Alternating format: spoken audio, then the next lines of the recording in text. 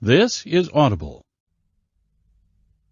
Tantor Audio, a division of Recorded Books, presents Can't Touch This by Pepper Winters, writing as Tess Hunter.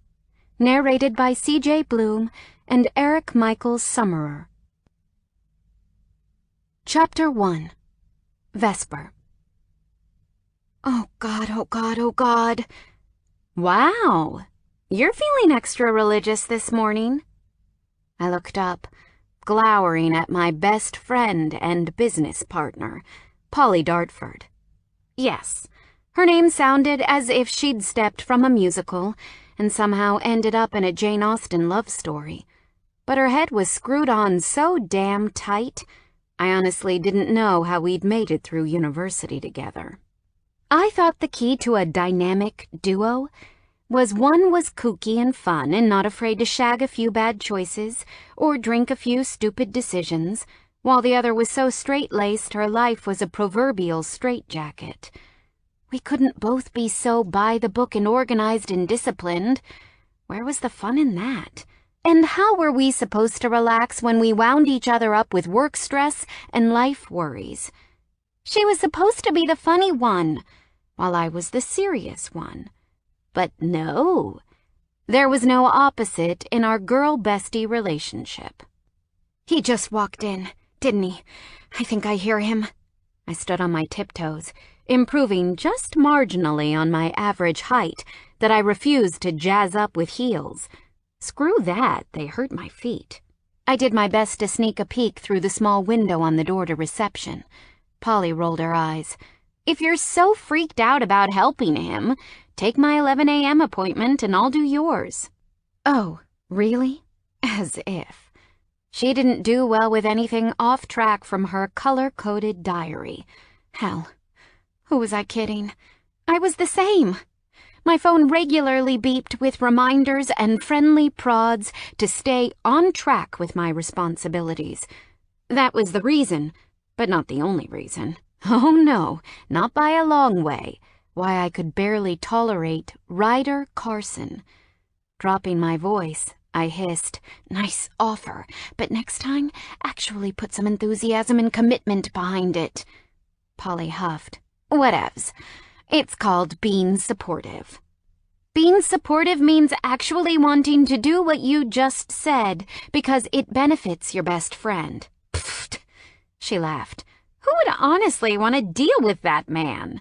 Exactly my point. She squinted at the window, trying to make out if it was him or not. It wouldn't be so bad if he made a damn appointment. I swiped hair from my blue eyes that earned a lashing of mascara in the mornings, and that was it. No eyeliner, no colorful eyeshadows, no beautification of any kind. Thank you very much. After all, what was the point?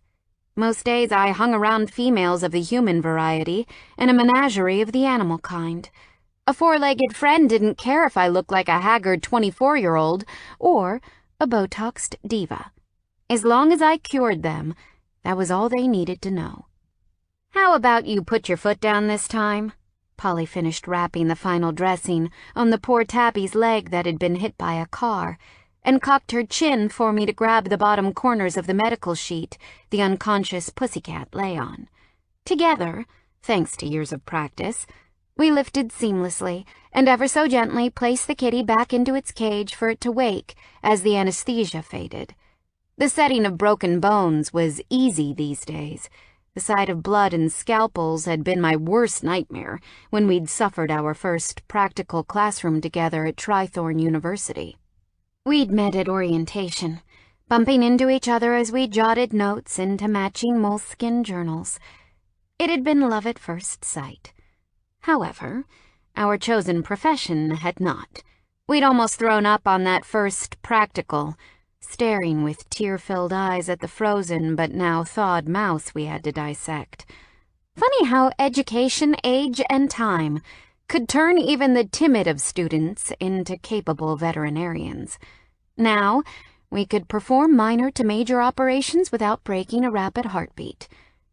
My foot has been down, Paul, since the very first time he waltzed his stupid butt in here. Polly laughed. Andy does have a butt. A nice butt. But I don't know if it's stupid. She cocked her head. Besides, how does one's anatomy go about being stupid when its only function is forward prolusion and a comfy cushion to sit on? Shush it. I massaged my temples. Why are you thinking so in-depth about his butt? Why are you bringing his butt into conversation?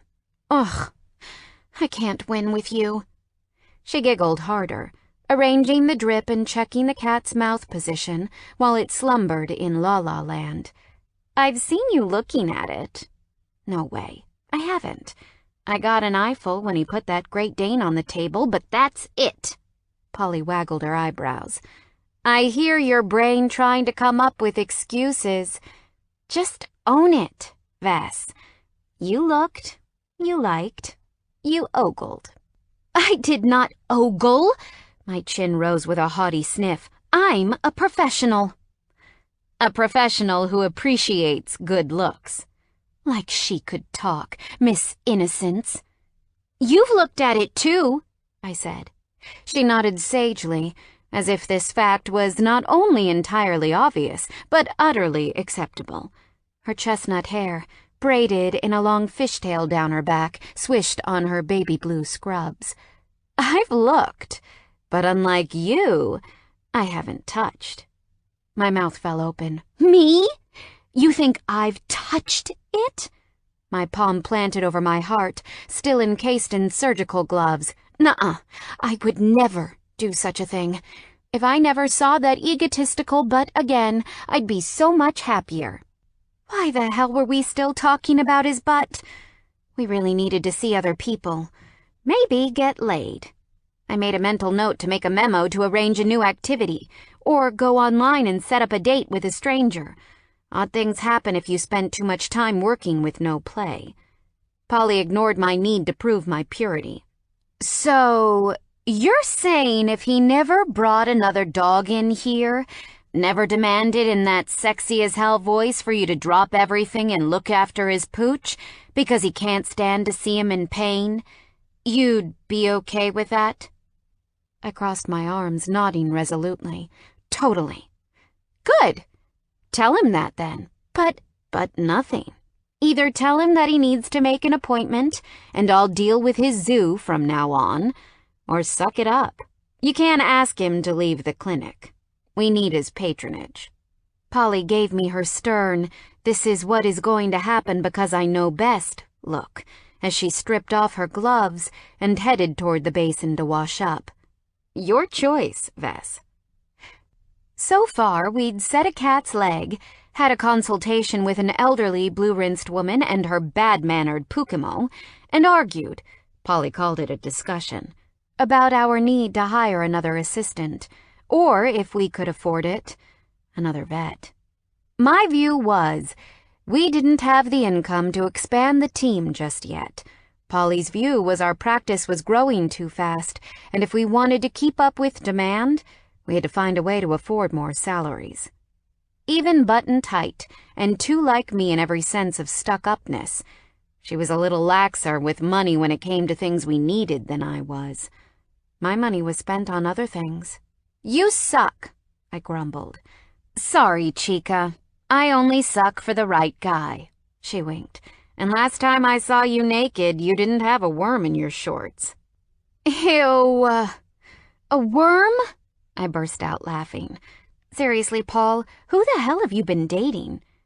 Vesper? My shoulders rolled as our receptionist, a 19-year-old first-year vet student, Amanda, stuck her head around the corner. Mr. Carson is requesting your services. Dang-nammit, it is him. Oh, I bet he is. Curtailing my laugh, I pointed at Polly to keep her thoughts to herself. You, zip it. Polly held up her hands as if at gunpoint. I wasn't going to say a thing. He said it's urgent, Amanda added. He's pacing. He says he won't leave until you've done what he requires. Oh my God, that man and his high-handed demands. Perhaps I should head out there on my knees, already in groveling pose, so his need for utmost obedience and servitude was fulfilled. Tearing my gloves off, I huffed. What does he have this time? Forearmed was forewarned. Or was that the other way around? Either way, it wouldn't make dealing with this man any easier. He was the thorn to my rose, the cloud to my sun. He annoyed me, all right? I didn't need a reason why, and I definitely didn't need my business partner making me feel as if I cheated my own self-worth if I occasionally, just occasionally, slipped and looked at his butt. It was a good butt. Damn it! Amanda looked over her shoulder. It's a wiener today. Oh no, not again. Flashbacks of our first meeting unraveled in my head like a bad horror movie. Him flopping the wiener on the table and growling for me to fix it. Him looking at my sparkling equipment and saying if I saved his wiener, he would be back with 20 more. It had sounded like a crude pickup line, and who the hell had 20 wieners? I hadn't believed him. Yet the next week, he was back with a Shimo and a Pugget. They sound exotically incredible, but they're just fancy names by breeders to sell crossbreed dogs for thousands of dollars. I didn't condone the use of hybrid names, but I did condone mixing bloodlines. There were too many mental and immune issues with purebred canines. Poor Dalmatians were devolving in their mental capacity and becoming the equivalent of doggy rejects because they'd been inbred too many times. But that's beside the point. He's here with yet another pet project. And I was his victim. Polly burst out laughing as she patted my shoulder. I bet he has a big wiener. I groaned. Seriously? What are you, 12? Would a 12-year-old know that when I say wiener with sarcasm, I'm really talking about his cock? I plugged my fingers in my ears. Ugh, I don't want to think about his cock. I'm already thinking too much about his butt. Oh, please. She yanked my elbow, dislodging my attempt at protecting my innocent ears and my brain from dirty thoughts such as Mr. Carson's wiener. I mean, cock. Don't think about his penis. She giggled. You really need to get laid. I was just thinking the same about you. Perhaps we can double date and fix both our problems. Polly smiled. Ms. Fairfax. A masculine growl came through the crack in the door behind Amanda. I'm pressed for time, and this dog needs attention. Can you hurry up and put the poor creature out of its misery? Oh my God. I slapped my forehead. Does he have an on-off switch? Can't he have a second's worth of patience like a normal person? Do you want me to tell him to make an appointment? Amanda tugged the end of her black-haired ponytail. No. Polly squeezed my shoulder, before not so subtly shoving me toward the door in the most impatient, egotistical man I'd ever met. Vesper will do her job. Won't you, Vess? Nope. You go do it. I fought her pushing. Go play with his wiener. No way. You're the one who made him that way. First impressions and all that. This is your fault, and he's your client now and always. How the hell do you figure it's my fault? I whirled on her. You're seriously blaming this on me? She held up her hands. Hey, you shouldn't have been all, why, yes, Mr. Carson, we were just closing, but I'll look at your cockapoo right away. It wasn't a cockapoo. I crossed my arms. And it's called a business. I was providing good service, Paul. She laughed. Doesn't matter. You let him dictate your time. This argument was getting on my nerves. He was a new client. We'd only been open a few weeks. All the more reason to remain nice to our customers. Can't I just be nice to the animals and not the humans? Polly smirked, pushing me unwillingly toward the door. No. Why? I whinged, as Amanda disappeared to tell him I was at the mercy of his numerous demands. The murmur of voices heralded me closer to yet another tense and embarrassing situation that I always suffered when Ryder Carson came to visit. Because the humans have the money, and we needs it. Spanking my ass, Polly blew me a kiss. Now shoo. Go and give that man's wiener extra special attention. I flipped her the bird as I vanished out the door. Chapter 2. Ryder. Fucking finally. Took her long enough. Pikachu wriggled in my arms as Vesper Fairfax blasted through the door separating the surgery to reception, as if she'd been pushed from behind. If this practice didn't have the best veterinary equipment in Thorn River, a tiny town located in Brisbane, Australia, and wasn't so close to my house, I wouldn't put up with the dilly-dallying of its resident vets. Miss Fairfax, did you come via Canada? Is that your reason for the delay?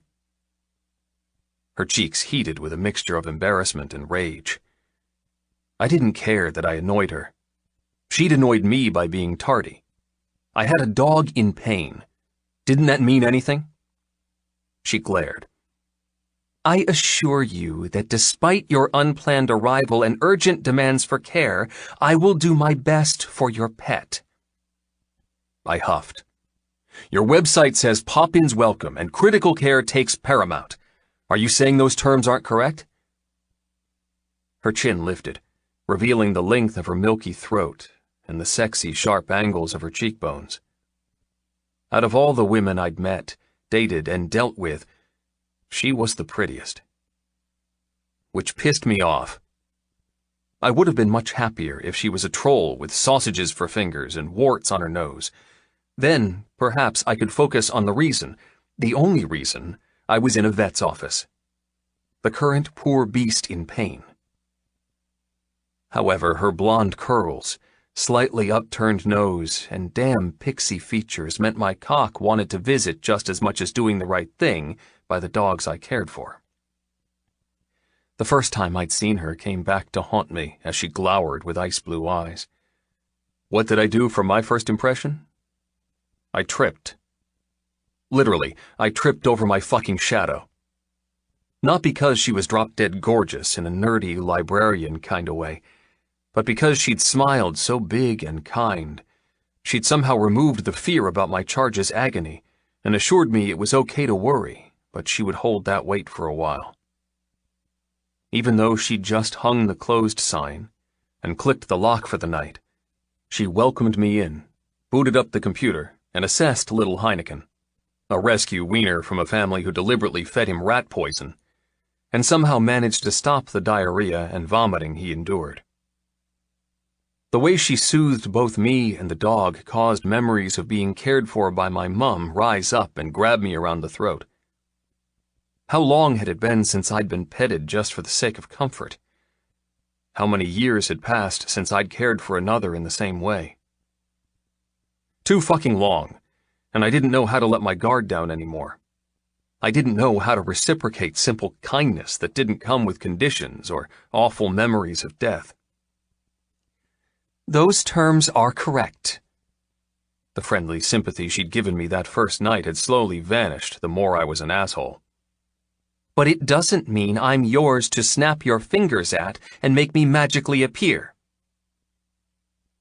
The more we met and stood shoulder to shoulder while discussing the symptoms of a sick poodle or spaniel, the more a wall went up between us. It was my fault, even if I didn't mean to do it. And now I needed a bulldozer to break it. Not that I wanted to break it. We had a professional relationship. That was it. That's all I want. I think. Oh no? I thought that's what money did these days. Well, if I wanted to add another layer of cement for her hatred toward me, I just achieved it. Great work, Rye. Did you seriously just say that? Her hands slapped onto her hips. Do you have no filter as well as no off switch? I had no idea what she meant by no off switch, but I would take responsibility for being a jerk. Look, I'm sorry. She cut me off. What seems to be the problem, Mr. Carson? The deliberate pause on my name was a stupid power trip. She damn well knew who I was. She'd known it the night I stormed in with a bleeding dog and had been nice to me. She listened with glowing concern and didn't care that it was just us until well after 10 p.m. by the time we'd flushed that poor dog's system and ensured his vitals were good. I'd liked her that night, I'd liked her intelligence and caring and, yes, I will admit it, her perky rack beneath her light blue uniform.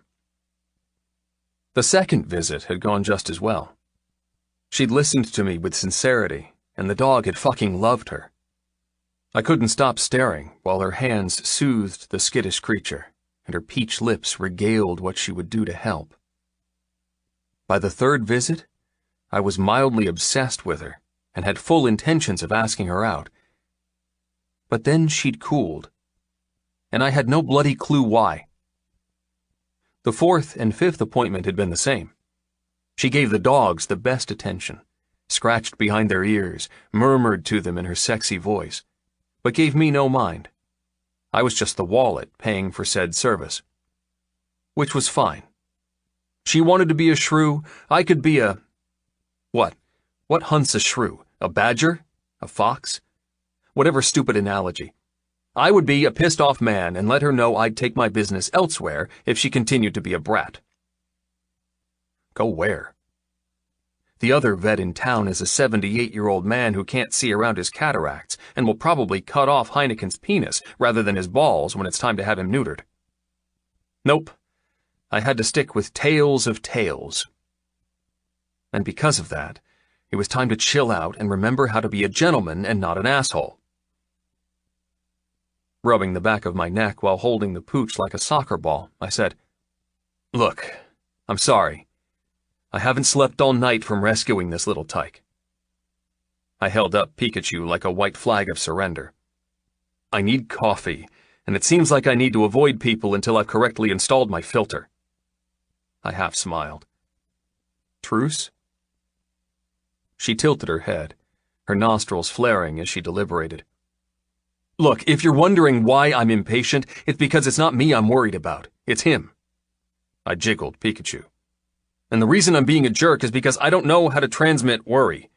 It just comes across as nasty bastard." "Accept my apology, goddammit." I'd tried to be nice. I'd tried to thank her, to really show just how much her tenderness to mistreated animals meant to me, but my patience only stretched so far. Her hands slid from her hips. "Nasty bastard, huh?" Pikachu barked as if he understood our minor standoff. I shrugged. "Hey, if the description fits..." "I wouldn't say it fits." My eyebrow rose. "Oh? What would you say?" She narrowed her eyes, assessing me. "Rushed, worried, empathic," she sighed. "It's me who should have given you some slack. I know what it's like to wait while an animal is in pain." The tension between us faded. My gaze dropped to her hands. She had very pretty hands. Strong fingers with pale pink painted nails, capable for delivering salvation. I wouldn't admit it, but I had some nights where I fantasized about her petting me, and not just the dogs I brought in. My hug tightened around Pikachu as he trembled. If I could smell bleach and disinfectant, it must burn his sensitive nose. "So this is the latest in need, is it?" She smiled at Pikachu, who sniffed the air, trying to pinpoint her scent. The wiener dog should have been called something like Bun Boy or Ketchup to play on his Frankfurter shape, but his previous asshole owners didn't care about names. They'd called him Shitstain, which I refused to use. So I'd given him the nickname of the latest idiotic Pokemon craze after almost running over a few Pokeball hunters on the way here. Yep, he was found in an abandoned rental apartment where the owners were evicted a month ago. He's been living on rotting food in the pantry until he ran out and started howling.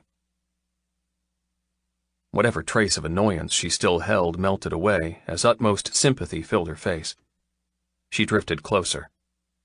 "Oh no, you poor poppet. Did those nasty people not take care of you?" The dog, who'd been shivering as if I was about to put him on the barbecue with some fried onions, instantly squirmed to get closer to her. His stupid banger-shaped body wriggled in need. He whined as she kissed his nose. I did my best not to sniff her hair or perv down her top. Her closeness had muscles contracting and body parts swelling. Christ, this woman did things to me. Gritting my teeth, I let her pat the pooch. Her affection seemed random, but her hands drifted from his ears, along his neck, to the stark skeleton beneath his faded chocolate coat. He's severely dehydrated. How long have you had him? She looked up. Having her so damn near and staring with intense concentration made my cock disobey and thicken in want. I swallowed a groan as a stray blonde hair curled around her face from her loose ponytail. Normally, I went with women with more padding, more makeup, more interest in me and my little friend. Excuse me, wrong word choice. Big friend in my pants. But there was something about this one. Only a few hours. Thankfully, her eyes didn't drift to my groin as her hands continued fluttering over Pikachu. He needs to go on high-vitamin diet and undergo some blood work to make sure the starvation hasn't affected his kidneys. Are you okay with that? Of course. I cleared my throat. Whatever you need to make him happy. I guess I'll just put it on your tab, seeing as you're our most frequent visitor. I stiffened. Is there a law saying I can only visit every 6 months? She flinched. Sorry, of course not. Looking at Pikachu again, she asked, Where do you get all these dogs anyway? Finally, a question about me and not the welfare of the animals I brought in. A few meetings ago, I would have answered openly with no douchebaggery. But she'd been a cow to me first. Might as well milk her a bit to see what sort of cream I could earn. Another bad analogy? So what? I wasn't a poet. Suck it. Oh, I can't help it if the bitches flock to me. I smirked. She rolled her eyes. That quip might have been smart if you only brought in female dogs. She clucked her tongue. Unfortunately for you, your past few patients have been male. She cocked her head, her ponytail clinging to her shoulder in its curly glory. Does that mean you're gay, Mr. Carson? What? Is that why she lost interest in me? She thinks I'm gay? I narrowed my eyes. Did you just think of that comeback, or have you been dying to inquire about my relationship status since we met? Her cheeks pinked. I have no interest in your sexual or marriage status. Marriage? Jesus, who said anything about marriage? I shoved Pikachu into her arms. God, woman, if you think bringing around a few dinged-up pooches is a proposal, I better get out of here stat. A soft giggle sounded behind me. Ah, yes, the receptionist. The impressionable young thing watching and listening to every erotic-charged look between me and this stuck-up vet. I didn't do young girls. Even though Ms. Fairfax was young, she'd lost that idealistic edge. The one that held fucking unicorns in their eyes, believing that any guy they met was the one. I wasn't the one. I was just a good time. And I'd been willing to share that good time with this sexy woman, currently cuddling my adopted sausage, since I set eyes on her.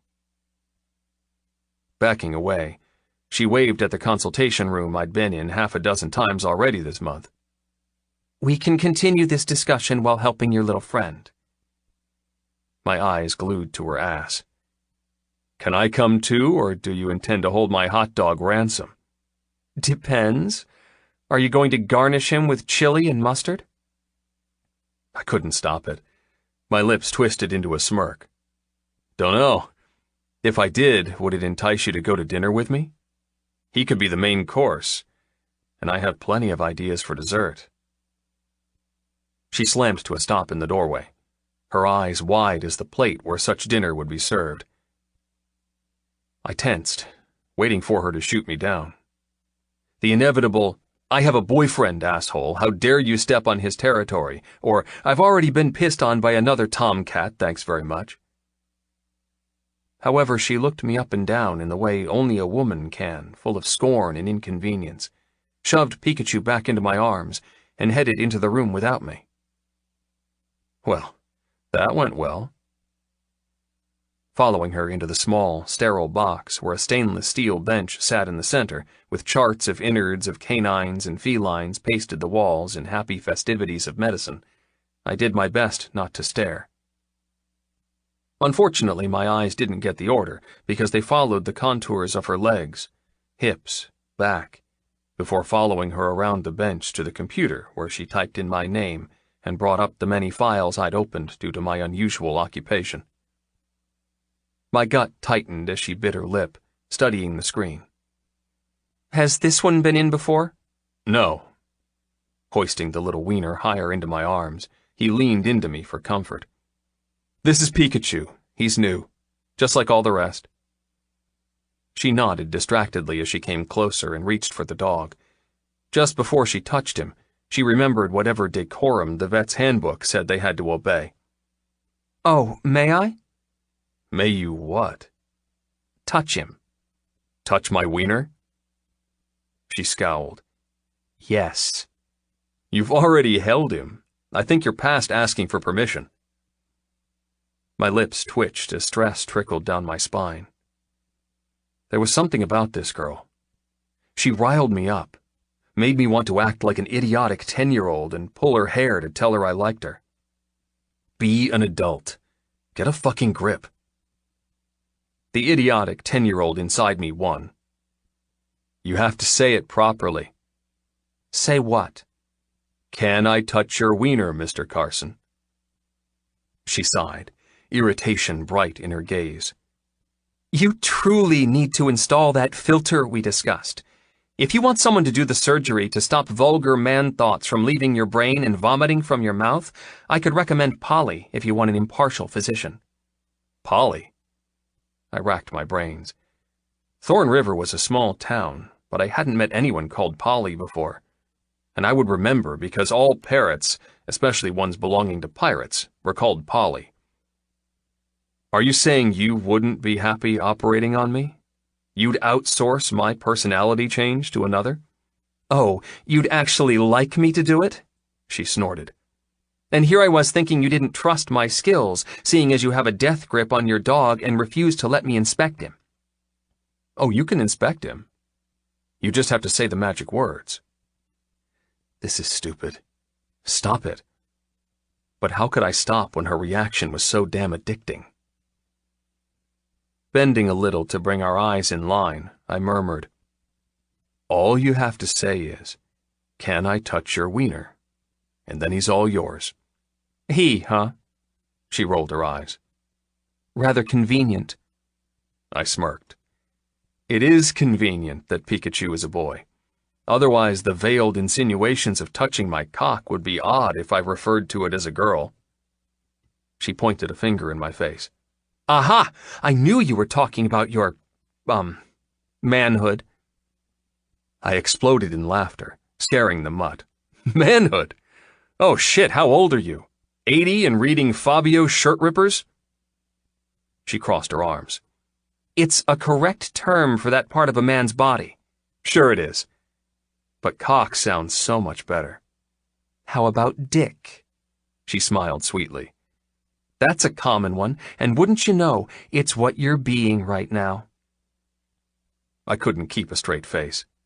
I laughed harder. "Fuck, you're adorable when you're mad." She froze. "Who says I'm mad?" "Your cheeks are pink and you're yelling at me." "I'm not yelling." "R2? What are you, 12? I shook my head. "Nope, older. In fact, I'm guessing I'm the perfect age for you." She swallowed hard. "And what exactly is that supposed to mean?" "It means I'm probably slightly older than you, which women seem to like, and I'm taller, which is also a good thing from what I've heard, and I'm stronger. Therefore, I'm perfect." Wariness painted her face. "Perfect for what?" "A date." I held out Pikachu. "Go ahead and touch my wiener, but if you do, you have to go on a date with me. That's the second time I've asked you. I deserve an answer, or an award for my patience." "Bah!" She wiped her hands on her scrubs. "No way." "No way you're going to touch my wiener, or no way you're going to go out with me?" "Both." I hugged little Pikachu. Shit, buddy, did you hear that? She's refusing you basic medical care. I think we should report her. Her forehead furrowed. I didn't mean I wouldn't touch him. She waved her hand in my cock's direction. Just not that hot dog in your pants that you keep referring to. Hot dog? I grinned. I'd say it's more like a giant salami. She groaned. You have no shame. Literally, no shame. Glad you've learned something about me. I was beginning to think I was wasting my time. She shook her head. I can't work under these conditions. Do you need a back massage? I hoisted Pikachu under one arm, reaching for her shoulders. I can do things with my fingers that guarantee to relax. She stepped backward. Oh no, let's just stay focused, shall we? On the date? Good idea. I cleared my throat, doing my best smoldering invitation. Give me an answer. Go to dinner with me. Chapter 3. Vesper. Did he really just ask me out? For the third time? What the hell sort of date request was that? This was serious. He was here for the starved little creature in his arms, not for his selfish needs. Ugh, men. This was why I didn't date. I didn't understand them, and I had no time for things I didn't understand. I had important work to do, such as saving lives of dogs and cats and the occasional rabbit and budgie. I didn't need a man moaning about my long hours or the stink of urine on my clothes from panicked puppies when I came home. No way, not for me. Let's just do what you're here for, shall we? I swiped back a runaway curl and grabbed a fresh towel from the stack we kept in the corner. Everything else isn't important. Not looking at him, I spread the towel over the stainless steel table and waited until Ryder placed the trembling wiener onto it. I'd had a cat all my life, and whenever she needed to visit a vet, the most stressful thing was trying to grip the slippery steel, unable to get good purchase while a stranger stuck fingers where they didn't belong. I refused to let the animals I cared for go through such panic. The laundry of towels was a small price to pay for the animals who could sit calmly and have a stable foundation to face their worst nightmares. Ryder Carson stood too close, but I didn't berate him. His hazel eyes hinted that he hadn't forgotten about a date, but he was worried enough about the dog to let it go. For now. Without saying a word, he suddenly pushed off the table and headed toward the door, where Amanda's voice trickled inside from another patient's arrival. The soft click of the lock made my heart pound. It was common practice to close the door. We needed privacy to talk about delicate matters relating to the pet in question. So why does it suddenly feel way too claustrophobic in here? My heart hammered harder as my skin prickled in annoyance. Yes, annoyance. Not attraction or desire. Not desire. Definitely not desire. Will he be okay? He moved closer to the table, placing his hands on the towel and smiling at the long, skinny excuse of a dog. How anything like this survived evolution was beyond me. Ryder's dark brown hair was messy and wild, as if he'd run his hand too many times through the strands. His jaw held a 5 o'clock shadow that looked hard-earned rather than a fashion statement, and his body gave off an aggressive but possessive aura that somehow frightened me and intoxicated me at the same time. This man had hard edges and the soft was only visible when he looked at hurting dogs and placed his trust in me to fix it. His eyes burned a scorching hole through me as he waited for my reply. I dropped my gaze. He should be. Giving false hope was too easy in this business. As humans, we wanted to be the ones to offer hope and promises of being able to repair things. But in reality, sometimes we didn't have that power. I did my best not to make it sound like I could heal everything, when sometimes that promise never came true. That was the hardest part of this job. Saying goodbye to a little soul who just wasn't savable. Grabbing my stethoscope, I held the wiggling body as he did his best to snuggle into my waist and listen to his heart. The flurry was fast. I had to close my eyes to cut out the distraction of Ryder Carson and concentrate. Once I had the beats per minute, I finished listening and unhooked the stethoscope from my ears. He's running fast, but that's probably the adrenaline from being around people, especially if he's been abandoned and dumped into new sensations. Ryder didn't comment, merely nodded and let me run my hands over Pikachu's breakable bones and palpitate an empty stomach. He doesn't feel hot or swollen anywhere, so I don't think he's hurt himself while on his own, but the lack of suppleness in his skin and dullness of his coat has me worried about his hydration. You already said. My hackles went up. Excuse me for repeating myself. I smiled coyly. After all, you are a man. Just being kind in case you didn't listen to me the first time. He bared his teeth, making his handsome face freaking drop-dead gorgeous, with his messy hair flopping over his forehead and the 3-day scruff. He looked like any fuckable but perfectly acceptable bring-home-to-meet-the-family boyfriend material. There was something about him that wasn't common in today's dating world. His green and brown swirled eyes didn't fit the persona of a playboy. I'd caught him checking out my boobs and even my ass, but he didn't give off that snaky, slimy vibe of wanting to get into my knickers just for the sake of tittling his lizard in my kiddie pool. He was intrigued by me, but he wasn't going to lie about who he was to screw me. Clearing his throat, he grinned. You didn't hear a word I just said, did you? He chuckled. Wow, pot calling kettle black and all that. My shoulders tensed. What does that even mean? The kettle thing? I scratched Pikachu as an excuse to look away. I hadn't been paying attention. My damn uterus had stolen my brain function. Stupid estrogen. Ryder smiled smugly. I think it means, don't be hypocritical. My gaze shot up. Did you just call me a hypocrite? You really are on a roll today. Yep. I'm not a hypocrite. I just asked if I should grab some high-strength puppy food to fatten him out, and you zoned out on I don't even know what you were staring at. My nose, perhaps? It is rather good-looking. He patted the body part in question. He was right. It was pretty proportional, and dang nammit, I had to admit, it was a sexy nose. Shit. It wasn't my mouth, was it? He gasped, overly dramatic.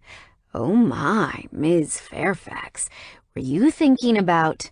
He leaned in, dropping his over-the-top act and sinking directly into sin. Kissing me? What? My cheek switched from pale to bonfire. No way! He inched around the table, coming closer with every step. My eyes automatically dropped to his trousers, where a very firm bulge made my mouth dry up. Maybe you do want to touch it. Touch it! Touch it? My fingers squeezed the poor wiener, making him yelp. I'm already touching it. I patted the dog's head. See? Touching it. He chuckled, knowing he'd rubbed a nerve and enjoying my reaction. You know that's not what I meant. He stood with his legs spread boldly, giving me full view of what trouser snake he possessed. You can squeeze my salami if you want. Poor Pikachu has been through enough, don't you think? I threw my hands up. Wow, you really are something else. Something incredible, you mean? Something delusional, more like. He laughed. You're too easy. Easy? How dare he call me easy? I wasn't easy. I hadn't had sex in 16 months. That was the opposite of easy. I didn't believe in internet dating, and I had no life. I worked. I restocked the surgery. I went home to my pussycat and relaxed with a book or Netflix. The end. If I was easy, wouldn't I be parading myself online and going on Tinder? Or whatever it was where sexual hookups took place these days? I mean, how do those sites even work? Had computer cameras advanced so far they delivered orgasms via the World Wide Web now? The tense moment stretched. Pikachu barked as his new owner encroached on my space, crossing the halfway point and into my territory. Alert! Alert! Mayday! My heart went bananas as Ryder inched his fingers across the table toward mine. I ripped them away. I did the one thing a vet should never do. I left my doggy patient alone and unsupported on the table. Panicking and feeding off the confusion in the room, Pikachu launched himself off the high ledge. Everything happened in slow motion. Ryder took a step back, his arms outstretched to catch the flying bratwurst. I threw myself forward, hoping to scoop the soaring sausage from the air. He remained standing. I bent horizontal.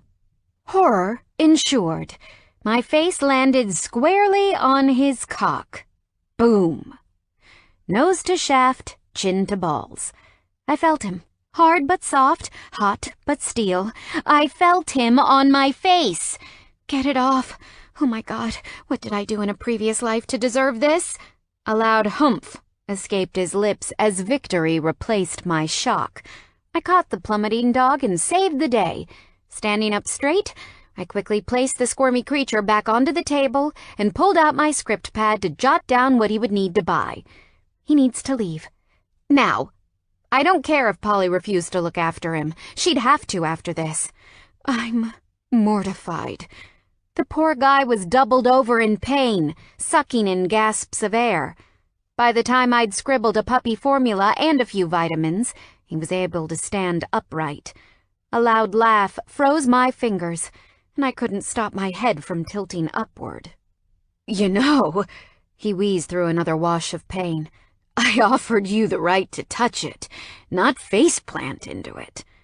He cupped the delicate meat and veg between his legs. It wasn't just snack size either, it was banquet. Need to go back for seconds and possibly thirds size. Damn him. Damn him and his sexy face and alluring cock. Tonight, I wouldn't just be reading. I would be scrolling online for a vibrating friend to replace the broken one I'd put out of commission last month. I hadn't replaced it up till now because I didn't want to have the temptation every night. Who had a relationship with her fun-for-one wand anyway?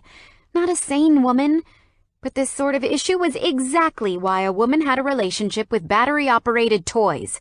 Because situations like this, face-in-crotch situations, wouldn't be nearly as awkward if she'd had an orgasm or 3 and could withstand the nuclear superpowers of a virile single man sniffing around for sex. Go away, Superman, and leave me be. However, if Ryder heard my silent request, he did the opposite. Leaning toward me, he inhaled. Did he just sniff me? He said, You know, if you were interested, you only had to ask. I'm not. Not interested or not in the mood to ask. He grinned. Because, really, you just took advantage of me in your workplace behind locked doors. That's a case for the courts, don't you think? You wouldn't. I froze. It was an accident. You know it was. You wouldn't dare. He buffed his nails on his white t-shirt beneath a faded brown bomber jacket. Even his clothes were hot. Where did men like him shop? Sex or us? My heart raced. I didn't know if it was from a threatened lawsuit or the sexual awareness fizzing my blood. How am I annoying you? I do everything you ask. I drop my other patients when you show up. I give you discounts on supplements. Only because I bulk order and give you a small fortune. Well, yes, but that's beside the point. That doesn't mean that you're obligated to go out with me. I nodded. But it does mean that I've been nice to you. The perfect customer. All I wanted was safety and consideration when using your practice. What would the jury have to say if I told them you tried to extort me for more money by coming on to me? I couldn't do this. You're insane! I've been called that before. Doesn't stop me getting what I want. Don't ask. Don't be that stupid. My mouth didn't get the memo. And what do you want? His smile turned into a shark. You, of course. taking my hand that was firmly planted on Pikachu's shoulders to prevent any more jumping mishaps. He curled his fingers around mine. "I accept your offer of a date. After all, that's what your face on my cock meant, right? In some barbarian language, sniffing my man goods is code for, 'Take me out, you stud.'" I groaned. Oh my God. Did you just call yourself man goods and stud in the same sentence? He smirked. "Yep, and I've plenty more self-compliments to come. At dinner." "No dinner." "Yes, dinner. I work late." "So unwork." I rolled my eyes. "This is my business. I can't just play hooky." "Hooky is fun, now and again." Moving back to his side of the table, the intensity faded and the crazy innuendos vanished, as if they'd never existed. He rolled his shoulders, sighing heavily. "Look, forget it. You know I'm joking, just having a bit of fun." The sudden switch left me high and dry. I knew it was a joke, didn't I? But that was the problem. He made me hate being so damn serious all the time. With him, I could be stupid and say juvenile things. He offered a break from adulting, and that was far too tempting. "Okay, fine." Forcing myself to focus on being a professional, I murmured, "Let's just finish this." Ryder obeyed, for the first time, and our attention landed on the shivering wiener. I grabbed a sterilized syringe and drew blood while Ryder kept him calm with soft words and petting. Medical terms and recommended treatments filled my head, rather than images of riding this intoxicating man reverse cowgirl in my office. Once the dog's blood had been gathered and labeled for lab work, I said, "You'll need to feed him 4 times a day, but in small amounts, so his stomach doesn't explode." "Hear that, buddy?" He scratched the mud under his chin. "Don't want an exploding tummy now, do we?" The pooch yipped and licked Ryder's nose. I melted. I was no longer a girl, but a puddle. How did this happen? This infuriating man and his jackass jokes turned into putty when he spoke to a creature with 4 legs. Maybe I should get on all 4s and he'd be nicer to me. The idea shoved aside treatment plans once again in favor of blowjobs and addicting kisses, proving to myself that I sucked as a vet and needed to either go back to university or never be in the same room as Ryder Carson again. Polly can have him. This business was half hers. She could take one for the team. However, as Ryder grabbed his wiener and held out his hand for the script, the thought of him having the same kinky, heated conversation with Polly instead of me twisted my gut. Shit. I liked him, and there was no room in my color-coded diary for a dirty talker, pooch lover, and gorgeously handsome man, even if I did want to touch it. Chapter 4. Ryder. It was too fucking easy. She was so uptight. One tug on her strings and it sent her spinning like a top. I laughed out loud, staring at the ceiling where a flake of paint had come unstuck thanks to years of neglect and howling storms with no one to patch the damage. I wasn't unhappy in my life. I'd found purpose and friendship and kept myself busy doing things that granted good karma and an even better feeling of worth. But Vesper Fairfax patched up that tiny hole left inside that no activity could fill. Fun. She made me set down my rules and seriousness and want to be an annoying idiot with far too much testosterone. She made me crave stupidity that came from no expectations or aspirations, just playing together because we could. Not that she thought it was fun when I threatened her with a bogus lawsuit. My gaze followed the flaky paint to the crack in the wall caused by a decade of slow leaks. The small town of Thorn River didn't often have bad weather. In fact, we were pretty lucky as far as hurricanes and earthquakes went. However, nothing was worse than carelessness. And this house had seen its fair share of unwanted abandonment. I wasn't saying Thorn River didn't have bad weather. Shit, being a township along the famous rapids meant the area flooded every few years. But apart from that, it was a safe community. Only problem was, I was still fairly new. An outsider. I'd grown up a few towns away, but in a parish of a few thousand people, that meant I was a foreigner. I'd been a novelty when I first arrived, slowly becoming accepted or scorned, depending on who I managed to piss off. Now I was the butt of most jokes for buying the local dilapidated old mayor's estate from the gold rush era. No one had wanted the mess, and I couldn't fault them. The typical wraparound veranda, southern-style mansion with rickety balconies, pretty spindles, large bay windows, and enormous cold bedrooms in winter was a fucking money pit. But it had potential, and I'd keep fighting for it. I'd bought this wreck sight unseen. Stupid, right? Go on, you can say it was stupid. I still thought it was stupid, even though I'd fallen a little in love with the place. I'd been there a year, and already my parents' life insurance fund had been put toward new windows, building work, and erecting a large barn just a few meters away from the main house where my rescued pooches lived. Every day there was a construction team on site, so I wasn't lonely. But a year in a small town while trying to make friends wasn't easy. Really, the only time I felt marginally happy, after my parents died on my 28th birthday last year from a fatal train crash in Spain, was when I tormented Vesper. Her quick comebacks, the glare in her eyes. She was alive.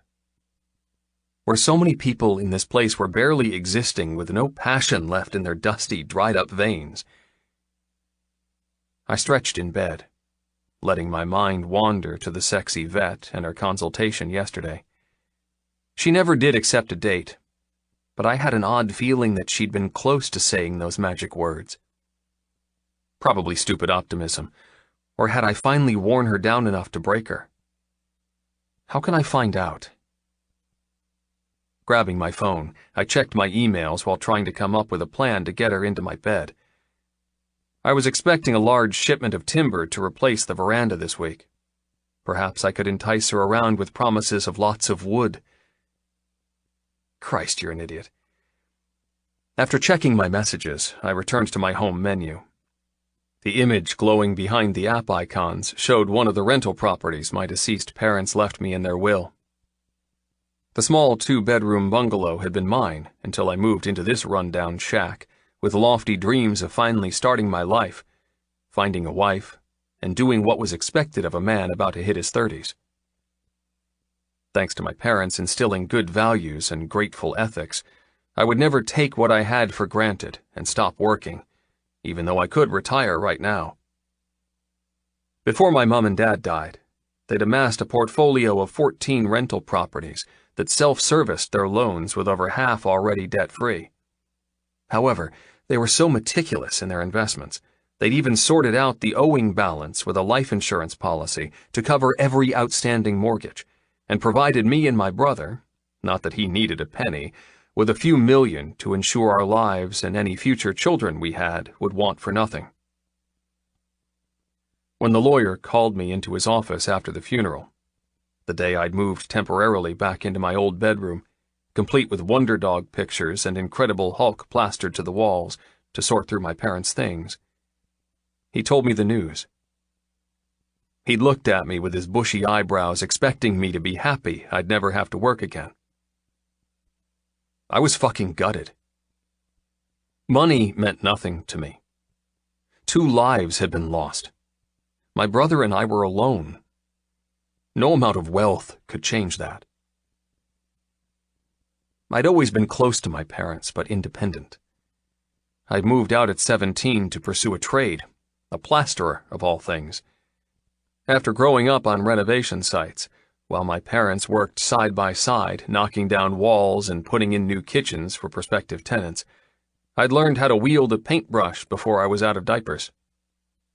Plaster dust and cement were in my lungs, which probably wasn't a good thing, and thank God I wasn't around asbestos. But it was a passion that kept me close to my parents while making something of myself. But that was before they died and left me with everything. And I did mean everything. Their elderly collie called Sheep, ironic seeing as the dog hated sheep, came home with me until he died a few months ago. He was old, but I think he passed from a broken heart. He missed his master and mistress too much to care about hanging around. I'd also inherited their terms for tenants who'd been with them since the 80s. No rent increase, even though the market was 3 times what it was back then, and they expected me to provide an heir to carry on the Carson legacy. Although the properties were all mine, I wasn't allowed to sell them. They believed in housing those who needed help just as much as those who could afford it. All inherited fortune must be used for good. I was allowed a wife and to dote on her, but I wasn't allowed to gamble. I was allowed children and to spoil them, but I wasn't allowed to blow it on a ridiculous midlife crisis convertible. Damn it, my plan is foiled. They'd thought of everything, but it boiled down to I was to help others. It was the worst decree ever. Because what the hell did I know about helping people? I didn't know the first thing about being a good Samaritan.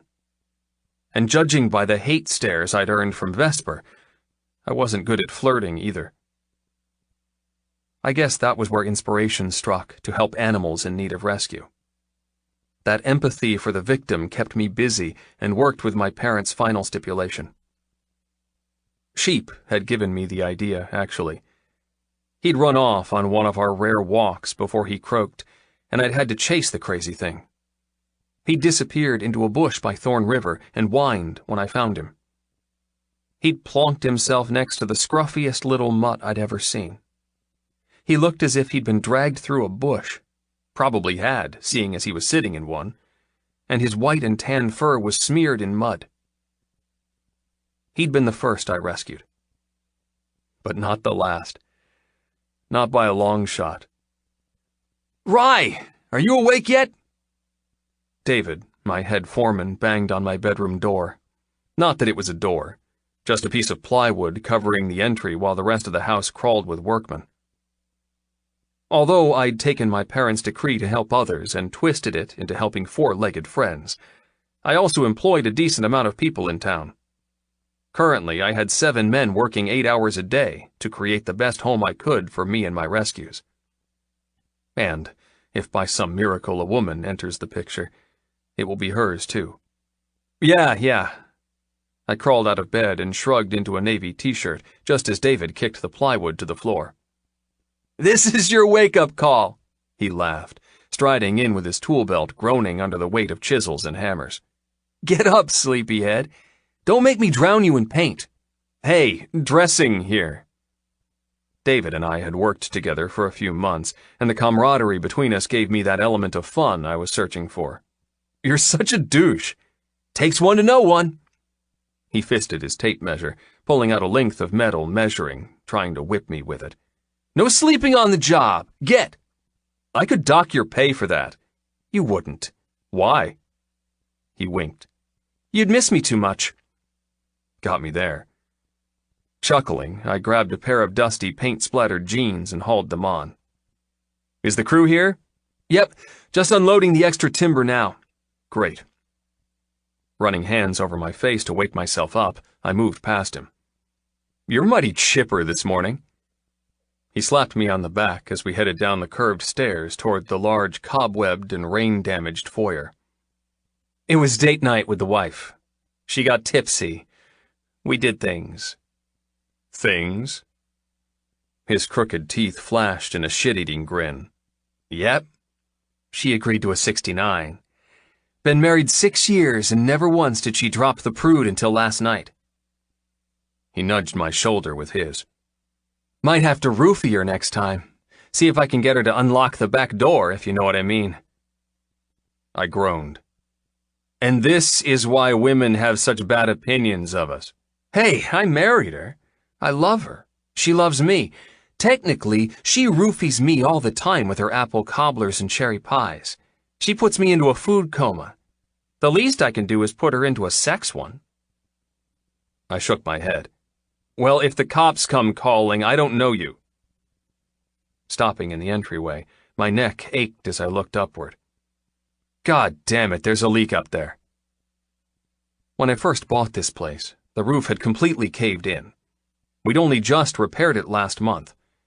Thanks to a quick downpour last night, an area that hadn't been sealed correctly showed dampness. Oh, yeah, I saw that too. Got one of the boys on it already. Okay, cheers. Moving toward the circular walls that looked grand and pretty, but were a bitch to plaster, I touched the sheetrock. Still a bit wet, but with the roof keeping them dry, it won't take long until we can get started on replacing the floor and begin interior painting. Already penciled in the oak flooring for delivery. David puffed out his chest, looking like a lumberjack in his plaid shorts and white wife-beater. Sweat dotted his upper lip. It was bloody hot already. What was I thinking putting on jeans? I needed some air and space and knew exactly where to get it. Cracking my knuckles, I said, "Tell you what, you get started on the south side today. I'll get my abseiling gear on and tackle the front porch roof. Deal?" David nodded. "Sure thing. I'll ask Simon." The sound of an obnoxious rap song I rather liked enough to make it my phone ring, cut him off. "Whoops, sorry." Snatching the phone from my pocket, I pressed accept and held the vibrating thing to my ear. "Ryder." Hello, Mr. Carson. I hope I'm not disturbing you this early, but we've just accepted a call that requires urgent help, and no one is prepared to make the long journey. My smile stretched as warmth filled me. I always got this feeling whenever I was asked to help. I called it the karma blanket. But it was just gratefulness. Knowing what I was about to do would change a creature's life, and there was no better thing than that. The house could wait. This could not. "You're not disturbing me at all." David rolled his eyes, knowing full well I wouldn't be on the job site today. The local shelter had me on speed dial now. It hadn't always been the case. The first few times I'd rescued a stray or found a lost dog without its tags, I'd been treated as a wannabe hero with no belief of my genuine need to help these poor critters. However, after more visits and volunteering with feeding and doing a few odd jobs around the shelter, I was put on an honoree list of sponsors. Not only did I take every animal off their hands that were on death row, I rehoused them on my estate, set up a website that advertised pets to forever families, offered guarantees and return policies, and flew the lovable creatures all around the country to new homes. I used the endless wealth I'd been given to help those who were reliant on humans to protect them. So you'll go? The woman's voice wavered with hope. "Of course I'll go. What's the address, and what am I collecting?" Oh, wow, that's amazing of you. She paused. Wait, are you sure? I know you dealt with a rescue yesterday. I can get someone. Don't. I'm happy to. Truly. Now cough up the details. The girl, I vaguely remembered her name was Cora from meeting her last month, said, "It's about a 4-hour drive. I can't stand the thought of them in that monster's care anymore. The sooner you can collect them, the better." "Consider it done. What am I looking for?" 2 Chiweenies. "What the hell is a Chiweenie?" A Chihuahua Dachshund hybrid. "How does that even happen?" I jerked a hand through my hair. "Know what? Doesn't matter. Text me the address and I'll leave right now." Cora's relief was a physical thing, fluttering through the phone into my ear. "Oh, you're the greatest. Truly. Thank you. Thank you so much." "Don't mention it." I hung up with a grin. Nice to know I'm appreciated by one female at least. Then my grin broadened. Talking of that particular female. In a few hours, I'd have another 2 dogs that would need excellent health care. And I knew just the vet to do it. Chapter 5. Vesper. I'm sick. I press my cheek against the cold stainless steel of my patient table and close my eyes on the spinning room. Ugh, make it stop. Polly came up behind me. Her cool hand landed on the back of my neck. "Oh, you are a bit hot," I groaned, hauling my aching body upright and pressing the back of my hand to my forehead. Think I have a temperature? She pursed her lips. Either that or you're flushed because Ryder Carson hasn't been in today. I scowled. I'm glad about that, not sad. Uh-oh. The rhyming has started. A sure clue to the flu. I rolled my eyes.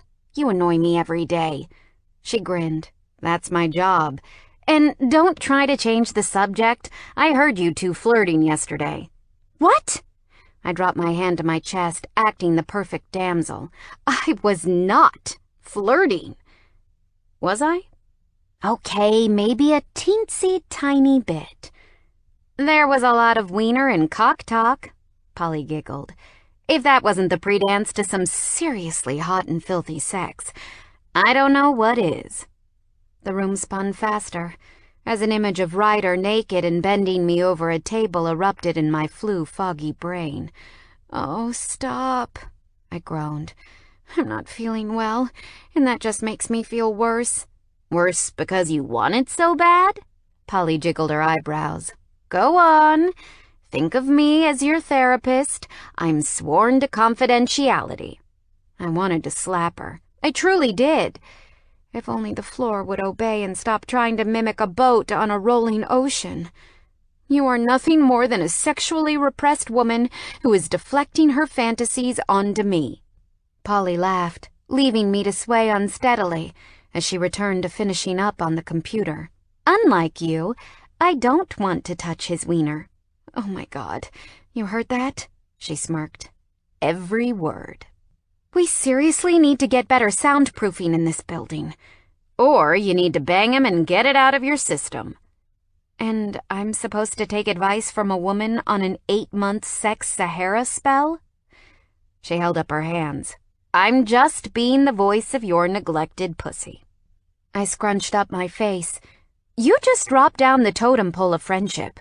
Who are you with this dirty talk? And where did my post-it loving stuck in the mud go? Polly waved me away. Her concentration sucked back into work graphs and order forms. Just trying to help my bestie out. I swallowed, testing the awful scratch in the back of my throat. All the symptoms of the flu had hit me over the course of the day. I'd woken with a headache, sneezed 20 times since lunch, felt hot and sticky, then cold and shaky, and now my bloody bones had decided to become rattlesnakes and hiss with pain. I needed to go to bed, which I couldn't because I was on emergency call tonight. I hate my life. You know that saying no matter how bad things get, it can always get worse? I rubbed my nose with the back of my hand, squinting through stinging eyes. Yes. Your point? Polly looked up from the computer, clicking supply orders for Tales of Tales. Well, it sucks. That's what. That doesn't even make sense. It does. Ryder was bad, but being sick is worse. I'd take Ryder over the flu, even if he did make me itchy and moody and wet. Whoa, did I really just admit that?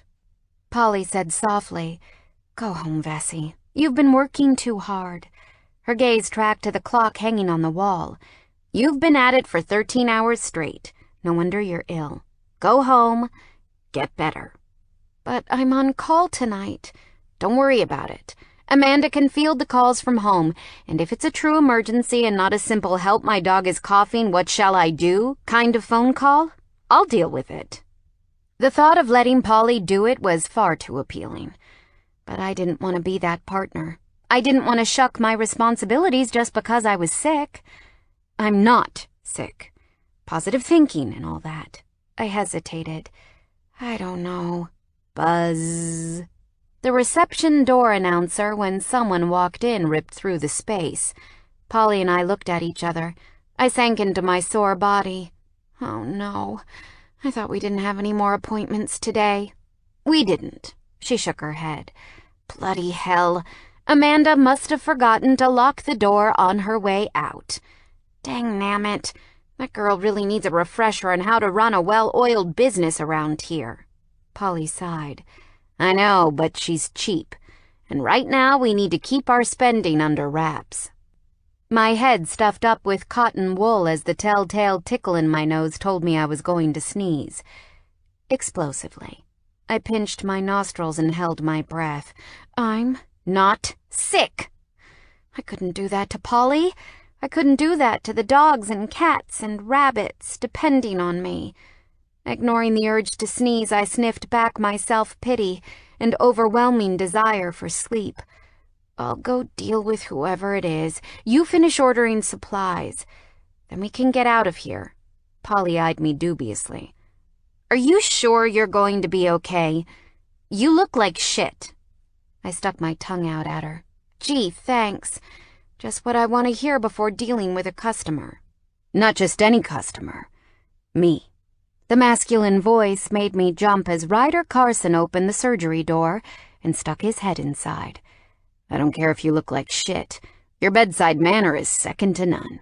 His smile fell as he fully took me in. The rumpled grubbiness of my scrubs, the flyaway curls around my face, and dark circles beneath my eyes. Whoa, you really do look like shit. I threw up my hands. Oh my God, don't you start! Dropping my eyes, I searched his arms for whatever new creature brought him in, but couldn't see as he kept his body angled behind the door. This man was a magnet to homeless and hurting animals. Did he serenade them like the Pied Piper? Why did people find him so irresistible? Because I don't see the allure. I don't. He said you can touch it. Even with my sick-addled brain, the thought made me flush, as my gaze zeroed on the door where his crotch would be. Crap! Look up! Look up! Polly cleared her throat. I think I'll finish supply ordering in the other office. Scooping up her notes and scattered Post-its, she gave me a not-so-secretive smile that clearly said, "Bang him, you pussy," and let herself out. Damn her. Did she have no kindness left? I'm sick, and now I have to deal with this terrible situation. The moment she'd gone, Ryder ducked through the door and revealed two curled-up, tiny beasts, trembling in his arms. I can't win with him! First, he acted like an asshole to intrigue the stupid, pubescent girl inside me that associated meanness with being liked, and then he wore me down by bringing in the cutest dogs I'd ever seen. My head pounded as I did my best to shove aside my sickness and focus. I see you've decided to give up the wiener jokes and bring a different breed in today. I can't wait to see how you'll spin this one around. His lips twitched, but concern for the two rescues never left his eyes. Not sausage dogs, but just as precious. And I'm glad I caught you. I wanted to apologize for what I said yesterday. I went too far. His voice fell to a husky purr. I would never dream of hurting you in any way, Ms. Fairfax. I respect everything you do for me, and it's not my place to make you uncomfortable by crudely asking you to touch my cock, or threatening you with a lawsuit. He blinked with utmost sincerity, not 1 inch of mirth or crude joking. Can you forgive me? Oh, hell. Who was I kidding? This man was the perfect blend of standoffish and so compassionate it made my heart sacrifice itself onto a plate, because how could I resist Alpha and Puppy at the same time? Ugh, you don't play fair. I didn't mean to fight dirty. I half smiled, but you kind of did. I will admit, I kind of did. His shoulders relaxed a smidgen. If I promise to never do it again, will you accept my apology? There's nothing to forgive. I was just as much to blame. I inhaled through a rapidly congested nose. According to Polly, we were flirting. Ah, Ryder nodded. So that's Polly, the girl you said would gladly give me a personality change. He lowered his jaw, watching me beneath hooded eyes. So now you've accepted my apology. You're saying you don't want to change me? My heart pounded as hard as my head as I fell once again into his trap and imagined all manner of naughty, sinful, but oh so good things. No improvements necessary. Thank fuck for that. He cuddled the fluffy pooches closer. And just for the record, Did Polly have any cure for the flirting diagnosis? After all, you are qualified to hand out medicines to stop such desires interfering with everyday life, right? My throat closed up. He has desires. For me. Goosebumps scattered over my forearms that had nothing to do with my rising temperature. She did have one suggestion, but it's very unorthodox. Oh? I forced myself to hold his gaze, to be as bold and brave as him. She said the only way to stop such flirtation was to have sex. His neck contracted as he swallowed hard. Is that right? Yep, that's what she recommends. My eyes trailed from his eyes to his mouth, but I'm not so sure that's a good thing. Why? His voice turned to gravel. Because I don't want it to affect our patient-vet relationship. Don't I have a say in this? I shook my head, cursing the unstable room. Not really. Would it change your mind if I was honest about my true illness? Tell you just how affected I am, and in such fucking need of said medicine? My palms turned sweaty. I wasn't mentally equipped for this heavily sexual conversation. My inhibitions were down, my brain rocking in the corner while the nasty flu hijacked my speech and motions. I ran a hand over my forehead, trying to stay sensible and not let rampant lust incinerate common sense. I think we should stay focused on why you're here, Ryder growled. Not until you answer me. I struggled to remember his question. You want to know if I'll change my mind if you tell me... Tell you that I think about you all the time? That I hate that I'm excited when I get called to a rescue? Because I get to see you again. And it's not right to be happy about another's misfortune. His foot moved, pushing him forward, coming closer. Tell you that the past few months you've given me something that I haven't had in a very long time. That I can be myself with you. I can play around and your snooty responses make me so fucking hard. He kept moving forward, pushing me back until my spine collided with the steel table. Tell you that I haven't been with anyone in a really long time. And I can't go the day without jacking off to images of you. He breathed hard, ignoring the squirming dogs in his embrace. I'd say Polly's recommendation is the best bloody medicine. And I want it. I'll beg for it. Tell me what I need to do to get it, and I'll do it 1,000 times. His hips pressed against mine as he closed the remaining distance between us. My hands came up, automatically protecting the dogs from getting squished, even though Ryder kept his upper body far enough away to give them room. Feel that, Miss Fairfax? He rolled his hips, blatantly showing me how hard and long and big he was. That happens every time I'm in this tiny room with you. Do you have any idea how many positions I've taken you in my head, in this room, and just how sick I feel for indulging in them? I trembled as he pushed away, grabbed a towel like I always did, and spread it on the table. But you're right. Now is not the time to talk about that, because we have 2 little lives depending on us. And they come first. He shot me a damn right dangerous smile. But the minute they're cared for, it's time for my medicine. I didn't know what to say. My mouth hung open and the flu plated with the lust he'd just caused and made me so brain-dead I wanted to plop onto the floor and have him tell me more honest revelations as a bedtime story. Even sick and dirty after a long shift, he made me feel utterly desirable. Wow, I licked my lips. If you aren't one already, you should become a lawyer. Your persuasive skills are impeccable. He grinned. I'll keep that in mind if I fancy a career change. What exactly do you do? I peered at his paint-decorated jeans and navy t-shirt. Tradesman? I'm currently renovating the house I bought just out of town. He winked. Perhaps, if you agree to giving me a dose of the recommended sex drug, I'll show you sometime. So much for no more blatant innuendo invitations. Rubbing my face, I moved around the table and forced myself to think about the 2 tiny dogs, and not about what would happen if I ever turned up at his house. I don't know about any sex drug, but how about we restart at the basics? Basics? I stuck my hand out. I'm Vesper, and you can call me Vesper. Drop the Ms. Fairfax business. He chuckled, looping his fingers with mine, and making my body betray me 1,000 times over. Okay, Vesper. In return, please drop the Carson and call me Ryder.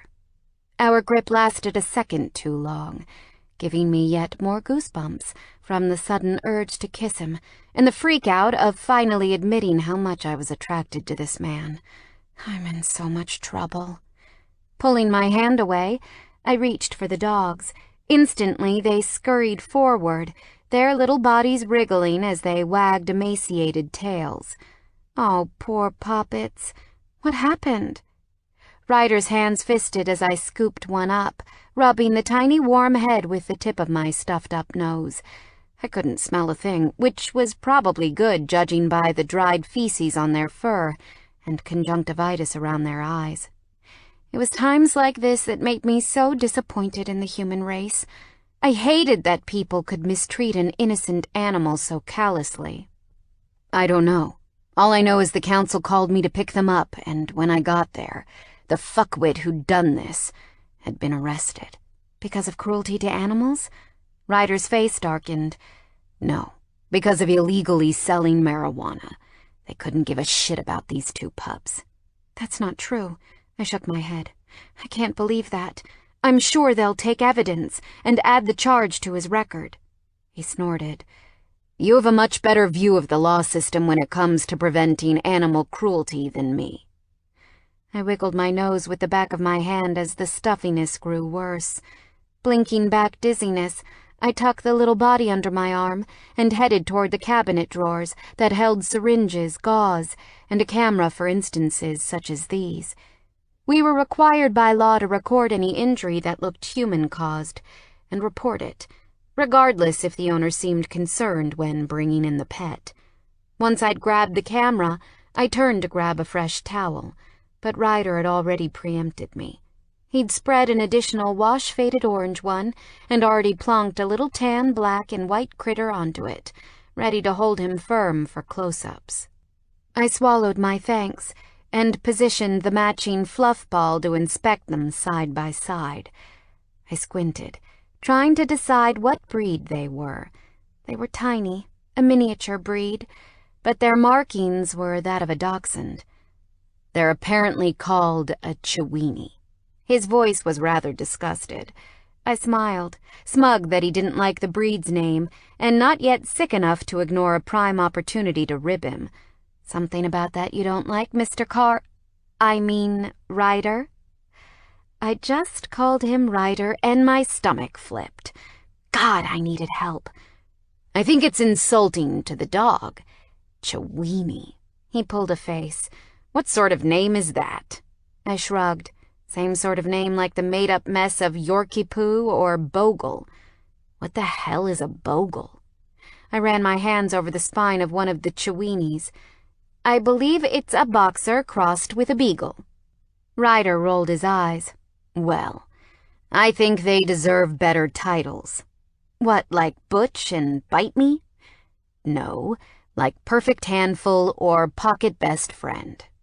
And there he went again, infiltrating my heart and making it betray me. I didn't let him see my heavy sigh, or the stupid girlish swooning inside. Such simple and sweet names. Highly unpractical and made no sense whatsoever, but things didn't need to make sense when chemistry and flirtation was this strong. Hell, Ryder could tell me he was homeless and killed a person or two, and my heart would still skip like a giddy idiot. What's become of me? I hate myself. But I didn't, really. I rather liked being pursued, and told he had to strangle a snake once a day because he wanted me.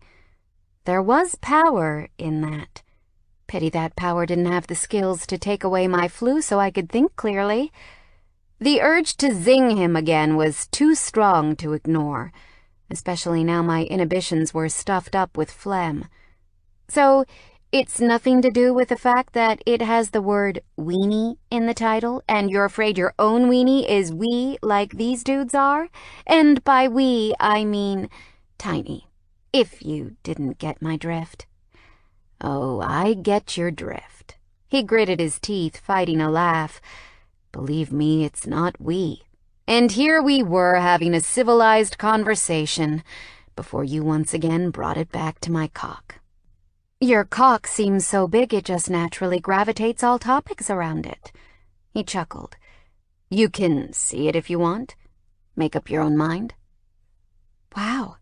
First you offer me to touch it, and now you're giving me permission to look at it? I gasped loudly. Whatever will be next? The generous opportunity to suck it? He shuddered, groaning low. Careful what you say, Vesper. I'll hold you to it. My entire body jerked with white-hot desire as my name fell from his lips. It took all my control to remain coy and light-hearted, rather than get on my knees right there, stuffed up nose or not. You'd actually force me to suck your cock? His eyes blackened. Only if you get off on that. I'm not forcing anyone to do anything, but if it's another game between us, then I'm open. Holy crap! Did he just hint at roleplay? How had this escalated so quickly? And how the hell do I slow it down? I kept my hands busy, massaging the Chewini so I didn't do anything else stupid.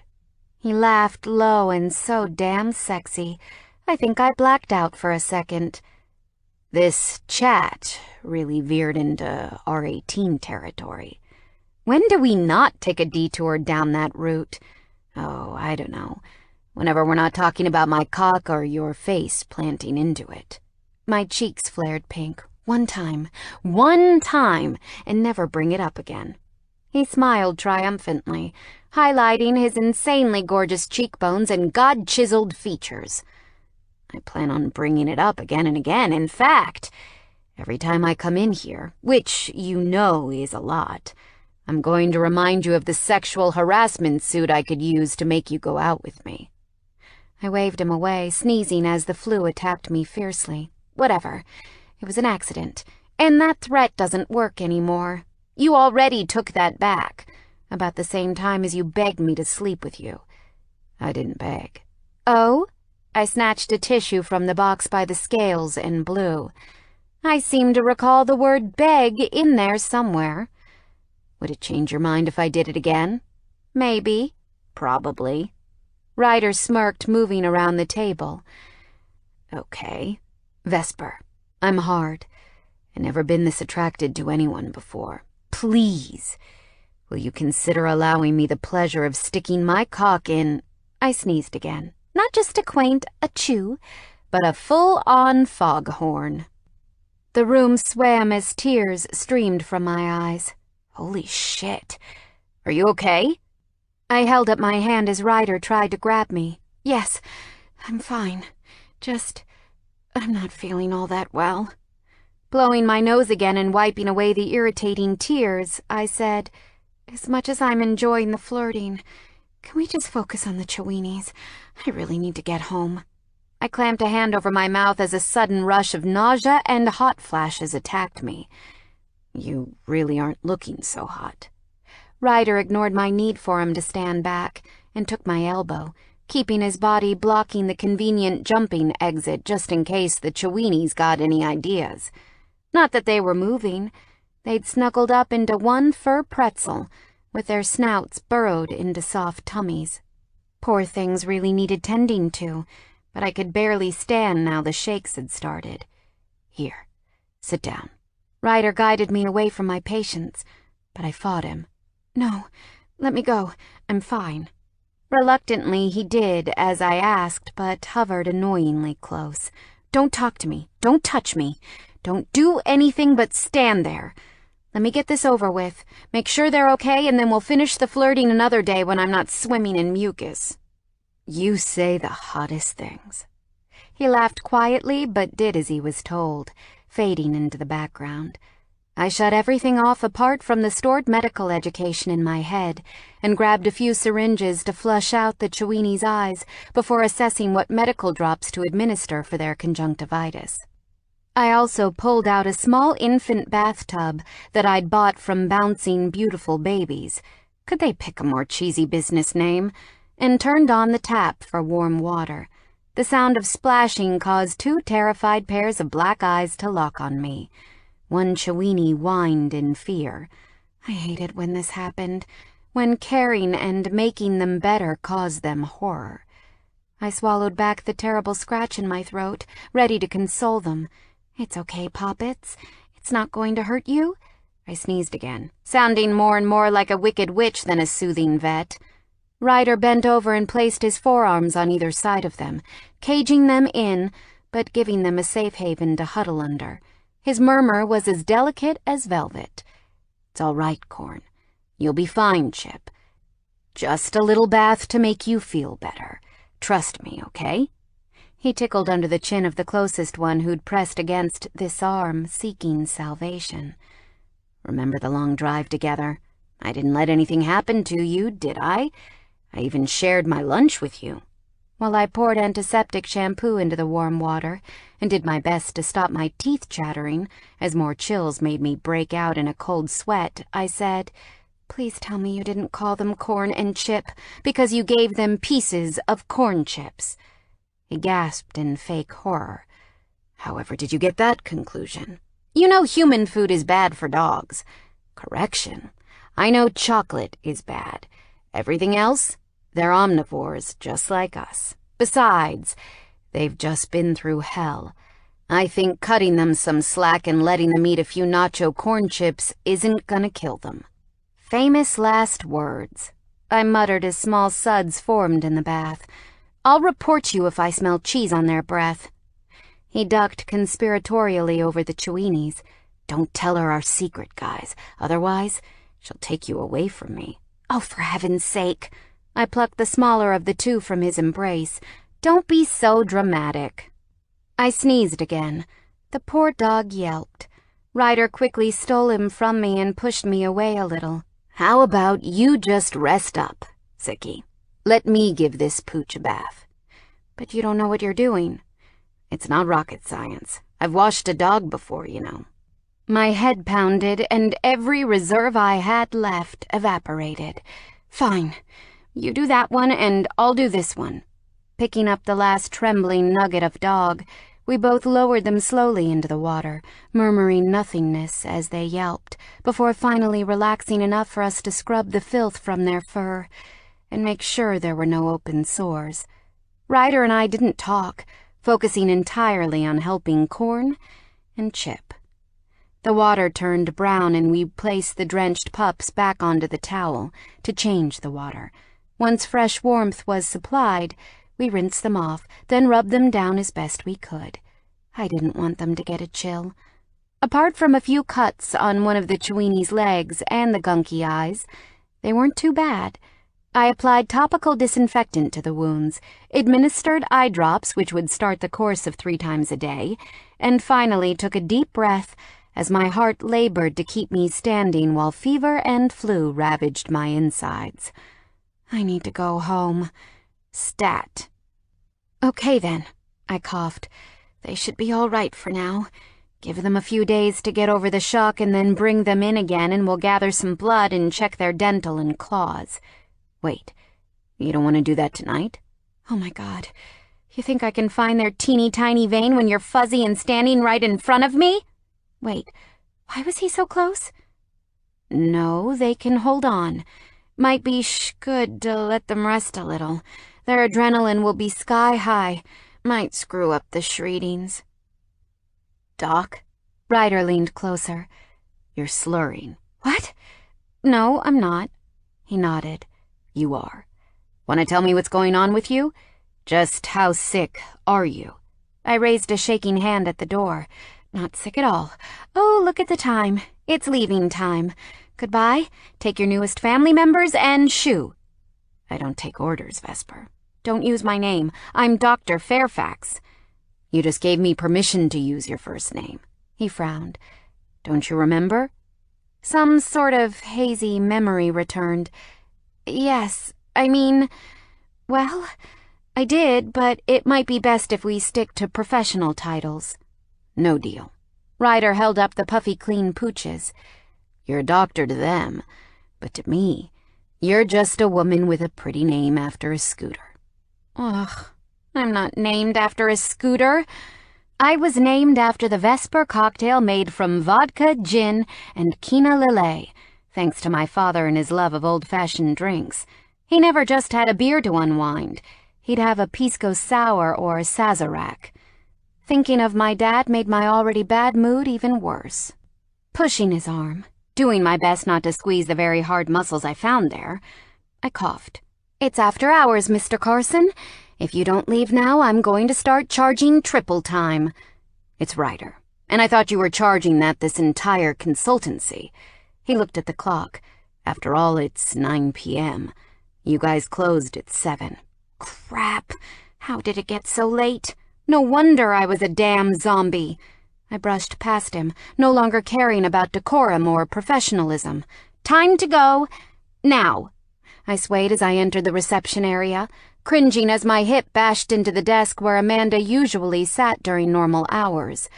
Now the clinic was shrouded in darkness. Even the animals in the recovery bay, overseen by eager vet students for the night, were quiet. Grabbing my handbag and car keys from the small safe beneath the desk, I startled as Ryder came up behind me. You won't need these. He stole my keys. Hey! Give those back! I spun, crashing into the chair and sending it scooting over the linoleum. I coughed. Embarrassingly, it was a blend like a chihuahua's bark and a paper bag wheezing. No chance. You can barely walk in a straight line. If you think I'm gonna let you drive, you're a moron. Don't call me a moron. I can call you what I want, seeing as you're determined to kill yourself. Keeping both dogs under his arm, he wrapped his free one around my shoulders. Now, tell me where you live. I'm taking you home. Chapter 6. Ryder. What? I'm not telling you where I live. Who asks that? Vesper jumped for her keys, fever bright in her eyes and congestion loud in her breathing. Poor woman was sick as hell. Yet she'd stayed and helped tend to 2 dogs who had no one else. The fact she hadn't flogged me off or told me to return tomorrow increased my respect for her 1,000-fold. And with respect came desire and affection. I'd lusted after this woman for months. I'd grown hard over her jokes and ached for our stupid flirtation. But now I felt something else. Something deeper and more meaningful. I wanted to take care of her the same way she took care of her patients. And if that meant making her angry, so be it. Keeping the keys out of her reach, I grunted. The guy who plans on driving you home to keep you safe is asking. Well, too bad. I'm not telling. Besides, I don't need a damn chauffeur. You do when you're sick as a dog. No pun intended. I kissed one of the Cheweenies on his tiny head. You're not sick. Not anymore, are you? Making eye contact with her again, I added, They're on the mend because of you. The least I can do is return the favor. Don't worry about it. You paid me. Jumping for her keys, she sneezed loudly, bending over with a groan. God damn it. I'd suspected she was sick the moment I'd seen her, but my selfishness to get the dogs sorted meant I hadn't seen how bad she deteriorated. As we'd worked side by side, fixing the 2 mistreated Cheweenies, still hated that name, by the way, she steadily grew worse. She hadn't even noticed her business partner pop her head in while we were elbows deep in dirty bath water to say she was heading home and to lock up. I'd nodded, but Vesper had been a freaking automaton washing the pooch and doing her best to swallow and blink through red eyes. I knew the feeling when the flu hit out of the blue. And I remembered my mother looking after me when I swore I didn't need looking after. I didn't know if Vesper had anyone, but if she was like me and alone, there was no way in hell I was leaving her until she'd been taken care of. Wait, she might have a boyfriend. I'd already tried to assess that annoying question last time, but still had no answer. Surely she wouldn't joke with me if she did. It would be past inappropriate and waltzing into cheating territory. And Vesper was not a cheater. I didn't know how I knew that, but I did. Tucking her keys into my back pocket, I asked, "Do you live alone?" Her eyes bugged. Oh my God, your questions just get creepier and creepier. I'm not asking if you're alone in order to cut you into tiny pieces. I'm asking if there is a boyfriend I can call to get you instead. Don't have a guy. Don't already share that bangin' body with someone. I didn't mind some competition, but at the same time I wasn't a homewrecker. She rubbed her temples with another groan. Not that it's any of your business, but no, I don't have a boyfriend. Shit. That just made me hard again. Flatmate, friend, sister, anyone you live with? Nope. She sighed heavily. Just me, myself, and I. And already this... She wiggled her finger between me, her, and the Cheweenies. Is a crowd.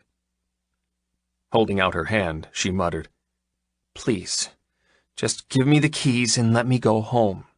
I need to go home. I agree with the need to go home part, but you're not driving. Grabbing her handbag that had fallen to the floor in another sneezing fit, I strode toward the exit. Come along, Cinderella. You've expired and it's time to get the pumpkin back in the garden. She trotted after me, holding her head.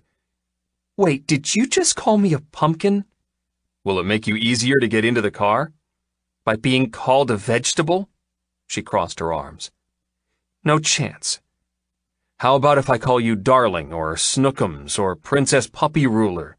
Will that make you drop down your need to do everything yourself and let me drive you home? She froze. I don't have a pathological need to do everything myself, you know. Good, I huffed.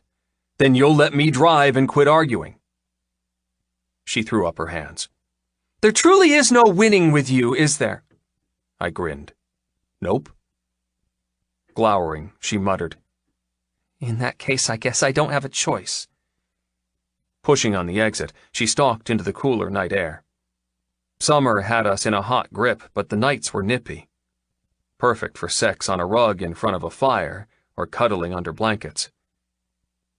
My cock stiffened at the thought, then deflated remembering how sick she was. I'd made progress and invited myself to her house.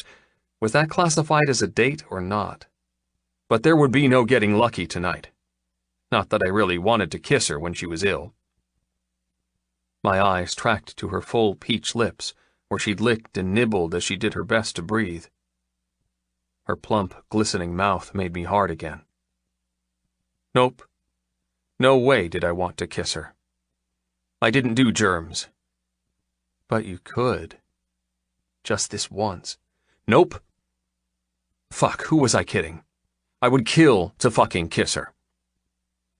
Tearing my eyes away, I made sure to lock up, seeing as she'd forgotten in her flu state, and after fumbling with 2 dogs, her handbag, and finding the right key, I followed her to a dinged-up Honda Accord and opened the back door to put the puppies on the back seat.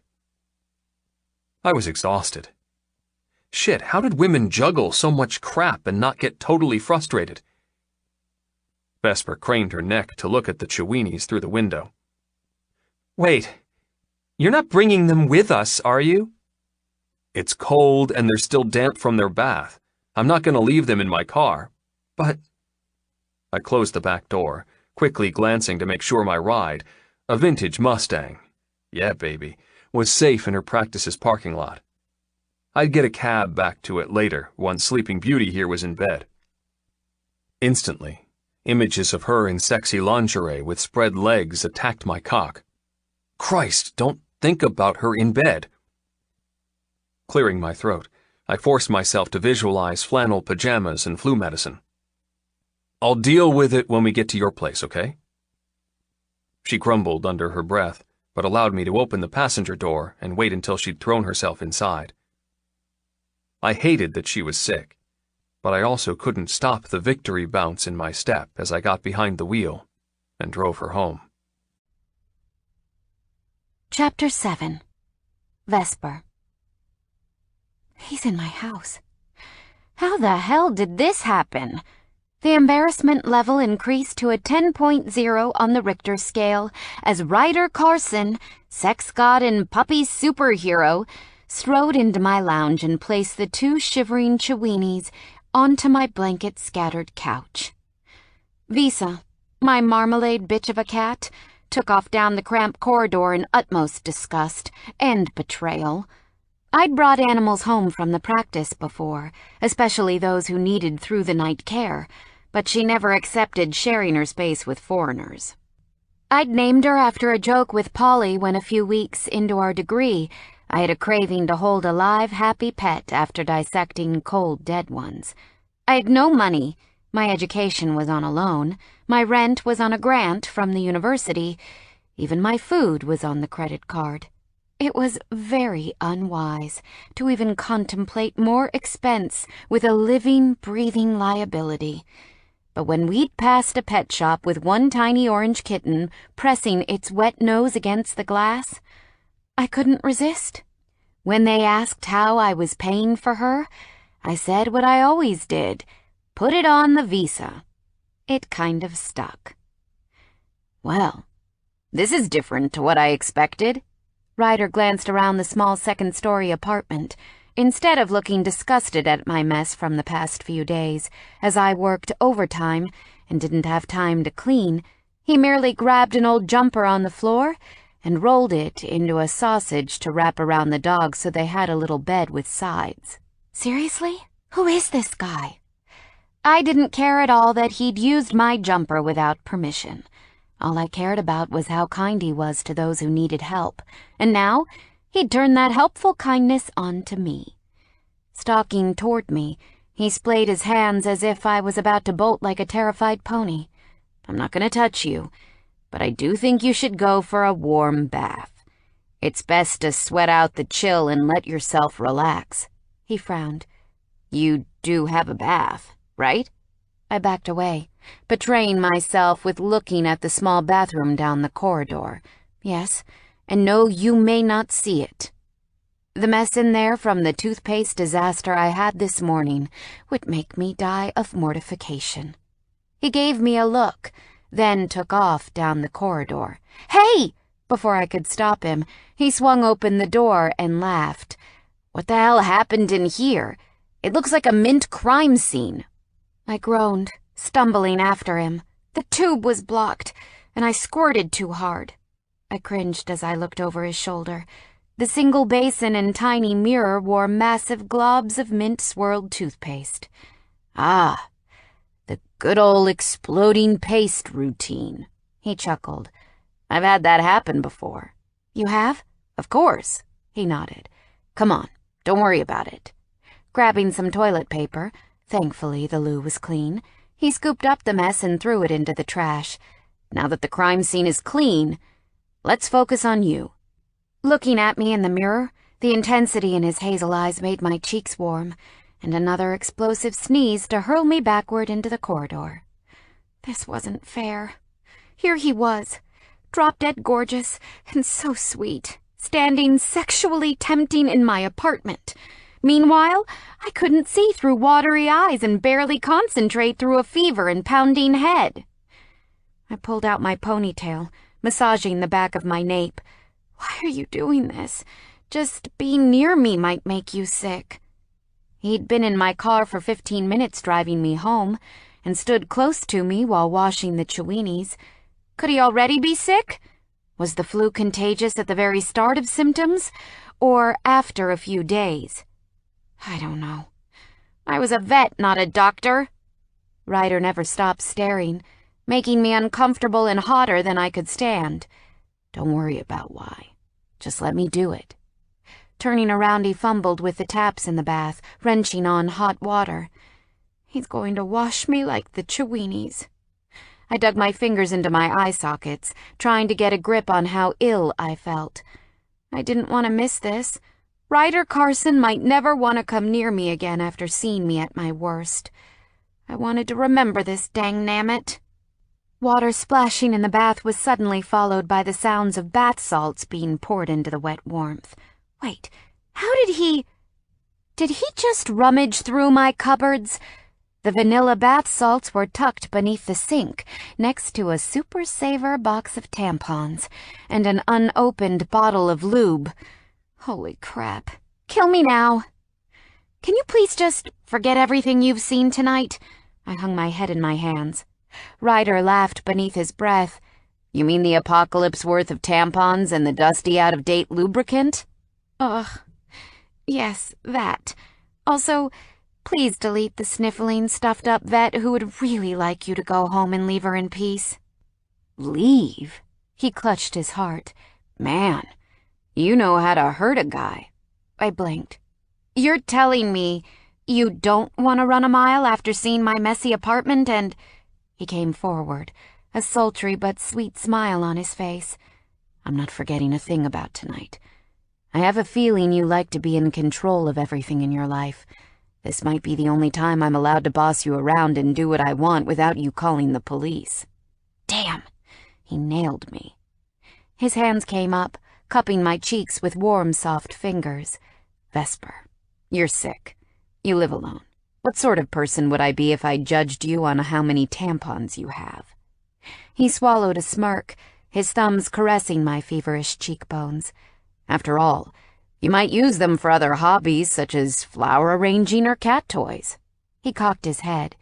You have to admit, the round cotton with its little string is the perfect mouse for whatever orange fluff ball that ran into your bedroom. I couldn't do it. Not only had he taken away my embarrassment, he'd made a joke that made my knees wobbly, which had nothing to do with my shakes. God, what are we doing? I swayed forward. Why are you being nice to me? Why? Ryder let go of my face, guiding me to his chest where I rested my heavy forehead for a moment. His delicate breathing tickled my scalp as he ran his hands down my sides, lingering on my hip bones before pushing me away. I thought it was obvious. My throat scratched painfully as he whispered, I like you, Vesper. Is it possible for a heart to self-implode? Because I think mine just did. Clearing his throat from the build-up of wanton lust, he murmured, and what we're doing is getting you better so we can argue and flirt and get on each other's nerves some more. You still owe me that date. I'll let you get out of it tonight, but then it's time to pay up. It took a Hulk-sized effort not to ask him just how much he liked me, or go all shy like the schoolgirl inside me wanted to do. I forced a laugh. When you put it that way, I might stay sick for a while.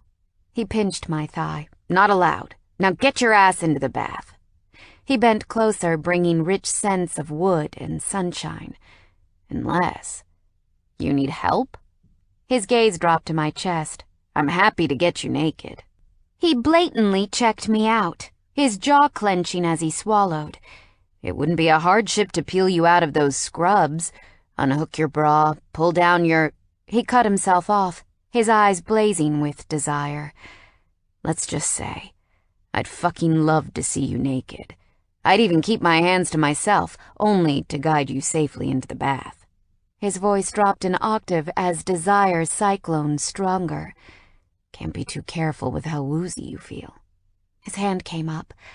I didn't know if it was to cup my suddenly aching breast, or to hold me steady as I swooned into him. Either way, I took a blundering step backward. Naked is not something you're going to see. His face darkened. Ever? I softened. Maybe. I'm lying out of my ass. If I wasn't sick, I would drag him into that vanilla-scented bath with me. I'd had enough of my dry spell, and Ryder got to me like catnip got to Visa. Is this more of a you show me yours then I'll show you mine kind of deal? His fingers teased his paint-dotted t-shirt. I'm happy to stand here starkers. Fuck. You'd be doing me a favor if you let me get out of these jeans. His hand dropped between his legs. My cock hasn't stopped throbbing since I saw how awesomely practical you are by bulk buying tampons. I swatted him. Ugh, you're unbelievable, he ducked, and you're bloody addicting. Letting the outline of his erection go, he dragged both hands through his hair. Okay, enough. If you flirt with me anymore, I'm going to push you against that wall and fuck you. And that would be bad, because I have morals, and seducing a sick vet goes against that code. He groaned long and low. Even though I really, really, really want to fuck you, Vesper. My eyes bugged as a rush of wetness filled my knickers. Flu or no flu? Do it. Take me. Oh my God, just do me. Taking a step back, he splayed his hands in surrender. One last time. Do you need help getting naked and into the bath? For a second, I paused. Screw my aching sinuses and cloudy synapses. If he wanted to get it on with a flu-addled, sleep-befuddled, debt-drowning, micromanaging woman, who was I to stop him? But then common sense hit me around the back of the head. If I slept with him, when I slept with him, I wanted to remember every detail, every taste, every freckle and kiss.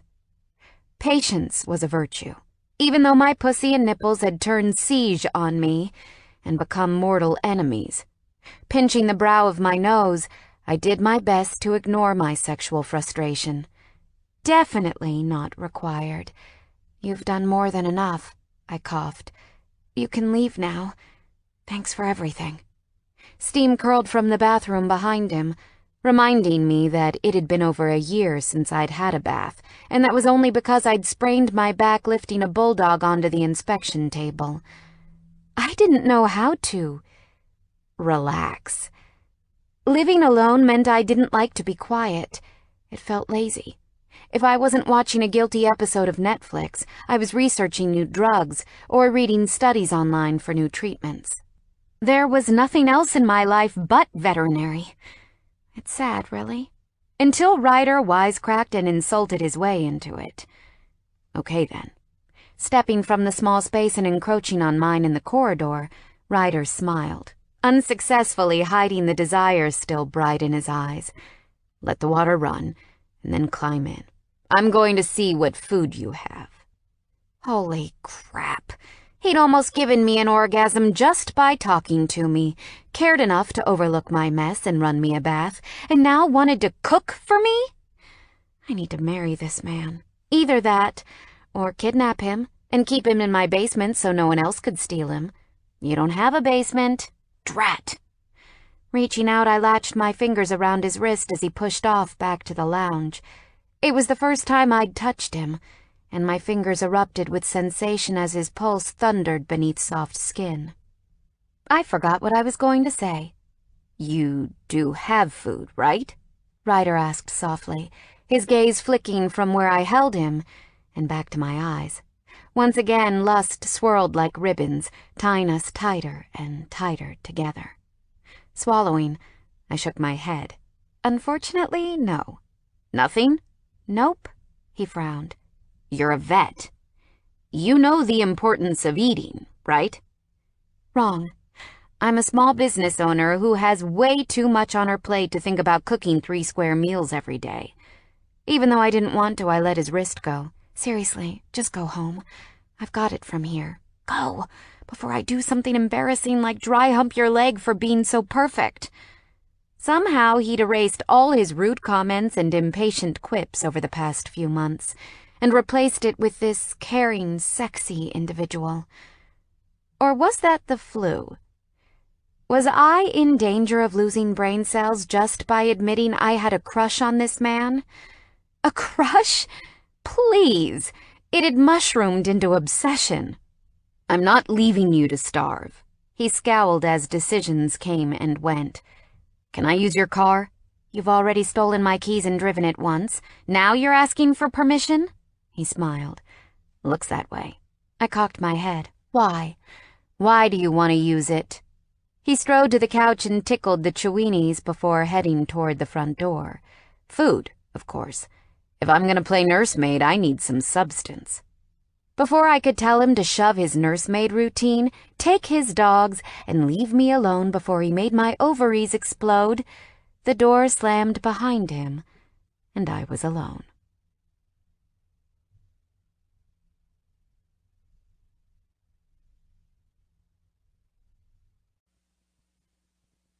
Chapter 8. Ryder. Cash or credit? Cash. I handed over a wad that I normally divided between the workmen on a Friday night, so they had some beer money at the pub as a bonus for working hard. Guess today they'd have to go without, seeing as I hadn't been back home since early this morning. Those poor Cheweenies and that shitty human being who'd hurt them. The clerk handed me my change and receipt, and I wheeled the cart from the small grocery store 5 minutes from Vesper's house to her beaten-up, crappy car. The girl really needed to invest in her life as well as her business. She didn't live in the best part of town. She drove a rusty bucket and had no food in her fridge. No wonder she was sick. But she's not your responsibility. That was true, and the moment she was over the worst, I'd leave her to fend for herself. I wanted to get her into bed. I wanted to find out where the connection between us could go, but I also didn't want to push my luck and seem like an arrogant jackass. I should never have come on so strongly in the corridor. What the fuck was I thinking? She was probably too polite to tell me to shut up about tampons and getting naked when all she really wanted to do was collapse in a flu puddle on the floor. Good one, Rye. And here I was, shopping on her behalf, forcing her to take a bath like a child, contemplating cleaning her apartment when she'd passed out, all because I had some stupid drive that meant I couldn't leave someone hurting, just like I couldn't leave an animal with an abuser or a lost creature without a home. I have issues. At least those issues were better than being an alcoholic or drug addict, but I still had trouble controlling the obsession to help. She's not lost or abused, you moron. She's independent. She doesn't need you. And that made me grateful, and also kinda sad. I liked her. Like, really fucking liked her. If she didn't like me back, then that would absolutely suck. And if she did like me but had no intention of letting me help or care for her and give me the same in return, because that was what happy marriages were, according to the example set by my parents, then whatever chemistry we had would be wasted. And that would be a damn shame. If a therapist had access to my brain, I'm sure they'd say my compulsion to help others wasn't just because of my parents' final wish, but because I had acres of guilt for not letting them care for me when I was younger. That was the part I regretted the most. I thought I was too macho to need them. I loved them, but I didn't lean on them. At the time, I thought it was benefiting them to have such a capable son. But now I looked back and realized that by saying I didn't need their help, it was a slap in their face. Now they were gone, and I would have given anything for my mom to cook me chicken noodle soup if I was sick, no matter my age. If Vesper wouldn't tell her friends or family that she was ill, then I'd take care of her until she did. I'd do what I needed to do to ease the guilt inside me. What the hell are you saying? I didn't know anymore. I was tired, confused, and turned on with no outlet to relieve my frustration. I'd just have to accept my grumpiness because I wasn't in the mood to psychoanalyze. Back at Vesper's, I found she did have someone in her life after all. She was waiting for me by the front door and attacked my legs as I walked inside with my arms full of groceries. What the hell? A can of coconut milk dropped from the bags as I leapt to the side, slamming onto the ground. Talons sliced into my paint-splattered jeans. Get off, you bloody animal! Shaking my leg, trying to get free, I hopped to the kitchen and quickly put down the items before I dropped the rest. The moment my hands were unencumbered, the attack stopped and a blur of motion hurtled away. I'd seen the orange fluff ball briefly when we first arrived, but hadn't had the pleasure of an introduction. Now, blood trickled from a small puncture in my calf as the villain took off down the corridor and slinked into a dark room that I assumed was Vesper's bedroom. Visa? Vesper's voice sounded, followed by a loud cough. What the hell are you doing out there, you damn cat? Don't you dare terrorize those puppies! Leaving the groceries, I tiptoed down the corridor, listening to her mutter about felines and canines and how mortal enemies should learn to get along. Is that how she thought about us? Different species and therefore enemies? Too bad for her. I had no intentions of going to war with her, unless she asked me to dress up like a soldier and capture her prisoner roleplay style. Shit, down boy. My damn cock hadn't been this hard since high school. My hand landed on the doorknob, intending to let myself in. The bath salts would have bubbled, I think, to protect her decency, and if it hadn't, I didn't really care. I wanted her. So damn bad. And because I wasn't going to fuck her tonight, the least I could do was perv so I had spank bank material to sort out my traitorous body. I had to get myself under control for the next time I was around her. It had been a long drought since I'd been with a woman. I didn't want to embarrass myself by coming the second she touched me. If we ever get that far. I twisted the handle. It didn't budge. God damn it, she's locked the door. Splashing sounded inside. Who's there? Who else? It's Ryder. What? I thought you left. Was the flu affecting her short-term memory? Yes, I did, but now I'm back. I went for food, remember? What on earth for? I told you to go home. You've done your Good Samaritan thingy. I'm home safe. Now, please leave me alone. Did something happen between me leaving and returning? She'd been nice to me before. Now she was cold. I knew I shouldn't have left her alone. Doubts had a horrible way of turning something right and good into something bad and wrong. My temper itched into gear. Wow, that's gratitude for bringing you home. A pause, then a reluctant, You're right. I'm sorry. Thank you for bringing me home, Ryder, and for running a bath, but really, I must insist you leave. I smiled, not that she could see it. Even with my thread of annoyance, I was enjoying myself way too much to leave yet. Only once I've fed you, Vesper. You're my patient until I discharge you. I pressed my forehead against the door, murmuring, Finish your bath, then come and find me. Eat what I give you. Let me give you some drugs to help you sleep, and then, maybe, I'll obey and leave you alone. Another splash. You're beyond annoying. Has anyone ever told you that? I laughed. Lots. I'll take it as a compliment. There was no reply. The sound of draining bath water sent me bolting into the kitchen to finish warming the potato and leek soup. I hadn't been snooping. I would never snoop. Not me. No way. It wasn't my fault her diary was open on her coffee table. Who uses paper diaries anymore? Or her Netflix account wasn't password protected. From my non-snooping, I learned she loved classic romances such as Pride and Prejudice, and had a standing date labeled Dogs and Dots at 1 p.m. every Thursday afternoon. I had no idea what that was, but I kinda wanted to know. I couldn't help that I'd found those little things.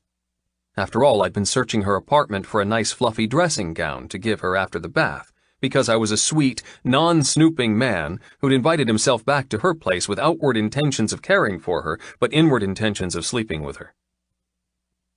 Despite my good and bad thoughts, I'd failed on the dressing gown hunt. Turned out she owned hardly any clothing and definitely not a nice snuggly robe. So I'd had to settle for rummaging in her chest of drawers and found some fleeced pajama bottoms and a baggy t-shirt that had a forest background with a beaver crossing its arms. The slogan said, "You got wood? I got an axe. Bedtime is sleepy time. No eager beaver here." I'd snickered. Her sense of humor had infiltrated her wardrobe. A woman after my heart. Just so long as she truly doesn't have an axe when I approach her with my wood. After stirring the soup one last time, I grabbed the clothing I'd found and placed myself right outside the bathroom door. 3, 2. The door opened, and a towel-draped water sprite greeted me. Holy shit, her skin was the color of honey, and her blonde curls were damp dark. The short black towel she hugged around her curves gave me a great view of her long legs and pink painted toes. She screamed, clutching her chest. My eyes locked onto the small towel, begging it to fall. Her hand swatted out, whacking me on the bicep. Oh my God! What are you doing lurking in my corridor? You damn well gave me a heart attack. I laughed, swallowing the sudden lust and angling away my hips. Nothing. Just waiting to give you these. Shit, it was hard dragging my eyes away from the droplet rolling down her cleavage. I handed her the clothing. Didn't want you to get cold. Figured you could get dressed in the bathroom where it's muggy and hot. Her mouth fell open. Who the hell are you? Holding out my hand, I grinned. Suppose we've never been officially introduced. I did kind of barge in on you that day with Heineken and the awful emergency. I'm Ryder Joseph Carson. I like swimming and... She ignored my polite introduction, stealing the clothes instead. Yes, I know your name. That wasn't what I meant. I meant, why are you doing this? I'm not your responsibility. Shoo already. You're right, you're not my responsibility. But why should I not do this? Doesn't the world need more charitable individuals? Are you saying I'm a charity case? I jammed my hands in my jeans pockets. Well... Wow. Keeping me under house arrest and giving out insults. She sneezed, her eyes welling up with flu tears. What did I ever do to deserve you? That was a question I could answer, truthfully, with no bullshit of any kind. I bent to her level, inhaling vanilla and other girly smells from her bath. You care for so many creatures. You put them first, and you're selfless when it comes to their well-being over yours. She froze as I cupped her cheek. You're not like most people, Vesper Fairfax. And I'm not a liar. I like you a fuck ton, and the sooner you realize that, the better off we'll both be. My fingers sparked where I touched her. It took all my willpower to drop my hand and step back. Go and dress, before I undo that tiny towel and kiss you stupid. Dinner is ready, and I want you to eat. Chapter 9. Vesper. I was sick. It sucked. But what didn't suck was Ryder Carson. He fed me. Delicious, warming soup. He entertained me, making jokes when Visa finally came out to say hi. He kissed me. Okay, just a quick peck on the forehead, after he'd cleaned the dishes and straightened out my lounge until I screamed at him to leave the mess alone. But it was still a kiss. He liked me.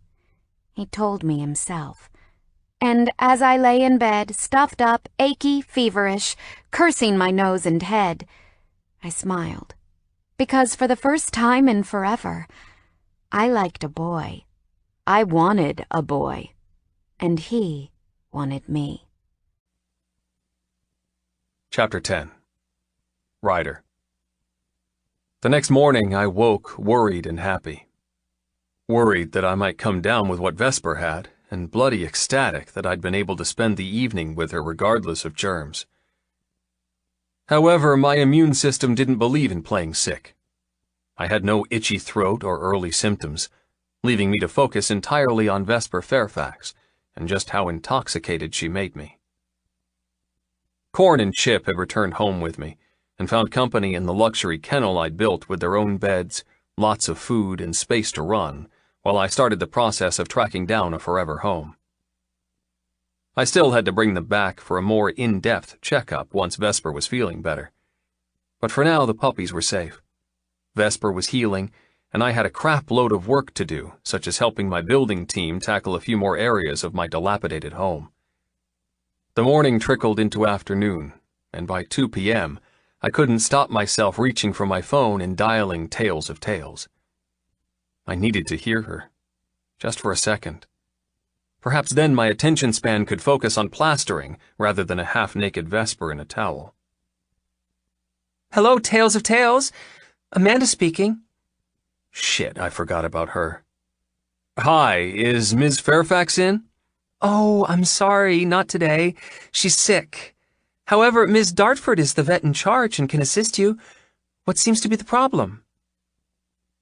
I pinched the brow of my nose. You know what? Don't disturb Ms. Dartford. I'm a friend of Ms. Fairfax's and just need a quick word. You don't have her cell phone number, do you? I'm not really supposed to give out. I know it's a little unorthodox, but... Amanda cleared her throat. Let me transfer you to Polly. No, wait, it's okay. Hold music. Great. Hello, Polly speaking. Do you have an animal emergency? I groaned. No, sorry to disturb you. It's Ryder Carson calling.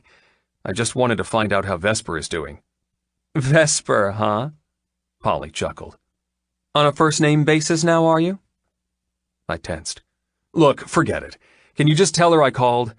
Be nice if she let me know if she's feeling any better and needs any more soup. Deciding to push my luck, I added, or another bath. A sharp intake of breath. You took her home last night. I stayed silent, grinning. Polly whistled. Whoa, that's impressive. What was I supposed to say to that? Thank you? Okay, here's the deal. Polly's voice slipped to a more friendly tone. Answer me 3 questions, and I'll give you her phone number and you can ask her yourself. I rubbed the back of my neck. What 3 questions? Number 1, do you have pure or impure thoughts about my bestie? Number 2, are you a sleazebag cheater who will just break her heart? And 3, are you a serial killer or any other skeletons in your creepy closet? I laughed. Is this like an interview to date your best friend? Oh, wow, you want to date her? She whistled again. This is serious. Now I really need the answers to those questions. I sighed. And how will I know if I pass or not? You pass, you get her digits. You don't, and I have a Rottweiler here waking up from surgery and know just where to send him if he feels like tearing someone a new asshole.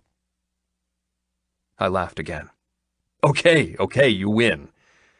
3 questions, huh? I frowned. Number 1, I have both pure and impure. I'm talking angel to downright filthy thoughts about Vesper. 2, I've never cheated on anyone and have no intentions of starting. 3, I'm not a murderer. Yet. I can't promise I never will be, but I'd only kill the bastards who hurt defenseless animals. The line went quiet. Did I pass? Her number is 657-8890. Polly giggled. That friend of mine needs some filthy thoughts. Make sure you give them to her. She hung up before I could thank her. Quickly typing Vesper's number into my phone before I could forget, I pulled up a fresh message and typed, "How's my patient?" Instantly, I regretted it. Did it come across as arrogant? Did I have the right to ask how she was? She wasn't my patient. She wasn't mine, period. Not yet, anyway. Would she mind the hint to such a thing in the future? Fuck! Raking my hands through my hair, I pocketed my phone and returned to work. Collecting my trowel, I did my best to forget and mix another batch of plaster to work on the dining room ceiling. However, my phone buzzed, putting me out of my misery. Vesper. Shouldn't I be asking that about Corn and Chip? How are my patients doing? Me. They're behaving and enjoying their new bunk buddies.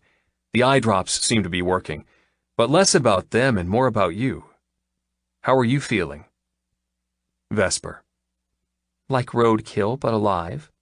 Me. Thanks to me? Vesper. I'm alive thanks to you? I thought it was something about the birds and the bees and my parents' naughty time. I chuckled at her snark. And waited. She didn't disappoint. Vesper. Yes, alive thanks to you. Also, I kind of hate you for it, but thank you for stocking my fridge full of easy-to-eat meals. Me. You're welcome. Vesper. You have the frustrating way of pissing me off and making me melt at the same time. Me. If I knew groceries made you melt, I would have bought the entire store. She took a few minutes to reply. Vesper. Why did I just get a text from Polly saying you're going to do filthy things to me? Oh shit. I laughed out loud, my fingers flying over the touchscreen. Me. Want a truth or a lie? Vesper. What sort of question is that? Me. A question judging how prepared you are to do this with me. Vesper. Do what with you? Me. Date me, of course. Vesper. We're dating now? Me. If you want to make it official, yep. Vesper. We spent a total of a few hours together outside work. Don't you think dinner and a movie with a kiss goodnight is required before we label this? Me.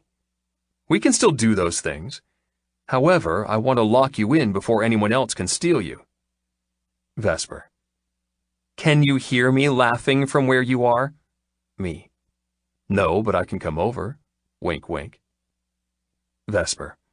You're not coming anywhere near me. I'm sick. I want to feel sorry for myself and sulk in my pajamas with no worry about trying to be pretty for you. Me. You don't need to try. You are pretty. Question. Are you still wearing that beaver t-shirt? Another pause. Vesper. Is this going to be a question about the bedtime is sleepy time, not sexy time thing? Me. Just out of curiosity, how do you feel about sex? Lots of sex. A longer pause. Vesper. I wouldn't say no. My cock hardened like a balloon. 1 second minding its own business, the next inflated and ready for action. Me. I can give you the truth then, and not a lie. You ready? Vesper. I'm afraid. Me. You don't have to be afraid with me. You can be wet, and turned on, and wild, but never afraid. Polly was right. I do want to do bad things to you. So many dirty, bad things. I want you on your knees. I want you on my tongue. I want to play with you, both in the bedroom and out. I'm into freedom when it comes to fucking, and if that means outdoors, role play, kink, I'm down. I just hope you are too, because fuck, I'm hard just thinking about sinking inside you. She didn't reply. 2 minutes. 4. 5. Shit, I came on too hard. I'd never told any prospective girlfriend just how much I loved to play. It came back to needing to have fun when my life was so serious. I wasn't into violent things, but dressing up. Indulging in naughty nuns, bad teachers, and horny stranger games. Hell yes.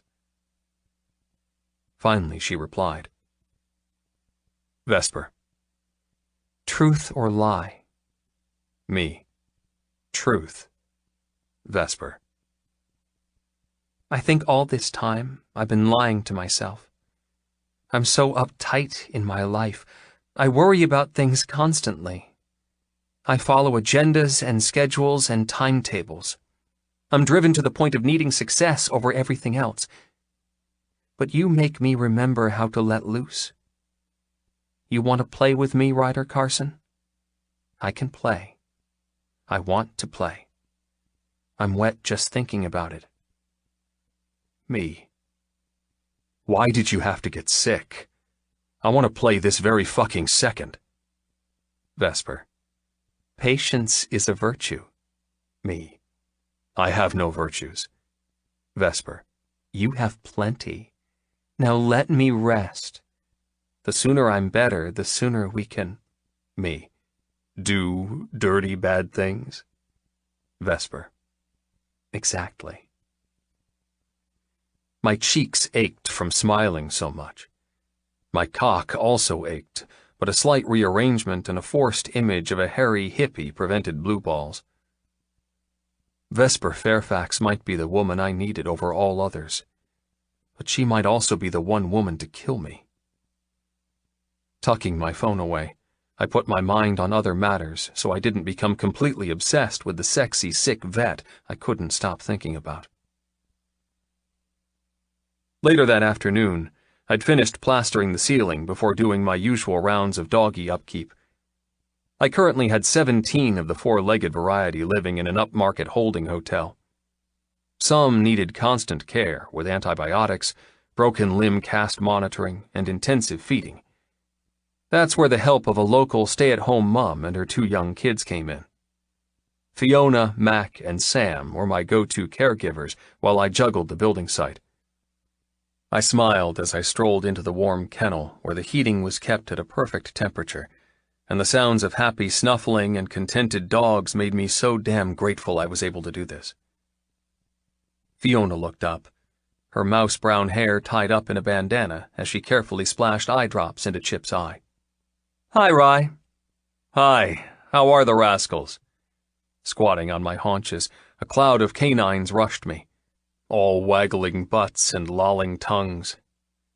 I let them push me over, knowing the floor was disinfected and clean, and played with the happy critters.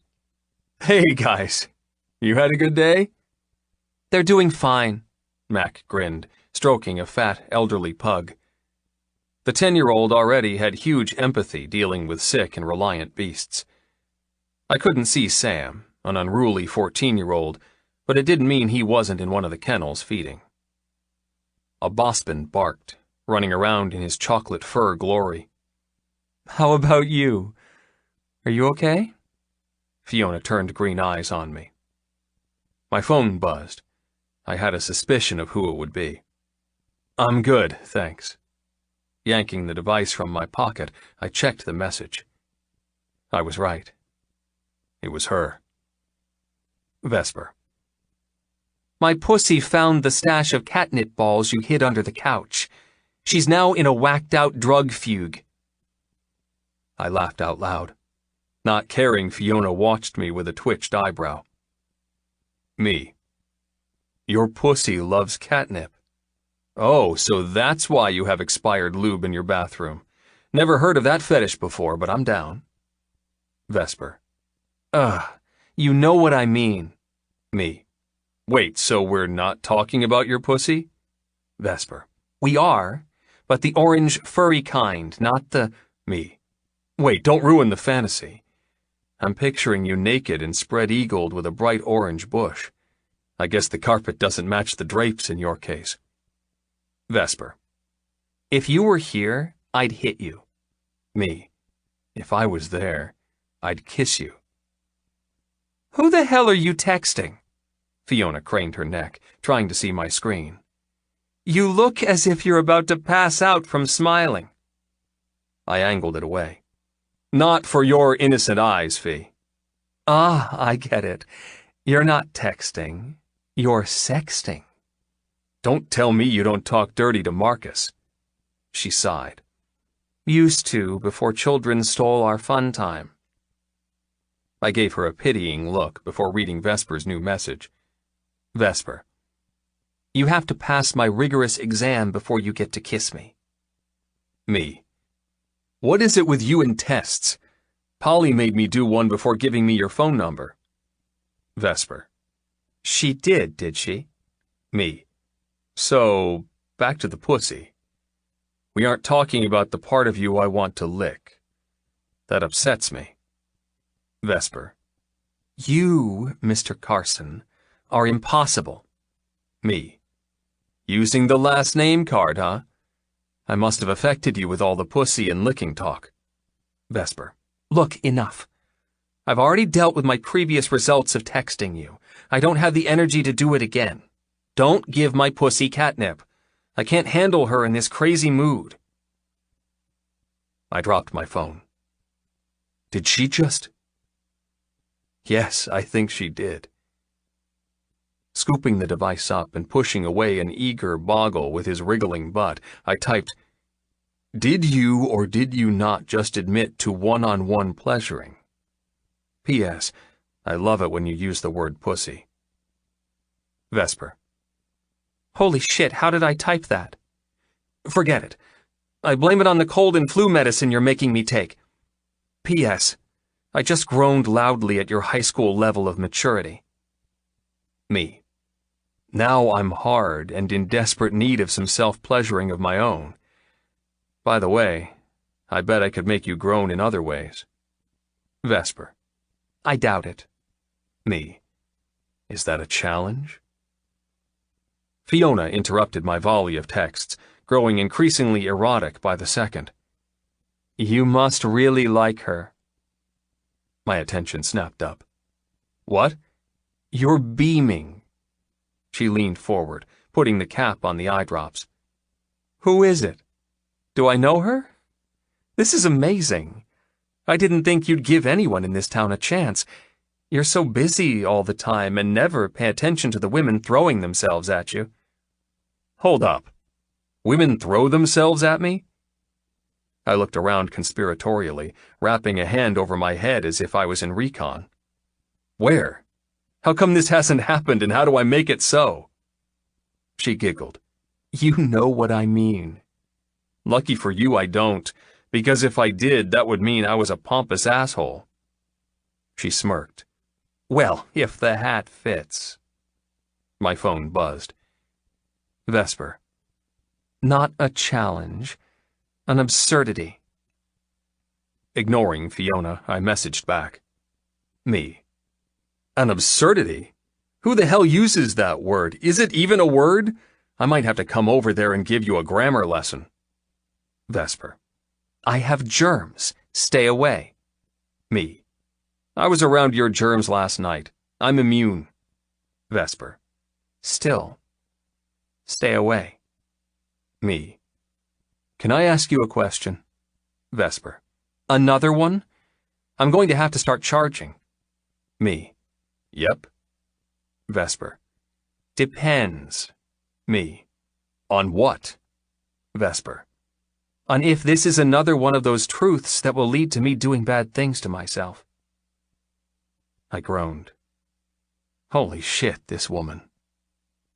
My mind exploded with images of her fingering herself and the sexy moans falling from her mouth. Swallowing hard, I typed, "It's to do with germs and liking." Vesper. Okay. Me. We've already deduced that your germs don't like me. Vesper. And you had a go at me for using the word absurdity. Deduced? Did you just open a thesaurus? Me. I'll get you back for that smart-ass comment. Let me finish. Vesper. Oh, by all means, continue. Me. Do you like me? Germs I can deal with, but you... I want you to like me. Like truly like me. Because I literally can't stop thinking about you. The phone didn't vibrate. I sighed heavily as a Dalwawa licked my hand in sympathy. Once again, I came on too fucking strong. You're a moron, Ryder. Fiona had stood up and brushed dog hair off her black slacks. I hadn't even noticed, too preoccupied with texting a woman I desperately wanted. You know, whoever she is, she's a lucky lady. You can tell her I said that. She waved, heading out of the kennel. Everyone is cared for. Good night, Rye. See you tomorrow. Night, Fee. After she'd gone, and my phone didn't buzz, my temper heated along with embarrassment. I'd stupidly let our bantering take away common sense. It was my fault I'd screwed it up. I sent one last text. Me. Fiona said you should. Like me, I mean. I didn't get a reply all night. I really shouldn't have sent that last text. Chapter 11. Vesper. Who the hell is Fiona? And why the hell should I care who Fiona is? I don't care. Liar, liar, pants on fire. Ugh, I hated it when my brain fixated on something and didn't give me any peace. For 2 days, I'd wallowed in bed, unable to do much but give my body time to heal. In those 48 hours, Ryder texted me often. I replied, but with each one I wanted to blurt out and ask who the hell Fiona was. Damn man. If I wasn't so grateful to him for stocking my fridge full of nutritious soups and chunky, delicious, ready-made pastas, I would have ignored him completely. Liar, liar, pants in total ruin now. Dang-nammit! I couldn't deny I was indebted to him in a way I didn't like. He'd been there for me when I hadn't asked him to be. He'd been there even when mutual dislike had ignited and turned into the hottest combustible chemistry I'd felt. But just because I liked him didn't mean I had to jump into anything or label this, right? Would you care if some other woman stole him? What the hell sort of question was that? Of course I would. I'd probably start a cat fight, and that wasn't me at all. Crap. He's already changing me. I felt possessive toward him. I wanted him more than just physically, but as a friend, too. How had this happened? Regardless of my confusion and rapidly beating heart whenever I thought about Ryder Carson, life went on, and I got better. Plus, I had a business to run, a partner not to let down, and parents who were too self-absorbed to care what I did with my life. On the morning of the 3rd day of my sickness, I managed to shower and dress and head to work with only a mild headache and a few sniffles. I was better. Bitches, dog speak only, and I wouldn't lie around in bed thinking and fantasizing and wanting so much to talk to the boy who made me hot in all the right places. When I got to work, Polly threw her arms around me and looked as if she'd pass out with exhaustion. Oh, thank God you're back. I can't do it anymore, Vess. I'm beat. She dragged me into the surgery where a cat sat on the bench, squalling in a plastic carry case. It needs its legs set. It was mauled by a neighbor's cat in a turf war, but I don't want to operate on my own. She batted her eyelashes. Are you up for it? Together, of course. I nodded, stretching out the residual aches in my muscles. That's why I'm here. Do we have time now? She sighed in relief. Yes, we have a couple of hours before the next arrival. A trickle of trepidation crept down my spine. And who is the next appointment? Polly's eyes lit up. Oh, come on. Don't play that game, you must know. He's probably only coming to see you. I slapped my forehead with my hand. Ryder? She nodded. The one and only. Leaning in, she whispered, He called here the other day all worried about you.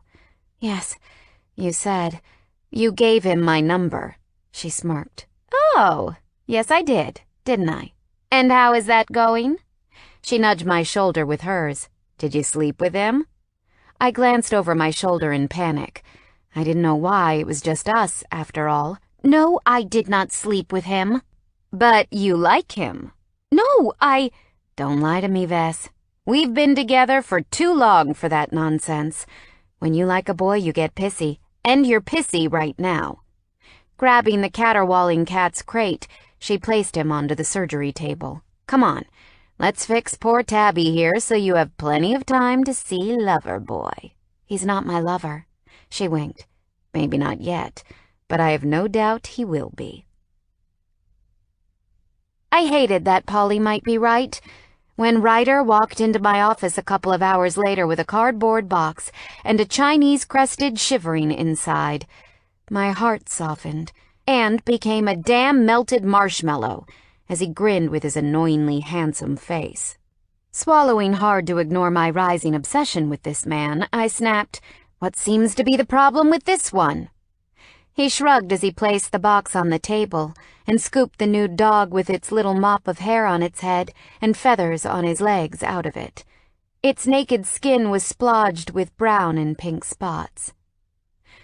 Out of all impractical breeds, the Chinese crested had to be one of the worst. It shivered constantly. It had no defense against prickles or mud, and could never survive without a human keeping its ridiculous genetics from dying out. I sighed, rubbing my temples where a small headache still lurked from the past few days. Ryder kissed its snout, grinning. She's cold. Told me so herself. It's summer. She can't be cold. Squeezing the bald impractical dog, he shoved it into my arms. His fingers grazed my nipple as he pulled back. Somehow I didn't think it was by accident. Our eyes locked. I sucked in a breath. He clenched his jaw. Residual flu or not, my body instantly flooded with heat. He murmured, "She has no fur. Even you and I wear clothes in summer." The image of him in no clothes hammered into my skull. I licked my lips as my eyes trailed to his mouth.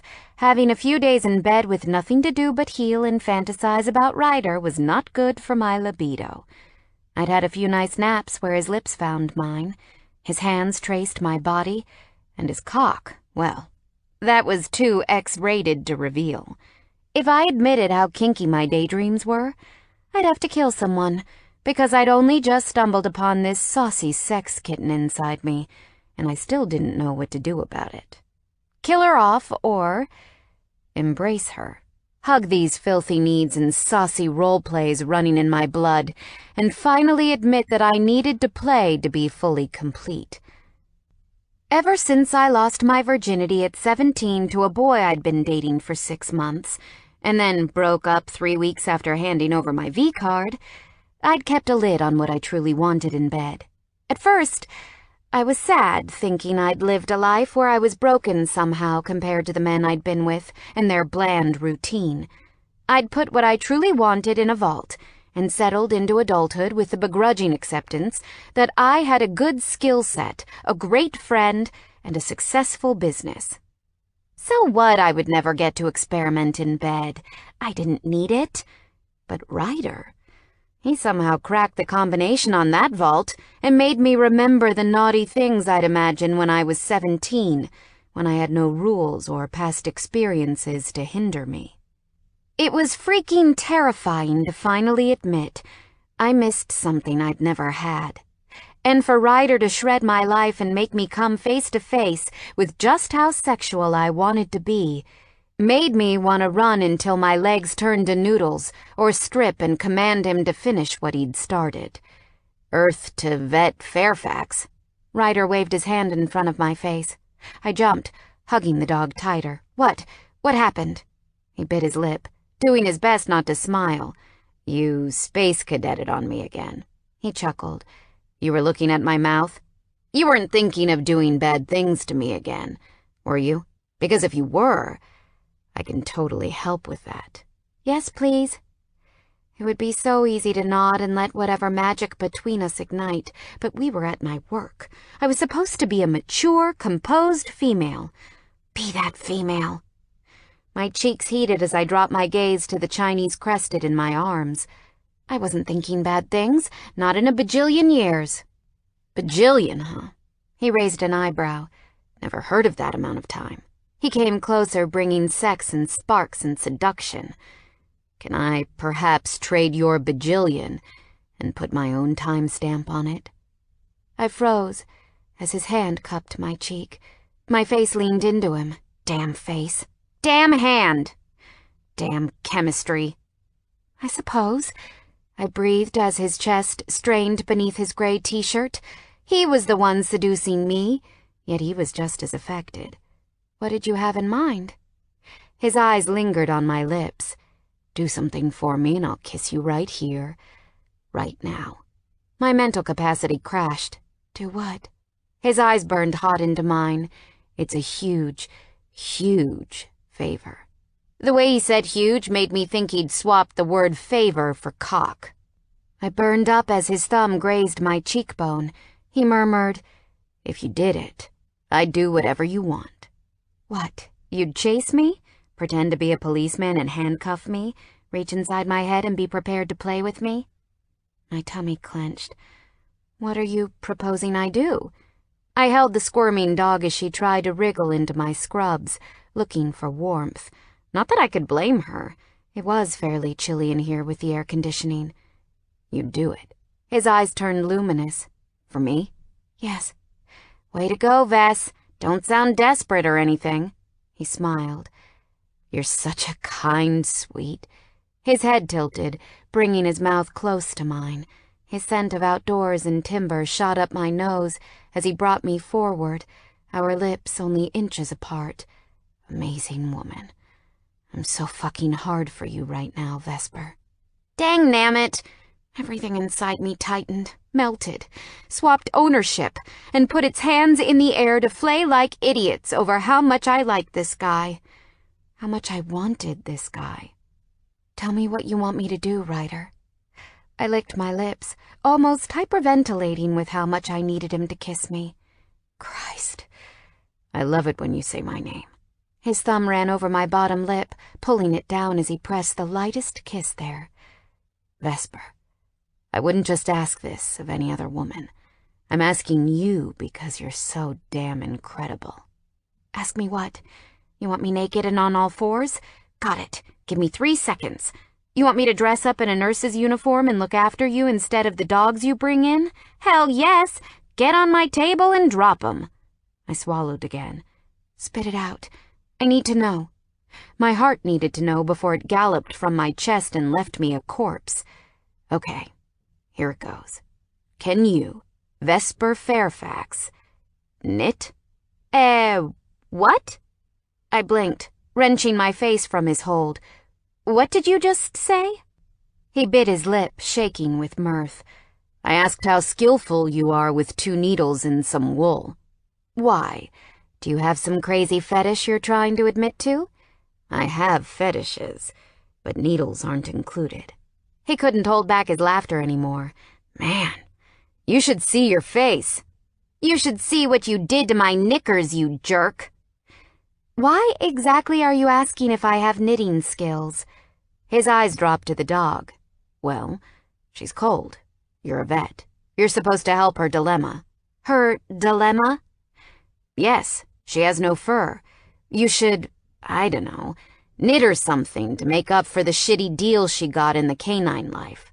My eyebrows climbed up my face. Knit. You think I can knit? He shrugged. You're a girl. Isn't that like a prerequisite? Holy wow, you're a sexist. That's what's wrong with him. I knew there had to be something. His face darkened. Am not? Let me guess. You believed girls played with Barbies and boys with diggers and hammers.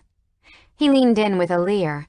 Actually, yes, I still play with my diggers and hammers.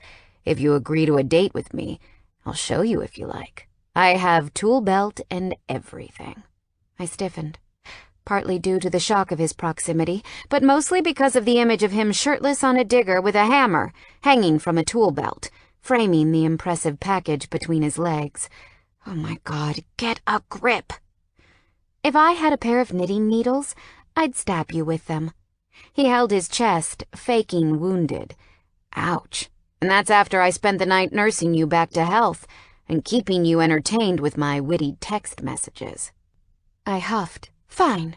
You get a free pass because of that. My finger came up, but that's it. No more sexist comments. The Chinese crested took that moment to stretch and lick my earlobe. My knees literally trembled. I'd been licked many times by thousands of different breeds, but this lick? It wasn't just a lick. It was a plea for help. A thank you for the hug. And just because she could. I didn't know if I was overtired or still suffering from flu dregs, but my eyes pricked with tears. I couldn't help myself. I snuggled my nose into her bald little neck and inhaled. She smelled of must and garbage, and her ribs stuck out. Her claws were too long, and a red cut lashed her muzzle as if she'd been gagged with wire for so long. Her skin had sliced beneath it. Rage shoved aside my instant love for this little thing. Where did you find her? Ryder visibly trembled with anger. The council called me. She was given as a gift to a girl who went off to boarding school and left it with her stepmom. Apparently the yapping was too much and the bitch wired her jaw closed. She hasn't eaten properly in weeks because she couldn't get her mouth open enough. The dog whined, licking my cheek again, as if she knew exactly what we were talking about. It was a hazard of the job, getting close or feeling too compassionate toward a dying or in pain creature. I went into this profession because I had compassion and far too much empathy and needed to use that in aiding those who couldn't speak. But it was also a curse. Visa had been a single cat for too long. It looked like she might have a new sofa buddy. Unless, what does Ryder do with all these rescues? For the first time I dropped my guard, stopped joking around, and looked at him with proper eyes. He was stupidly handsome with rugged square jaw and unruly dark hair, a poster child for bad decisions and dirty sex. But beneath the dusty gray t-shirt and paint-splattered jeans was a heart the size of Jupiter, and I wanted to know him. I wanted to do more than just touch the weapon he wielded in his trousers. I wanted to talk to him, laugh with him, create happiness with him. You're very generous, Ryder. The sincerity in my voice rang sweet and true. He jolted on the spot, narrowing his eyes as if looking for a motive. Okay. Who are you and what did you do with my snippy veterinarian? I smiled, jiggling the dog in my arms into a better hugging position. Our services aren't cheap, yet you spend a small fortune on animals you've only just met. What do you do with them once they're better? Do you have a farm and just let them run free? He grinned. Ever heard of the expression, doggy heaven? I gaped. Please don't tell me you get them better and then kill them. He held up his hands, laughing. What? Hell no. I meant, I hope living with me is like doggy heaven. They have their own house and fellow flatmates, and when they're happy and healthy, I find them the perfect human match, and they go on their merry way to their new family. How many have you rescued? He frowned, tapping his lips as he did a quick estimate. I don't know. I lost track at 35, but I don't do it to feel good about myself. I do it to replace some of the badness they've been through. I couldn't. He was too much. And what about this little girl? I kissed her nose, earning another tentative but super grateful lick on my cheek. Will you rehome her or keep her? His eyes softened. Well, she's kinda wormed her way into my heart already. She's ugly as sin. But there's something about her, you know? My heart turned to a gooey mess as I looked into her large, pleading black eyes. I do know what you mean. We stood staring at this magical mutt who'd somehow stolen both our hearts. I guess that's it then. He'll keep her. He should. He's the one to rescue her. I'm just the nasty doctor who's about to prod her with needles and cut her claws and stress her out. She wouldn't love me after that. Sighing, I placed her back onto the table and did my best to get into business mode, but Ryder saw through me. Don't tell me you've fallen for her. What? No, don't be ridiculous. If you have, you can keep her. She belongs to no one. She belongs to you. He shook his head. No, she doesn't. She's yours if you want her. However, I don't know how your cat will cope. Oh, leave Visa to me. Aha! He put a finger in my face. So you have been thinking about it. I hung my head. No, I told you. It's ridiculous. It's not ridiculous to fall in love instantly. His voice dropped to honey. I'm a firm believer in first sight magic kind of things. I sucked in a breath. Silence fell awkwardly as I kept my hands busy by checking her body. After a few seconds, he murmured, I call her Barb, by the way, just in case you change your mind. Barb? He swallowed hard, reliving things I didn't want to know. Yes, for the barbed wire that was around her muzzle. I gasped. Oh my God. How did you not murder the woman when you picked her up? Believe me, it was hard. His knuckles popped as his hands fisted. But that's in the past. She has us now. Us?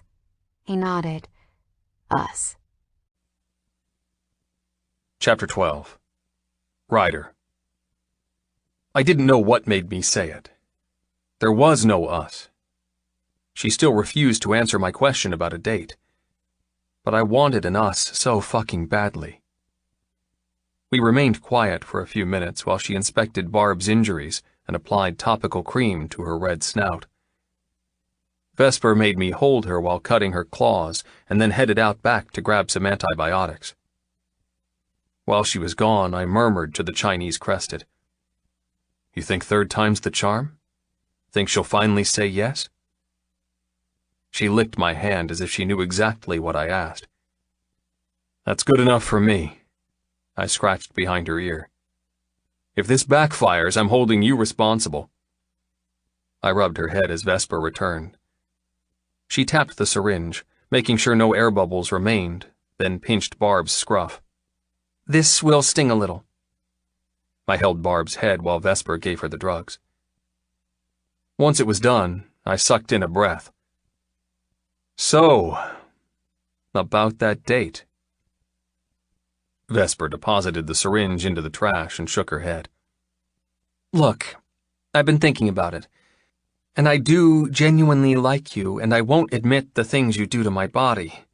But I don't think a date is a good idea." My mouth went dry. "First, you can't say things like that to a guy and then follow it up with a refusal." I swiped my hand through my hair. "Second, why is it a bad idea? We're two consenting adults who like to have fun and lots of sex. We've already cleared all the bases. We're practically coming up to our 1-week anniversary." She rolled her eyes. "You're doing that thing with no filter again." "No. If I hadn't filtered, there'd be a lot more cursing and some very explicit reasons on why you should agree to be mine. Go on. Tell me why it wouldn't be a good idea." She looked at her crock-covered feet. "Well, for one, you're my patient's owner." "Who cares? It's not like I'm your teacher or anything." I leaned closer. "FYI, that wouldn't stop me from asking you out either. In fact, I love that concept of you being my student and me a naughty professor entirely too much, and feel like giving out grades as rewards for sexual favors." She cracked a smile. "You're so bad." "Oh, you don't know the half of it." "You really don't, Vesper. Christ, the things I want to do to you." "Besides that," she rubbed her nose, "I don't know you." Is she real or just playing hard to get? My cock hardened at the thought. "You knew me enough to let me into your apartment the other night." "I was sick, and my common sense was drowning beneath germs. Besides, you gave me no choice." I wrinkled my nose. "Let's forget about the germs for a second and focus on us." "There's that word again." She shook her head. "There is no us." "But there could be." "See, I don't know about that. All I know is we'd have amazing sex together. Hell, you make me almost orgasm just by texting me or showing up here with your godlike compassion. But apart from the mind-blowing sex, I don't think we'd work together." My knees wobbled as I groaned. "The sex, Vesper, would be better than mind-blowing. It would be goddamn supernova. We make a pact right here and right now to be honest about what we like. No judging, no demeaning. We have fun and stop all that serious shit from messing it up." "But that serious shit is life. We can't just stay in bed together for the rest of our days." "Who says we can't?" I smirked. She smiled. "You know what I mean." Moving around the table, I took her hand.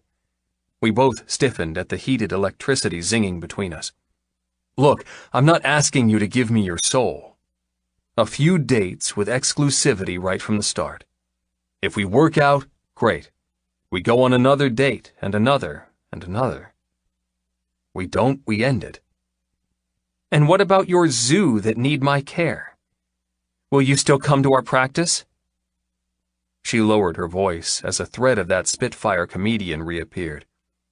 "Because Polly would literally spank me if you left our practice. We need your money, you see." "Shit. I'd spank you for free." You wouldn't have to do anything naughty. Her cheeks pinked. God, that sounds good. I backed away, rubbing the back of my neck. Fuck, doesn't it? I scrubbed my face. My temper and amount of testosterone swimming in my blood made my balls ache and control waver. It would be too easy to slam her against the wall and kiss the hell out of her. Then there would be no more playing hard to get. No more questions about a future that hadn't even happened yet. It would just be us, raw and free. I need to get out of here before I do something stupid. She shrugged. You make a compelling argument, Mr. Carson. However, you haven't answered my question about where you would send your dogs. I stared, stone-faced and desperate. Polly. Polly? I loved that she didn't seem to appreciate that suggestion. You just told me I couldn't leave the practice. Therefore, I'd make sure never to annoy you and deal only with Polly. Her jaw clenched. I don't like that idea. My heart leapt. You don't? Why? Her eyes narrowed. You know why. My hand subtly rearranged the pounding cock in my trousers. I want to hear you say it. She looked at the ceiling, wiping her hand over her mouth. You're pushing me past so many comfort levels. It's not fair. You shoved me from mine months ago. I couldn't control how my voice deepened as my craving intensified. I have needs, Vesper. I have no doubt you could fulfill those needs so fucking well. And I'd do the same for you. That's all I'm asking. Tell me why you wouldn't want me dealing with Polly. For a moment, I expected her to deny me. Seconds ticked by with no promise of her doing what I wanted. But then she sucked in a heavy breath, and something switched inside her. Her gaze locked on mine, her lips parted, and the sexiest damn voice spilled from her lips. I wouldn't want you dealing with my business partner, because I'm possessive of you. I love the way you boss me around but let me argue at the same time. I love the way you make me feel alive even when I'm riddled with sickness. And I love the way you make me so wet I have to keep a spare pair of knickers in my handbag to switch into after your visits. She never looked away as she licked her lips, almost bringing me to my damn knees. That is why I don't want you using Polly. I crowded her around the bench. You don't want anyone else taking care of me? She shook her head vehemently. No one. We do this, and as long as you're mine, other women better watch out. I have claws. What if I have lots and lots of needs? She panted as I looped my fingers around her throat. What about those? She froze in my hold, her pulse hammering in her neck. I'd do my best to help you. However, I'm afraid my specialties might be a little rusty on some. You don't know. I haven't told you what I need yet. Her skin flushed beneath my hold, her eyes latching onto my lips. I think I can guess. I became hypnotized by her mouth. The mouth I very much wanted to kiss. You can? I do, after all, have elaborate tastes. She shivered as I bent and placed a teasing kiss where my thumb felt her pulse. Pulling away, I gritted my teeth. This game we were playing had suddenly become endlessly dangerous. I think I might match you in that department. Her gaze dropped to my trousers. I have a sudden need for experimentation. My heart bucked in my chest. Want to face plant me again, gorgeous? She groaned.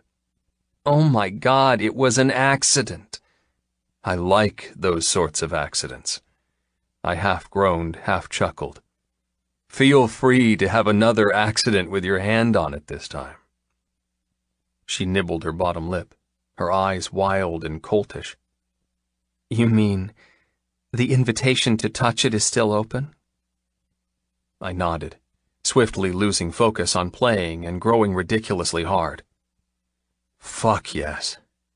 Well then, I suppose I'd better look after you. After all, I can't leave an animal in pain. You will? My brain turned to fog at the thought of her bent over the table doggy style while I thrust into her. Wait, did you just call me an animal? Isn't that what you are? I swallowed hard. Vesper, that's exactly what I'll be if you ever let me get you naked. She laughed coyly. Well, I might have to collar you then, because wild animals are known to be reckless. Our banter turned heavy with lust, but we smiled at each other, both not wanting to break the spell. I can be docile. Prove it. Prove it? How? How could I do that when all I wanted to do was leap on this woman and fuck her? She said, Take me out, seeing as you asked so politely. That I can do. My gut clenched in joy. Where do you want to go? Surprise me. But I want it to be completely different to normal dates, and I want it to be fun. So you're not into romantic meals or walks along the river hand in hand? She shook her head, placing her fingertips on my chest. My heart tore around like a moron beneath her touch. Not this time. You need to work for it. Wow me, Mr. Carson. Then you might just get rewarded by seeing me naked. Chapter 13. Vesper. I had no idea where my sex kitten confidence came from yesterday, but Ryder took me literally. This morning I'd awoken to a text. Ryder, tonight is the night. Wear sneakers and all black clothing. I'll pick you up at 7. What the hell was he planning? A high-stakes robbery? All day at work I was distracted by the thought of what he would make us do. By the time I was back home and freaking out about what would happen, I wished desperately I'd ordered another battery-operated friend. I could really have used an orgasm, or 10, to relax my nervous energy. Plus, his wardrobe rules curtailed what I could wear, making me even more on edge. In the end, I settled for black skinny jeans, a black tank top with an off-the-shoulder black sweater with light gray cat whiskers on the front, and straightened my blonde curls as a one-off. He deserved to see me when I put an effort into my appearance. Most days, I washed my hair and let it air dry into the curly chaos he knew. I hated wasting time on bathroom primping, but I didn't want Ryder to think I was a total slob. Hell, he'd already been in my apartment while it was a bomb site. This was my last chance to impress him. At 6:40, I fed Visa and looked longingly at the pink, fluffy bed I'd brought home from our small gift shop at the surgery, ready for Barb, the Chinese crested, when she'd healed enough to move in with me. She was being monitored by our vet students for the next few days to ensure her blood work was okay and her healing muzzle had no complications. I couldn't believe I was taking on yet another animal, but she was too special not to, and she deserves a better name than Barb. What should I call her? What was considered a good name for a Chinese crested? Something Chinese? Back in my past, I had a childhood friend called Aiko. It meant love, but that was Japanese. At 6:55, my doorbell rang. Holy crap, he's early. Was he always punctual, or was this his chance to wow me like I was trying to wow him? Visa took off into the bedroom to guard my pillows, while I strode toward the door with my sneakers dangling from my fingers. I hadn't worn these in a very long time. I used to jog most mornings while studying at university, but that was before life got hectic and I opened my own business. Now, my exercise came from standing all day and chasing after sick pets. Opening the door, I couldn't fight my smile. Hey. Hey. His grin was sinful but sweet, matching his all-black wardrobe of jeans and t-shirt. We complimented each other in a cutesy, gag-worthy way. I frowned. Can you tell me exactly what's on the agenda tonight? I don't feel like being arrested for breaking and entering. He laughed. So now is a bad time to tell you I have 2 balaclavas in the back seat and a sledgehammer? I took a step back, unsure if he was joking. Perhaps he was a caring dog superhero by day and a masked robber vigilante by night? Oh, that just ruins everything. He held up his hands, laughing at my expense. Relax, Vives. It's not illegal. I froze. What did you just call me? He paused. Shit. I didn't mean to say that out loud. Say what? In my mind, I call you Vet Vesper. But it's a bit of a mouthful, so I've shortened it to Vives. He looked away. It's stupid, I know. Don't worry, I won't use it. I know how women are about pet names. That's true about words like baby and dollface. They're too generic. But I kind of like Vives. He brightened. Okay. Great. I might use it occasionally when you least expect it. Stepping back from my doorway, he bowed like a gentleman. Well, now you're assured I have no criminal intentions. Are you ready to go? Grabbing my credit card and shoving it into my back pocket. Screw carrying a heavy purse tonight. I nodded. Yep. Let's get this date over with. Oh, you wound me. I smirked. If you think that hurts, you don't know me very well. I have unlimited access to scalpels and needles, so be careful what you say. He backed away with a chuckle. We've escalated to threats already? Christ, you move fast. Lucky for you. I love a woman with claws. Chapter 14. Ryder. You've played this before, right? Vesper shook her head for the billionth time. I had to admit, I'd had great fun laughing at her expense. Since the moment we arrived, she'd been uncomfortable. Then again, she had told me to think outside the box and take her on a random, fun date. I chuckled. I take it this is random enough for you? She scowled. I don't know why you're doing this. Because you told me to. I didn't mean literally take me to the most ridiculous place you can think of. She hoisted her gun and rearranged her laser bullseye on the armed and ready-to-play vest. I mean, laser strike? Really? What are we, school children? You mean to tell me some boy already beat me and took you here when you were in school? She rolled her eyes. No, I mean, this is so juvenile. Well, you banned dinner and romantic walks along the river, so this is what you get. All ready to go? The attendant asked as I spun my weapon with cocky flair just to prove to Vesper that this might be a gimmick and purely stupid, but I wouldn't just sit and let her win. When I played, I played. The competitiveness of being the youngest brother meant I tried to outdo my sibling at every turn. Damn Rupert and his bloody arsenal of skills. And yes, you heard that right. Ryder and Rupert. My parents weren't kind to us. Rest in peace, Mom and Dad.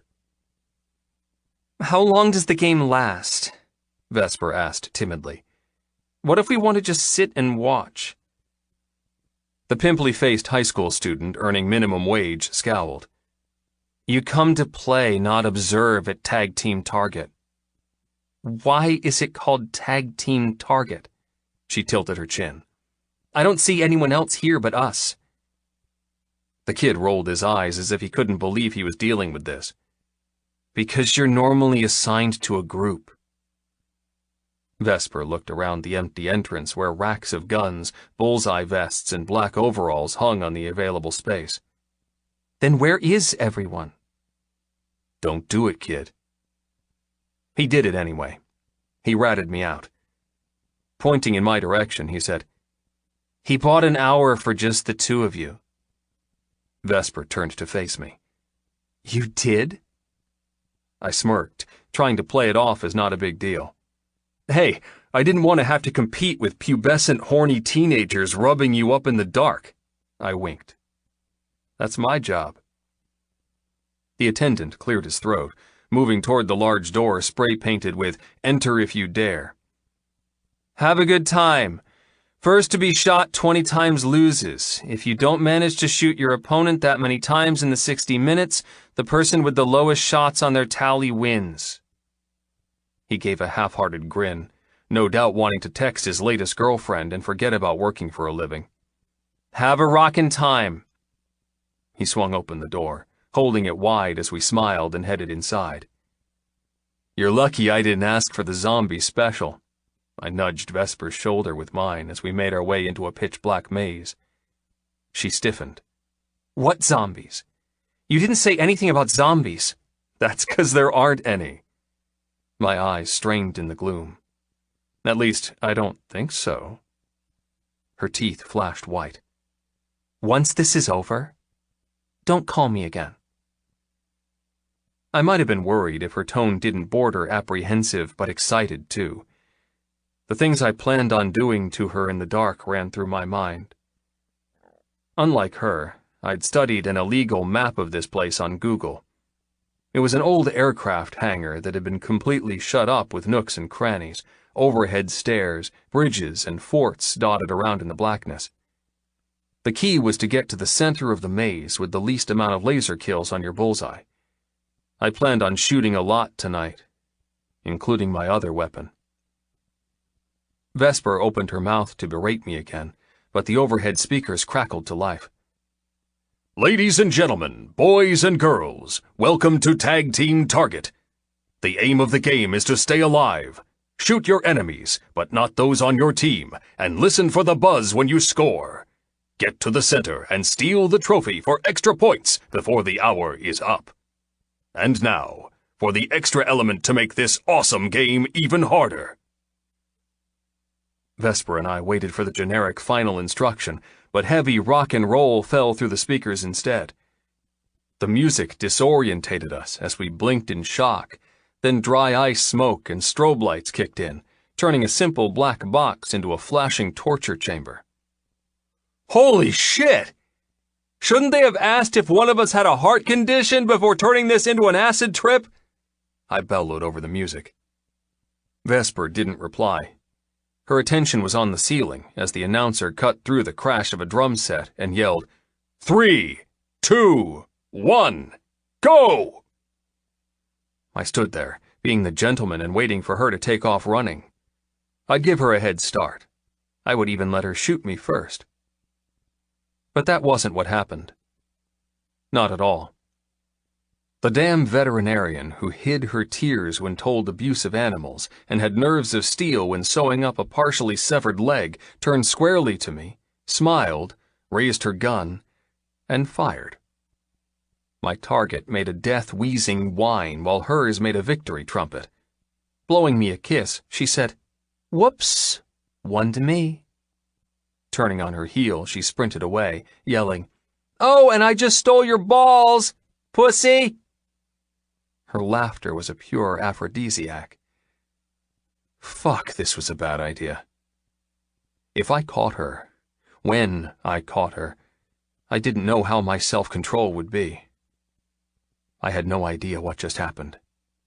Did that seriously just play out? Did the overly cautious, totally stuck-up business owner just school me? I'd been in trouble the moment I set eyes on her. Now I was fucking smitten. Chapter 15. Vesper. What the hell am I doing? I'd never been so carefree and idiotic. I felt like a moron as I dashed left, then right, down a maze of black walls with glow-in-the-dark graffiti as strobe lights blinded me. It was a sensory overload, but not the reason my heart galloped in my chest. It was because of him. He'd refused to tell me where he was taking me. At the time, it had pissed me off, but now, I was glad. There was no way I would have agreed to this stupidity, but my God, it was liberating. I hadn't been this silly in decades. I hadn't been silly, period. Being an only child meant I was more adult than kid from the moment I could speak. My mum was strict and tolerated perfection, while my dad was under her thumb and never spoke otherwise. Ryder was a cyclone in my quaint, carefully rowed field. He'd just decimated my neat little cabbage patch, but I didn't care in the slightest. "I'm gonna find you, Vess," his voice shouted over the boom of a guitar. A manic giggle fell from my lips as I careened around a wedge wall and slammed to a stop in front of a metal staircase. Without thinking, I took the steps 2 at a time, able to see the floor between the open-weaved metal construction. The moment I was on the bridge, I charged back the way I'd come, looking below, seeking my prey. He thought he could win? No way. Not going to happen. It took a few moments, but I found him prowling like a cheetah around a corner, his gun high like a Marine in a real war, his face splattered with pink and green laser beams from the crazy light show above. Crouching down, I put my gun through the slats of the metal bridge and fired at the red bullseye on his spine. Immediately, my vest trumpeted, and his wheezed. "Aw, shit. What the hell?" He spun around looking down the alleyway he'd stalked down. When he couldn't see me, I slapped a hand over my mouth to hold my giggles. But then he looked up. We made eye contact. My heart stopped. Oh, no.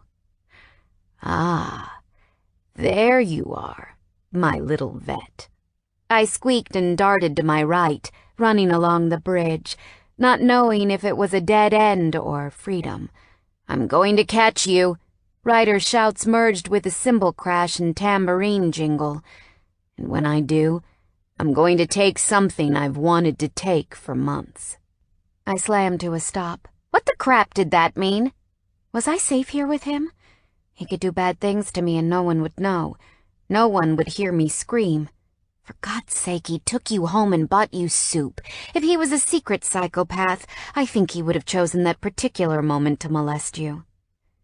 Then again, I had been sick and gross.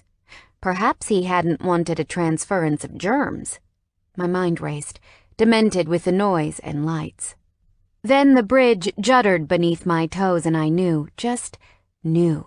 He'd found the staircase and was only a few seconds behind me. I flew. My feet clanged on the metal as I headed left at a fork and darted down another set of stairs to vanish into a small teepee that smelled faintly of marijuana and had a glow-in-the-dark painting in the shape of Professor Einstein. I huddled in the dark, waiting for him to either shoot me or appear in the entrance where I'd shoot him. He did neither, arms wrapped around me from behind. I screamed. His lips landed on my ear. "It's me." I froze as his gun clattered to the floor and he spun me around. Breathing hard, he yanked away my weapon and tossed it with his. "Gotcha." I trembled. I didn't know why he hadn't shot me. This wasn't part of the game. But I couldn't speak as he walked me backward and backward, faster and faster, until my spine slammed against Einstein's nose and grabbed my wrists, yanking them above my head. I groaned as his lower half pressed against mine, welding his hard cock against my legs, driving his thigh against my clit. "Tell me now if this is a problem, and I'll stop." I shivered as his nose grazed my cheek, his teeth nipped at my jaw. "I thought I could go slow with you. I thought I could wait until after the game, take you for a nice meal, even though you told me not to, and then kiss you sweetly when I dropped you off home." His voice changed to a deep rasp. "But that was before you shot me. Twice. That was before you ran away from me and activated caveman urges I didn't know I had." His breath scorched my skin as he pressed a kiss on my throat. "So, Vesper, what's it gonna be? Can I kiss you?" He rocked his hips, pressing me harder against the wall. I didn't have control over my body anymore. All I felt was heat and pulsating deep in my core that matched the mayhem music around us. "Can I taste you before I go out of my fucking mind?" His growl made me drenched. Who was this man? He'd successfully hidden this sexuality beneath cute pickup lines, impatient quips, and caring stares of a man who rescued dogs as a hobby. I'd seen hints of an opinionated asshole at the beginning, when he was surly, and expected his commands to be obeyed, but I would never have guessed being with him would be like this. Like every dream come true. I need an answer, Vess. He grunted, his teeth teasing my earlobe. Can I? Jesus, tell me I can kiss you. Vocabulary wasn't something I could achieve in my current condition, so a nod would have to do. The moment my chin tilted up, then down, it was over. Not just the game, but also my life as I knew it. Thank Christ for that. His lips fastened on mine, hot and heavy and wet.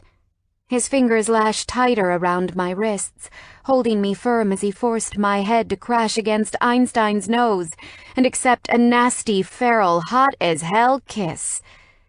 This wasn't a first kiss. This was something explosive.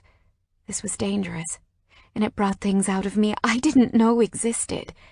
Instead of yielding to him and playing the meek, sensible girl I'd been all my life, I fought back. My mouth opened wide as his tongue teased my lips, giving him full entry with no refusal. His groan ricocheted into my chest as he pressed his entire body against mine. His thigh rocked, giving my clit delicious friction as his erection dug harder and hotter into my hip bone. Having him lose himself in this dark, maniacal world allowed me to do the same. I shed my skin of Vesper Fairfax, co-owner and perfect student, and became a sexual minx instead. I tugged where he held my wrists, forcing him to give me slack. His fingers unlocked as his grip skated down my body to join with his other hand, which cupped my face. He held my cheeks prisoner, as my own hands snarled over his body, digging into the ridges of his spine, crushing him closer, then dropping to knead his ass. I didn't let embarrassment or questions fill my head. I just let myself live. I let myself feel. And if that meant we were nothing more than dry-humping, sexually frustrated strangers, kissing like horny teenagers, then I was fine with that. I cried out as his hands dropped from my cheeks to fasten on my breasts. The black lace bra I wore beneath my top felt like barbed wire around my sensitive flesh, as my body begged for him to strip me, bite me, take me. My brain turned off. My hands shot between us. I cupped his balls with one hand and caressed his hard length with the other. Holy fuck. He thrust into my hands. What the hell are you doing to me? He kissed me harder, yanking my straight hair as if I deserved a lesson for shocking him, and touching what he told me I was allowed to touch. And then he was gone. His heat was ripped away, his mouth, his passion. I stood there gasping like a stupid out-of-water pufferfish as he paced in the small space, yanking his hands over his face and into his hair, his cock strained against his jeans, visible as the strobe lights continued to disorient us. "What the hell was that?" he asked, his face white but eyes so black with lust they clenched my stomach and made me 10 times wetter. "Who the hell are you?" I swallowed, rubbing my bruised and sore lips from his assault, reveling in the sensual pain. "You just said hell 3 times. He slammed to a stop. "What?" "Nothing." I copied him and fluffed my hair, trying to repair the damage. "That's all you have to say after a kiss like that?" He planted himself in front of me. "Is that normal for you?" The rock and roll music didn't let up. This was not a conversation for this place. However, I couldn't deny I'd never been kissed like that. No, that wasn't normal. "That's it?" His forehead furrowed. "All you have to say?" I splayed my hands. "I don't know what you want me to say. How about wow or holy shit? I need to know you felt what I just did. I'm going out of my goddamn mind." He paced again. "If you felt the same, I don't understand how you can be so calm. I feel like you've destroyed me, and if you can do that with one kiss, what the fuck is going to happen when we sleep together?" I'm not calm. I'm freaking the freak out. It was our first kiss, and yet things had happened on a crazy deep level. Let's get out of here, okay? I was sick of yelling. If you wanted to talk about this, we could, but not in this thumping tomb. Ryder pinched the bridge of his nose. Part of me wants to take you right here, to climb inside you and see just how good it is between us. The other part of me wants to shoot you twice just to even the score. But most of me wants to go somewhere private and finish what we just started. My breathing picked up as my body melted even more. It was me who approached him this time. I placed my hand over his heart. The rhythm matched mine. In that case, let's go. Chapter 16. Ryder. Jesus, Mary, and Joseph. I wasn't a praying man, but I didn't have the words for what just happened. What did just happen? Did I seriously kiss her and end up almost coming just by dry humping her leg? I'd expected a shy response, a timid tongue stroke, a gentle moan. I thought I'd have to take her hand and put it onto the cock I'd told her multiple times she could touch. However, that was definitely not the case. I wasn't prepared for the she-devil who attacked me just as hungrily as I attacked her. Her lips had been bloody handcuffs, her tongue the best tripping acid. Instead of letting me hold her and do what I wanted, she fought back and touched me in return. God damn it, I couldn't control myself around her. Couldn't control my thoughts, my heart, or rationality. I traced a shallow cut on the flesh above my butt where she'd yanked up my t-shirt to scratch my back. Her nails had been sharp. She hadn't sheathed them. She's a bloody hellcat. That thought both terrified and electrified. I'd wanted to get her into bed before. Now I could barely walk and talk like a normal man without losing all coherent thought and throwing her against a wall. Fucking her wouldn't just be a pleasure. It would be life-changing. Your place or mine? Even my voice was off, gruff and crackly. She sat stiff in the front seat of my car. She hadn't tried to touch me, didn't even look at me as we'd made our way back to the entrance of Tag Team Target and shed our bullseye and weapons. The kid had taken one look at us and decided not to say anything about how fast our session had ended or the fact that Vesper had won 2-0. He was smart. Vesper's pulse hammered in her neck as I stopped for a traffic light. The roar of the Mustang that I'd splashed out and bought last year deafened the impatient voice of my desire. She took her time answering. In my head, doubts started swirling. My shoulders rolled as another second ticked past. I answered for her. I'm tired. Maybe another night. You know what? This was a mistake. No one should experience a kiss like that. It's too dangerous. I don't want to see you again. So my jaw dropped when her gaze met mine. The baby blue of her irises were now navy with smoldering lust. Which is closer? I'd already thought of this. Yours.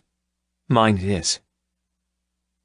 My foot pressed on the gas before my brain even told it to. Somehow my cock had overridden my inner processor, deciding it would be faster to bypass my command and take charge instead. We didn't say another word as I drove safely, but as fast as the speed limit permitted, to her tiny apartment in one of the few duplexes in town. I would have much preferred to take her back to my place. Then again, it wasn't the lap of luxury with ladders, paint buckets, and tools all over the place. At least hers had functioning doors and locks. No, hers is better. For now. The journey took forever, but finally I slammed into the guest parking space outside her building and unbuckled. I didn't look at her. I couldn't. If I did, I'd grab her nape and yank her lips to mine. Launching myself from the car, I let her unbuckle before opening the passenger door and made sure I kept a safe distance between us. No matter how much air resided, however, the crackle of awareness and spark of electricity built like a storm from her to me. Slamming her door and pressing the central lock on my keys, we headed up the garden path, through the front security door, up the staircases to her apartment, and edged around each other until we were both safely ensconced in her home. I took a few steps into her lounge while she threw the deadbolt and chain home. The cat leapt from the couch and tore into the bedroom. The kitchen light switched on, then dimmed, casting the room in romantic shadow. I turned to face her as she took a step toward me. Uncertainty and nervousness tried to butt its way into the sexual mist we'd lived in since I found her hiding in that damn teepee. But by some unspoken agreement, we didn't let it change our direction. There were no awkward questions, no small talk or offer of a drink, no comment about the weather or if this was still what we wanted. We knew this was what we wanted. Everything else didn't fucking matter. Taking another step toward me, she murmured, "I can finally talk at a normal decibel and not have to scream." She rubbed her throat, stealing all my attention and locking it on her neck. "My throat is still a little scratchy from the flu." Remembering her sickness a few days ago did nothing to cool my libido. Unashamedly, I rearranged my cock. I didn't care that I was touching myself in front of her. I think we were past that stage. Flew past it, actually. We'd shot past go and didn't bother collecting $200. "Oh yeah? You have things you want to say?" My voice strained. I had no idea why I hadn't attacked her yet, but for some reason I enjoyed the way she stalked me. She nodded, biting her lip. "Plenty to say." My heart leapt into my mouth. "Like what?" Once again, I waited for her to be coy and avoid the question, but she locked eyes. "Like how good your cock felt in my hands?" Her gaze dropped to where my erection lurched in my trousers like a dog yanked to heel. "When you told me I could touch it, I wanted to tell you there would never be a chance. I told myself I didn't want to touch it, that I would never, ever want to do that." My hearing faltered as my heart formed its own brass band and made me pant. "And now? I take it you've changed your mind?" She smiled. "Changed my mind? Oh, I've changed my mind, all right." Crossing the final feet between us, she whispered, "I've decided I want to taste it." Oh, sweet Jesus. I snapped. Grabbing her by the back of the neck, I wrenched her forward. Instead of squirming or pulling away, her fingers dug into my t-shirt and jerked me as hard as I jerked her. Our lips crashed together, our tongues fighting for supremacy before we'd even wrapped arms around each other. She moaned. I groaned. Our kiss became a war zone as our heads danced, tongues licked, lips bruised. We tried to crawl inside each other. Her leg came up over my hip. My hand went under her ass, half picking her up to do. Fuck if I knew. If I could somehow tear away our genes right here, right now, I would. I'd climb inside her and never leave. However, the only things that could connect currently were our mouths. And shit did they connect. I didn't know who kissed harder, but we both cried out as teeth crashed and tongues tied we licked so deep. Christ, Vesper! Dragging her over to the couch, I was thankful the cat had vanished because he would have been a flat cat as I let gravity yank us downward. Turning her around, I fell backward blindly, taking her with me. She landed on my lap with a gasp, but our lips never untangled. Her hands landed in my hair, and mine copied hers. We didn't cradle each other's heads. We fucking mauled them. She wasn't gentle. I wasn't gentle. All my life, I'd shielded how feral I could get in sex. I'd never let my guard down. Sure, if the woman I was with asked me to spank her a little, I did, but I never went where I wanted to go. Most of the time, A woman said she wanted some fun, which meant a light swat and some cum on her tits. This woman? I was in dangerous territory because I didn't know if I would be able to stop. But I had to because I didn't want to scare her off before I even had her. Grabbing a fistful of her long blonde hair, and yes, I'd noticed it was straight, not curly, thank you very much, I grunted, "What exactly is going on here? What am I doing? I'm the talker now?" She blinked, almost blind with lust. "What? What do you mean?" "I mean, are we going to rip our clothes off and fuck like bunnies, or is this more of—" She tossed her head back, rocking on my cock. "Oh my God, that sounds divine." My jaw locked together as her hands went to my belt. I sucked in a breath. "That's what you want?" "Yes, so many yeses. I want to be a bunny. I want to fuck like bunnies." My heart literally stopped. Vesper Fairfax was the Holy Grail. In public, she was sweet and intelligent. In private, she had a gutter mouth and sexual drive that made me get on my knees. How had I not sensed this minx beneath her scrubs? How did my cock not figure it out like some tuning fork hunting gold? Because she was gold. More than that, she was a damn treasure chest full of surprises and awesomeness. Just so we're clear, you're good with this, right? I fisted her hair tighter, yanking her head back and biting her throat. Letting myself go just a little, I deliberately left a mark, sucking hard. That's gonna bruise, and everyone at work is gonna know what a naughty, filthy girl you are. She trembled, her skin growing impossibly hotter. Fuck, she liked dirty talk too? Pushing her. Who was I kidding? Pushing myself to limits I'd never let myself go. I growled, "Do you like this?" I spanked her, hard, swatting her ass as she hovered on her knees, pushing her tits in my face. I almost came. I'd never been so close to coming in my entire life without being touched. "Yes. Hell yes. Do it again."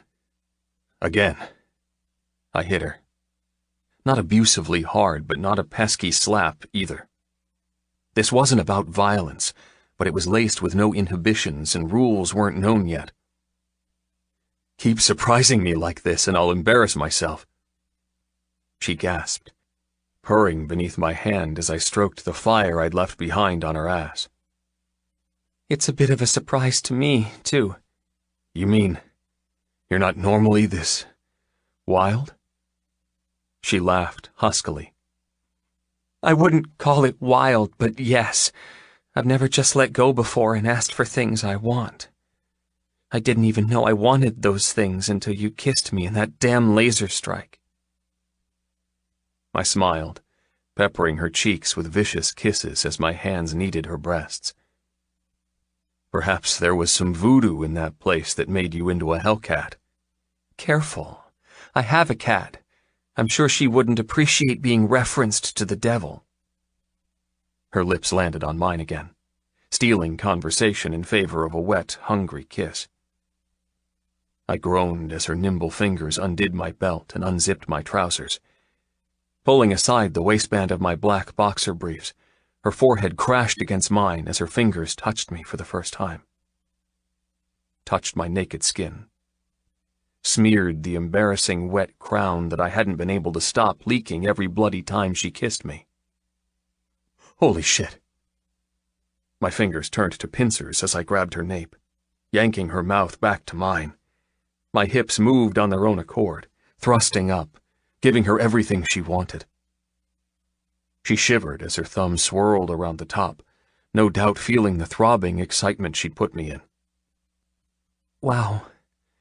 It feels bigger with nothing between us." "Jesus, Vesper."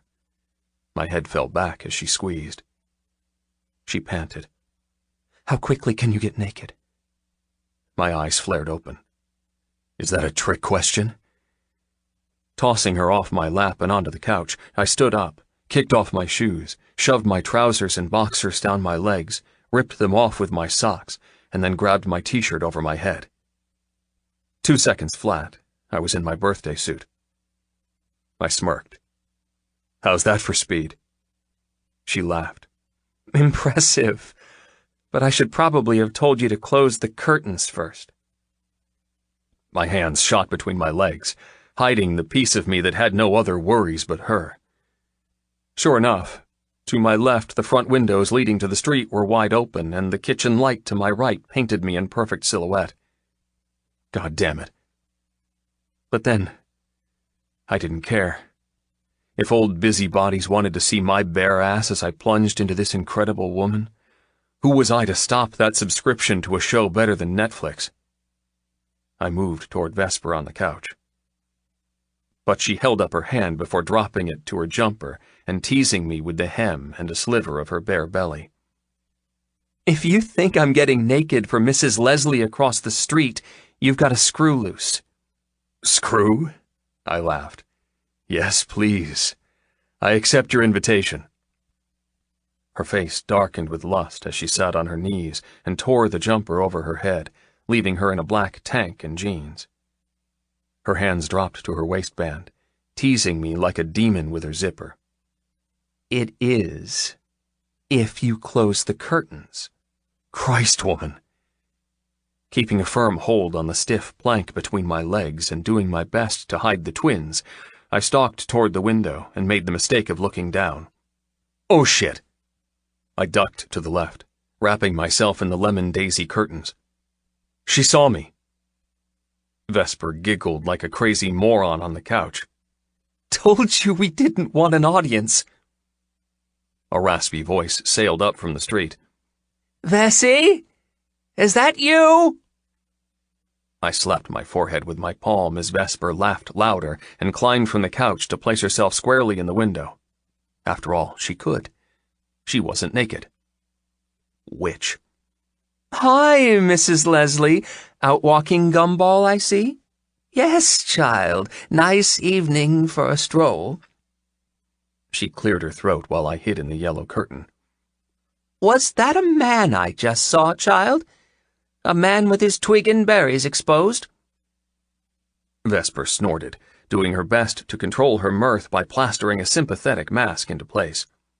"It was. Unfortunately, he's my cousin." "What?" She drew a circle in the air by her temple. "He's not all there, I'm afraid. He likes to get naked. It's a problem." She shot me a look, enjoying this way too much. The moment the town gossiper had vanished, Vess would be getting a whole lot of crazy with me punishing her. I groaned as I pictured her on her knees and my cock in her mouth. Or better yet, her on her back and my face between her legs. My hand lashed out to touch her hip, not caring if my dick was noticeable through the lemon cotton for Mrs. Leslie and her overly fat chocolate lab to see. God damn it, I can't wait much longer. I lowered my voice, hoping it was more of a seduction than a beg. "If you don't get rid of her and come here, I'm gonna jizz on your curtains." Her eyes flashed to my cock as I fisted it in a death grip. My quads vibrated with the urge to come. "Don't you dare." Her eyes narrowed. "I like those curtains. Get rid of her then." A twinkle appeared in her gaze. "Or what?" Holy fuck, this woman was too much for me. I'd seriously struck jackpot. I was so intoxicated that if it meant proposing marriage to make her shut out the world so we could have some sexy time, I would do it. I would shackle myself to this luscious vet for the rest of my life and have no regrets. None whatsoever. Don't you dare propose marriage for sex. I swallowed hard. Or I strip you while you're standing there all smug and haughty and press you against the glass for the world to see. Her cheeks reddened. You wouldn't, wouldn't I? My eyes dropped to her jeans. Try me, Vess. You don't know what I'm capable of when a sexy-as-hell woman torments me. Brushing my finger along her jaw, I whispered, "You have 5 seconds to get rid of Mrs. Nosy Parker." I kept my body against the wall, but I couldn't stop my arm from being visible to peeping Toms on the street.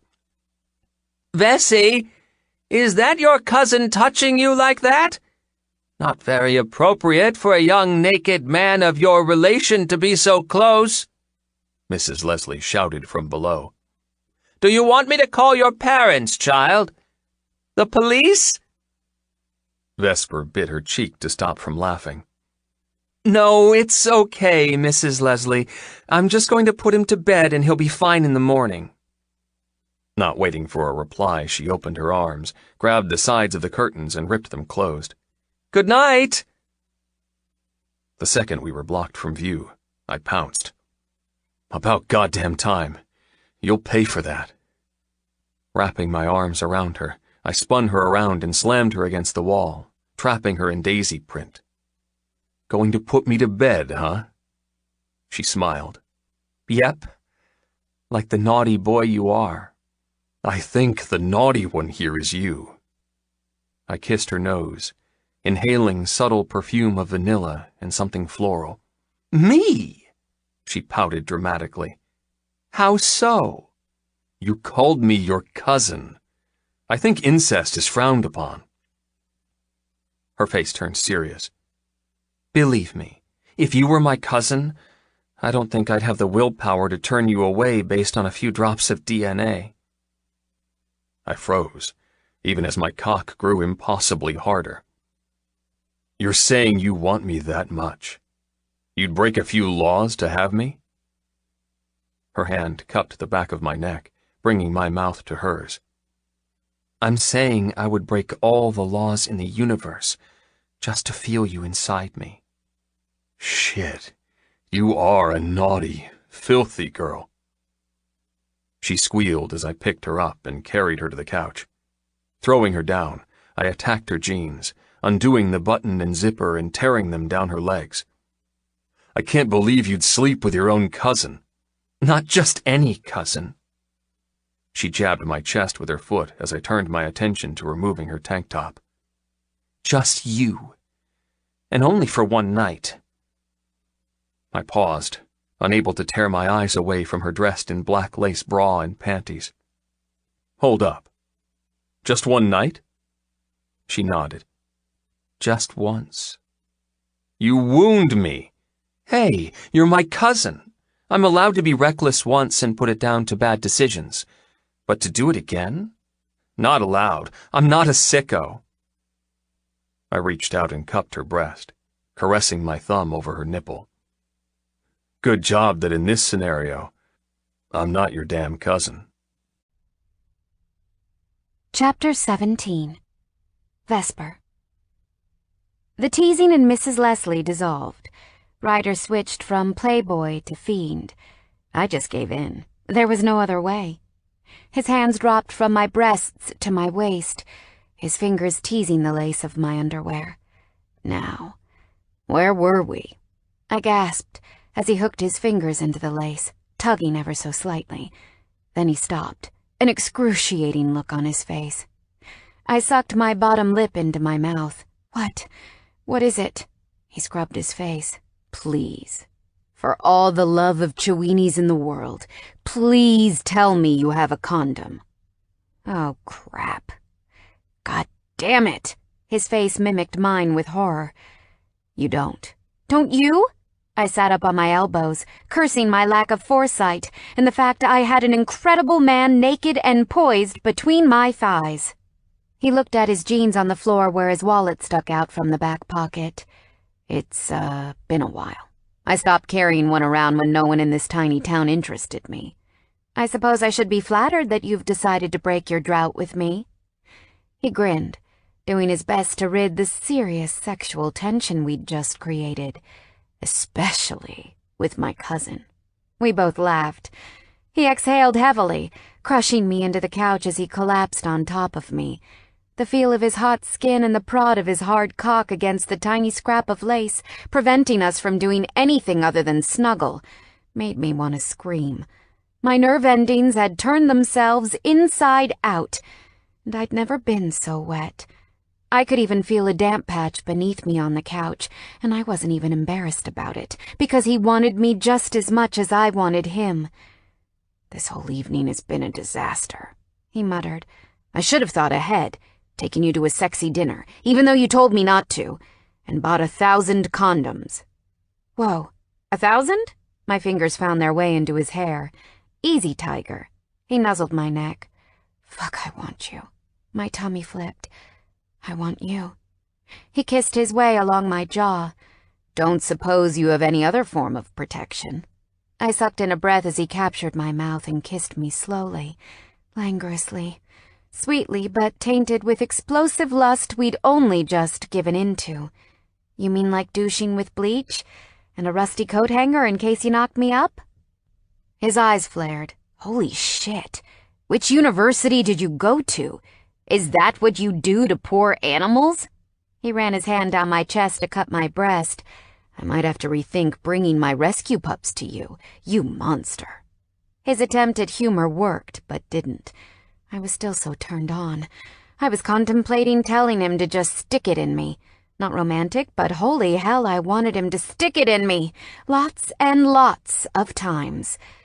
If I was on the pill and we had the unsightly conversation of where you've been and where I've been since we lost our V-cards, then we could say, screw the condom. His eyes lit up.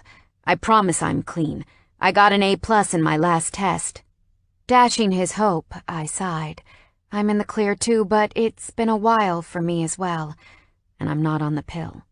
"So we can't." "We can't." I shook my head. Not even one little thrust. He groaned dramatically. "Oh, God. Just the thought of thrusting inside you makes me want to come." "Exactly. It's been a while for you and for me. One thrust is probably all we need, and then whoopsie-daisy, I have to go to the clinic and ask for the morning after pill, and Mrs. Leslie will be there and announce to the whole town that I got knocked up by my cousin." He laughed. "We definitely don't want that happening." "No, we do not." We collapsed together, fighting our bodies' pounding urge to join and forcing ourselves to be sensible adults. His tongue traced the shell of my ear. "You know, I could help you out." His hand glided down my body. "I could at least get part of me inside you tonight." I bit my lip as his fingers brushed over my pussy, but didn't attempt to remove my underwear. Even now, even after dabbling with explosive chemistry, he still gave me time to grant permission. The idea of coming on his hand was 100% amazing, especially the concept of repaying his favor by giving him a hand job and watching him come for me. But it seemed like cheating somehow. This itchy, throbbing desire and spine-tingling anticipation was too good to waste. The mental play-by-play of him slipping inside me for the first time and me coming around him was too precious a golden ticket to resort to a few finger strokes. Scissoring my legs, I shook my head. "When I come for you, I want it to be the best I've ever had." He gritted his jaw. "Fuck, Vesper. Let me make you come now. I'll do anything you want." He rocked his cock on my hip, smearing yet another bead of pre-cum. "Let me show you just how turned on I am." I shivered as he touched me again, but this time I'd made up my mind. Unfortunately for him, once my mind was made up, nothing could change it. It was why I'd finished top in my class, why I'd opened a business rather than work for another practice, why we had top-of-the-line medical equipment and not hand-me-down ancient torture devices. I chased what I wanted most, and what I wanted most right now was Ryder Carson. Pushing him away, I stood up. I didn't care, I only had my underwear on. Ryder had switched from stranger to a friend who I absolutely felt safe with. Bending down, I gave him my hand to pull him from the couch. He stood, swaying a little as his eyes drank me in. His cock bobbed, as if begging me to take pity on him. I grasped it, jerking him into me, making him stumble.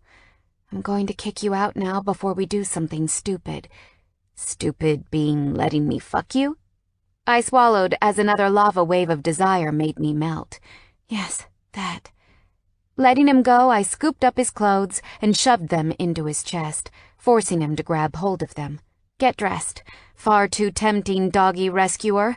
So I can boot you from my house. Only if you promise I can see you again tomorrow.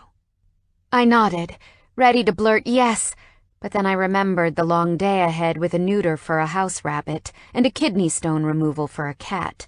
Afterward, I had an online conference with the Veterinary Society to go over a new pain reliever that had just been approved for guinea pigs. I can't. I'm busy. He threw his head back like a stubborn child. Damn you, woman!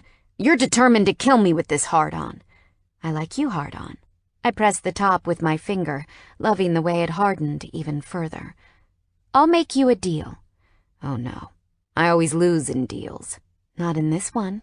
Taking his t-shirt and fanning it out for him to place over his head, I murmured, "Don't touch it, and I'll see you the day after tomorrow." He backed away, snatching the t-shirt as if it mortally offended him. "When you say see me, you mean fuck me, right?" I smirked. "Right." "Oh, praise baby Jesus." I laughed. "And just to be clear, when you say don't touch it, you mean I can't strangle the lizard? Spank the donkey, milk the snake, pump the tool? Nothing?" Where did he come up with this stuff? Exactly. No self-mutation of any kind. That orgasm that's driving you mad is mine.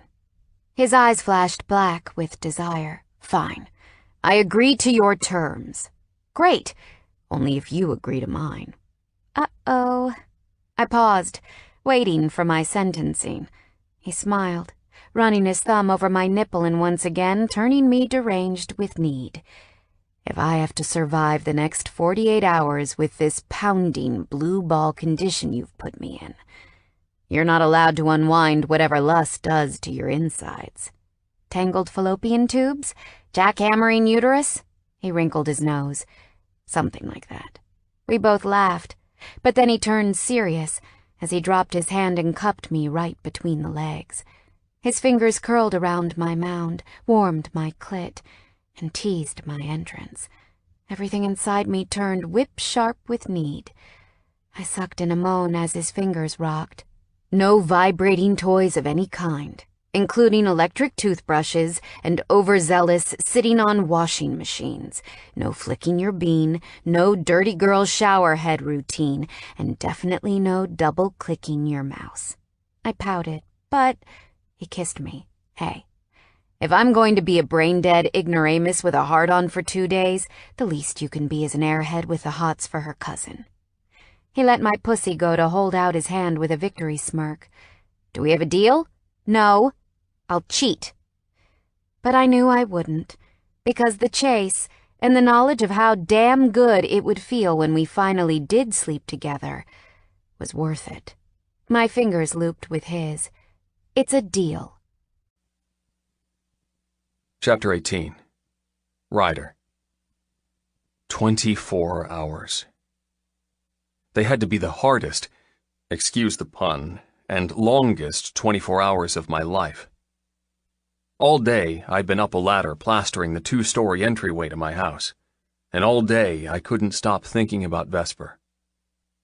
I had no calls from the shelter to collect any other mistreated animals in the Tri-County area, and even visiting the rescued mutts that I did have didn't ease the maddening lust in my blood. And she hadn't messaged me once. All day. I couldn't fucking believe it. Was my blue balls disease a joke to her? Why hadn't she returned my convoluted message from this morning? I'd been in the bathroom about to hop into the shower where the usual rub and tug was a no-no, and wanted to take a dick pic and send her way, to show her the state she'd left me in. This was all her fault. But I didn't because I wasn't an asshole. But I had sent a nice, cordial message instead. Morning, my sexy vet. I had a dream about you last night. You were in my bed and naked. How come you weren't naked last night? And I punished you for being so bloody perfect by making you scream my name while the builders were downstairs listening. I wasn't lying.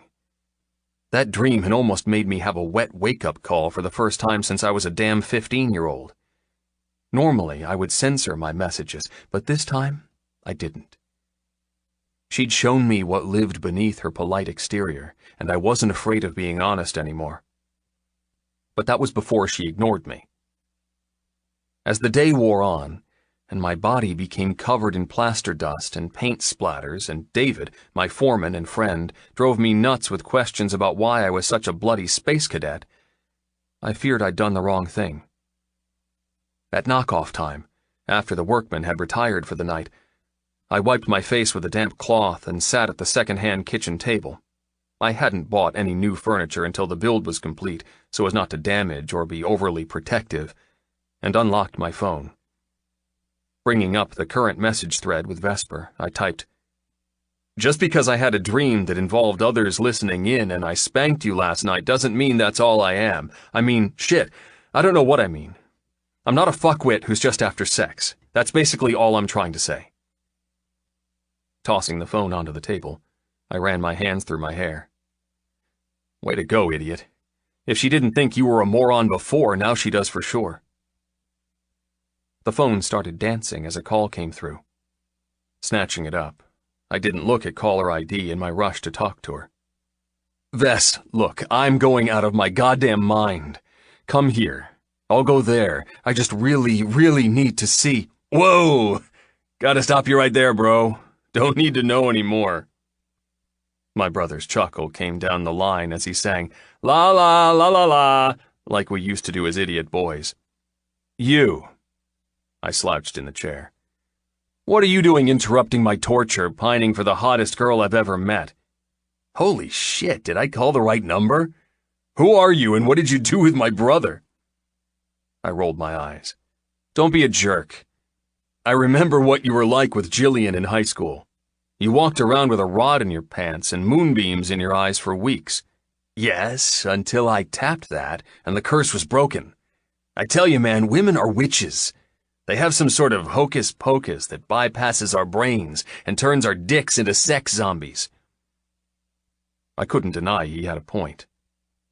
"So you were happy that the feelings you had for Jillian vanished once you'd been with her a few times?" I didn't know why I was sad about that. This thing with Vesper, whatever it was, I wanted it to last, not poof and vanish. I liked this fugue state. I loved being demented with the thoughts of getting her naked and under me, but I also couldn't wait to get to know her mind and secrets too. The pieces I'd grown to know, I liked. Really, really liked. "Yeah, thank Christ. That girl was a whiner and a fake." "A fake?" I scratched my chin, dislodging plaster dust I'd missed. "Yeah, she'd fake her orgasms and faked her interest in me. She only wanted me for the free rides I could give her in my Superfly cruise." "By Superfly, you mean Dad's hand-me-down Chrysler? The one and only." Rupert was 2 years older than me. His grades were average while mine were high. His attention to school was lacking while his interest in women was as big as King fucking Kong. Me, I was too stuck up and too fussy. I liked girls, sure, but I didn't like what they tried to hide. Rupert went on to be an uber-successful franchise owner. When he was 17, he ordered some vinyl off an Asian website and painstakingly cut out decals that said "Carson Car Rides" and stuck them on the wheels of our dad's Chrysler. He got so many compliments and requests for personalized logos, he spent all his free time, and even time at school, carving letters with a penknife and printing off different fonts on the computer to keep up with demand. It grew so big, he became known outside the village we lived in and attracted the attention of a large investor. Overnight, he went from a 17-year-old about to drop out from school to a successful business owner with a multi-million-dollar backer who made him not only a national star, but international too. Now, his tire decals, vehicle panel stickers, window logos, even shop designs and boat skins were international hits. His company morphed into Carson Creatives, and he'd been a large sponsor of the Indie Rally in Singapore last year, which locked and loaded his career. Our parents had been so proud. if not a little confused how little pieces of vinyl cut out and stuck on something as mundane as tires could become a conglomerate company. So spill, little bro. Who is she and what has she done to you? I grinned. Not telling, and I still don't entirely understand what she's done. I do know I was naked in her house last night and didn't get to touch her, and I was spotted by a neighbor who now thinks I'm her crazy cousin, which in this town with local gossip is not a good thing. Wow, sounds like an interesting one. I sighed. She is. Holy crap, was that a sigh? Did you seriously motherfucking just sigh over this chick? I slapped my forehead. I sounded like a love-struck sap. What? Hell no! Don't be stupid. You did. Oh my God, on a pogo, you like her. Like, don't just like her with your pleasure stick like her, but like heart-icky like her. Okay, time to shut up. No way. I've got to meet this elusive unicorn. I thought you'd never find one. You can talk. How many relationships have you been through now? 20? 5 long-term-ish, and I had legitimate reasons to break it off. Right. You're just paranoid. Rupert huffed. You'd be paranoid too if you caught your last ex enlisting a computer hacker to crack your banking password. Dude, she didn't. She did, the bitch. Wow. Goes to show having money doesn't make you safer. Not from the Looney Tunes, anyway. We fell silent for a second before Roop added, Heads up, I'm coming to you in a couple of weeks. Not to spy on your new piece of ass, but to have some R&R. This last conference really took it out of me. The thought of seeing my brother almost managed to push aside my crazy desire for Vesper. We hadn't seen each other in 2 years. Not from lack of wanting to, but with his hectic work schedule and the insane travel he'd been doing. It was hard to be in the same place at the same time with free space just to hang out. That's awesome, Roop. When will you be here? 2 weeks tomorrow. Mind if I crash at your place? Hell, of course. I'll put you to work. You still know how to use a paintbrush thanks to Dad teaching us how to renovate, right? He groaned. This is supposed to be a vacation. Vacation-smation. You can still have a beer or 4, and we can chat while being productive. Fine. On one condition. What is it with people and conditions lately? What? Nothing. My mind scooted to Vesper and the pact we'd made about not helping ourselves out of this mind-numbing situation. You still don't have a billion canine rugrats running around, right? I'm not going to have to watch where I step in fear of squashing a chinchilla thing. First, they're called chihuahuas, or some are, at least. And yes, I currently have 17 looking for new homes. I laughed. Hey, maybe you'll fall in love and take one with you in your suitcase next time you fly away. He snorted. Good luck with that. My phone buzzed against my face, and I yanked it away far too fast for suaveness. Just as I hoped, Vesper had messaged me. The first few lines of her message showed up. Vesper. I think we have a problem. Holy fuck. She hated the fact that I'd mentioned us having sex with others listening. She's not into voyeurism. I was an asshole. I'd ruined it. Shit. Fisting my phone, I said, Look, Roop, I gotta go.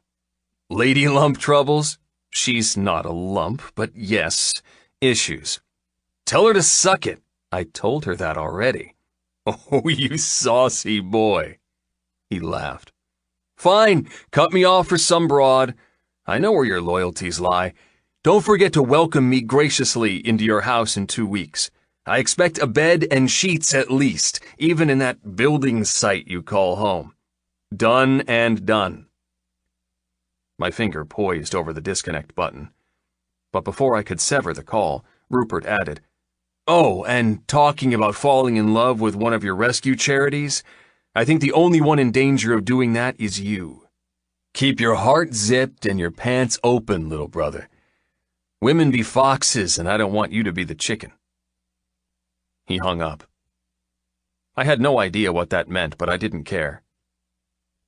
My fingers shook as I clicked into my messages and opened Vesper's. Vesper. I think we have a problem. First, you flash my neighbor with your man-meat, and then you want dirty builders to hear my orgasm. Are you an exhibitionist, Mr. Carson? My lips twitched. My fingers flew. Me. I seem to remember last night slightly differently, but I'm happy to be whatever you want me to be, Ms. Fairfax. Vesper. Oh, what a relief. Here I thought you only wanted me for the brownie points you'd get making me come for an audience. Me. I wouldn't earn brownie points, they're Cub Scout points, I think, and I would never dream of parading your pleasure around for others to enjoy, unless you asked me to. Vesper. You make it sound so appealing. Me. All you have to do is say the magic words. The flurry of messages paused for a moment, and I panicked. Instead of waiting for her to reply, I pressed call. She took a few rings to answer, and my heart pounded by the time her sexy murmur came on the line. Wanted to hear my voice, huh? You mean your insanely sexy voice? I smiled. Always. Rustling sounded in the background. I wanted to ask what she was wearing, where she'd been, how her day was, and if she'd thought about me.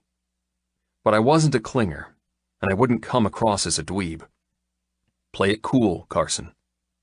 So, you good? I slapped my forehead. Smooth. Real smooth. She giggled.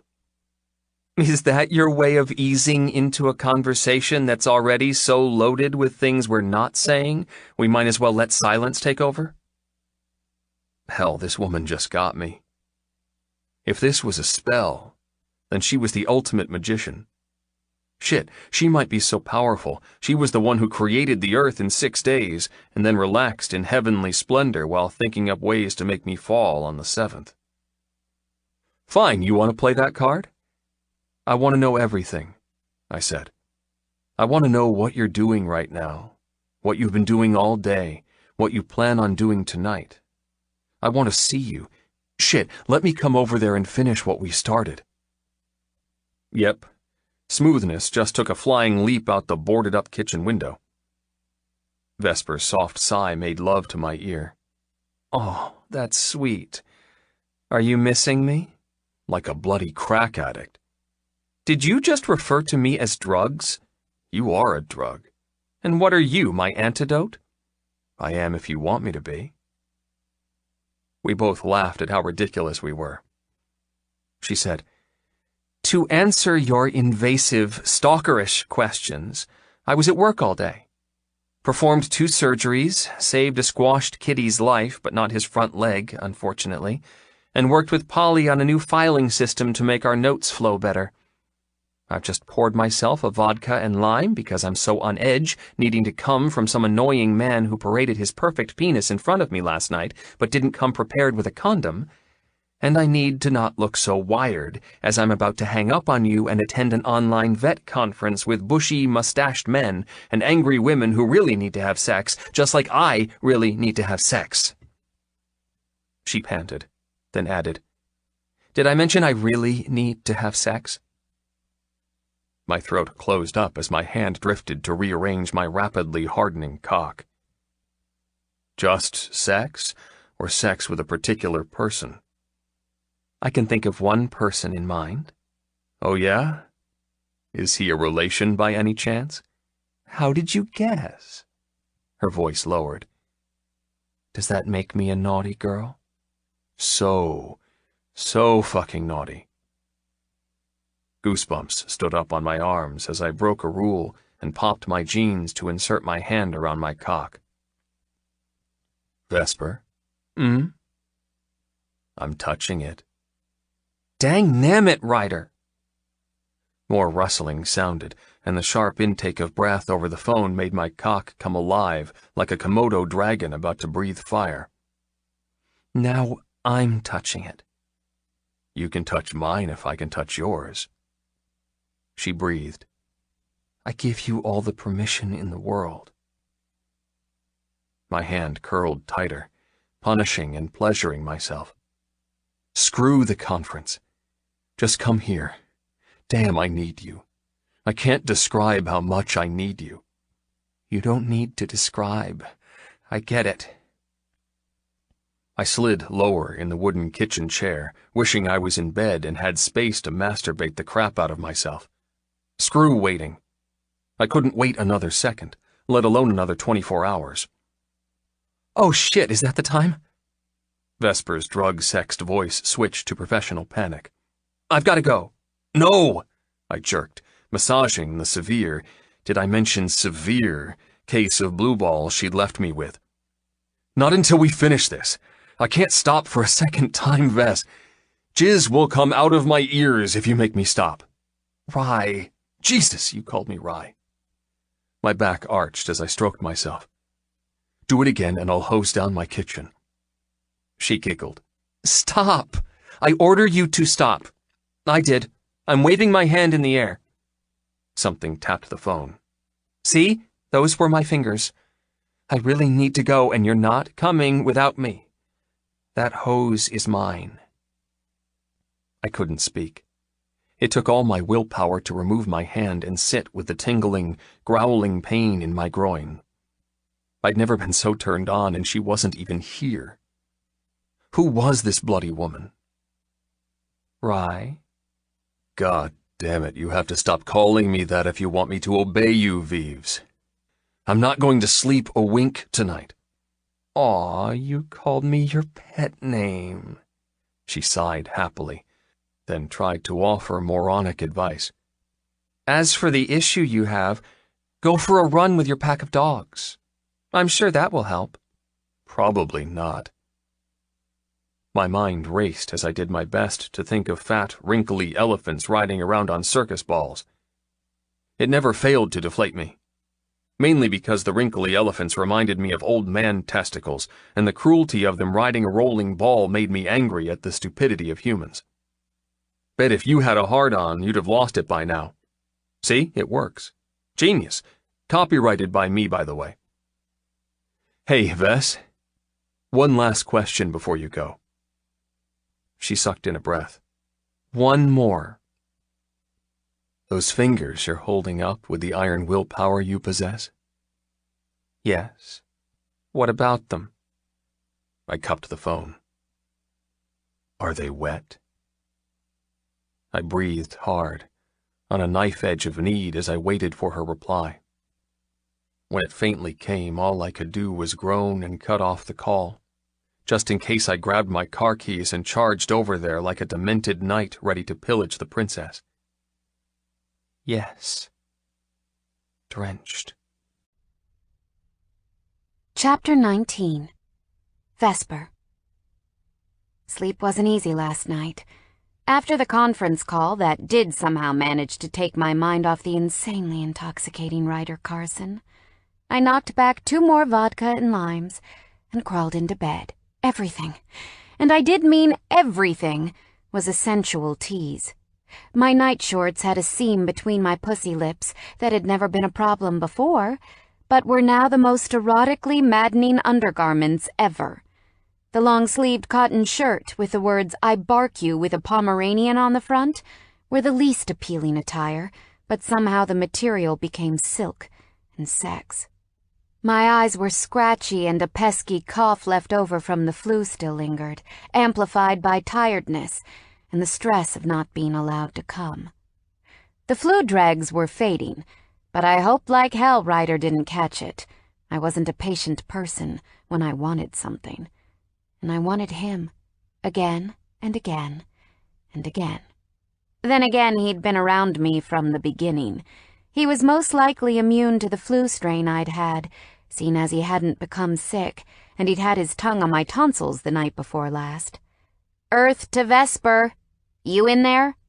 Polly waved her hand in front of my face. "You all good, chickadee?" I shook my head, dispelling the lack of sleep and Ryder-obsessed clouds. "Yes, sorry. Tough past couple of days."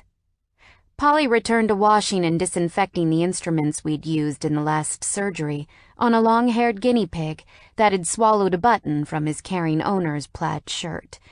He was aptly called Bits and Bobs, and now he'd had his bits and bobs cut open and sewn back together to save his life. Yes, I heard a little bird say something about how chaotic your world has become the past week. I froze with my hands in scalding water, scrubbing a scalpel. What is that supposed to mean? I mean, Mrs. Leslie was in here yesterday collecting some more dog food for her fat lab, and she whispered, in strictest confidence, mind you, that you were apparently set upon by a crazy naked cousin the other night, and she was worried for your safety. I burst out laughing. God, only in small towns could busy bodies stir trouble. In big cities, no one cared because no one knew the person they gossiped about. Why didn't I move further? Why didn't I open our surgery somewhere larger? However, if I had, I would never have become Ryder's personal dog slave and soon-to-be bed companion. I smiled, remembering the way I'd shocked him and myself when he'd kissed me at laser strike. Oh, no, Polly screeched. Bubbles flew everywhere as I jerked in shock. What? What is it? I swiveled to the door leading toward the recovery room, where a menagerie of animals recuperated. Did someone open their stitches? She rushed over to me and grabbed my wrists. Please tell me you're not sleeping with your cousin. Ew, Vess, what the hell are you thinking? I laughed, disengaging myself from her death grip. First, I don't have a cousin. Only child from only child parents. Second, I'm not sleeping with anyone. Not technically true, but not a lie either. I had full intentions of sleeping with Ryder tonight. It's that boy, isn't it? Polly waved her hand around, leaving a rainbow glisten of falling bubbles. That Ryder with all his mismatching dogs. I grinned. I can vouch that he isn't a boy in any sense. She tossed water in my direction. Ugh, you suck. Wait, have you sucked it? Not yet, I winked, drying my hands on the towel by the sink. I strolled to my handbag and pulled out a pharmacy bag, digging around inside for a new prescription to the pill that I'd started this morning and a fresh packet of condoms. I announced, but tonight I will. Polly rolled her eyes. You disgust me. Her smile gave her away. You're just jealous. Damn right I am. Where's my man-lovin', huh? The last action I got was senior year at uni, and it was miserable. Remember our mantra? We don't need men or penises. We're strong, independent business owners with far too much respect for pining after Neanderthals. Speak for yourself. You've just nabbed yourself a pretty good one. I mean, Vess, he saves dogs for a living. Who the hell does that? She fake swooned. If only I'd helped him that first day, it might be me touching it tonight. I felt a small twinge of uncertainty. Was that true? If Ryder had met Polly first, would I be the one secretly jealous at my best friend's loin limbo tonight? No, I wouldn't torment myself that way. Ryder and I had something unique. The banter between us was ridiculous and over the top, but the chemistry when we touched was not. That was real and true. Goosebumps tickled my spine as I hugged my box of soon-to-be-used condoms. You'll find someone, and besides, who knows if this will last with Mr. Wonder Dog Savior. For all you know, he might be gobbling in the sack, and I'll come back to work tomorrow sorely disappointed. Polly wound her chestnut hair into a bun and resumed disinfecting the facilities. Girl, you'll be sore, but not from disappointment. Have you seen the way that guy just stands? He does it oozing sex. There is no way he's not going to rock your world. Throwing me a fresh towel to help, she added, and I want to know every juicy detail, because I'm not shameless enough to live through my best friend's orgasms and spank-banker memories for my own until I meet Mr. Polly Dartford. You're gross, I giggled. Doesn't fantasizing about me having sex as spank-bank material make you a lesbian? I held my chest. All this time, Pauls. I never guessed. Are you secretly in love with me? I sidled up next to her, feeling more carefree than I had in decades. Do you need a kiss to make it all better? I puckered up. She stuck out her tongue, shoving me away. I replace you with me, duh. And no, I don't want your lesbo kisses. I needs me a man. She swatted me with the towel. Our cleaning up duties quickly descended into stupidity, laughing the way only two best friends can. By the time 6 p.m. rolled around, and our last customer with their squawking parakeet left for the night, I was a walking zombie from lack of sleep and the extended hypersexual awareness of not coming for 2 days. I hadn't been able to stop tormenting my libido with repeats of Ryder naked in my living room. However, when I locked up the surgery and waved Polly off to meet her high school friend for dinner, I had excited tummy butterflies unfurling their wings. The night sky still held lashings of a red and orange sunset as I pulled out my phone and dialed his number. We'd arranged to meet at 7 again. I couldn't wait. Tonight, I'm having sex. Tonight, he's all mine. My fingers squeezed my phone tighter as it continued to ring, unanswered. Voicemail clicked in. He didn't even have a personalized recording, just a robot telling me the number I'd called wasn't available right now and to leave a message. Beep. Beep to you, thank you very much. Where was he? And why hadn't he warned me he would be busy tonight? Come to think of it, why hadn't he texted or been in touch all day? I respected his attempt at giving me space, so I didn't think he was smothering me. But I loved our text volleys. I'd missed him since the moment I woke. Even in my dreams he'd made a cameo with yet another dog he'd rescued. Where are you, Ryder? I hated how my mind diseased me with doubt. Had he had second thoughts about us? Had I done something wrong? Feeling pissed off, mainly due to sexual frustration and partly due to his silence, I drove myself home, fed Visa, showered, and dressed in a fresh set of light denim jeans and peach button blouse and waited. I'd give him the benefit of the doubt and not jump to conclusions. I tried to be that good girl who didn't let anything bother her. I tried to push away stress and not fiddle with the pearl cuff of my blouse. I waited, and I waited. And by waited, I meant sat stiffly on my couch with my legs crossed and foot-tapping angrily while punching my phone screen to see if by some miracle I'd missed his return call. I even sent him a message. A cool, calm, collected message, asking if he was still up for tonight, instead of demanding he get over here and put me out of my misery. I didn't even tell him I had 12 brand-new condoms that needed soiling. But as my tummy growled, and the clock slowly slid through 7 p.m. and 8, I struggled to come to terms with the idea that all of this had been a joke to him. I meant, we had joked around, but I thought the connection was real. Wasn't it? Even the anxiousness of a well-deserved orgasm faded as disappointment and confusion settled in for the night.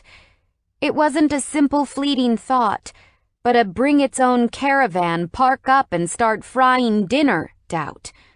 When I couldn't ignore my growling stomach any longer, I set down my phone, slid off my high heels, and padded barefoot into the kitchen. Visa scooted onto the bench and head-butted my elbow, as if sensing my melancholy. I scratched her chin. I believed he was different, titty-tat. We nose-nudged as I ducked to open the drawer for a spatula. I guess not. I had some store-bought pumpkin pasta that would do as a lonely dinner for one. Damn him. I didn't normally mind living alone. After a long day working, all I looked forward to was curling up with me, myself, and I with a good dinner, my cuddly companion, and an enjoyable movie. Ryder had ruined even that by making me worry. Was he okay? Had he been in an accident? Should I stalk the streets for him just in case he'd wrapped himself around a pole and hung to dear life in a ditch? Or was he with family and friends, and completely forgotten about little old me and our standing agreement to fuck like bunnies and put each other out of our joint misery? Maybe the misery was always one-sided. The pumpkin pasta tasted like cardboard, and after I'd eaten, I washed my dishes, spruced up my small lounge, and dragged my drained corpse to bed. Sliding out of my tight jeans, I unhooked my bra, pulled it from my shirt through the trick of a sleeve, and burrito rolled myself in my coverlet. Visa positioned herself on top of my head, like a kitty crown, and my last thought as sleep finally dragged me under was, "Screw you, Ryder Carson. Screw you." Chapter 20. Vesper. I woke to an ear-splintering chicken cock-a-doodle-doo from my phone's barnyard ring. I hated being woken up in the middle of the night. Hated it. God, this better be an emergency. Hauling myself upright with sleep sticking to my thoughts, I grabbed my phone and answered while keeping my eyes shut from the glaring screen. "Hello?" I cleared my throat and tried again. "Hello, Vesper speaking." I wasn't the vet on call tonight. That was Polly's turn, according to the roster. But I would never turn down a panicked owner with a life-or-death situation on their hands. However, this was not a panicked owner. Vesper, it's me. You! I sat upright, wide awake and fumbling for the hang-up button. "What the hell are you doing calling me after standing me up?" My heart raced with hurt. "Wait! Don't hang up on me. Let me explain." "You have precisely 3 seconds. "I don't need 3. I only need 1. "Well, you just wasted all of them, so spit it out. 1, 2, okay. "Hold up," he sighed. "I got a call at 3 p.m. from the council about an illegal dog-fighting ring. They'd managed to ferry off 8 of the 9 dogs, but one was so badly damaged, both physically and psychologically, they couldn't catch him to transport him safely. I said I'd go and help. It took me 3 hours to get there and another 2 to finally catch him. But my phone died. By the time I noticed it was dead, I had no way of charging it and still had a 3-hour drive back home. I just got back, but the mutt I rescued is in a real state. I'm worried." My anger melted into sympathy. I didn't for a second doubt his story. His sincerity and apology resonated in his voice. "Wow. That sounds awful." It was. A rustle came over the line. I imagined him pinching the brow of his nose. My heart pounded, knowing how tired and stressed he would be. "You did the right thing, Rye." His voice shuddered. "Thanks, Vess. That means a lot." We were silent for a second before I asked, "Do you want me to come over? Help?" I expected him to brush me off, but his reply was instant. "Oh, God, would you?" I didn't want to ask, but he's in a bad way. He needs proper care. Adrenaline already coursed through my blood, waking me up and preparing me for whatever I would find. Of course, I'll be right there. Launching myself out of bed, I grabbed my jeans and awkwardly tugged them on one-handed. "You're seriously the best woman I've ever met," Ryder murmured. "If you continue being this incredible, I might just have to marry you." I froze. The line crackled with shock from both of us. I laughed uncertainly, but Ryder recovered. "Look, I'm sorry. I'm knackered and worried about this poor thing. He's bleeding. I'm bleeding. The fact that you forgive me for standing you up and coming to help means the world. To both of us." Now was not the time to talk about how deep our feelings had somehow fallen. My mind focused on easy things I knew how to address rather than matters of the heart. "Wait, you're bleeding?" He tutted. "That's the least of my worries. Just come quickly, okay?" Dashing through my apartment, I collected my keys and wallet. "I'll be right there. I'm leaving now." I didn't care that I had bed hair and most likely raccoon eyes from sleeping with makeup on, and I definitely didn't have time to stop and put a bra on. I was focused, like I always was when it came to animal safety. Stepping over my threshold and locking my door, I asked, "Oh, one important thing before I hang up. Anything. Ask and it's yours." I smiled at the genuineness in his tone. "What's your address?" Chapter 21. Ryder. Her headlights appeared at the bottom of the driveway.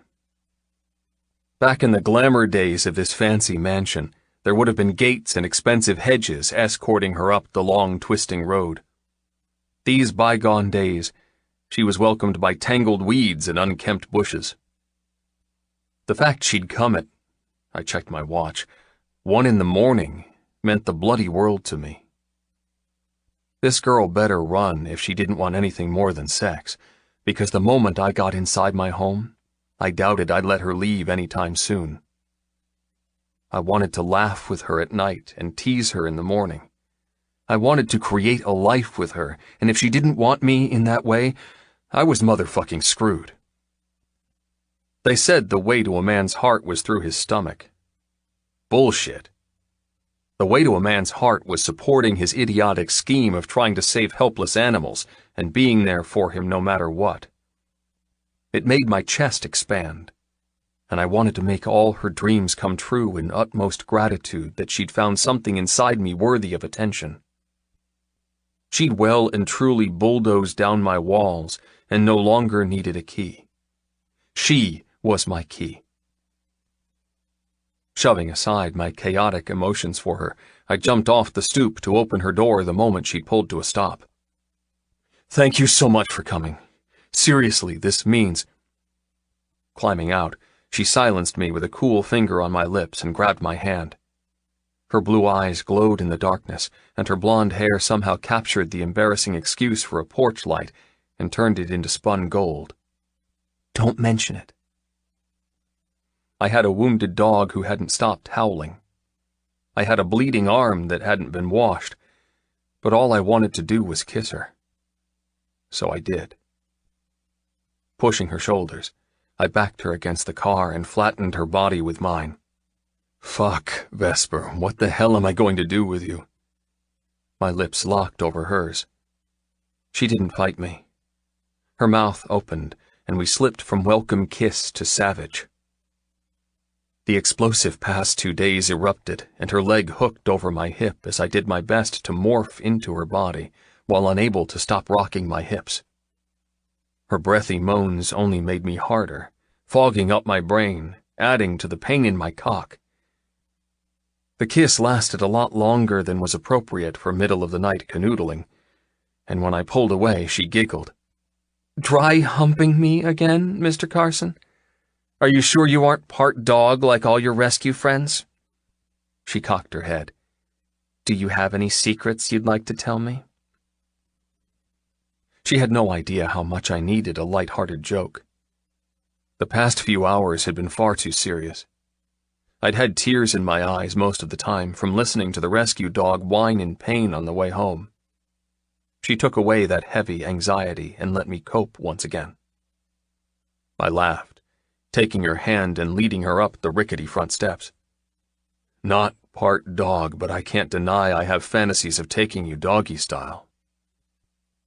Her cheeks heated, but not in embarrassment. We'd spent enough time together now that I recognized it for the same desire I felt. "I'll hold you to that." "Promise?" My stomach clenched. She looped her pinky with mine. "Pinky promise. It's a favorite position of mine." Honestly, could she get any more perfect? First, she let go of all inhibition, and then didn't mind discussing sex even when we hadn't leapt that barrier yet. It was so natural, so easy, no hesitation or coyness. Letting her go, I took a step away. "I'm sorry, but I can't touch you right now." Her eyebrows rose. "Because we have work to do and creatures relying on us, and if you don't stop touching me, you'll slam me against another convenient hard surface and have your wicked way with me?" She pulled a foil packet from her back pocket. "Because if that's the case, then yes, I suggest you keep your dirty paws off me. But if you can't, at least one of us is prepared this time."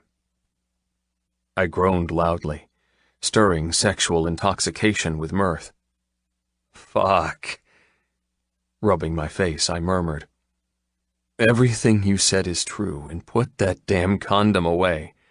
I don't need any more temptation than I already have." She waggled the packet, pouting with her delicious watermelon-flavored lips. "Pity. I was rather hoping I could break you." "Oh, you're breaking me all right." Her chin popped in the air. "Well, I'm glad. You've already broken me, Her eyes darkened. Want to know a secret? I groaned again. Does this secret have anything to do with how wet you've been over the past few days? Because if it is, I don't want to know.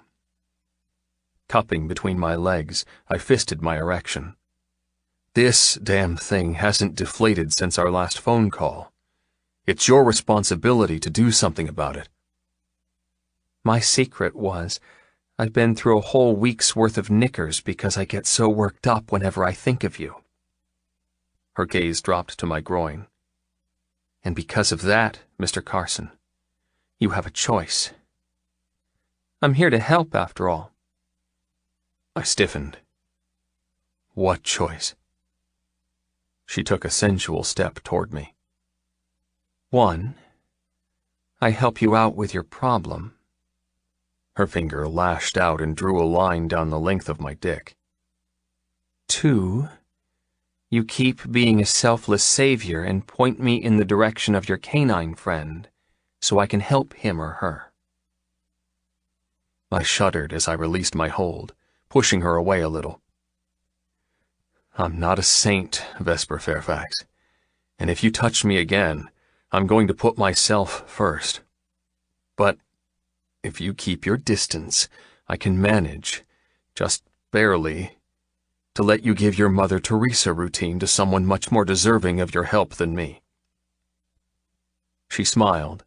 The sexual teasing faded, but her eyes spoke of deep affection and respect. Ryder, I couldn't think of anyone more deserving than you in this current moment. Tucking a stray curl behind her ear, she smiled. However, you're right. Let's cure the patient, and then we can cure ourselves. I laughed loudly, feeling the stress of the past few hours trickle off me. I would never tell her how horrifying the fight pit had been when I'd helped the council round up dogs who were scared shitless and bloody from fighting for assholes' pleasure. I would never speak of the wire muzzles, barbed wire chains, or filthy cages. She didn't need to know. I wanted the images gone so I could get past it and be happy. At least the dogs were safe now and on their way to better lives. But I did show her my earlier purchase. After all, she'd shown me hers.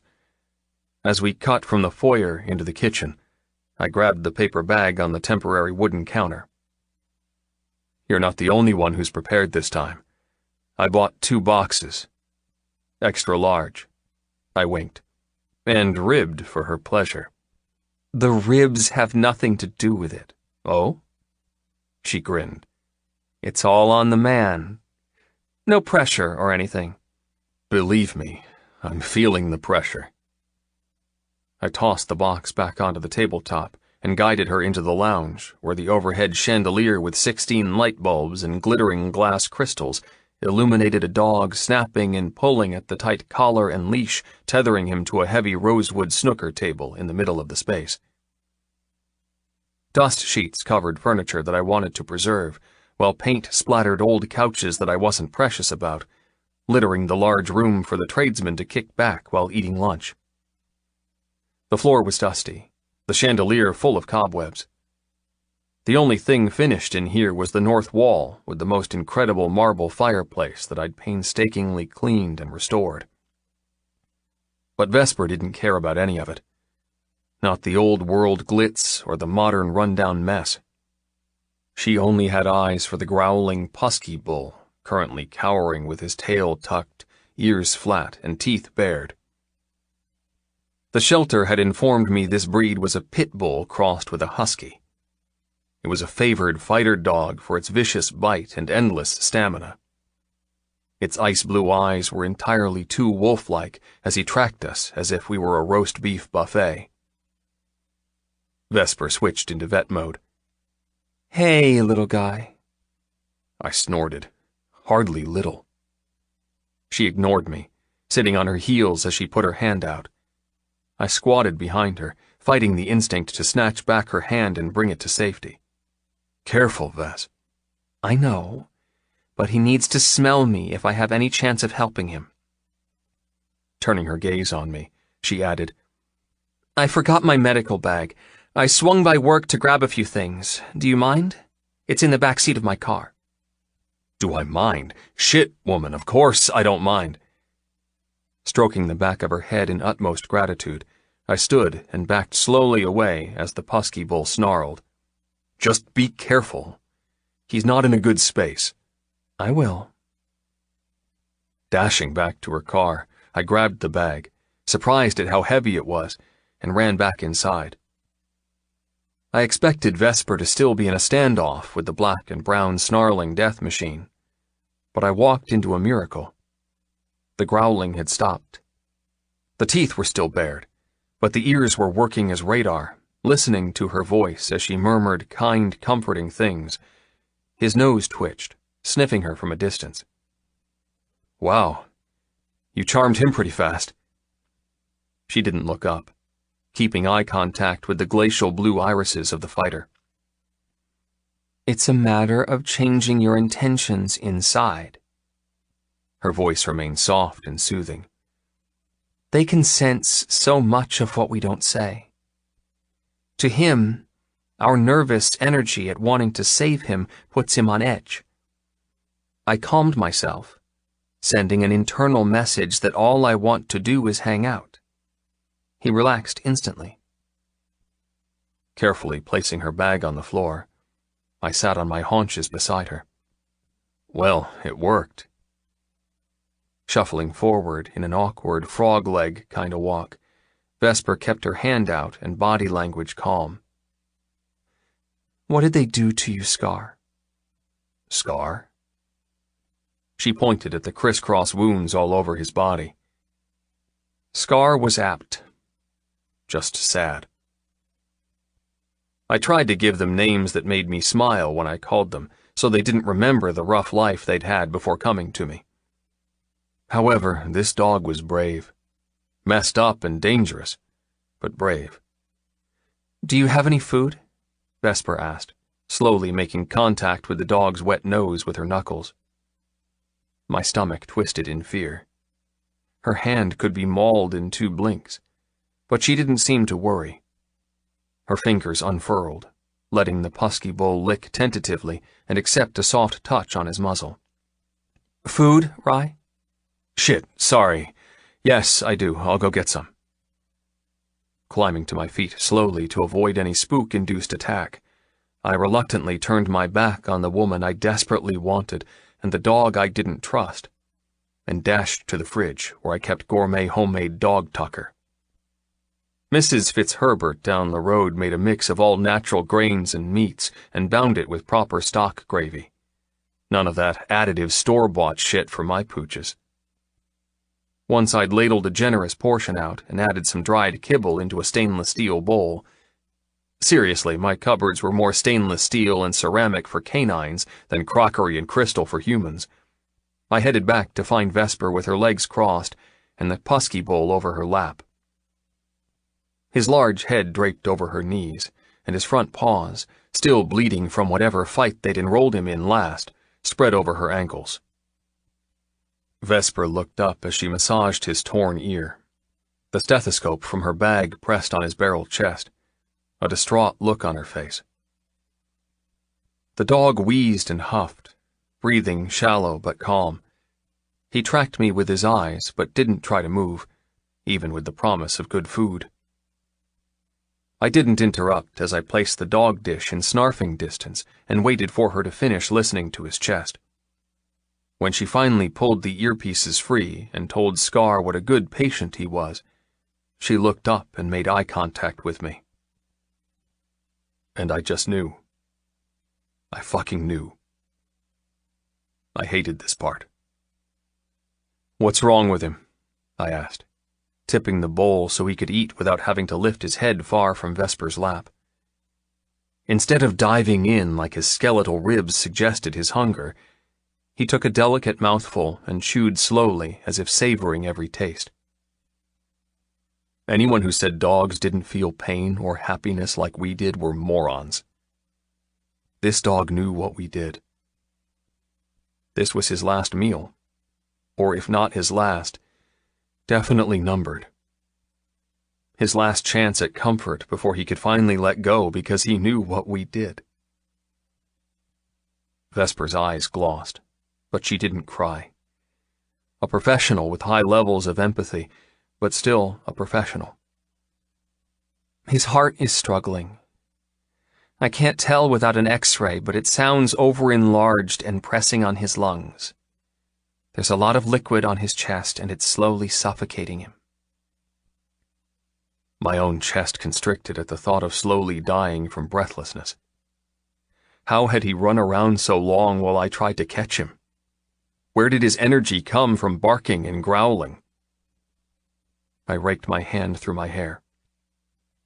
Am I to blame? Did I scare him too much? Make him exercise too? Vesper took my hand from where it rested on the dog bowl. It's not your fault, Rye. Adrenaline kicked in and kept him going. But he's tired. His body has had enough, and I don't blame him. Scar continued to eat, his ears twitching while listening to our voices. How long does he have? Vesper sighed. Honestly, I'm not sure. If we kept him quiet for the next few days, pampered the hell out of him, and gave him everything he missed out on, he might hold on for a week, possibly 2, to enjoy it. But he'd suffer. Or, her eyes flittered to her bag, I could send him to sleep and grant him peace finally. I jerked. No. Not yet. She didn't argue, merely nodded as if that was where her thoughts had gone too. Was it right to let the dog be breathless just because we didn't want to be the ones to take his life? Or was it kind to give him a few cuddles and good dinners before he said goodbye? I didn't know. And who were we to make that decision on his behalf? While Scar took another mouthful, I risked patting his head. He didn't grumble, and I accepted the invitation to touch him. What do you want, boy? Are you done and want to go, or are you happy to stick around for a bit? I looked up. What about surgery? Is there anything you can do to bring the heart back to normal size? Vesper shook her head. Not without flying him to specialized clinics. Even then, it's touch and go. No apologies or explanations. It was what it was. My shoulders rolled. Well, buddy, you tell us. We'll take it by the hour. How about that? His head bounced as he grabbed another mouthful of dwindling dinner. Vesper smiled. I think that was a yes. Silence fell as our attention remained solely on Scar. We didn't speak as the battle-weary Pusky bull finished his food, yawned, and licked us in gratitude. When he stood on wobbly legs and left a patch of blood with every footfall across the dusty wooden floor, I literally couldn't fucking take it. Can you take away his pain, at least? Vesper nodded. Of course. Now he's eaten, I'll clean his wounds and bandage them. She looked around the uninviting lounge. Will he sleep in here, or do you have a place with the other dogs? He can't go in with the others. I pinched the bridge of my nose. He's a killer. He's been bred to attack others. I can't run that risk or freak out the other rescues. I agree. Standing, she headed after Scar as he looked at the window where a breeze came in and whined. I think he wants to go out. Do you have a dog bed you can set up at least? Give him his own space until he goes? Yes, of course. Jumping into action, I added, You take him to do his business and I'll get his room ready. I grinned, but it felt tired and forced. Can't have him sleeping in anything less than luxury from now on. She half smiled. You're a good guy, Ryder. The best. And the dogs know it. You're loved. By all of them. The moonlight cast her in silver shadow, and it was my heart that lurched this time, not my cock. The intensity of that inconsequential moment filled me with lead and bubbles grounding me at the same time as making me float away. I couldn't reply. I merely nodded and turned on my heel to prepare the best few days of Scar's life. Chapter 22. Vesper. By the time Scar had done his business outside and allowed me to wash his paws in betadine and apply topical cream with bandages, tiredness was a heavy shroud. I'd found a few puncture wounds on his left flank from another dog's teeth and a few festering sores under his front arms. Every inch of him was inspected and tended to. I just wished I could reach into his chest and somehow fix his enlarged heart. The clock in the kitchen showed 2:40 a.m. by the time I was happy with his condition and given him a schmacko treat I found in a drawer designed for utensils, but was chock-a-block full of squeaky toys and dried jerky for dogs. I'd completely underestimated Ryder. Looking around his large but unhomely house, I picked up clues that he'd kept hidden. His humor and antics made him come across as carefree and slightly self-absorbed. But as my gaze landed on hammers and chisels, and the occasional crude comment written by a finger in the dust on the kitchen top, I saw a man who had a fascination with fixing broken things. Dogs, houses, maybe even humans, too. I hadn't been broken, but I had forgotten how to laugh, how to ask myself what I truly wanted. That night in my apartment had been the first honest-to-God connection I'd felt, not toward him, but toward myself. I'd been true and didn't hide behind filters, or thoughts of what I should be and how I should act. He had a gift, and he gave it so damn generously to everyone. Thinking of him must have summoned him as he appeared, his hands jammed in paint-splattered jeans, like always, and his hair a mix of dark brown and plaster gray from dust. "How's the invalid?" Scar wagged his tail as Ryder bent over and scratched behind his ear, but his breathing was no better. The rattle and wheeze broke my heart. "Time for bed, buddy?" Scar licked his hand. Rubbing my lower back, I said, "He's all done, and I've given him a dose of Medicam, which is an anti-inflammatory and painkiller. He'll be feeling pretty happy right about now." "That's great." Ryder stood. "In that case, time to show His Highness his throne for the night, and then I want to show you something, too." My heart skipped as Ryder patted his thigh. "Come on, boy. Your night of decadence isn't over yet." Scar hauled himself up with a war-weary groan. He took a few strides to become flexible enough to walk without stumbling. I wrapped my arms around myself as I followed the two males from the kitchen through the partially renovated foyer with its gorgeous wood paneling and cobwebbed chandelier, and up the elegant sweeping wide staircase. Halfway up, Scar stopped mid-step, coughing and gasping, trying to catch his breath. Instead of making a big deal out of it, Ryder scooped up the solid muscle and carried the killing machine up the final steps and into a room off the hall. Once again, my heart tied itself up with string and swooned. Stepping into Ryder's bedroom, I slammed to a stop. "Oh my God, Ry!" He looked over his shoulder as he carried the pooch to the window seat that could easily fit 4 people to watch the gardens below, and the scattered cushions and towels littered in the horseshoe shape.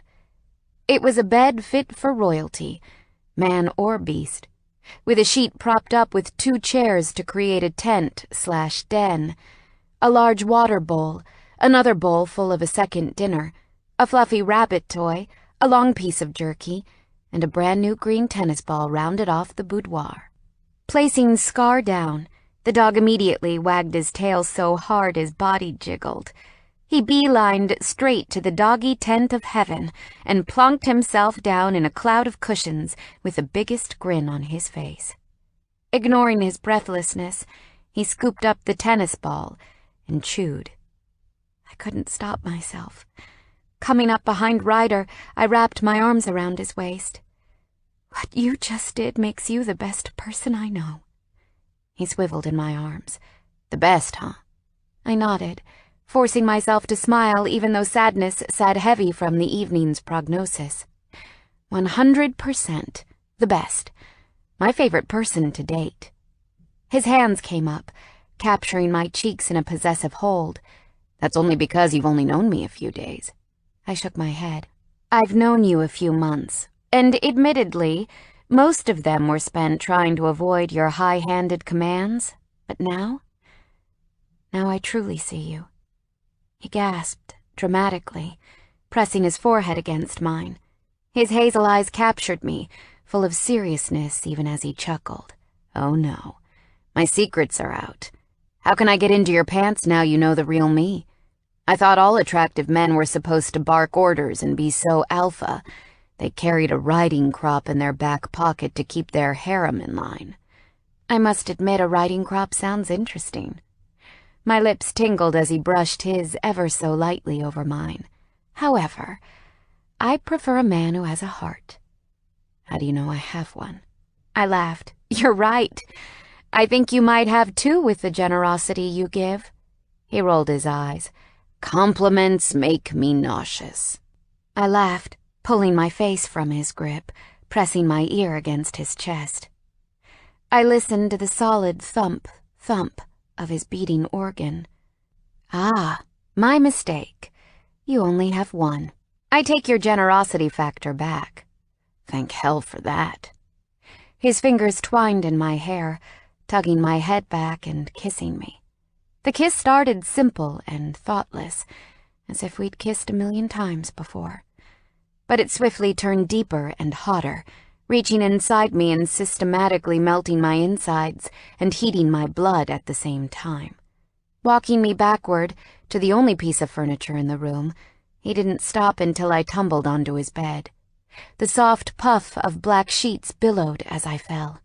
However, I wasn't allowed to rest. Ryder continued to push me as I crawled backward, scooting my butt higher as he climbed over me on his hands and knees. He never stopped kissing me. I never stopped kissing him. Bracing himself over me, he balanced enough to have the use of his fingers, which found the buttons of my peach blouse and undid them one at a time. He didn't break the hypnotic rhythm we'd wordlessly set. There was no rush this time, no banter, no tease. We'd touched something deeper tonight, and in honor of that, jokes had been put on hold for now. I didn't even care Scar was in his little fort on the floor, most likely listening if not watching. The audience factor wasn't new. My damn cat loved to hang out in the bathroom when I took a shower, and heaven forbid she ever left me alone when I peed. She had to be near me at all times, and having a feline watch me wash, or a canine watch me sleep with Ryder for the first time. Whatever. Holy fuck. You're not wearing a bra. Ryder captured my breasts the moment the last button was undone, teasing my nipples. I arched into him, biting my lip as he kissed his way down my throat and sucked my left nipple into his mouth. Christ, I've wanted to do that forever. I moaned as he delivered the same treatment to the other breast. While he kissed and licked my girls, his fingers continued their journey downward, undoing my jeans button and zipper and silently pulling the tight denim down my legs. Once they were off, I lay in just my pale pink knickers and blinked at this man who completely beguiled me. I don't want to talk, okay?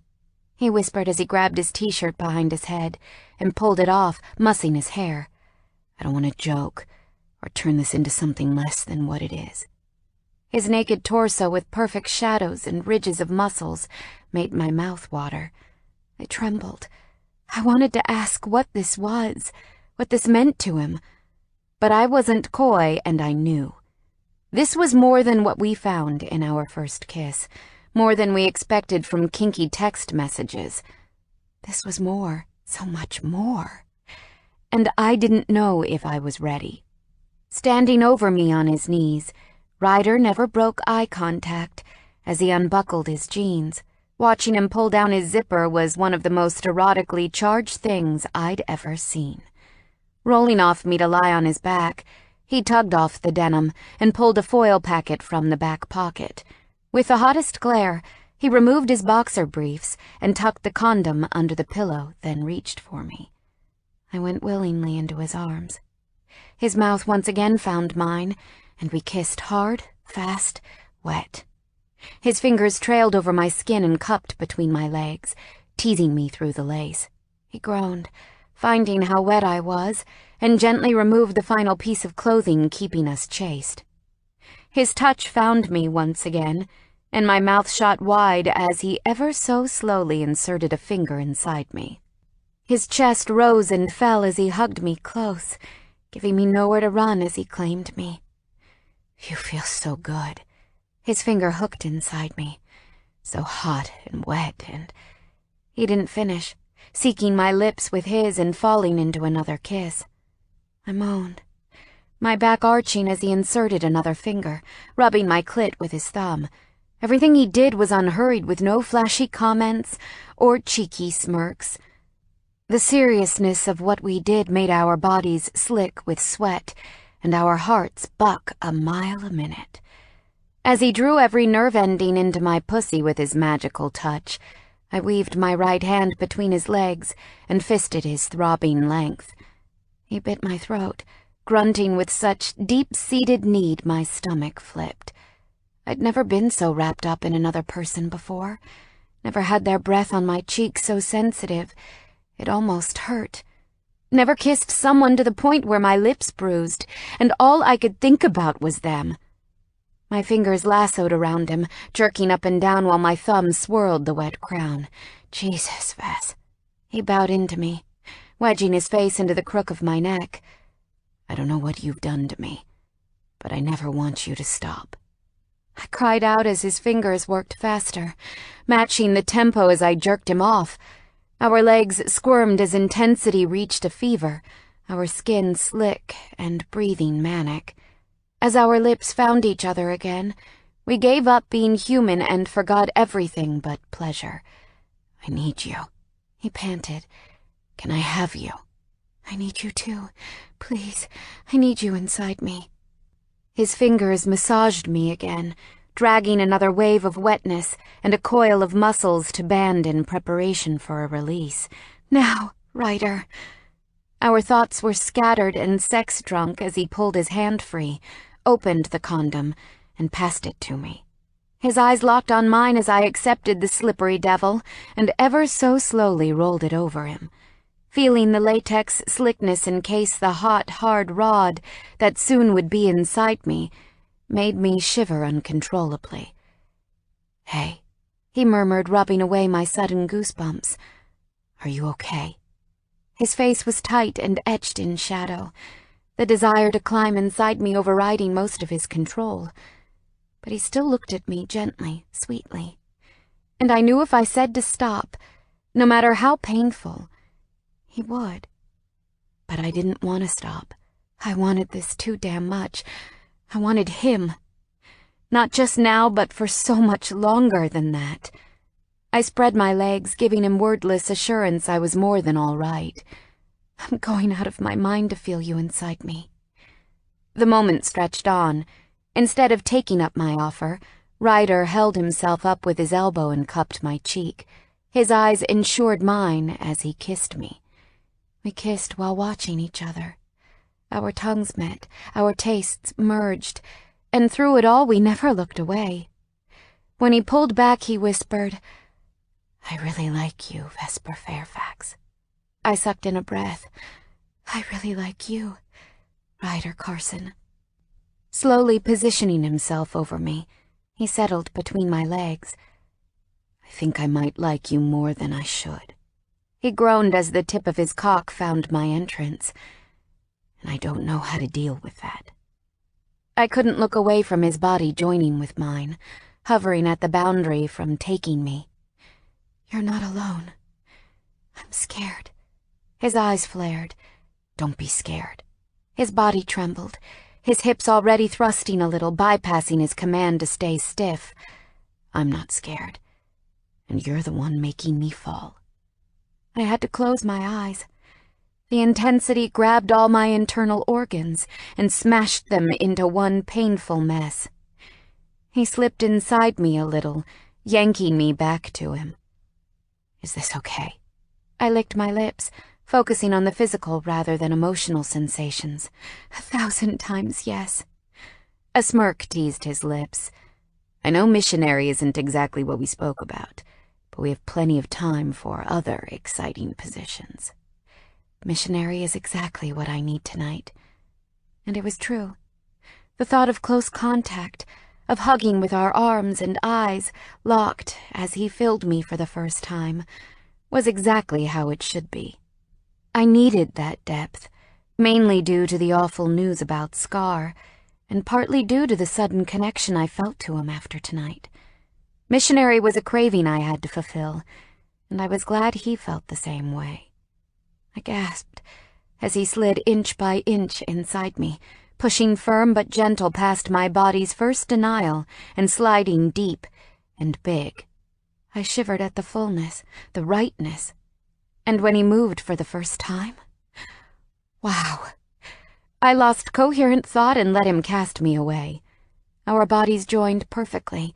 There was no quip about touching it or riding it, no laughter, but there was connection and desire, and that was so damn powerful, I ached to come, and he'd only just entered me. His mouth descended on mine again. We kissed and fucked to a steady beat, slowly increasing in tempo the higher we climbed. My legs tightened around his hips as I encouraged him deeper, faster, harder. "Christ, Vess." He buried his face in my hair. "I need to come. The past 2 days have been too fucking much." My head tossed back as I welcomed tingly sparks of a building orgasm. My inner muscles popped and fizzed, gathering a storm. "Come. I'll come with you. Just don't stop." "I can't stop. I doubt I'll ever be able to stop." The bed rocked as we fought together, against each other, for each other, driving each other higher and higher. The mattress bounced, the bed frame creaked. I lost connection with the outside world as Ryder shoved me up the pinnacle of pleasure, and I leapt. Oh, my God. Yes! My pussy fisted him, setting off his own release, which in turn made mine so much stronger. On, wave after wave. I'd never come so damn hard or so absolute.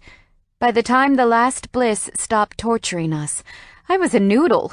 We were both breathless as we slowly returned from heaven, floating back to earth. We stared into each other's eyes, and there was so much to say, so much to ask. But it was late. We were emotionally spent. It had been both a travesty of an evening and a triumph. It was time to go to sleep, to let what we'd just done settle, and face a new day together. Chapter 23. Ryder. Vesper slept on while I woke early. At first, I didn't know where I was, panicking at the foreign arm thrown over my chest and the leg entwined with mine. Then I remembered. Scar. Sex. Her. My heart rate instantly calmed as I gathered Vesper's sleeping form closer. She was so warm and sleep-tangled, so fucking special to me. Normally, I didn't like to cuddle or even be touched, but with Vesper, my normal had been torn up in order for a new chaos. I wished I could stay in bed with her forever, but nature called, and there were 18 now, dogs waiting on me for breakfast.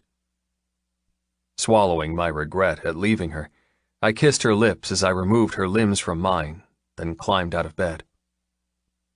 I was used to getting up early, even if my foreman sometimes had to be the alarm clock, and I had a shit ton of stuff to do before the work team arrived on site.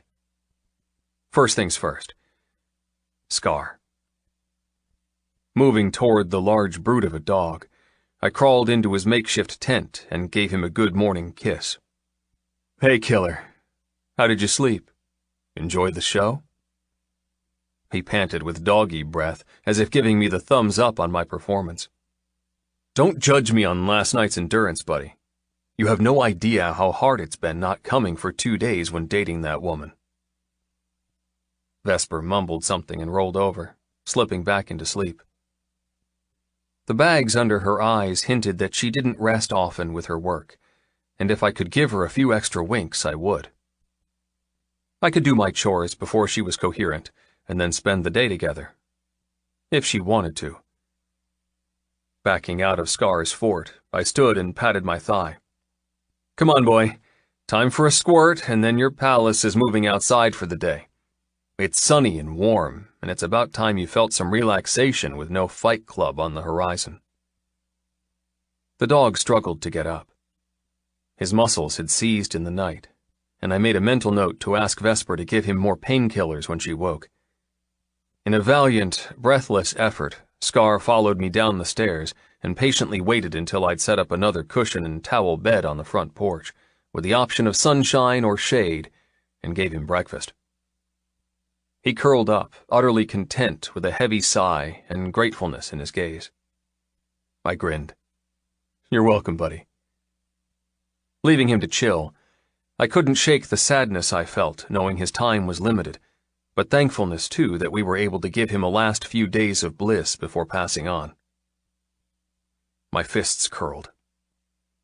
If I ever found out who ran that fighting pit, I'd probably kill them myself. Good job the police had already picked them up, or I'd be in jail with no bail. Striding to the kennel, I was greeted by a bay of happy barks and wriggling butts. A mismatch of terranoodles and cocker poodles. As I acknowledged each pooch and accepted my morning allotment of dog kisses, one special resident bumbled into the barn to earn her fair share of attention.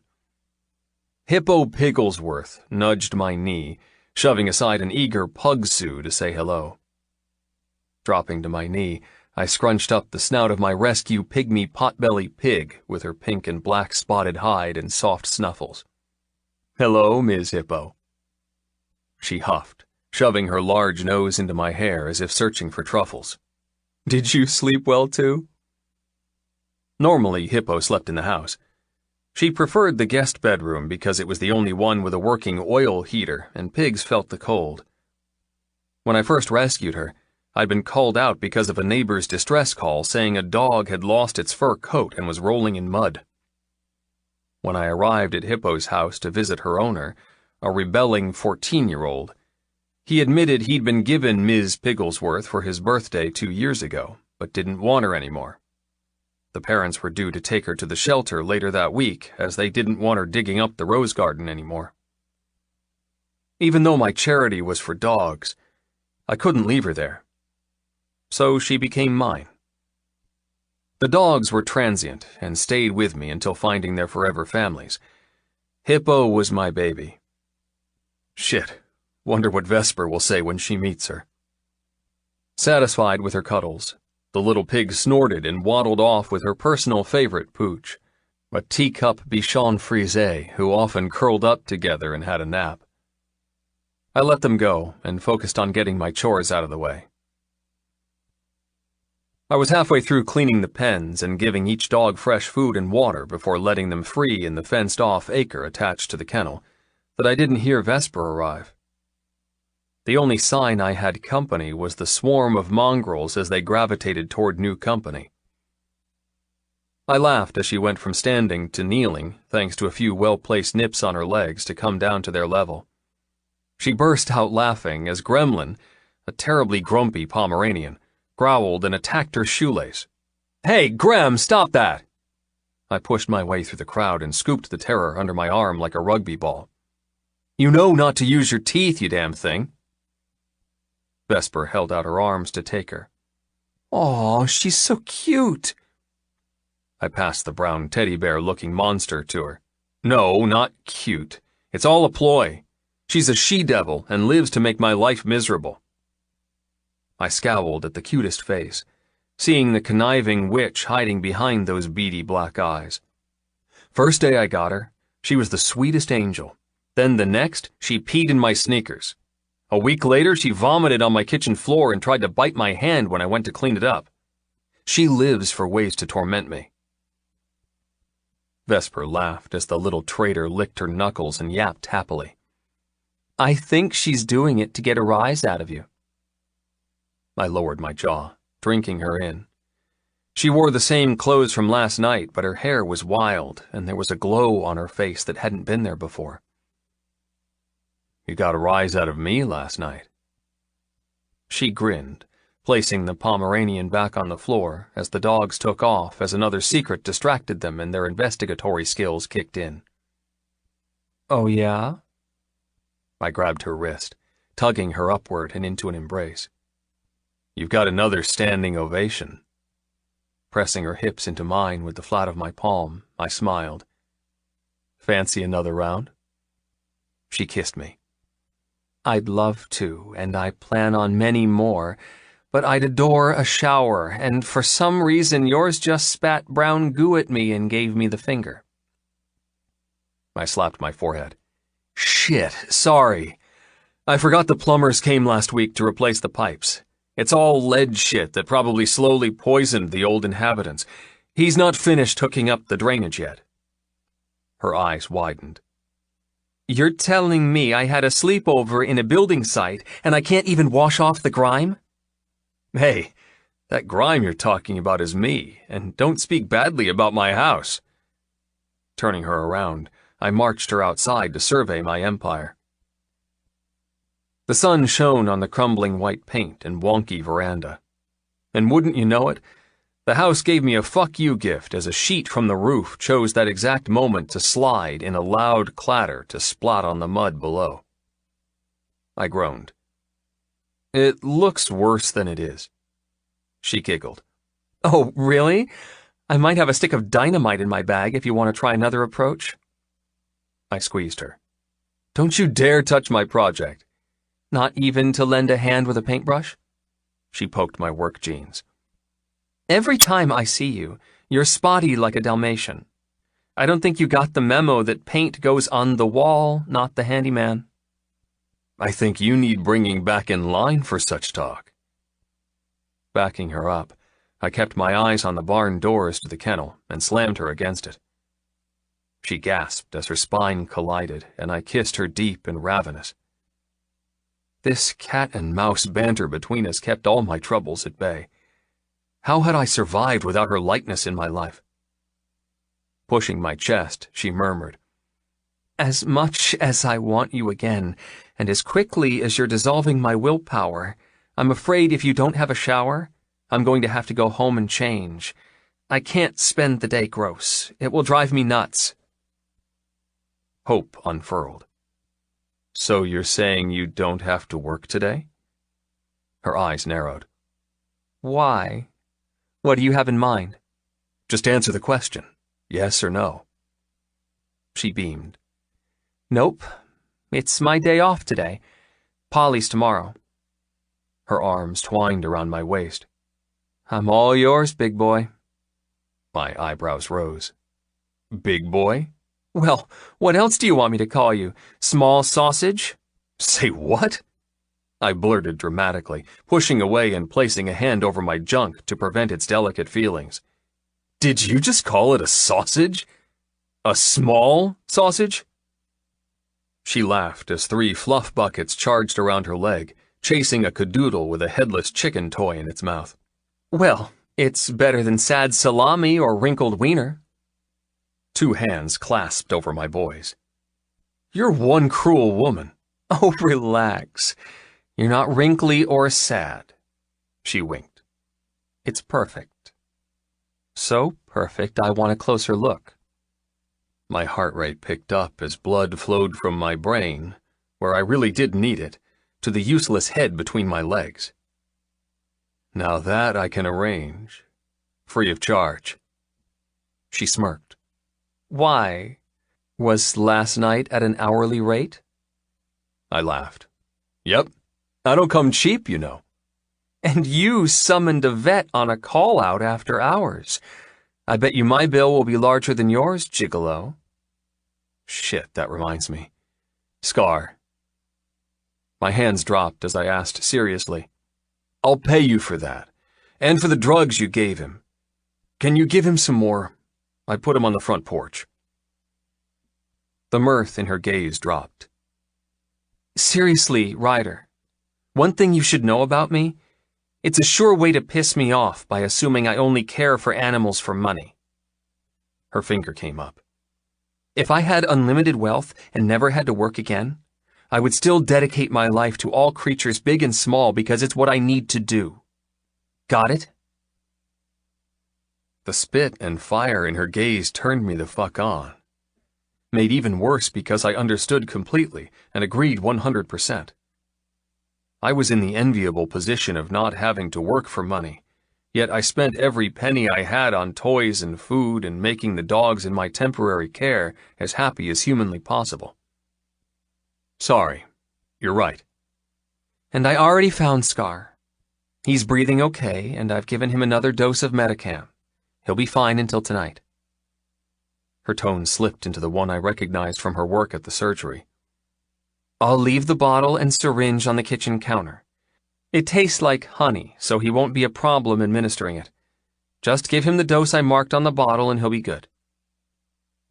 My happiness level dropped. You mean you won't be here to give it to him? She paused. Well, no. I'll have to go home tonight so I'm ready for work tomorrow. Her eyes searched mine. You'll have had me for a solid 24 hours by the time I go home. I have a feeling you'll be sick of me by then and glad for some solitude. I highly fucking doubt that. I ignored my panic at her leaving and laughed. God, you're right. I didn't think about that. Jeez, 24 hours. That's gonna be tough. Moving toward her again, I cupped her cheek, running my thumb over her cheekbone. I'm going to be so bored entertaining you all day, having to clean you, feed you, bend you over my couch and fuck you. I pressed my lips to hers. Man, what a chore. She trembled. When you put it that way, maybe 24 hours isn't long enough. I grinned. Now you're seeing it from my point of view. A Chihuahua barked, running between our legs.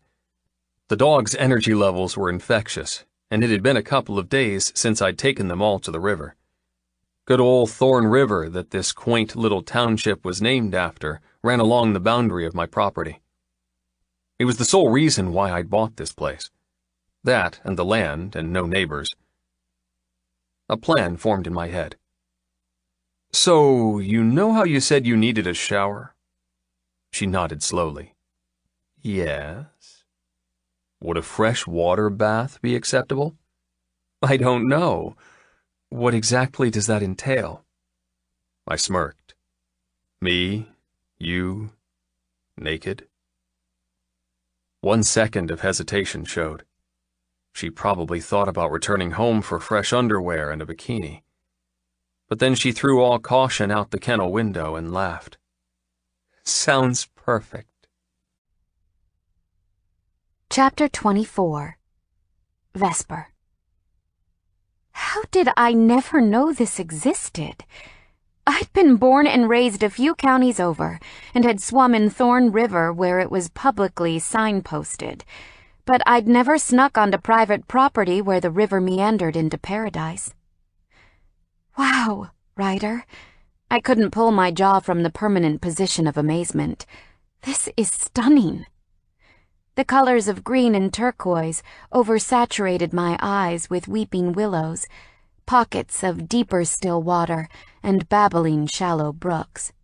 Rocks stuck out of the velveteen water, slick with algae, while reeds played in the depths like mermaid hair. Sunshine speared around green leaves and brown bark, dappling the embankment. I never wanted to leave. You're the only one who's seen this. He rubbed the back of his neck. It's my sanctuary. I'm rather possessive of it. Haven't even shown it to my brother yet. I swiveled to face him. Wait, you have a brother? He nodded. Yep, 2 years older, wildly successful. He narrowed his eyes. Why? Already planning on trading me in for a better model? I laughed. No way.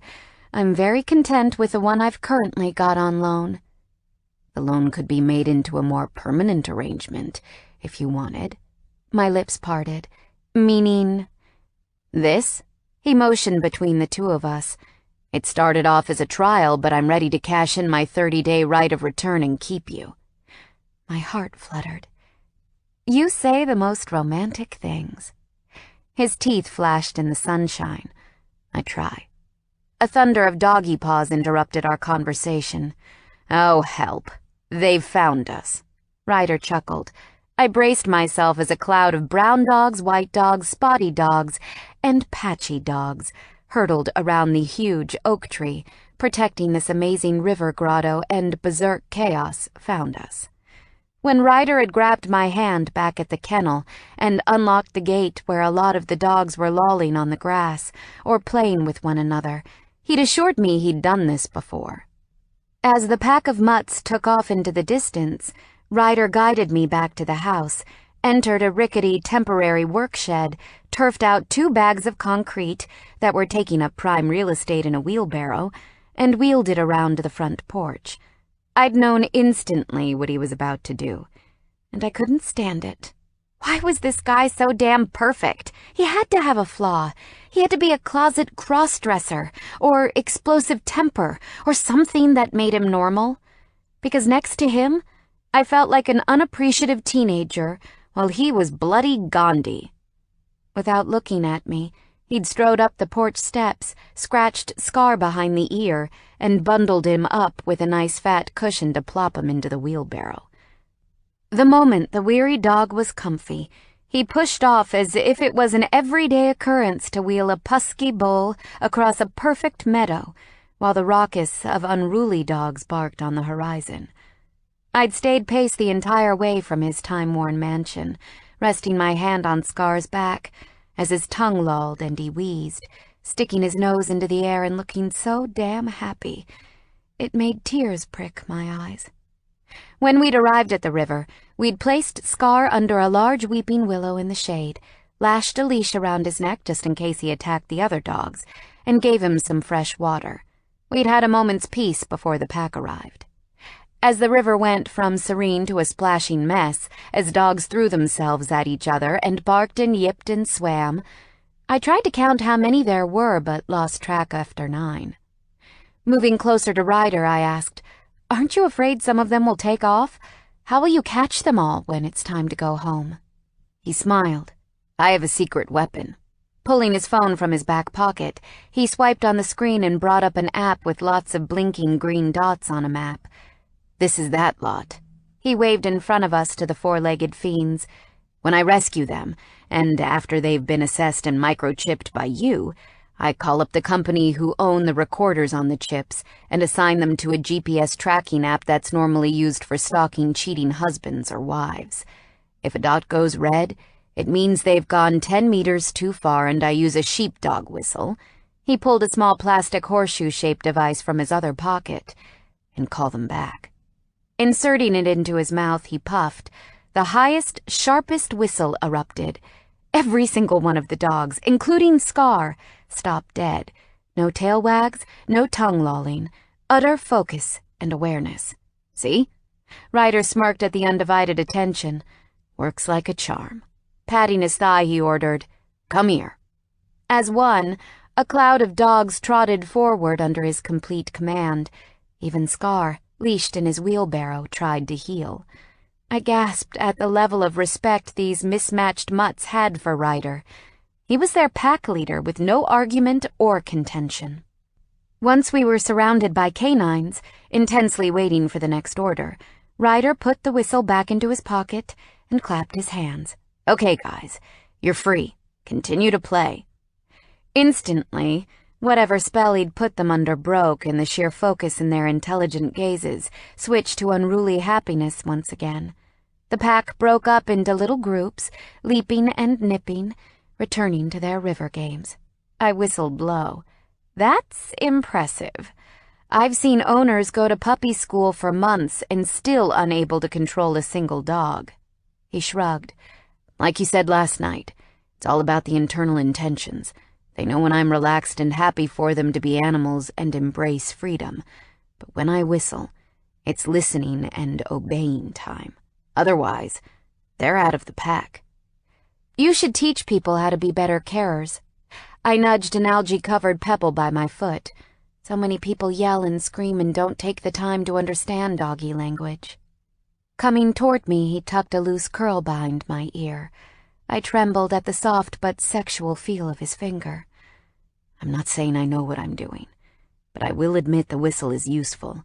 I currently have 18 four-legged brats, but once I had over 30. I haven't lost one yet, and this way, I can take them on a group walk and not worry about them vanishing on me. Not to mention, when I find their forever home, I give the new owner all the information, including the app, so they'll never lose them again. His eyes turned sad. Too many pets are lost and put into the system and killed because loving owners never tagged them or bothered to register the microchip correctly. A lot of pointless deaths could have been avoided. We stood side by side, watching as the dogs slowly calmed from their manic antics and broke off into smaller packs to investigate bushes and interesting smells. One or two detoured to check out Scar and his wheelbarrow, but one vicious snarl from the killing Pusky Bull, and they quickly kept their distance. I was worried that Scar would try to jump free and chase them, that he'd feel left out, or his murderous training would be too hard to overrule. But the moment the dogs had vanished in a shiver of foliage, he calmed right down and closed his eyes with contentment. Ah, peace at last. Ryder took my hand, looping his fingers with mine. Now, I believe it's time for your bath. I can't believe you're still wearing the same clothes. You dirty girl. I laughed as we walked along the river edge toward a deeper blue swimming hole. You can't talk. You're constantly in dusty work clothes.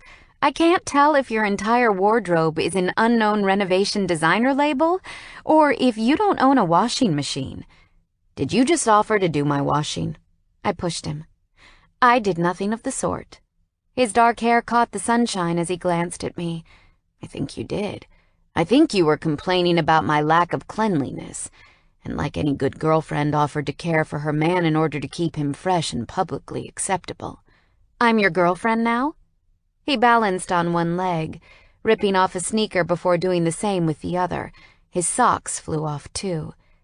Do you want to be? I cocked my hip, tapping my finger against my lips in serious fashion. That's a loaded question. What terms and conditions does such a title come with? Tearing his t-shirt off, he looked me up and down. For starters, you get me. He boldly unbuckled and stripped his jeans and boxer briefs off in one go. Fisting his cock, already standing tall and at attention, he murmured, You get this any time you want. Well, that's very tempting.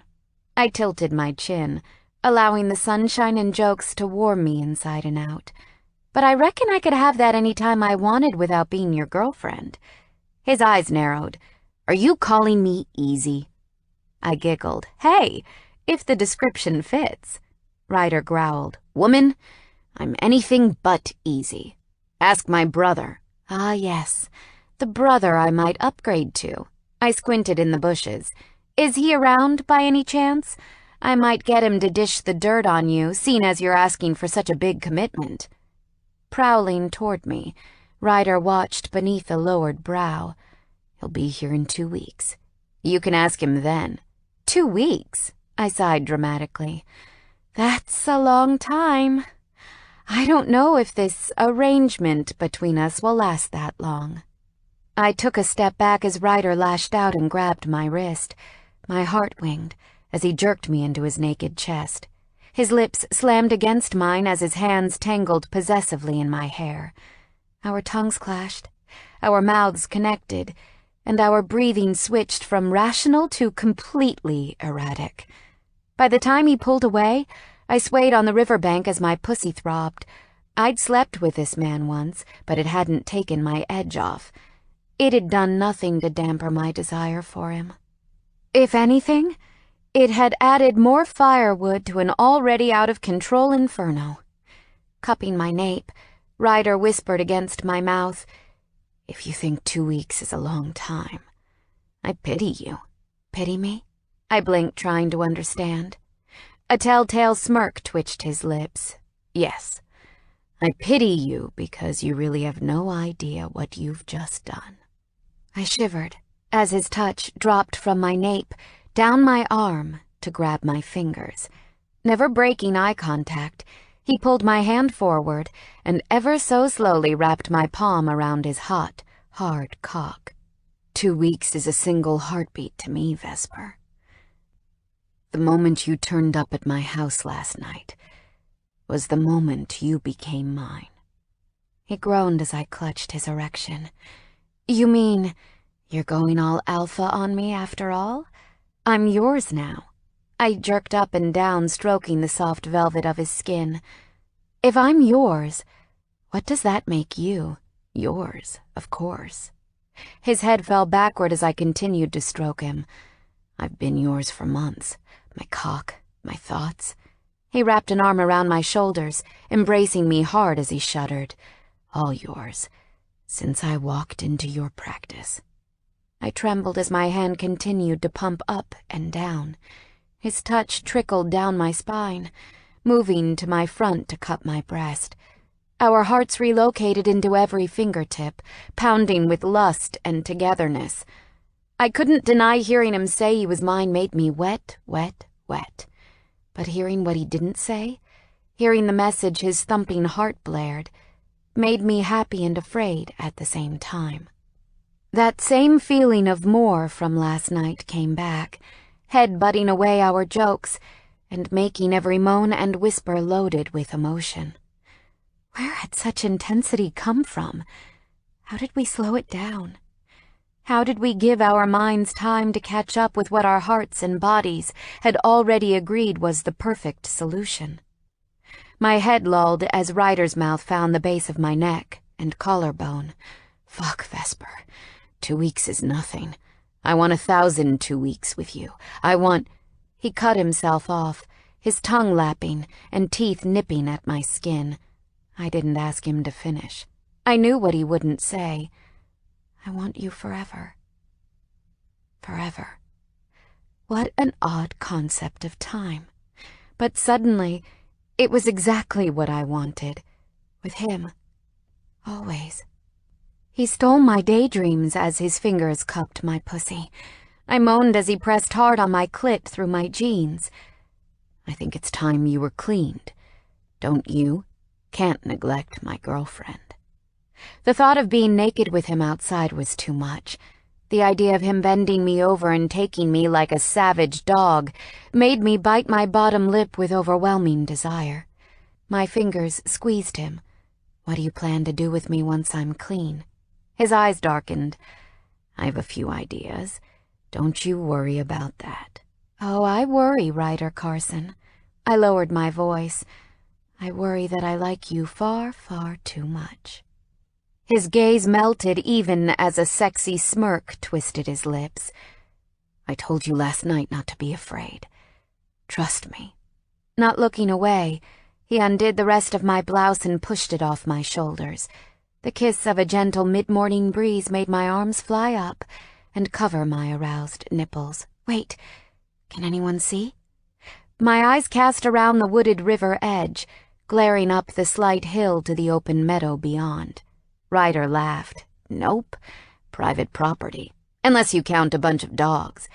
But I thought we already cleared that you're open to a bit of exhibitionism." Pointing at my half-naked body, he added, "Why are your jeans still on? Didn't you say how dirty they were?" Backing into the river, he grinned. "I always seem to be naked and you dressed when we're together. If you agree to be my girlfriend, we'll have to address these serious issues." Allowing the sexual tension to thread with our previous banter, I smiled. "Oh, so we're back to the terms and conditions of a monogamous boyfriend-girlfriend arrangement, huh?" "Of course. It's a very important discussion." Slipping my shoes off, I said, "Oh, then by all means, please elaborate. I really do need to read the fine print in this deal." "Why? It's the deal of a lifetime." I shook my head with mirth as I unbuttoned my jeans. The way his eyes locked onto my body as I slowly pushed the tight denim down my legs made butterflies spawn and moths flutter in my belly.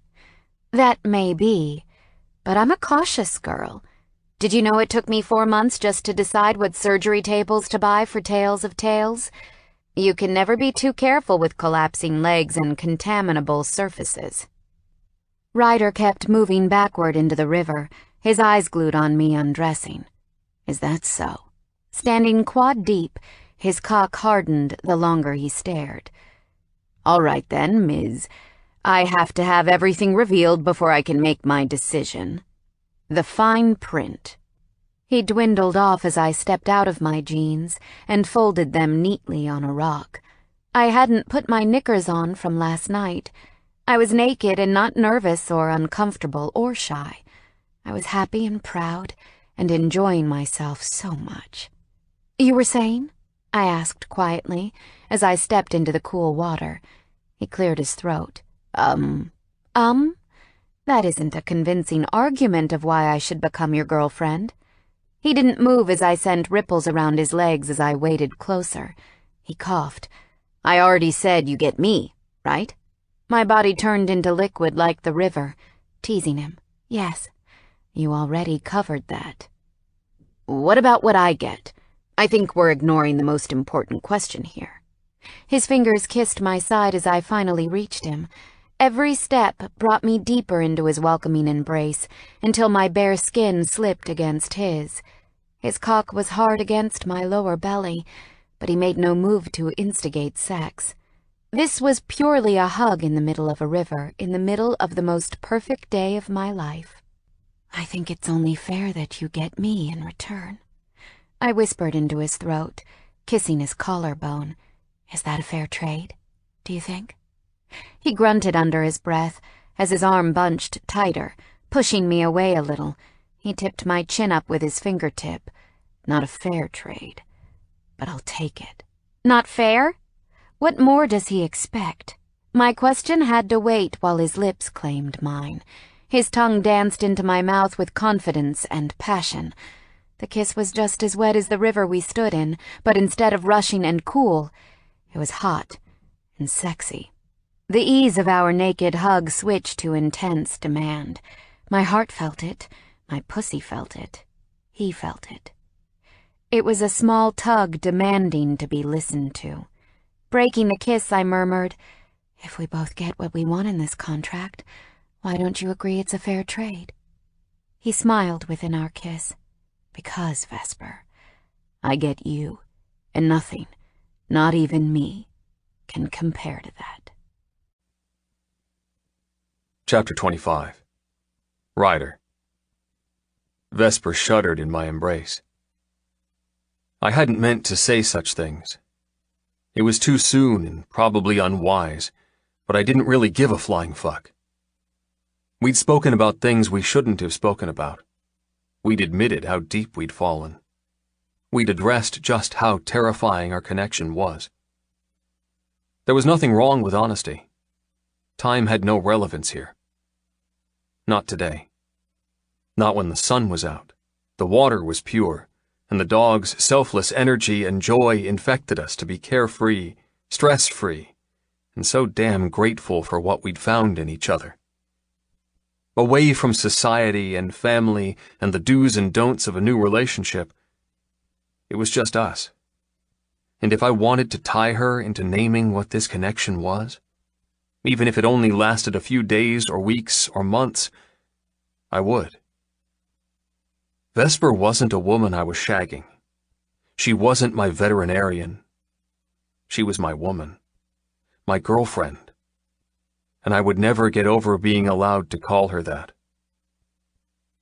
Dragging her into deeper water, the surface crept up our bodies as our feet danced on the rocky bottom, cushioned with algae and water reeds. We had no soap or shampoo, but it didn't stop me spinning Vesper around and pushing her under to wet her hair. The blonde curls instantly became dark, crinkled threads. She was stunning, no matter her appearance. Dressed or naked, wet or dry. I admitted to myself I was fucked. Utterly and truly fucked with how much I wanted this girl. I looked around, where a zoo of dogs threaded in bushes and reappeared with mud splattered on their multicolored coats. I'd have a terrible time trying to bathe them all afterward with minimal running water while the plumber did his fixes. Forcing myself to remain light-hearted and not chase her running up the riverbank from my heart-filled declarations, I chuckled. Seeing as you won't agree to be my girlfriend, let's agree to seal the deal in another way. She giggled, full on playing me, but I didn't mind in the slightest. I say that's the best idea you've had all day. Really? I've had a few, I grinned. I admit that making you stay the night and spending the day with the dogs was a genius one. Well, I only agreed to that because someone rather good-looking mentioned it as an option. Rather good-looking? Taking her hair, I wrapped it around my fist and tugged her head back. Just rather? She moaned as I bit her throat, licking at water droplets. You want it on a sliding scale? I want it in inches. I pushed my cock against her again. In inches? Seems a good measurement, I laughed, seeing as you're about to get all the inches I possess. Suddenly my powers of conversation have been replaced with an overwhelming need to sample those inches rather than just discuss them. I chuckled. Oh, really? Is there something you want from me, Miss Fairfax? Her ass pushed backward, activating the heavy throb in my balls. I can think of one thing I want very much. And what if I want to give you something different first? Like what? Oh, I don't know. How about something to sweeten the girlfriend deal? How about I wash her hair for you? I kissed her nape, following the beads of her spine until her back disappeared under water. She moaned as I licked my way back up. You'd do that for me? I kissed her ear. I'm guessing I'd do just about anything for you now. You've put a spell on me. Sweet talking disguised as persistence. She shivered dramatically. Only when I know what I want. Oh, I like that. Say that again. What? What I want? Her head lolled back to rest on my shoulder. Yes. She paused. Tell me what you want. My arms tightened around her. You. I want you, Vesper. I want you so fucking much I can barely breathe with needing to be inside you. I drove my hard cock into the crack of her ass. You're mine. I want to hear you say it. Her hips rocked backward, pressing against me. So many demands today. I bit her earlobe. Say it. That I'm yours? I nodded, shaking my head a little the way a dog would with its prey, ensuring my teeth sank into her ear with just enough pressure. Yes. When she took her damn time, my hands wrapped around her breasts, pinching her nipples. Do it, or I'll have to force you. She gasped as my touch dropped down her flat stomach, grabbing her between the legs. Say it, or I'll take this the way I want to take it. A gush of warm silk doused my fingers from her desire. My cock grew impossibly harder. You like that? Being threatened? Inserting a finger inside her, she gave up decorum and panted. Yes, hell yes. You want to know what I'll do to you if you don't agree to be mine? She nodded, her lips parting as I inserted another finger. The fact I'd been inside this woman almost made me come against her back. I pressed on the ridges of her inner walls, causing more arousal to coat my fingers, so different to the cool water we stood in. If you don't say you're mine, I'm going to march you to the water's edge, shove you onto all fours, and mount you. My nose nuzzled her wet hair as my heart jackhammered at the image. I wouldn't tease you. I wouldn't touch you.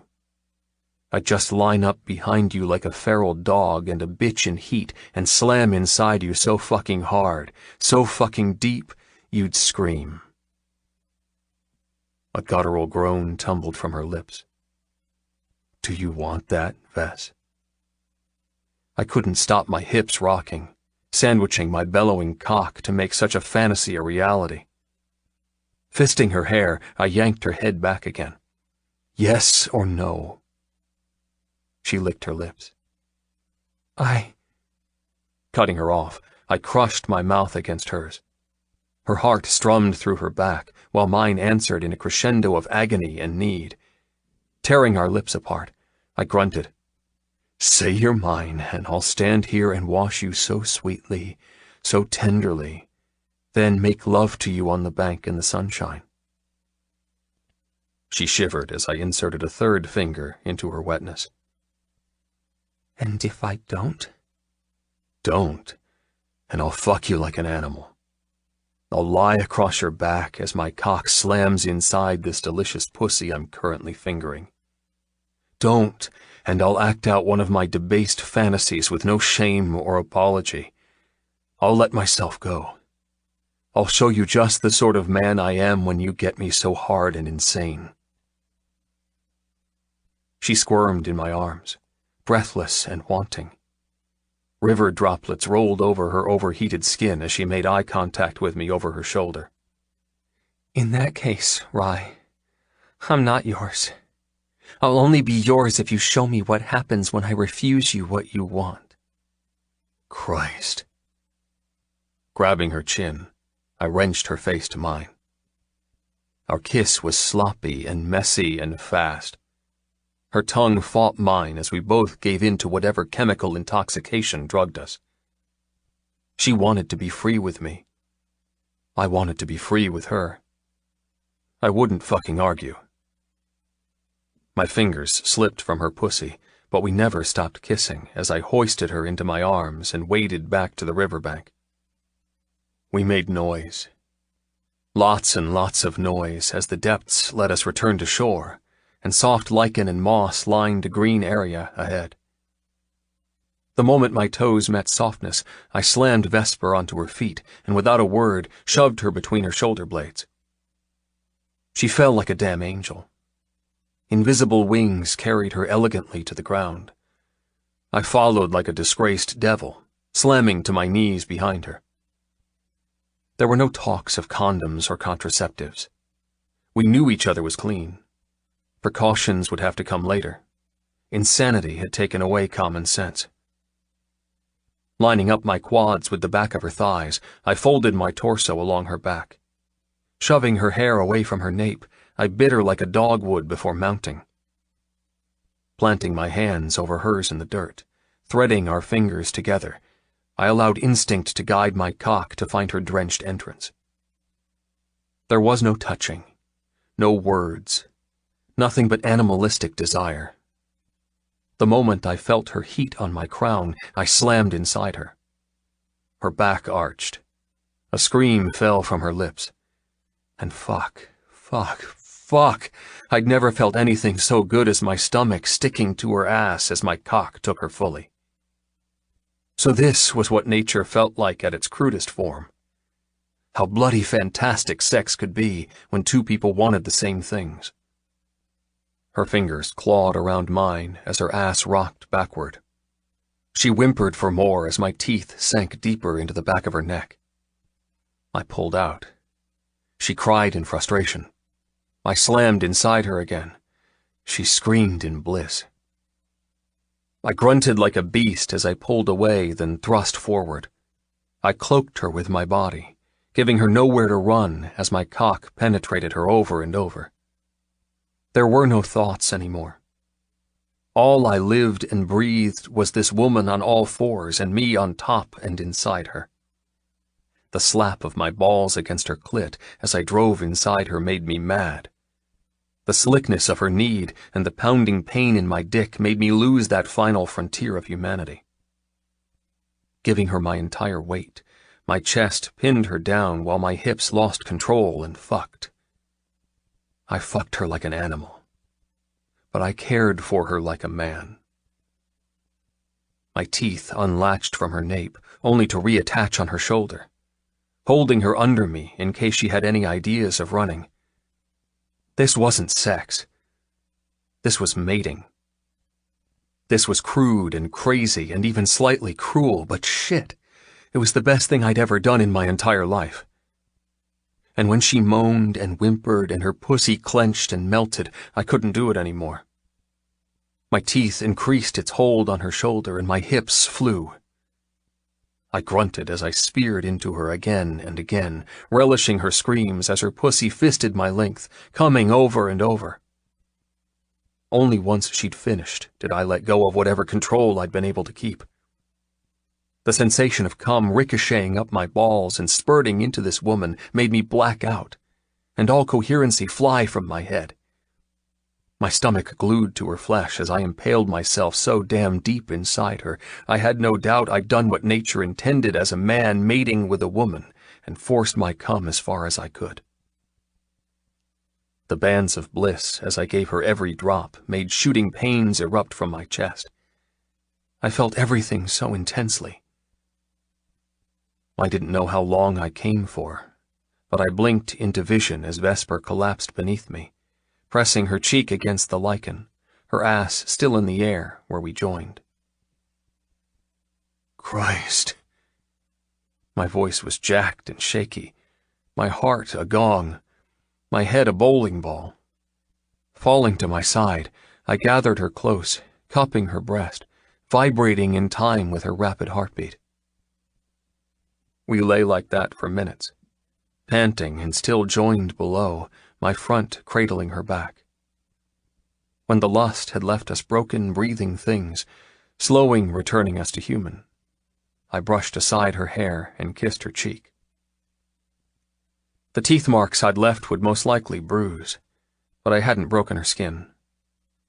Even after the best orgasm of my life, my cock hadn't deflated, and the simplest of moves amplified the feeling of still being inside her. As we calmed, fear filled my overly relaxed state. What have I done? What did I do? How could I treat her like that? Shakes hijacked my muscles. I sucked in a trembling breath, closing my eyes tight. Vesper. Shit, I'm sorry. She sucked in a breath. The noise of dogs splashing upriver was the only sound apart from sparrow chatter in the willow above us. She didn't reply. Panic replaced my fear. Hoisting myself up onto an elbow, I rolled her onto her back and gazed down. I was terrified I'd find tears and disgust, mortified and horrified that I'd ruined the best thing that had ever happened to me. Only her face was pink and shiny, her lips puffy and red. Her eyes captured mine. If you ever do that to me again, Ryder Carson. She didn't finish. My mind ended her sentence with every terror I felt. If you ever do that to me again, I'll report you. I'll tell the town what a monster you are. I'll kill you. However, her lips didn't twist into hatred. Her hand came up to cup my cheek, pulling my face down to hers. As our lips met, she murmured, "That was the single most amazing, insane sexual experience of my life. And if you ever do that to me again, I'm going to have to marry you."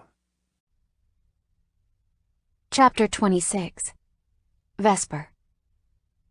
You did what now? Polly's voice entered my ear with a disbelieving shriek. I didn't hear you correctly over the smugness in your tone. I giggled. I slept with him. Ugh, there's that smugness again. Polly huffed dramatically down the phone. And by him, I'm taking it the wiener owner you swore you would never, ever touch? I rolled my eyes, reclining on my bed and staring at the ceiling. It had been a long day at the surgery, and with just me on duty with Amanda running the appointments and any pop-ins, I was knackered. Not to mention I'd had to dash to the doctor's on my lunch break for the morning after pill after our risky sexcapade on the riverbank. You told him you'd marry him if he ever did that again. For the past 24 hours, I'd suffered embarrassment, shock, and disbelief. Had I truly said that? After only a few days of dating? He had to know it was a joke, right? And besides, the sex. Holy cow, the sex. My nipples hardened. Every time I thought of the way Ryder thrust into me so quick and possessive, I got wet. The mental image of how it would have looked to anyone perving on us made my body spindle for another release. Every damn time. It had distracted me all day, caused me to make little errors in my paperwork that I couldn't afford to make. And Amanda was no better at helping fix my work faux pas. We really need to hire another vet. With my day off yesterday and Polly's today, it was too hard to keep going the way we were. We needed better structure if we were going to do this long term. We needed more than 1 day off every 6. I did. I touched it. I squeezed it.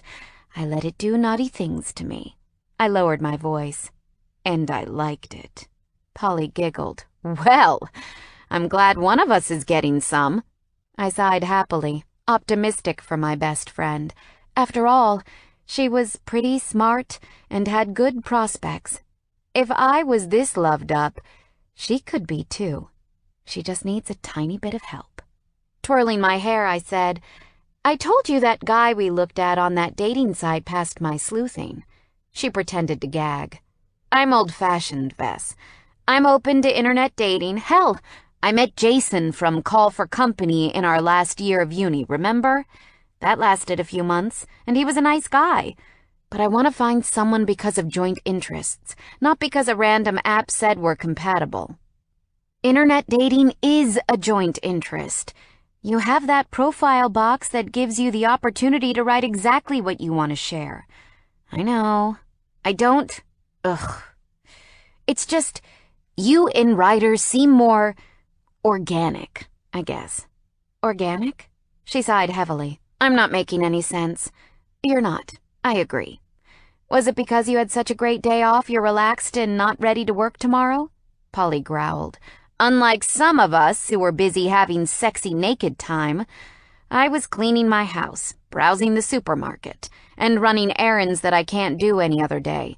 I'm exhausted, Vess. I need someone to pour me wine, massage my back, and then give me an orgasm with his talented man wand. I laughed. Well, get off your pity party and go find one. Did I mention I don't like smugness on you? I might have to tear up our friendship agreement. I grinned. She would never do such a thing. We were stuck with each other for life. That's a point. Polly was my other half, the one person I spent most waking hours with. Ryder was fast becoming the other most important part of my life. Therefore, they would have to get on if I was to have the perfect relationship I wanted. Deciding to begin Get Polly to Adore Ryder for My Sake operation, I said, Do you know why I was at his house at 1 a.m. the other morning? Because he dipped his you-can-touch-this stick in sherbet and called you over to lick it off? No, but that's not a bad idea. I sat up hugging a pillow as Visa strutted her stuff on the end of the bed. He'd rescued a pusky bull from a dogfighting ring. Poor thing was scarred and terrified, but he made him a grotto complete with toys and food. He even wheelbarrowed him to the lake to spend the day with us swimming, and tucked him back into bed when we got home. Whoa, hold up. Wheelbarrowed? Is this a new sex position I'm missing out on? I think there is a sex thing about a wheelbarrow, now you mention it. But no, I mean the dog was literally in the wheelbarrow. Wow, I know. Once we'd finished swimming, he asked me to show him how to change the bandages and give the dog his medicine so he could keep on top of his care while I came to work. My heart fluttered. He's truly one of a kind, Paul. Oh, no. Oh, no, what? I sat up straighter. You okay? I'm okay, but are you okay? That smugness has just morphed into sappy wonderment. Don't tell me you touched it, and now in love with it that fast? What did he do? Drug you? Worse, he took me on my hands and knees and showed me just what it means to let go. Don't be absurd. I just appreciate kind people looking after mistreated animals. That's all. That's all, huh? That's all. So it wouldn't have anything to do with the fact that whenever you mention his name, you float away like a lovesick pony? I'm not a lovesick pony. Prove it. What did he do when it was time for you to leave last night? My mind skipped, despite myself, to the excruciatingly hard goodbye. After spending all morning at the river, we'd return to the house, where Ryder handed out dog kibble and treats, before making us a rustic-style fish and chips with trout he'd caught upriver a few days ago. We'd eaten on the deck, while Scar chewed on some jerky, and the cutest pot-belly pig arrived to investigate our scraps. The way Ryder looked at little Hippo, as he introduced me, had taken what was left of my heart and made it completely his. He'd hoisted the little pink and black pig into his arms and given her kisses on her snuffling snout before treating her to a crust of bread from his plate. I'd heard of people having pigs as pets. Supposedly they were cleaner and smarter than dogs, but I hadn't had the privilege of meeting one. As afternoon turned to dusk and the dogs were semi-clean the best we could with towels and given their dinner, we returned to his work-in-progress lounge and turned on the TV. I didn't think either of us watched it, as the moment he opened his arms for me to slot against his side, all I could think about was his touch on my skin, his heart matching my rhythm, and the awful, awful knowledge that I would have to go soon. And when it came time to escort me to my car, the way he clutched my hand told me everything I needed to know. Ryder Carson, caring rescuer, perpetual renovator, and insanely talented sex god, didn't want me to go. He wanted me to stay. I just didn't know for how long, or how quick I was prepared for this relationship to escalate. His kiss goodbye said everything we didn't, and the drive home was the loneliest I'd ever felt, even though I was so damn happy to have met him. It was an awful conundrum, to be obsessed with someone and miss them at the same time. Earth to Vess! Hello, chickadee! What sex fantasy are you reliving? I cleared my throat. Sorry, not sex. Just doing what you told me to do, remembering what he did when it was time for me to leave last night. And it was what he didn't say that felt the strongest. Oh, God, that's it. I've officially lost my best friend. You're going to replace me with him, and we're just going to be work colleagues who barely tolerate each other, and then one day you're going to want to sell your side of the practice and leave me a spinster and all alone with useless Amanda while you go off and have puppies and kitties and dreams made of cotton candy. I laughed, even though my heart hurt that she thought I could ever abandon her. You know I would never do that to you, if for some reason you scare off the opposite sex so much. I'll even let you share Ryder. We'll be wives. After all, you secretly have lesbo fantasies for me. We've already covered that. The slight melancholy of the conversation switched to ridiculousness. Ew. You and girl on girl. I think you need to get a three-way out of your system, you dirty minx. Ryder says I'm dirty, too. Okay, that's my cue to leave.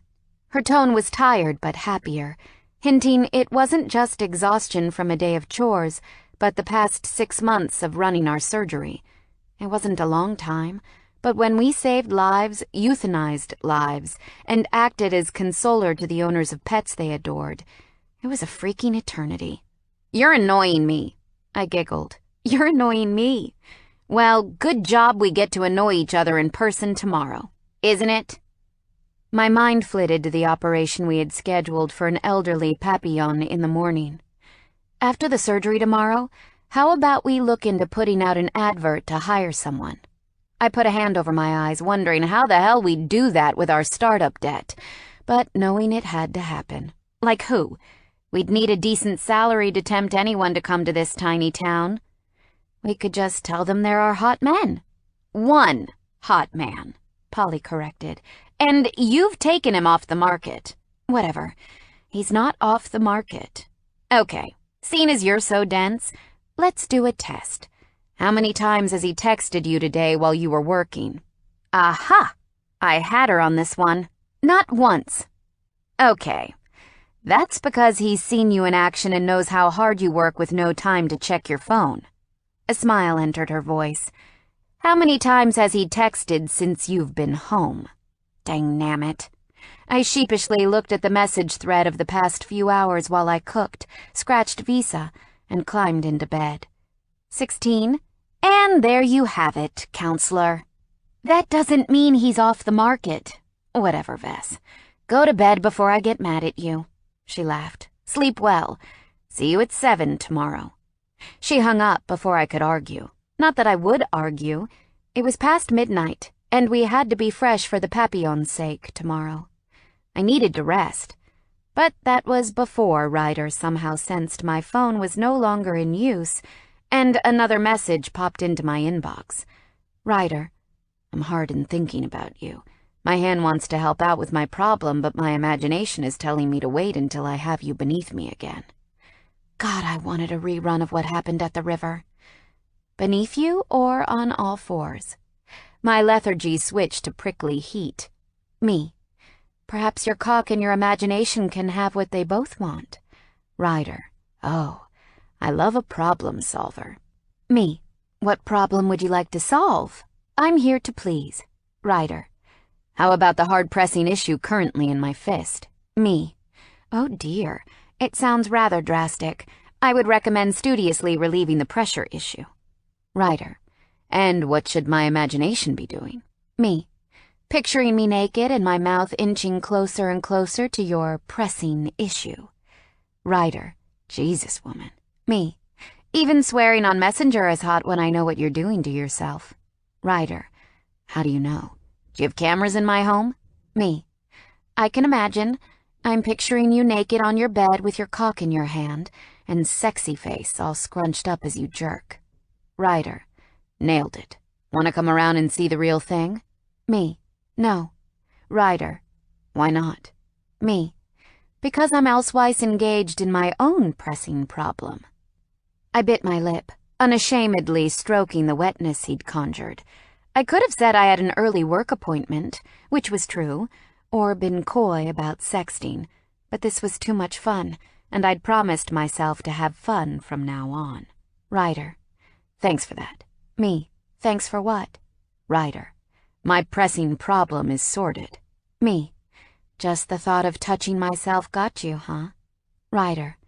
Just the thought. Vess, just the memory of you makes me so fucking hard. Just the replay of our time together makes me ache in so many places. You've ruined me, and now I have to sleep to get over this fact. His honesty blew my mind. My fingers swirled fast and sure on my clit. I knew how to get myself off quickly, and knowing Ryder had already orgasmed while thinking about me was the last catalyst I needed. My body erupted. Bands of pleasure quaked my core.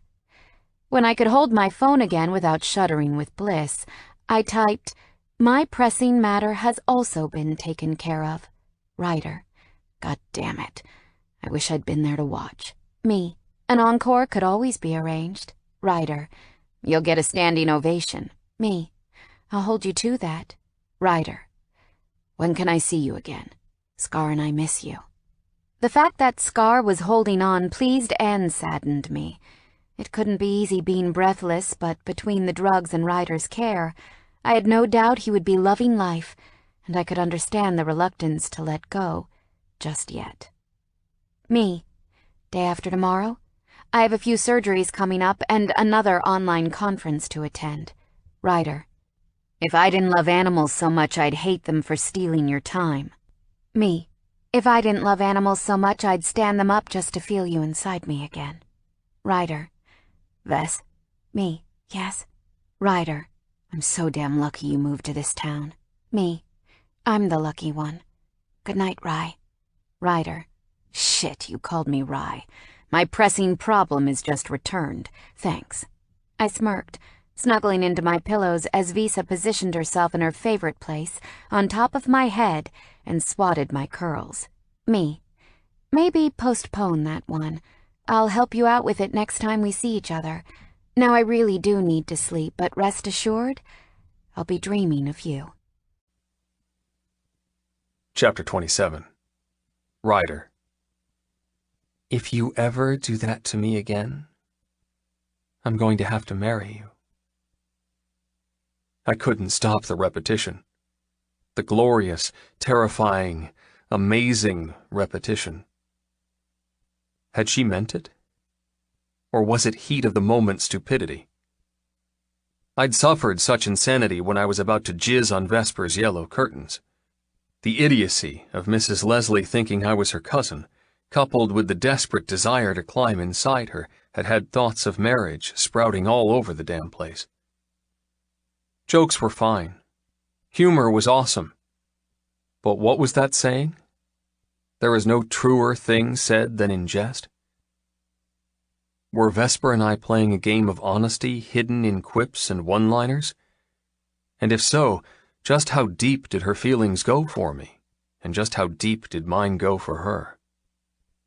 And why did the thought of finding out the answers to those questions fucking petrify me?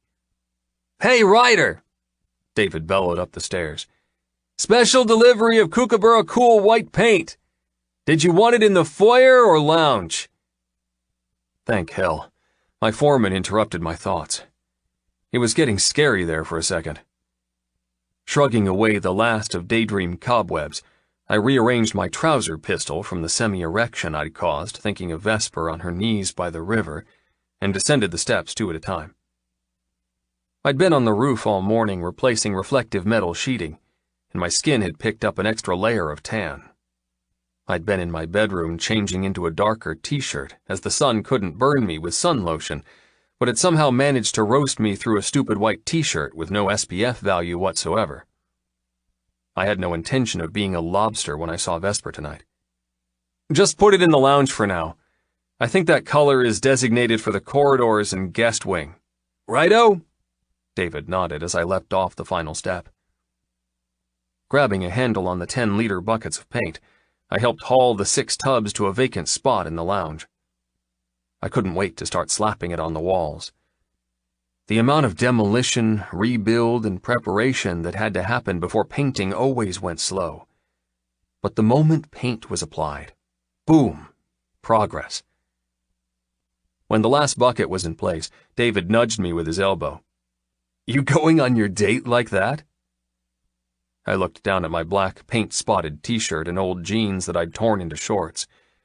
Even my leg hair had splatters of metal shards and roof silicone caught in the curly man strands. "You got something against my wardrobe?"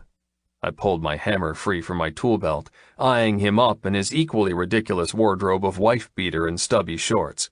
"Nah, mate, but that sexy vet you've got the hots for might—" My eyes narrowed. "How do you know about Vesper?"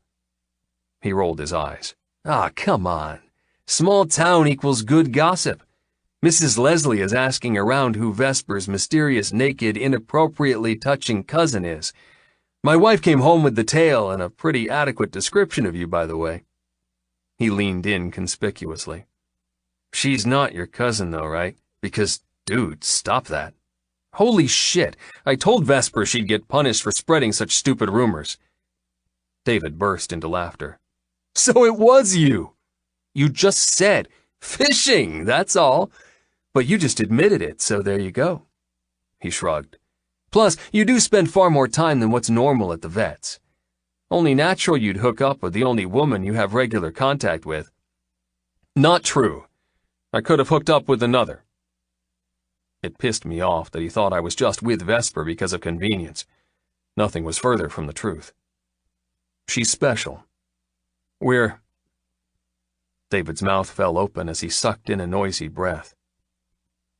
"Balls, you're—" He moved forward. His hand rose as if to take my temperature. I ducked out of his reach, glaring. "What the—" "I know that look," he smirked. "I've suffered the same illness." "Illness? What illness?" I cupped my scruff-decorated cheek. I didn't have a fever. I had a minor headache from working on the roof in the sun, but that was lack of hydration. I wasn't sick. I couldn't be sick. I have a date tonight and plenty more hot sex to indulge in. Could I have come down with what Vesper had, after all? The worst sickness in the world. David nodded importantly. You're bloody in love with her. I froze. Shit. Having my own thoughts throw such scary words around and jokes about marriage were one thing. Hearing it spoken aloud by the man I paid to run my building site was entirely another. I swallowed hard. I don't know. It's all new. New, old, long, short, all the same. He patted me on the shoulder as the carpenter strolled through the front door with a spindle for the staircase. When I met Marge, I knew. One look, 3 dates, and 2 weeks later on New Year's, I told her I loved her. She made me wait 2 months before she said it back, but every time she hugged me, I knew. Keeping my voice down, so other tradesmen wouldn't hear their boss become a giant love-struck fool, I asked, How? How did you know? David grinned. Oh, if she loves you, you'll know. Her hugs will have this weight about them. They'll reach inside your chest and motherfucking squeeze. Skirting around me while pulling on his gloves to continue demolishing the wall separating the kitchen and lounge, he added, But just like you'll be able to know that she loves you without admitting it, she'll be able to tell you love her in return. My advice, don't hug that girl unless you want her to know, because after that, she's got your balls for life. Vesper. I just got home. I know it's past 6 p.m., but I really need to pick up a few supplies for the pet store aspect of the clinic. I know we said dinner tonight, and I'm sorry to mix business with pleasure, but would you like to come? Me. I like mixing pleasure with anything. Call me a pleasure addict, and by come, do you mean inside you or just accompany you? If you didn't guess, I'd like the first one to be the answer. Vesper. If you come with me to run an errand, I'll come with you when I make you come later.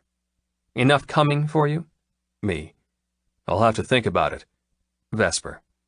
How about I add an extra appetizer to tempt you? Me. Go on. Vesper. If you come with me, I promise you have an open-ended invitation to use me in whatever way you wish to come. My cock grew grabby hands. Literally, if the damn thing could operate a phone, it would have ripped it from my fingers and slapped back an answer full of expletives and lots of begging. Vesper. What do you say? Me. I say you have yourself a deal. I'll spend the entire errand thinking up ways to take you up on your offer. Vesper. And that is why I keep you around. Me. For my brainstorming? Vesper. No. Your insatiable need to come. Me. You mean my inexhaustible need to do whatever you want. Vesper. That too. Now stop texting me and get your butt over here. I want to bite it. Me. Sounds painful. Vesper. It will be if you're late. Chapter 28. Vesper. Could you die of smiling too much? Because my face literally felt like it would fall off. I worried about premature lines around my eyes. I cursed my aching cheeks. And I lay awake at night wondering how the hell I'd gone from stuck-up, stressed-out vet to this giggly ignoramus who couldn't stop thinking about the last time she had sex and walking around like a uterus on a stick.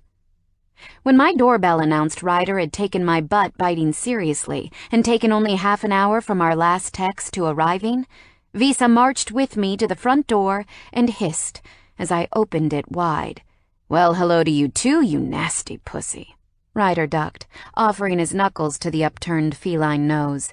I, wouldn't do that if I were you. Giving a hand to a dog to sniff? Acceptable. Doing the same to a cat? Unworthy. As I expected, Visa swiped with perfectly aimed claws, drawing a lashing of blood. Oh no, I'm so sorry. Pushing the nasty cat away, I grabbed Ryder's wrist and dragged him into the kitchen. I don't know what's got into her. She's never been good with strangers. Ryder chuckled. She's sensing some competition. Running the tap, I opened the cupboard to the side and pulled out the small medical kit. Ryder allowed me to wash the shallow scratch with tepid water, but pulled away as I opened a tub of antiseptic. "Woman, it's just a claw mark. It's fine, but it might get infected. Cats have a lot of bacteria in their claws." He shrugged. "Not any worse than the cut on my arm from the barbed wire when I rescued Scar, and that's fine." For the first time, fear about rust and tetanus gripped my heart. Crap! I totally forgot about cleaning that. Well, we were rather occupied once Scar was tucked up in bed. My cheeks heated remembering our first time. Glancing at the long scab on his forearm, I noticed he wore an abnormally paint-free black t-shirt, making him look healthy and undeniably handsome. "You are up to date with your jabs, right?" "Yes, Mom, all sorted." He smirked. "I'm fine, Vess." Turning off the tap, I scowled as Visa jumped onto the kitchen bench and sauntered over to me. Her tail stuck straight in the air like a loaded rifle, while her snub nose huffed in Ryder's direction. A sucker for punishment, Ryder reached out to scratch her back. "Be nice to me, kitty. I bought you catnip, remember?" I groaned. "Yes, and if you ever do that again, you're fired." "Fired? I didn't know I'd applied for a job." "Oh?" My eyebrow rose. "I thought we were discussing the position of girlfriend and boyfriend the other day. That's a very important position in any hierarchy." He chuckled. "You're right. Okay, I'll behave. Wouldn't want to get fired from the best relationship I've ever had." Our easy banter dissolved into heart-fluttery awkwardness. I darted around him to grab my handbag and keys and slip into a soft gray jumper over a black blouse and slacks I'd slipped into after work. Ryder followed me into the lounge, rubbing the back of his neck. Goosebumps sprang over my arms.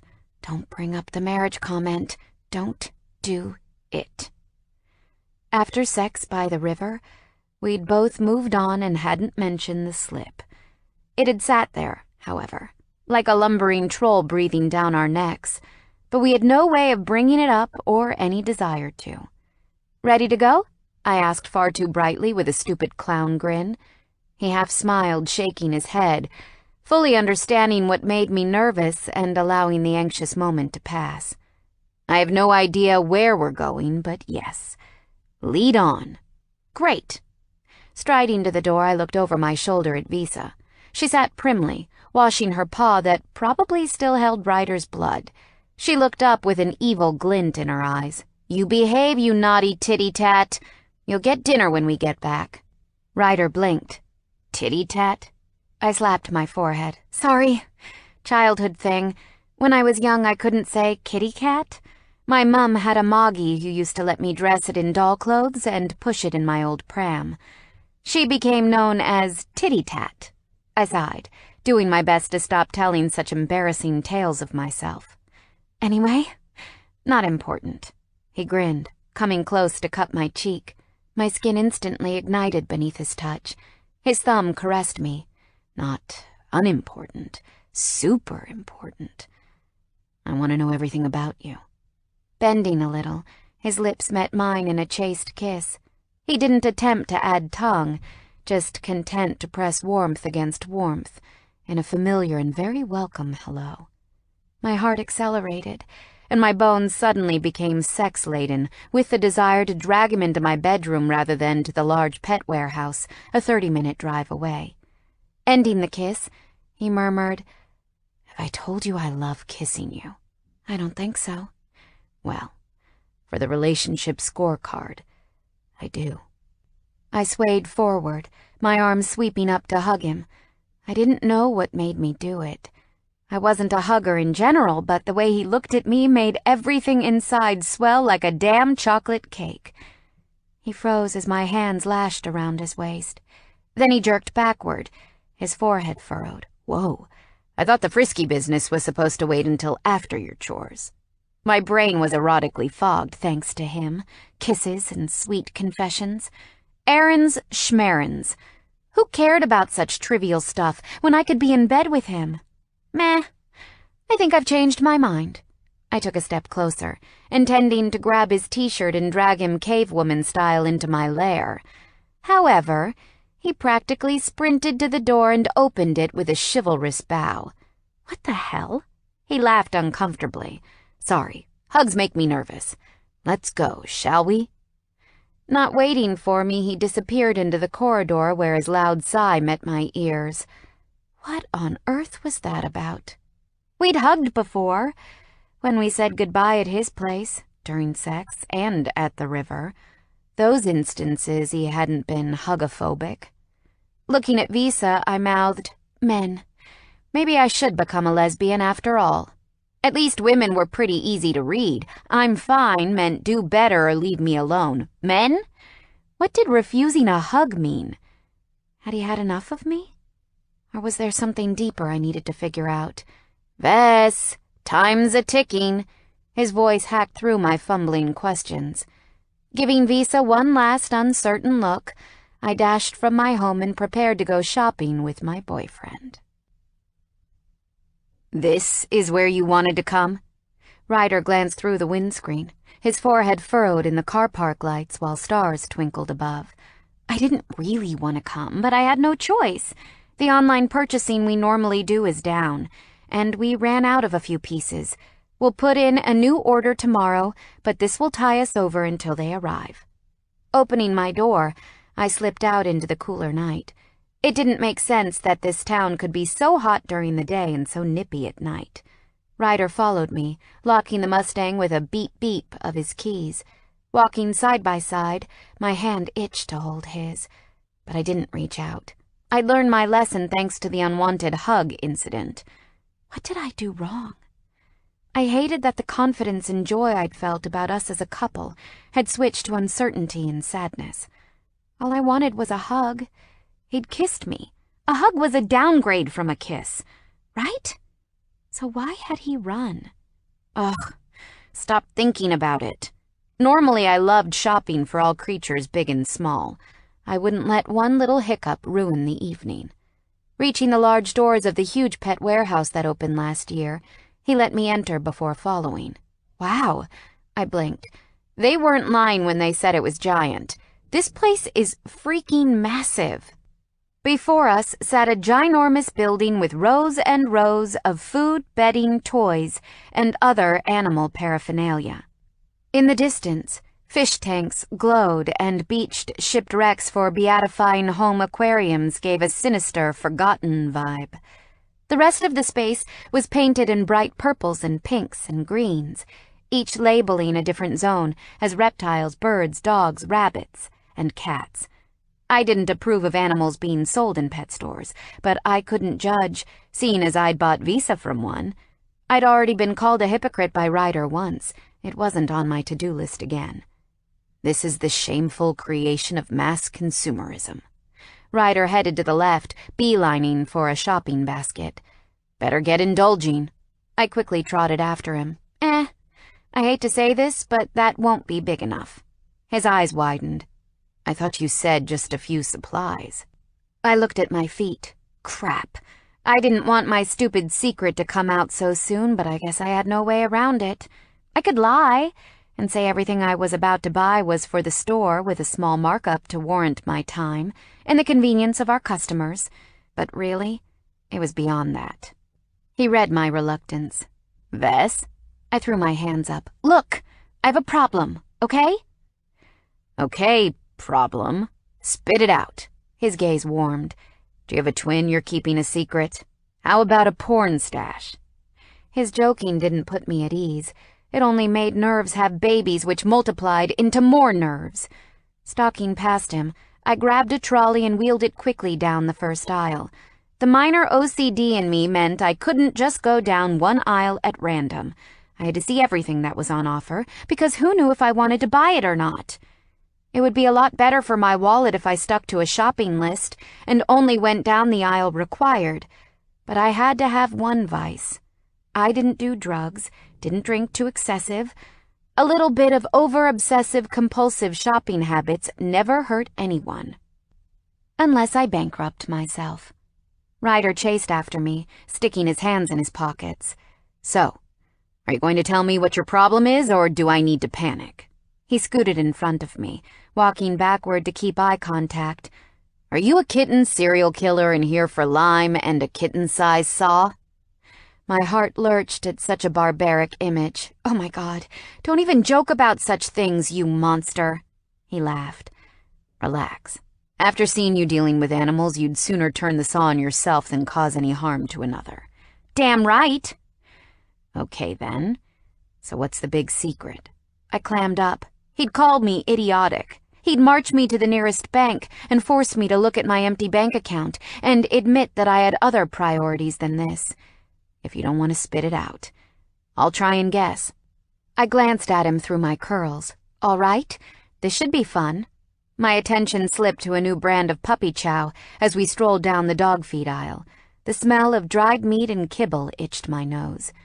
"What do I get if I guess right?" My respect." He laughed. "Do I need your respect for you to sleep with me?" I cocked my head. "It helps." "Okay, well, yay. I'll earn your respect." He lowered his jaw, watching me from shadowed eyes. "If I guess, you'll let me do anything I want tonight?" His eyes held his own secrets, scrambling for light and confession. "Deal?" I scrunched up my nose. "I don't know. I'm not sure I like the glint in your gaze." "Glint? There's no glint." He swiped his face with a hand. "See? Definitely no glint." He laughed under his breath. "Come on. It's either let me do what I want, or put some money on the table to make it interesting." I gulped. "Money. I'm not a gambler." "Neither am I." I sighed. "Look, it's not that big a secret." He leaned in, enveloping me in a delicious cloud of sexy aftershave. "One question. Does Polly know about this secret?" Now that I could answer safely. Polly knows everything about me. And now I want to know everything about you. "Not this you don't." I pushed past him with the trolley. Not looking at him, I bent to haul a 20-kilogram bag of organic and no chemicals or additives dog food. "Hey, let me get that." Ryder shoved me aside and scooped the bag easily before placing it neatly in the trolley. "There you go. See? Teamwork." I gave him a weak smile. Why did I think bringing him here was a good idea? Ugh, I'm such an idiot. The overhead lights were suddenly far too bright, almost interrogation bright, as we continued down the aisle, and I stopped to grab another bag of dog food, only this time it was for puppies aged 3 to 12 months. "Let me." Ryder once again placed the bag on top of the other, and away we went again, with a squeak of trolley wheels and some crooner on the overhead speakers. Why hasn't he tried to guess yet? Turning right, we headed down the next aisle. This was the feline section. In went 2 bags of kitty chow and a bottle of glucosamine for older arthritic cats that I subscribed to patients and believed it worked for joint health, even if some vets didn't think such things. By the time we were in the third aisle, where collars, leashes, and squeaky toys littered the space in an array of diamantes and rainbow fashions, Ryder murmured, "Whatever you're keeping from me, I don't think it's a bad secret. Just tell me." I made the mistake of looking up. His hazel eyes grappled mine into submission. "Please." I swallowed hard. Ryder strolled around me, stopping to finger a dog collar with pretty heart-shaped cubic zirconias indented into the pink leather. "Okay, answer me this." Pointing at the quickly filling trolley, he asked, "Just how much of these supplies are for your clinic?" A sudden hot flush raced up my spine. We haven't gotten there yet, but I'd say I need a couple of dog bowls, a rabbit water feeder, some bird seed, and a few puppy pads for toilet training. See? That wasn't so hard, was it? He prowled around me again, his hand making contact with my waist to trail around my spine to the other side. "So, the massive amounts of dog and cat food you just put in that groaning trolley. Who is that for? Do you have a dog I don't know about? Visa is a strong-willed cat, but I doubt her attitude requires feeding that much." "We do feed the animals at the practice while they heal from surgery, you know." He nodded seriously. "I believe that without a doubt. So that's where this is going? Updating your supplies for all the critters in recovery?"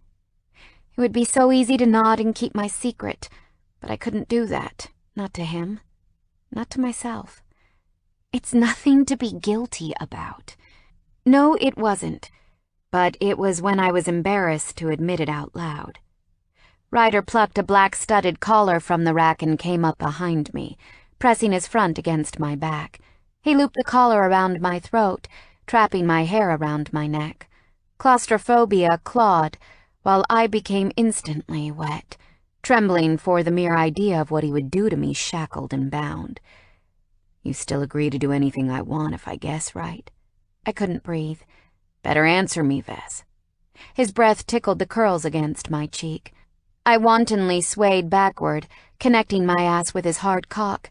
Instead of words, I gave him an inviting moan. Uh-huh. Good. The collar was whipped away.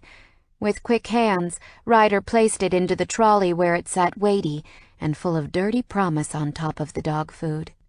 In that case, I have a few more questions, and then I might be ready to guess. Moving away a little, he selected a rainbow lead with orange, purple, and turquoise beads stuck on the nylon and ran it through his hands. Do you plan on using the food you've selected in any way for the animals in your care or your own pets? I already said yes to some, for the animals recovering. That's it, though. Yes. Dang-nammit. Where is he going with this? He rubbed his jaw. And you still haven't shopped for what you need at Tales of Tales, correct? Goosebumps returned with a vengeance. I stupidly felt as if I stood on unstable ground, slowly hollowed out more and more, as Ryder questioned. Yes. How often do you pick up supplies of this quantity? I dropped my gaze. Once a week. He tensed. Once a week? Wow. You have some very hungry beasts relying on you. He fell silent, the whirring of his brain filling the silence between us. I've been in every zone in your vet practice, and I've never seen a storeroom with space to keep such merchandise. Do you buy and store somewhere else? Crap. He's getting warmer. You could say that. Do you buy and give them to someone else? I should scream Polo because his question was the perfect Marco. Maybe. You do know how questions and answers work, Vess. Maybe doesn't cut it. He moved closer, his black sneakers silent on the linoleum. Yes or no? Yes or no to what? He smirked, knowing he'd prodded a nerve. Do you buy this for someone else? I desperately wanted to drop my head, but I held his gaze. I couldn't force my lips to say the damning words, though, so we ended up staring. Our hearts pumped harder, our tongues licked bottom lips, as chemistry and electricity demanded physical contact. Ryder murmured, You do know I care for lots of dogs and fully aware of how expensive keeping a tribe is, right? I swallowed, doing my best to avoid looking at his luscious lips and thinking how damn much I wanted to kiss him. Yes. And I'm also aware of what it would cost approximately to operate a veterinary surgery, and the estimated income you and Polly would earn. How would you know that? I curled into myself. Basic Google and the knowledge of median salaries in the area. I rubbed my forehead, doing my best not to look guilty for something I hadn't done. Unfortunately, he made me take ownership of something I'd long indulged even when I knew it was harming me. Wow. You must be good at math. I'm okay with numbers. You could say that.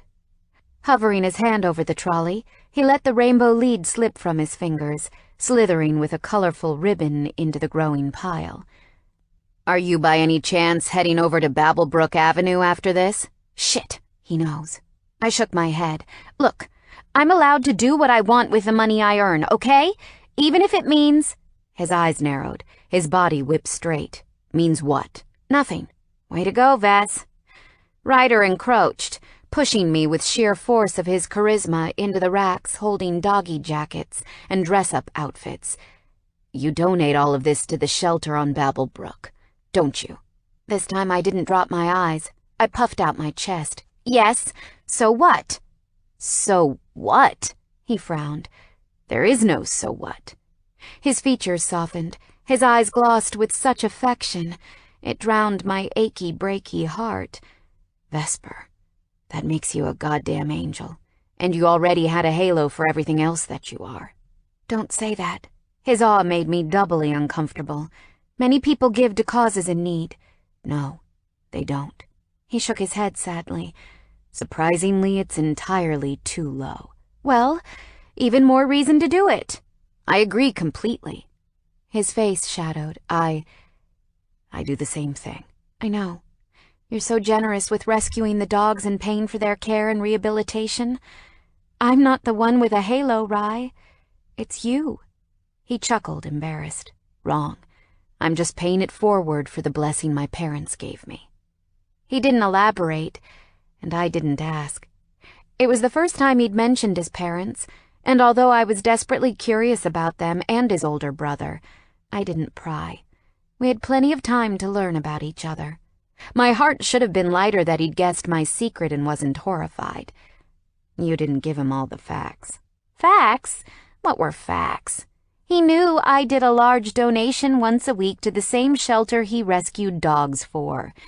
What was better than knowing we both got a kick out of charity?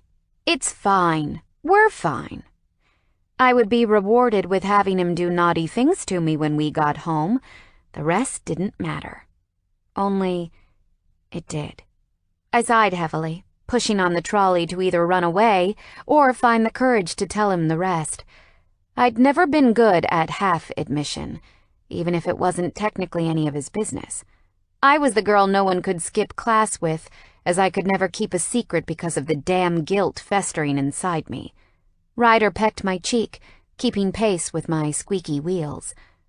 I didn't think I could like you any more than I do, Vess. My heart is so goddamn full right now. Oh, God. I couldn't hide it. I wanted to hide it. But I couldn't lie because I couldn't jeopardize a future with him, a future I wanted more than anything.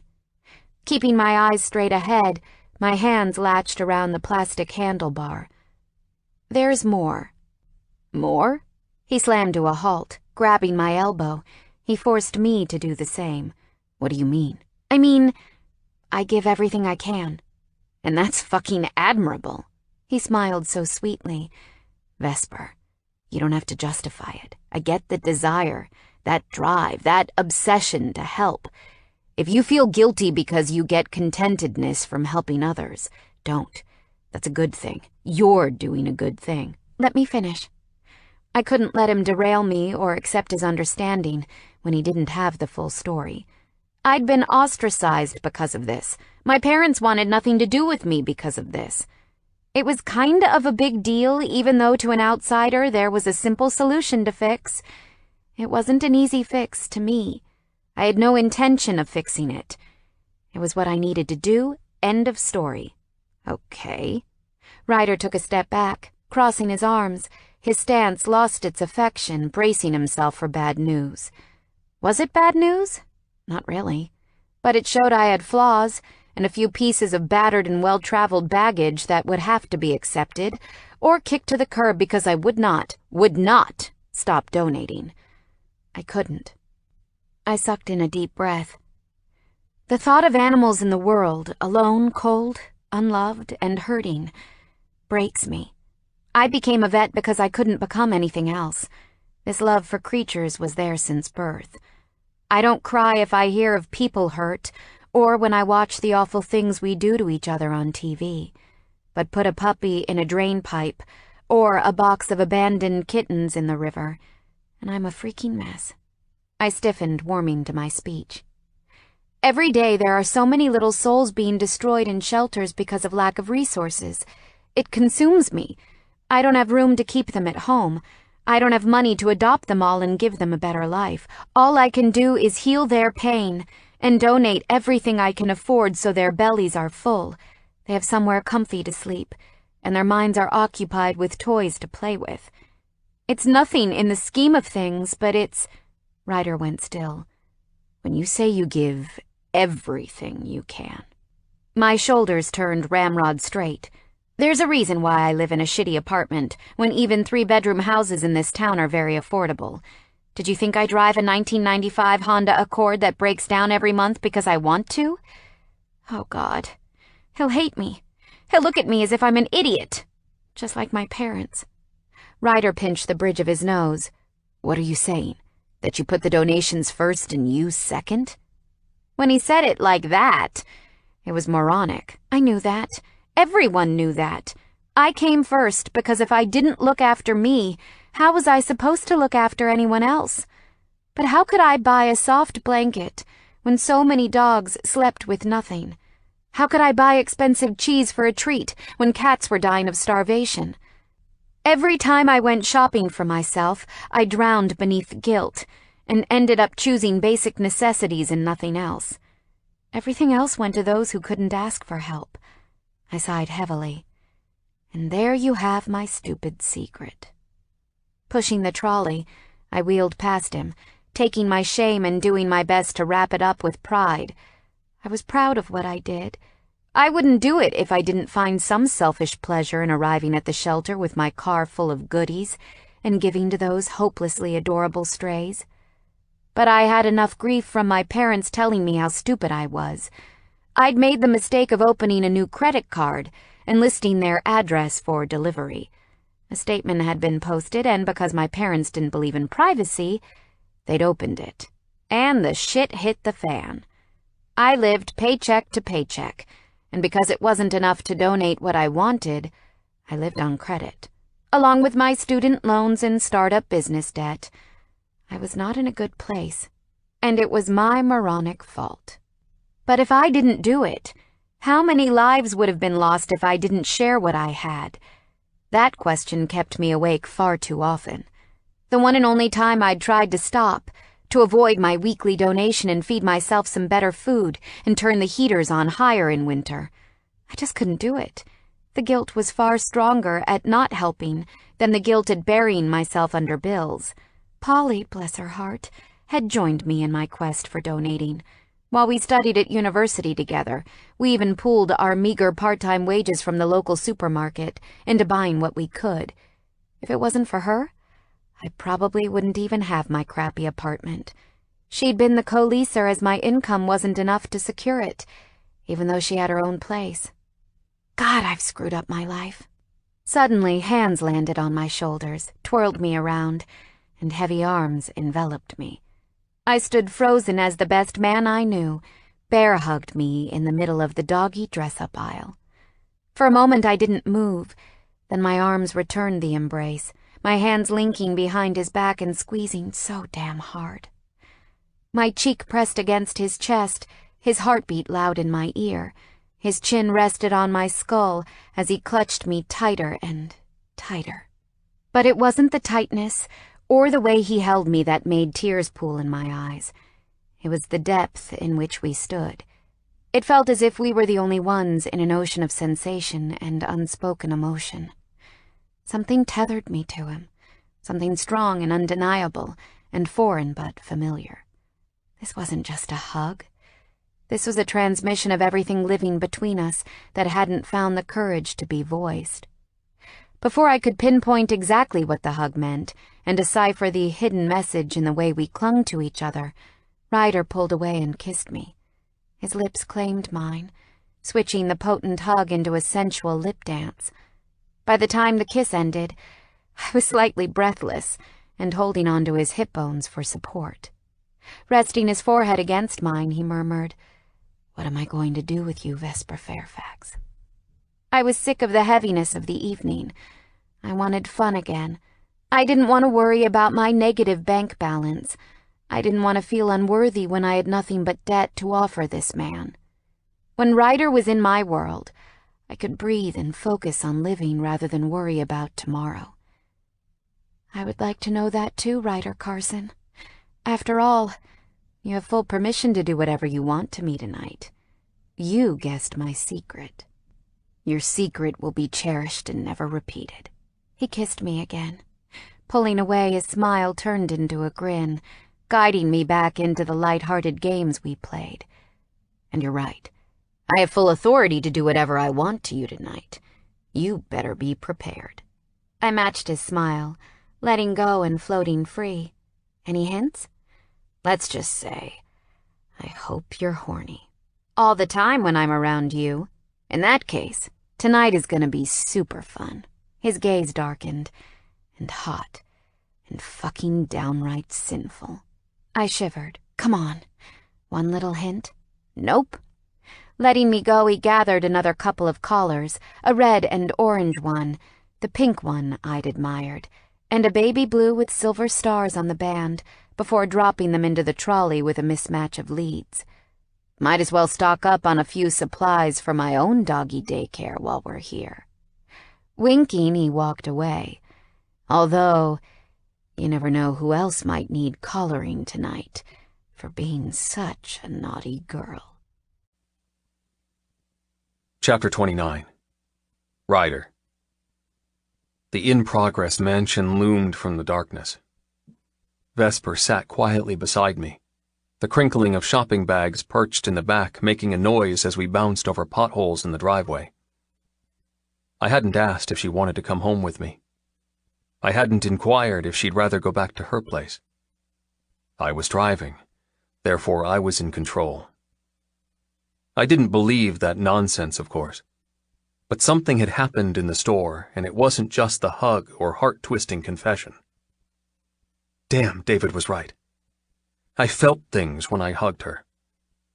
I felt things from myself and from her. I wasn't ready to figure out what it all meant yet, but I could admit that whatever affection I had for Vesper, it had increased 1,000-fold. Not because of the stupid hug, but because of her admission. Because of her embarrassment and shame caused by people who didn't understand what made her go above and beyond. She couldn't even find joy in her donations, because every time she did, she heard the doom and gloom from others. It was a shitty situation to be in. Guilty if she does, guilty if she doesn't. I felt so fucking sorry for her and wanted to do anything I could to help. Not as a charity case, but because I wanted this woman in my life and I needed her to be happy. When we first met, I knew she was selfless when it came to vet services. She undercharged me on every single operation and consultation. She gave me medicine and ointments at cost price. She was more interested in making sure the animal was pain-free than what her accounting looked like. It was reckless, idiotic to be so giving. The human race were notorious takers, and she would be taken advantage of until she had nothing left to give. As much as I understood her drive, I also didn't want her to fall into financial ruin. One day, a few months ago, I'd even seen her help out a stray cat that no one claimed and neutered it free of charge so it could be rehomed easily. That sort of dedication went above and beyond a career. Now I understood why she had no clothes in her wardrobe and no food in her fridge. Money. The little she had, she gave to those creatures in need. Pulling to a stop outside the main veranda, I turned the key and the engine quieted. We sat there in silence for a second or two before I raked both hands through my hair and shot her a smile. I had a lot more questions and we had to discuss it. But not tonight. I didn't really give you a choice, but I hope you're okay spending the night with me. Vesper tilted her chin. Depends if you have running water or not. I have work tomorrow and need a shower to wake up. Plus, dogs have keen sense of smell. I can't stink for their sake. I doubt you stink, she huffed. Girls stink just like boys. I'll take your word for it, I laughed. So, my answer hinges on your ability to provide basic facilities. Well, that works in my favor, as my foreman assured me the plumber finished his duties this afternoon. Showers, baths, and any other aquatic activity should be no problem whatsoever. In that case, I'll stay, she smiled. I don't want to come across as a sex-hungry diva, but I packed my scrubs and fresh underwear with my toothbrush in my handbag, just in case you pulled a stunt like this. I chuckled. I don't know if I should be happy for your forward thinking, your ability to second-guess my next move, or horrified I came across as such a sure thing. Oh, you're a sure thing, all right. I lowered my voice. What does that make you? Just as easy? not easy. Taking her hand resting in her lap, I kissed her knuckles. How about hot for me? Just like I'm hot for you. That works, she added in a husky whisper. I truly am hot for you, Rye. You do things to me. I've done a few things to you, but I have plenty more to try out. Promises, promises. She mimicked me, bringing my hand to her mouth and kissing my knuckles. The sensation of her lips on my skin made me almost jerk her across the gear shift and sink inside her. Not just promises. A few dirty things will be done tonight. You have my word. What are we still doing sitting in the car, then? Her hand moved to the door handle. Let me out and do dirty things to me. Your wish is my command, my sexy little vet. Letting her go, I opened the car door and leapt out. Slamming it home, I headed to her side and gave her my hand again to balance. Once she'd unfolded gracefully from the bronze-colored Mustang, she whispered, By the way, you're not easy to predict your next move. I've been trying to guess what you'll do the entire drive here, but I'm stumped. That I am happy about. I grinned, tucking her palm in the crook of my elbow and escorting her up the steps and through the front door. I didn't bother locking it. I probably should with the priceless chandeliers and countless workman tools, but if anyone wanted to rob the place, all they'd have to do is rip off one of the plywood boards haphazardly placed over already broken windows, or just pry open some other rickety part of the house. Locks were useless on this thing. Are you going to tell me, or do you want me to die of anticipation? Wrapping my arm around her shoulders, I corralled her through the foyer, around the pyramid of paint buckets, and over a dust sheet protecting the parquet floors in the lounge. I don't want you dying. That would be very inconvenient. Inconvenient for the zoo you collect, or the greedy thing in your trousers? Inconvenient for my heart. Both, I smirked, and other reasons that won't be discussed tonight. Oh, so secretive. Her teeth glowed in the dimmed lights above. I'm not a girl who likes secrets. See evidence of spilling mine, so spit it out. Okay. Secret number 1. Marching her toward the couch, I pushed her into the soft cushions. You're to sit here while I go make us a drink. She immediately tried to stand. Let me help you. No chance. I want you to relax. Tonight, I'm waiting on you for a change. Okay. She eyed me dubiously as I backstepped from the lounge into the kitchen that was now visible thanks to the dividing wall being removed. Wires still dangled from the ceiling from where we'd cut some of the electrics. Scar appeared, rousing from his bed beneath the dining room table. He wheezed his way toward Vesper. The poor dog was worse for wear, with his war wounds and labored breathing, but he had a death grip on life and hadn't kicked the bucket yet. I still managed his pain every day, doing everything I could to grant him happiness. The moment she saw him, Vesper slid off the couch and kneeled on the floor. The ex-fighter immediately clambered onto her lap, licking her chin. My heart melted at the scene. God damn it, this woman just got to me. She did things to my body, my soul, my mind. Having her sitting on my furniture, drinking my alcohol, eating my food, and hugging my pets, it just made me want it forever. I wanted to provide for her. I wanted to care for her like she cared for so many others. Clearing my throat, I turned away.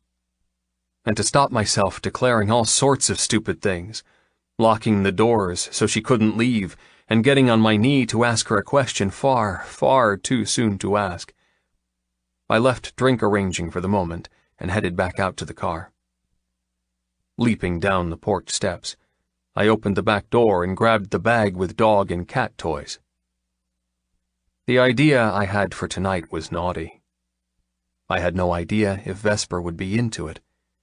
Normally, there was no way in hell I would risk asking, But she was different. We were different. Different was good. And if she wasn't into it, then no big deal. At least we were honest with each other and adult enough to respect each other's opinions. Listen to me. Adult and compromise and marriage. Those words were a different language to me a few weeks ago. Now they were firmly implanted in my brain. What the hell are you doing to me, Vesper? Heading back into the kitchen, I poured her a vodka pineapple and myself a cold pilsner and carried the bag and beverages back to the lounge. Hippo had joined the duo on the floor. The first time the pygmy pig went near Scar, I'd been petrified. I wasn't too proud to admit my balls clenched at the thought of the killing machine tearing into my pet piglet like she was honey-smoked bacon. But by some miracle I couldn't understand, Scar didn't make a move to hurt her. He'd growled, no doubt wondering what the hell she was, but after one truffle nudge from Hippo he'd shut up and deemed her worthy enough to be his friend. I couldn't explain it. And if I was honest, I didn't trust him with her. Not after the sort of life he'd lived. But at the same time, I couldn't lock him up, and Hippo had free range of the house. The only concession I'd done was put a bell on her purple collar so I could hear if she went near him and keep watch. Vesper looked up. This pig is the most adorable thing I've seen. Don't let her fool you. She's a mastermind at manipulation. She sounds like Visa. They'd probably plan a world takeover if they ever met. She laughed. True enough. Let's hope they never do. We don't want pigs and cats ruling us. I hope they do meet. Because that would mean she'd moved in with me, and the damn cat would be my permanent houseguest, bloody knuckles or not. Passing Vesper her drink, I purposely kept the bag tucked down the side of the couch so she didn't see it. Even though I was willing to put my neck on the proverbial chopping block, it didn't mean I'd stopped doubting how she'd feel about this. But then again, look at how adaptable she was. I mean, shit. We were hanging out in a rundown building surrounded by a killer dog and a beloved pig. That shit was different in anyone's book. Vesper took a sip of her drink, looking over her shoulder where I sat behind her on the couch, while Scar kept her locked on the ground. Tasty. What's in it? Your poison of choice. How do you know my poison of choice? I smirked. I cleaned your kitchen for you, remember? While you were sick? I noticed 3 different vodkas in your cupboard, apple, kiwi fruit, and strawberry, but no wine or beer or other liquor. I chuckled. And so, with the powers of infinite deduction, I came to the conclusion you must drink the Russian's favorite, and bought some for your next visit. Wow, I'm impressed. She smiled softly. What else do you already know about me that I thought I kept a secret? Probably quite a lot. I took a swig of beer, not mentioning the fact that I now understood why she had no clothes, hand-me-down furniture, and a shitty car. In fact, her only splurge was the vodka, and who the hell knew how old those bottles were in her cupboard? I wouldn't bring up the fact that she was irresponsible with her money because her reasons behind it sucker-punched me in the gut and made me feel so unworthy. I helped animals. I sheltered them. I protected them. But what did I give them that I couldn't already afford to give? Nothing. It was thanks to my parents that I was able to do this, and their stipulation that I do, but if I was like Vesper and living below the poverty line, would I still be so damn selfless? I wanted to know so I could look myself in the mirror and be proud of myself. I also didn't want to know because I was afraid I wouldn't have a satisfactory answer. Sorry, I don't have fancy surround sound or a completed fire to make the mood more romantic. I pointed at the colossal marble fireplace I'd recently finished restoring. That thing will be a beast once the chimney is rebuilt. Rebuilt? I nodded. The chimney fell down? Her gaze flickered to the cavernous hole just waiting for cheery logs to burn in ambiance. Yes, Decades of bird nests and no maintenance meant the mortar crumbled away. I'm guessing in one of the high winds, the bricks just gave up and toppled. It's on my to-do list this week. You juggle a lot of things. She sipped again. Dog care, house maintenance, perfect boyfriend.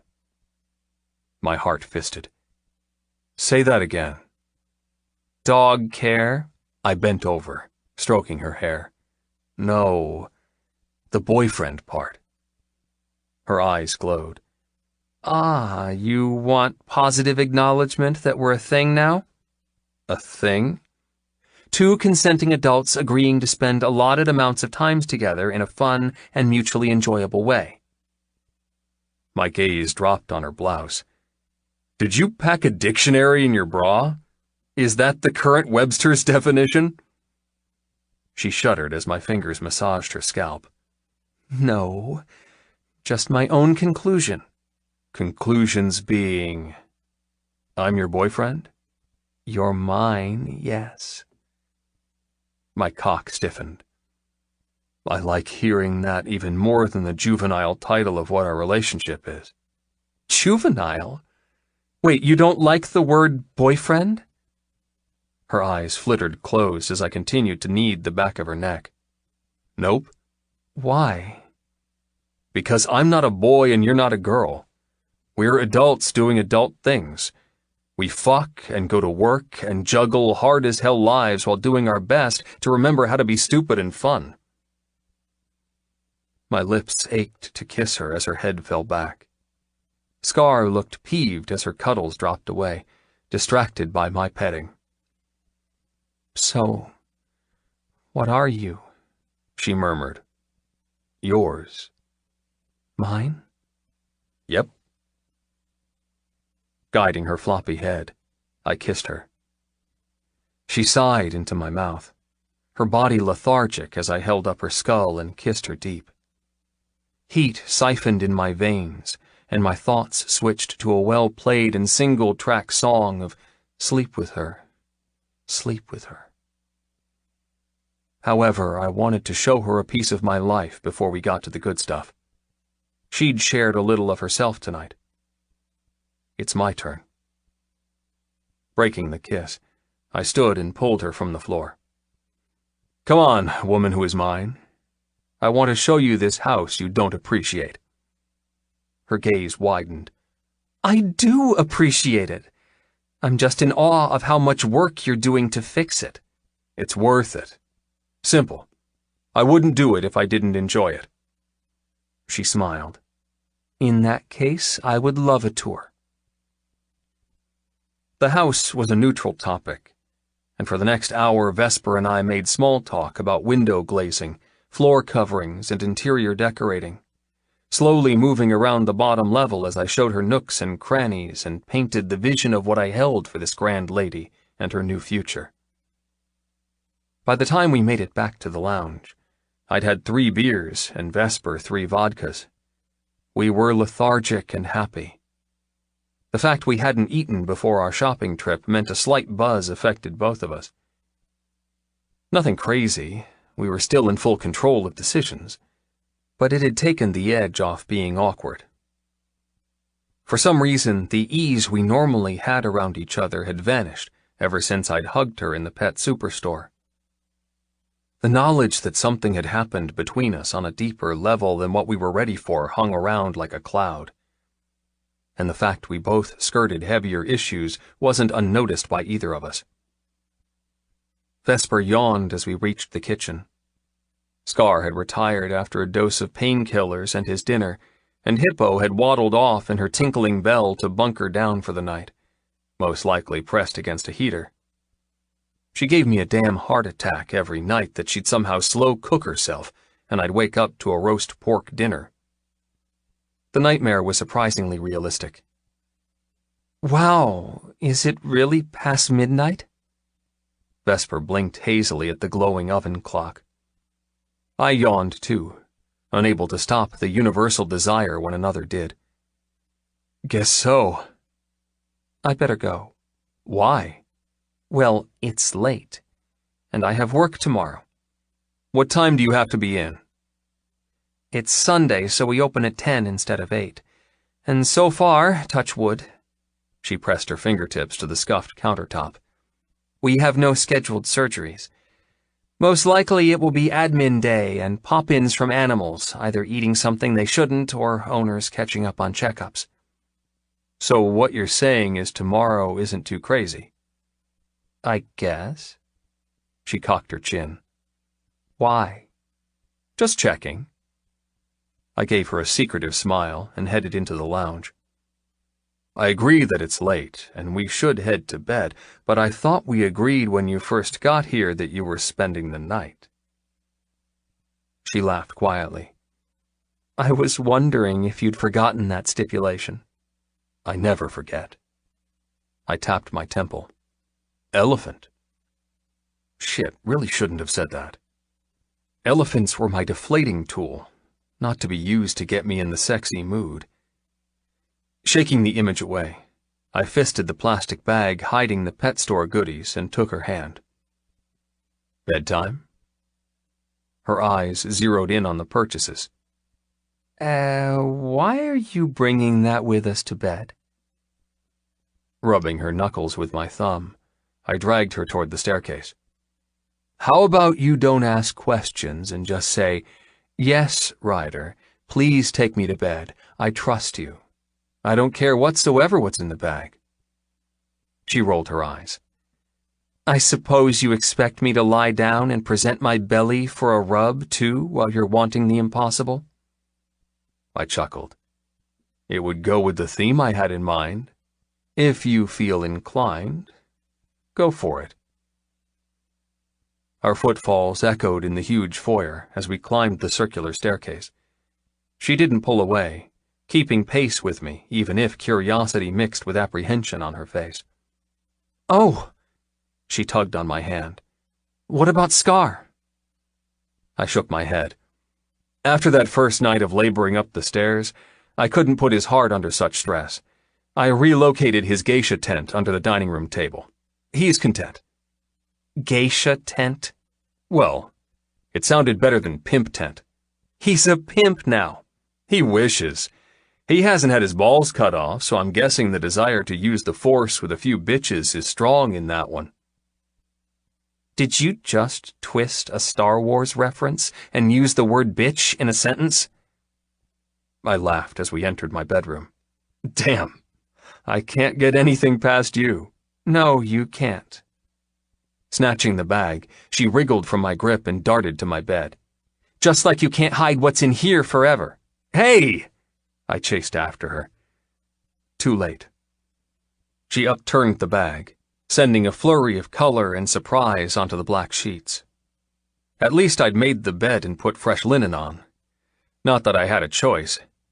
Repairing the roof yesterday meant I accidentally put my foot through the ceiling when checking a rafter inside. Rubble and debris landed squarely on the same mattress I had full intentions of taking Vesper on. What exactly is this? Vesper held up a feather attached to a bendy wand with silky ribbons. I believe that is a cat-swatting toy thingy. And why did you buy it? Why not?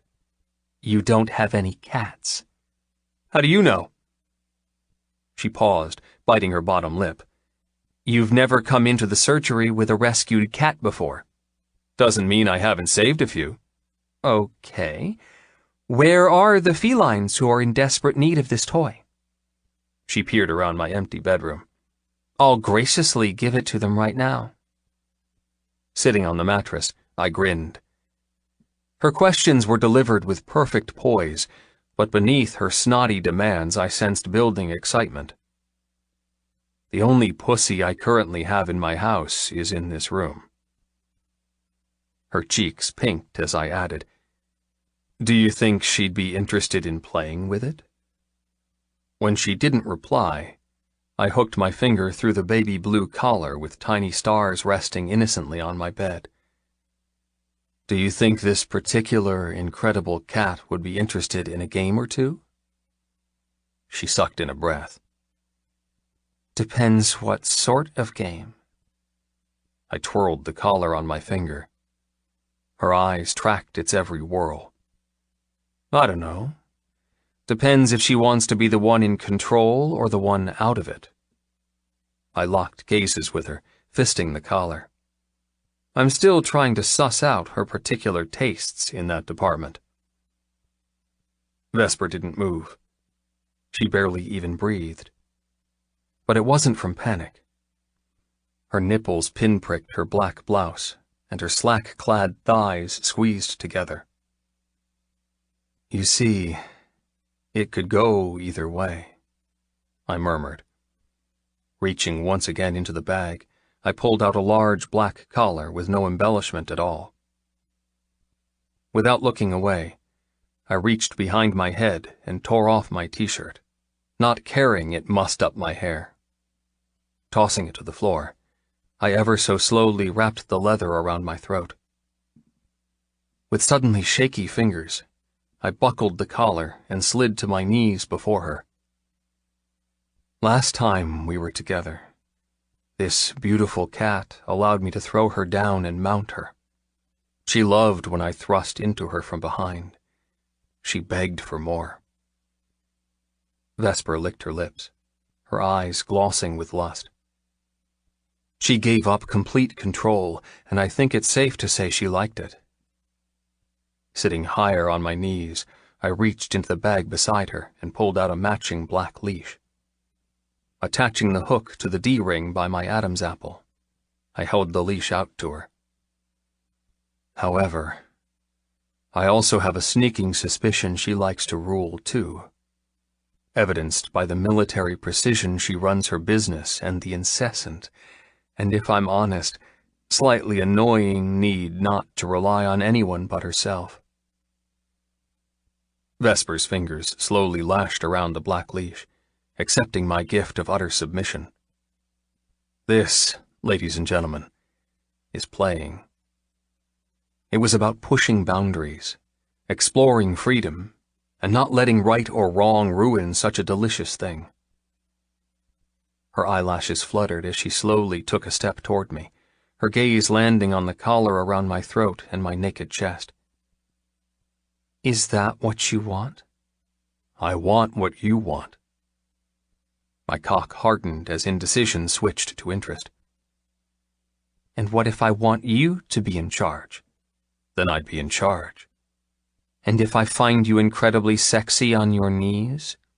Then I remain on my knees. She shuddered. Oh my God, Rye, I don't... What are you doing to me? I groaned, loving the cloak of goosebumps she made me wear.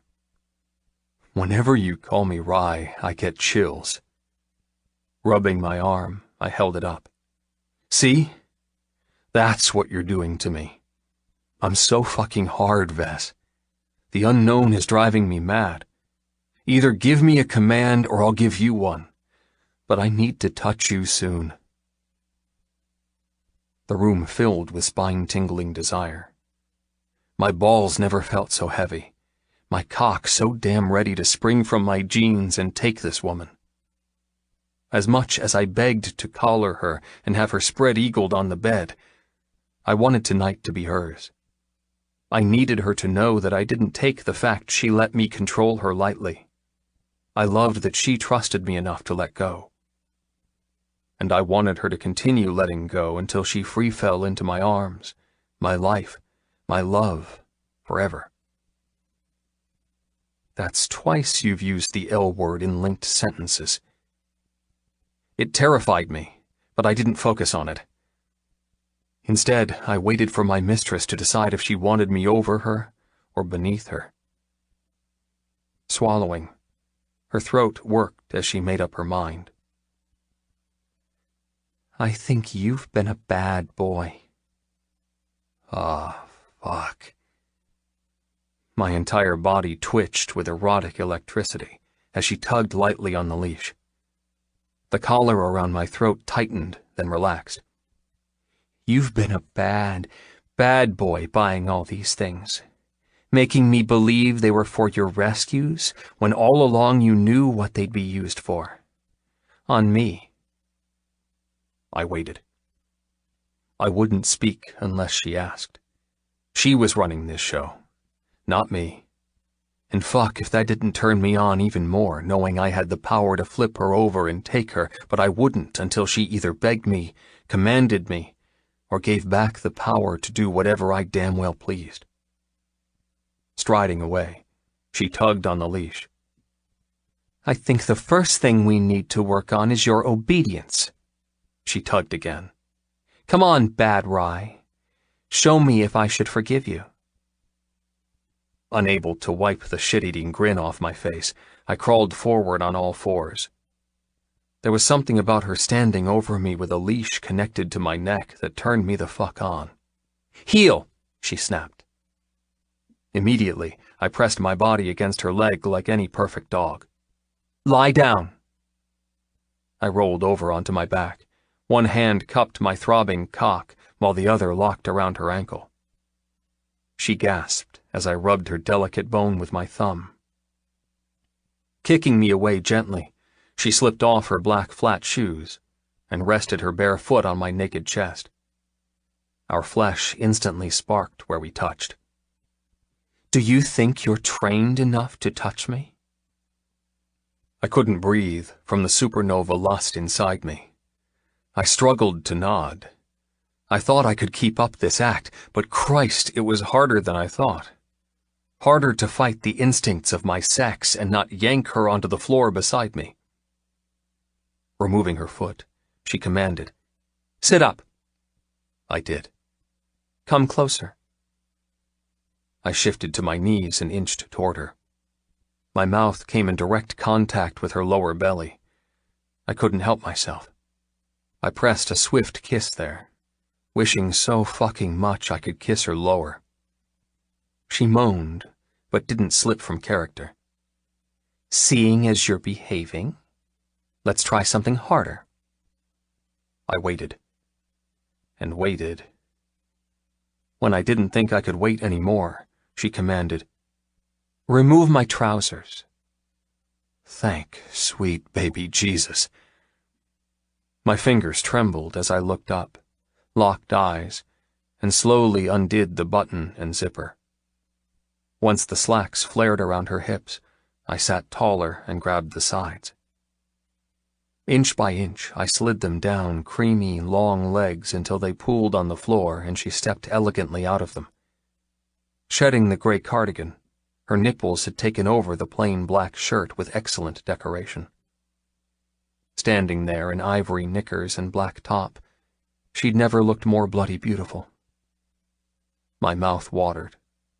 I swallowed my groan and waited. Vesper never looked away. Her hand landed on my head, tucking unruly hair behind my ear and making my entire body go slack with bliss. I grunted as she tugged the same strands she'd just petted. Are you having dirty thoughts about me? Are you perhaps wishing you weren't so obedient? Fuck yes. So quiet all of a sudden. I wonder. She dropped to her knees, matching me and bringing her eyes once again below mine. Everything shot into passion. I fought every muscle that wanted to grab and maul her. Let's see if this will make you speak. Her hand left my head, trailed down my throat, over the collar and down my belly. Reaching the waistband of my jeans, she undid them like I'd done hers and inserted her hand into my boxer briefs. I groaned loudly as she wrapped tiny, tight fingers around my cock. I think this is misbehaving, don't you? I didn't know what she wanted, so I did nothing. I just relished in the squeeze and fondle of her hand, knowing I was seconds away from embarrassing myself if she continued to touch me. Reaching further, she cupped my balls. It felt so goddamn good it was painful. You're being a very good boy now, Rye. I think you deserve a reward. Before I could stop her, she bent over and inserted my cock into her mouth. I seized. Jesus! Her teeth weren't sheathed as she took my length, her nose hitting my jeans zipper. This time I couldn't override instinct, and my hands landed on her hair. I didn't push her harder into my crotch, but I did loop the long blonde strands through my fingers and went with her, up and down, swirl and around. My thighs bellowed to recline, to pull her away and flip her over to find yet another part of her that was wet and warm. But she was still in charge. She hadn't given me the right to take over. Not yet. So I gritted my teeth and rode through the best goddamn blowjob I'd ever received. When gritting my teeth threatened to crack said teeth, and pre-quake ripples from balls to shaft warned I was moments from coming, I tugged gently on her hair. If you want me to remain a good boy, I suggest you move your... I couldn't finish. How the hell was I supposed to talk when this woman I'd fallen for had her lips around my dick? And yes, I admitted it. I'd fallen for her. I'd fallen so fast and so fucking hard, I was a broken bone heap at the bottom of whatever love cliff I'd been pushed off. Maybe that was why every touch, every lick, every swipe of her incredible tongue felt so much better than any before her. Maybe it was the connection binding us together. Or perhaps it was the deeper knowledge that somehow, some way, I suspected she felt the same way I did. Her teeth teased me as she sucked harder. My head flopped backward. Shit, Vess. I'm gonna... Yes, I'm... But then she stopped. The little wench pulled her mouth away and left me hanging. For a second, it could have gone either way. I could have come just from the cool air replacing her hot mouth and the residual memory of pleasure. But then her voice interrupted my orgasm haze. If you're naughty and come, you won't be allowed inside me tonight. My eyes ripped open as I did my best to clamp down the goods and force away the epic explosion so damn close to detonating. My body jerked as one lone little spurt ruined me, seeping like milky sin from my crown. Fuck. She tutted even as her eyes glowed. Well, that was naughty. She waited for me to continue coming, but I used every trick I had in my arsenal and stopped it. It couldn't be healthy to be in the throes of release and then have to claw it back. One little clench was worse than none at all, because my body was ready to jettison whatever load she'd conjured. And now it was blocked up, throbbing and so damn incessant I could barely breathe. Fuck, woman, I grunted. I'll get you back for that. Her lips twitched. You'll try. You were able to stop mid-orgasm. I'm impressed. In that case, another reward is in order. Her finger swiped out and scooped up the tiny droplet of cum she'd wrenched from me. Not breaking eye contact, she placed her finger into her mouth. And fuck me if I didn't almost blow right there and then. God damn it, Vesper. She tugged on the leash. No talking. Standing, she pulled again. Heel. There's a good boy. Although moving while in this state was excruciating, and every motion begged me to finish what she'd started, I obeyed. I crawled beside her, trembling with lust. My cock remained standing to attention while my jeans lay open around my waist, but I didn't move to pull them off. After all, she hadn't told me to or given permission. She obviously wanted me this way. And shit, if that didn't make me even hotter. Christ, I need to come. Reaching the bed, Vesper unbuckled the leash from my collar and tossed the fabric over the back of my neck. Holding the two ends like reins, she slowly sat onto the mattress, spreading her legs shamelessly before me. Now, we're going to see just how good you can be. Oh, sweet baby mother of God. My eyes locked onto her ivory panty-covered pussy. I basically panted like the dog I pretended to be, looking at her like a prized kill. "Remove my knickers." Her voice turned breathy and low. My hands had given up trembling for full-on shaking as I hooked my fingers around the sides and tugged. She balanced herself using the leash around my neck, arching her hips off the bed. The moment I saw her naked, a feral groan echoed in my chest. "God damn it, you're gorgeous.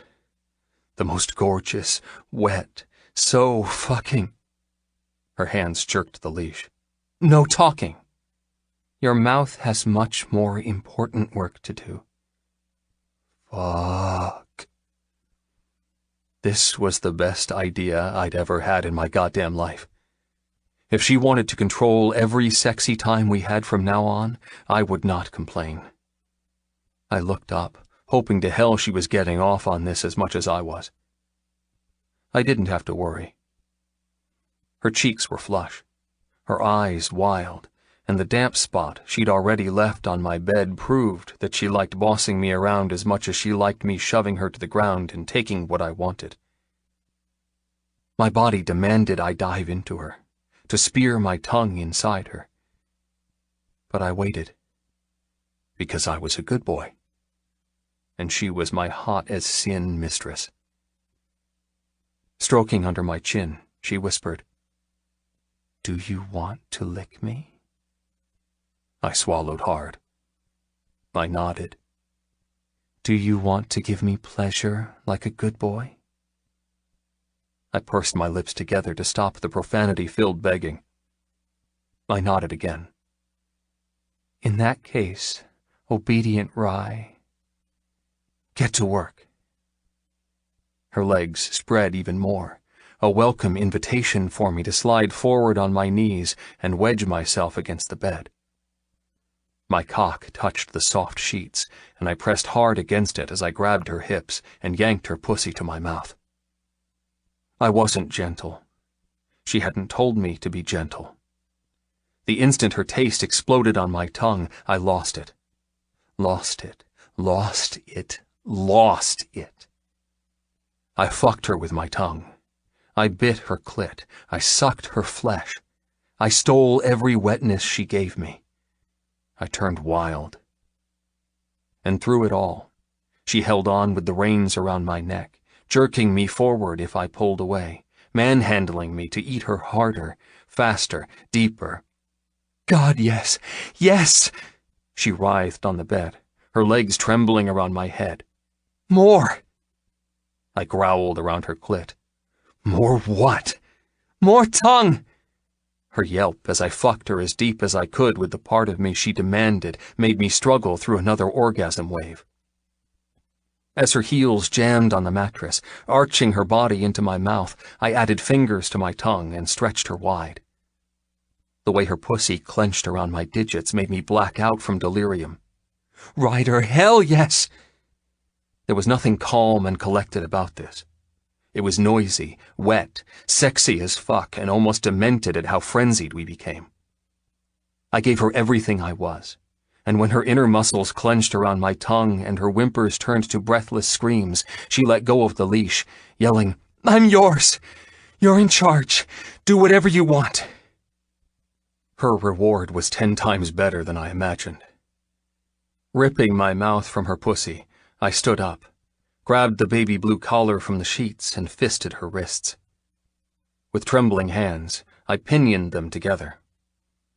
Every dirty thing I'd wanted to say to her spilled out as I trembled and shook and prepared to take this woman so bloody deep and hard we'd both be bruised tomorrow. "God damn it, you're a tease, Vess." I secured her wrists tight. "See what you've done to me? You've ruined me. Goddamn ruined me for anyone else." Her eyes fell to my cock. I didn't have the patience to rip off her blouse or remove my jeans. Clothing was forgotten as I pushed down my boxer briefs to mid-thigh and once again grabbed her hips. "You're going to be ridden now, you naughty, filthy girl. Ridden so damn deep you'll taste me inside you for days. Yes!" Her body draped over the edge of the bed while I stood up, I could throw her higher up the mattress. I could flip her to take her doggy, but tonight I felt like something new. Hoisting her hips into my arms, I angled her pussy until it touched the top of my cock. I held her there, my knees wedged against the side of the bed, my hips poised to thrust. Her body was all sleek angles and shadows as her hands remained above her head. "Are you ready to be fucked by this very obedient but entirely out of patience man?" She nodded, biting her lip. "Are you ready to come for me? Scream for me? Promise you'll forever be mine?" She threw her head back. "Yes, I promise." "In that case." I thrust forward. My cock entered her in one swift, erotic impale. 1 second, cold air around me, the next, hot, hot Vesper. Her inner muscles seized, fighting me and welcoming me at the same time. "You can have me." Chapter 30. Vesper. Words. Who cared about words? I certainly didn't when Ryder pounded into me, and I used the word pounded because that was exactly what he did. His cock pounded, his passion pounded, everything between us unsaid and known pounded, again and again and again. The bed rocked as he fucked me, the mattress creaked as he made love to me, and through it all I could think about was how much he meant to me after such a short amount of time, how this level of attraction and lust and togetherness wasn't common and was worth so much more than what we originally thought. Fuck, Vesper. I need to come so bad. Ryder hoisted my hips higher until the only contact I had were my shoulder blades on the bed and his hands holding me in position for his cock. He never stopped riding me just like he promised, in and out, down and up, driving me mad, mad, mad. The orgasm he'd almost given me with his tongue detonated back into business. "Come, I want to. I'll be with you." The sparkling warning made me gasp and tense. He growled, Can I?" Through my sex-addled fog, I knew what he wanted to know. "Yes, the pill kicked in yesterday. I'm protected." "Thank fuck, because the rumors of me being your cousin are already all around town." The naughtiness of yet another taboo added more gasoline to our rabid, raging fire. Ryder fell on top of me, his hips pistoning as he yanked my legs up, holding them against my chest as he plowed me into the mattress. The way he bent my body added a brand new element of wrongness. I curled under his pressure, making me tighter and him so big. "Hell, I'm gonna..." His face twisted as the loudest groan exploded from his chest. His body jerked and jived as he took me again and again. The first splash of his release set me off.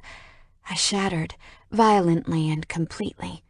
The release that lived in my clit the moment he'd put the collar around his neck erupted, and I'd never felt anything as breathtaking or life-changing in my entire existence.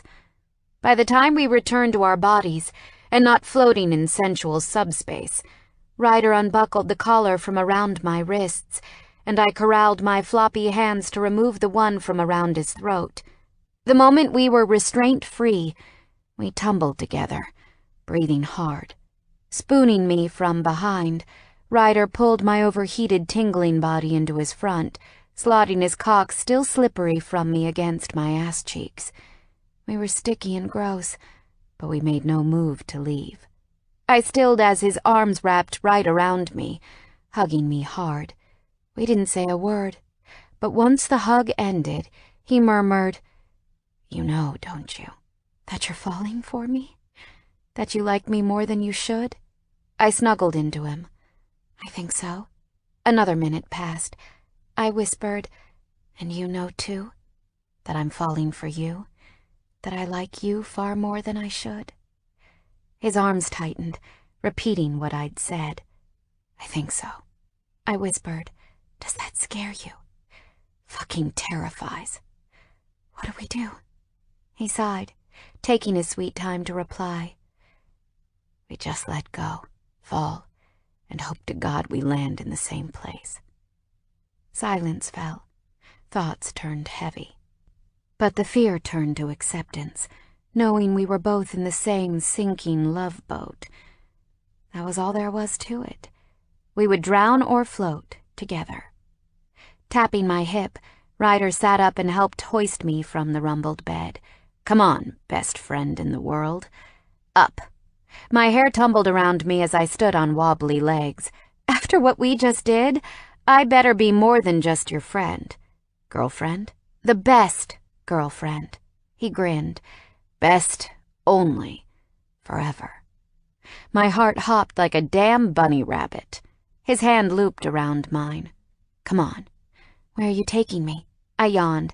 After sex like that, I need to sleep, especially as I have work in the morning and I'm currently brain dead.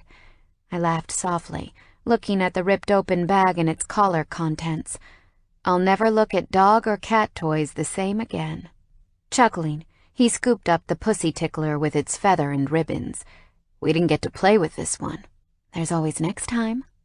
Kissing my forehead, he grinned. You're right. Plenty more games afoot. Squeezing my fingers, he guided me forward. And that is why we're taking a shower.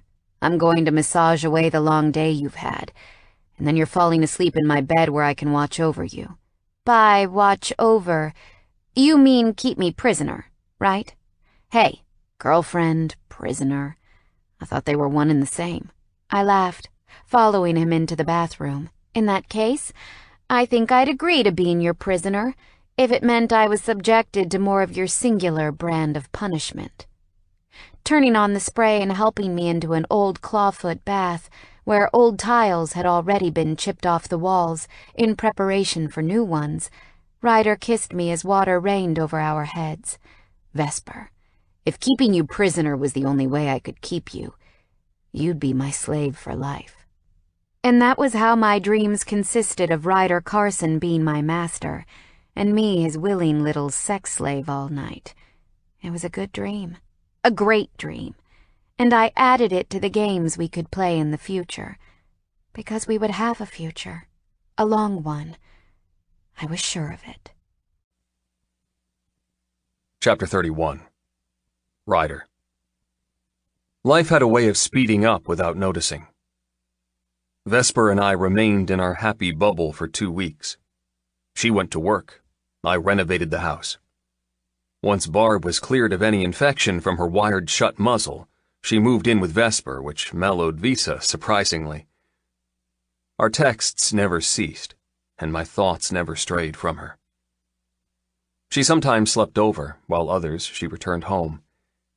I brought home a rescue or two, and she started introducing Visa and Barb to Scar and Hippo.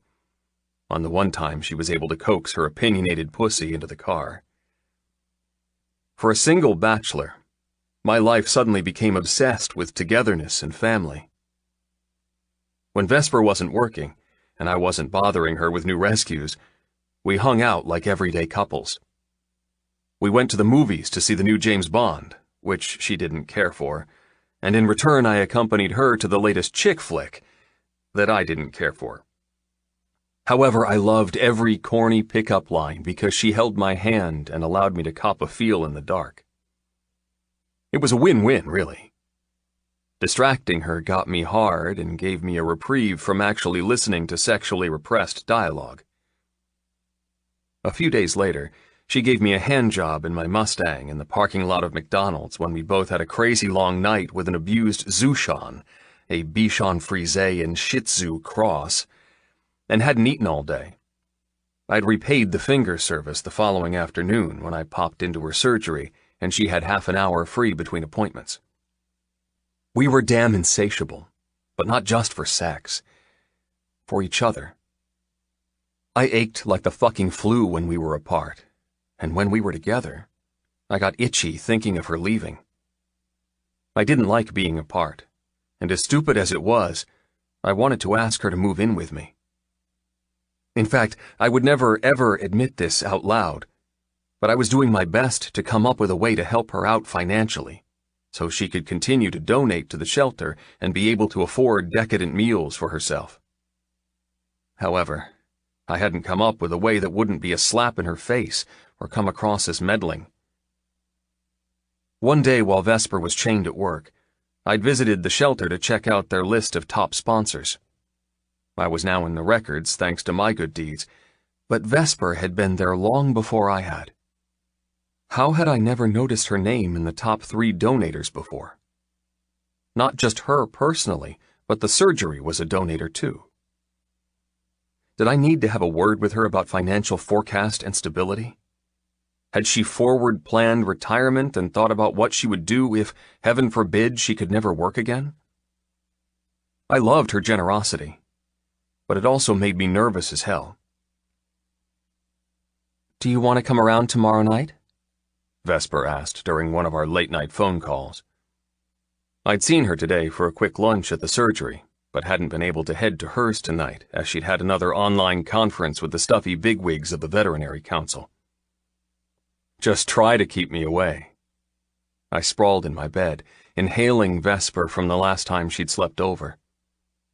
She didn't sleep here often enough for my tastes, but at least she'd started leaving little things like a spare toothbrush and a couple of extra clean panties for the shame dash into work the next morning. Her voice held a smile. I'll make some tagliatelle. I know you like pastas. The thought of her making me a home-cooked meal made me grateful and upset. How much of her weekly budget would go to that one meal, and what would she eat afterward if she insisted on giving most of her paycheck away? I'll even dress up as a sexy chef and wear nothing under the apron. I bit my fist. You'd do that for me? I'd do whatever you wanted me to do. My body tightened. Including bending over the counter and letting me sink inside you from behind? Yum. Especially that. Hell yes, My erotic fantasy slammed to a stop. Ah, shit. I can't come over tomorrow. Oh? Sadness filled her tone, then was covered by false joviality. Oh, okay, no problem. Another time. Don't do that. Say you're pissed at me and ask why I'm standing you up. The phone line crackled before she sucked in a breath. Okay, fine. I'm not happy. I'm going to miss you and it will suck and I'll end up having lonely pasta for one with Visa and Barb. There's my girl. Damn, it turns me on knowing that you're going to miss me. Are you going to miss me? Like a bloody lovesick fool. Well, that's a consolation prize at least. I hope it hurts. Oh, Vess, it will. Believe me. Knowing I could be with you instead of entertaining someone else will be a dagger in my bleeding heart. The line crackled again. I waited for her to demand who I was entertaining. I knew she cared deeply for me. We hadn't come out and used the word that dangled around her hearts like blazing billboards, but I knew she would stew if she didn't ask. And frankly, it kind of pissed me off that she never asked who Fiona was from my stupid text about Fee saying Vess should like me. Not that it mattered now, as they'd met about a week ago and become almost as close as her and Polly. Damn women and their brethren. Go on, Vess. Spit it out. An explosive sigh hit my ear. Are you trying to make me jealous, or are you just proving a point? A bit of both. But it depends on what point I'm trying to prove. The stupid point being you're trying to make me admit that I'm in love. She wrenched to a stop. She coughed. The point being that I'm incredibly possessive of you and don't like the thought of you being with anyone else but me. I practically hyperventilated at the almost slip. Did she love me? Fuck, I hope she does. Does it soothe your jealousy knowing my date tomorrow night has a penis? Not really. I know how irresistible you are. If they're gay, then I have to worry about the male species as well as my own moving in on my territory. Your territory, huh? Yup. I might have to pee on you. It works in the animal kingdom. It could work at keeping hussies and eager men away. And what if this man was related? Would you be worried then? Oh my God, even more worried. You slept with your so-called cousin. Multiple times, I may add. Her outburst rang with laughter. No, family relation is not safe. I love your sense of humor. Holy shit, I almost slipped. Good save, Rye. Good save. We were both on a slippery slope tonight. Time to end the call before the confessions split. You love my sense of humor. Her voice was hesitant. That's all you love? I scowled at the ceiling, cursing myself. Yep, that's what I said. Sense of humor. Love it. Great. Funny stuff, Vives. She tutted. Right. Because that's exactly what I want you to love about me. The hook dangled, and I swam toward it like the sucker I was. I love your smile, your laugh, your face, your body, your soul, your kindness, your intelligence, your empathy, the way you sleep, the mole on your butt, your vanilla smell. I love you. But I was a man, not a fish, and I didn't take the bait. Doing my best to change the subject, I chuckled. Remember I said I had an older brother? He's arriving in town tomorrow night. I promised him clean sheets and a roof to sleep under. I have to uphold my side of the bargain, even though I literally have no finished bedroom to store him in. He's your brother, not a piece of luggage. You mean look after him, not store him. Same thing. Vesper giggled. So, you're cheating on me with your brother? Seems that way. I might have to report you. Or punish me? She whispered. That could be arranged. My cock stiffened. Don't say things like that in that sexy way unless you want a midnight visitor. I always want a midnight visitor if it's you. You say the nicest things to me. And I mean them. See what a great girlfriend I am? My heart clenched. You're better than great. You're the best. And this conversation just veered into cheesy territory. I sighed. Can you blame me? Yes, I can, actually. I was never this infatuated before. You're interfering with my life. If I wasn't interfering, I'd be fucking heartbroken because it would mean you didn't like me. Silence fell. I hesitated, then asked a juvenile but much-needed question. You do like me, Vess, don't you? Seriously, Rye? Fishing for compliments now? Fishing for confirmation of your affection. You already know how I feel about you.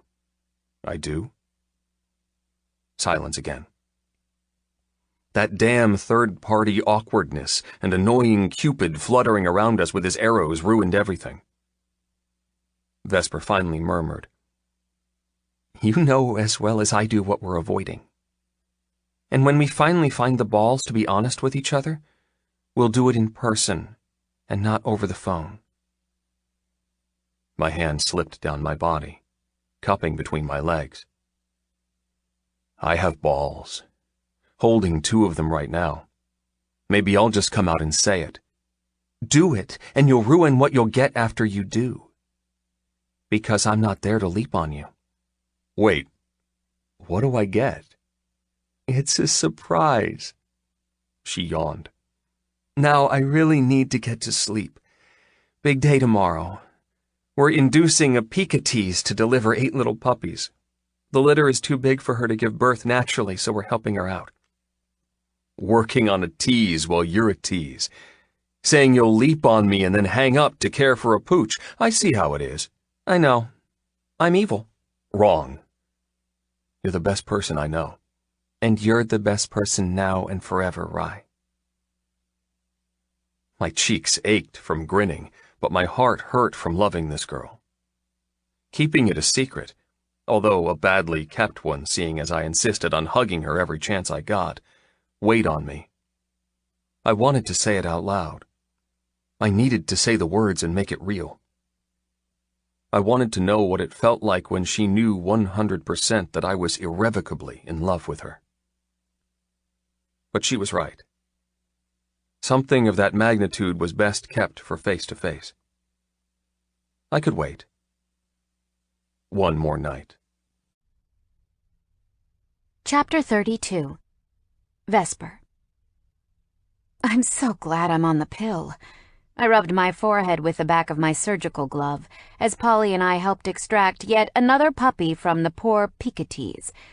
She'd been knocked up by a renegade Jack Russell who pillaged the neighborhood.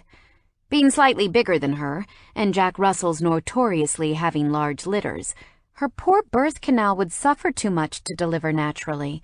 Both her and the puppies would have died if her owner hadn't had the foresight to bring her in for an ultrasound with our fancy equipment and book in a C-section.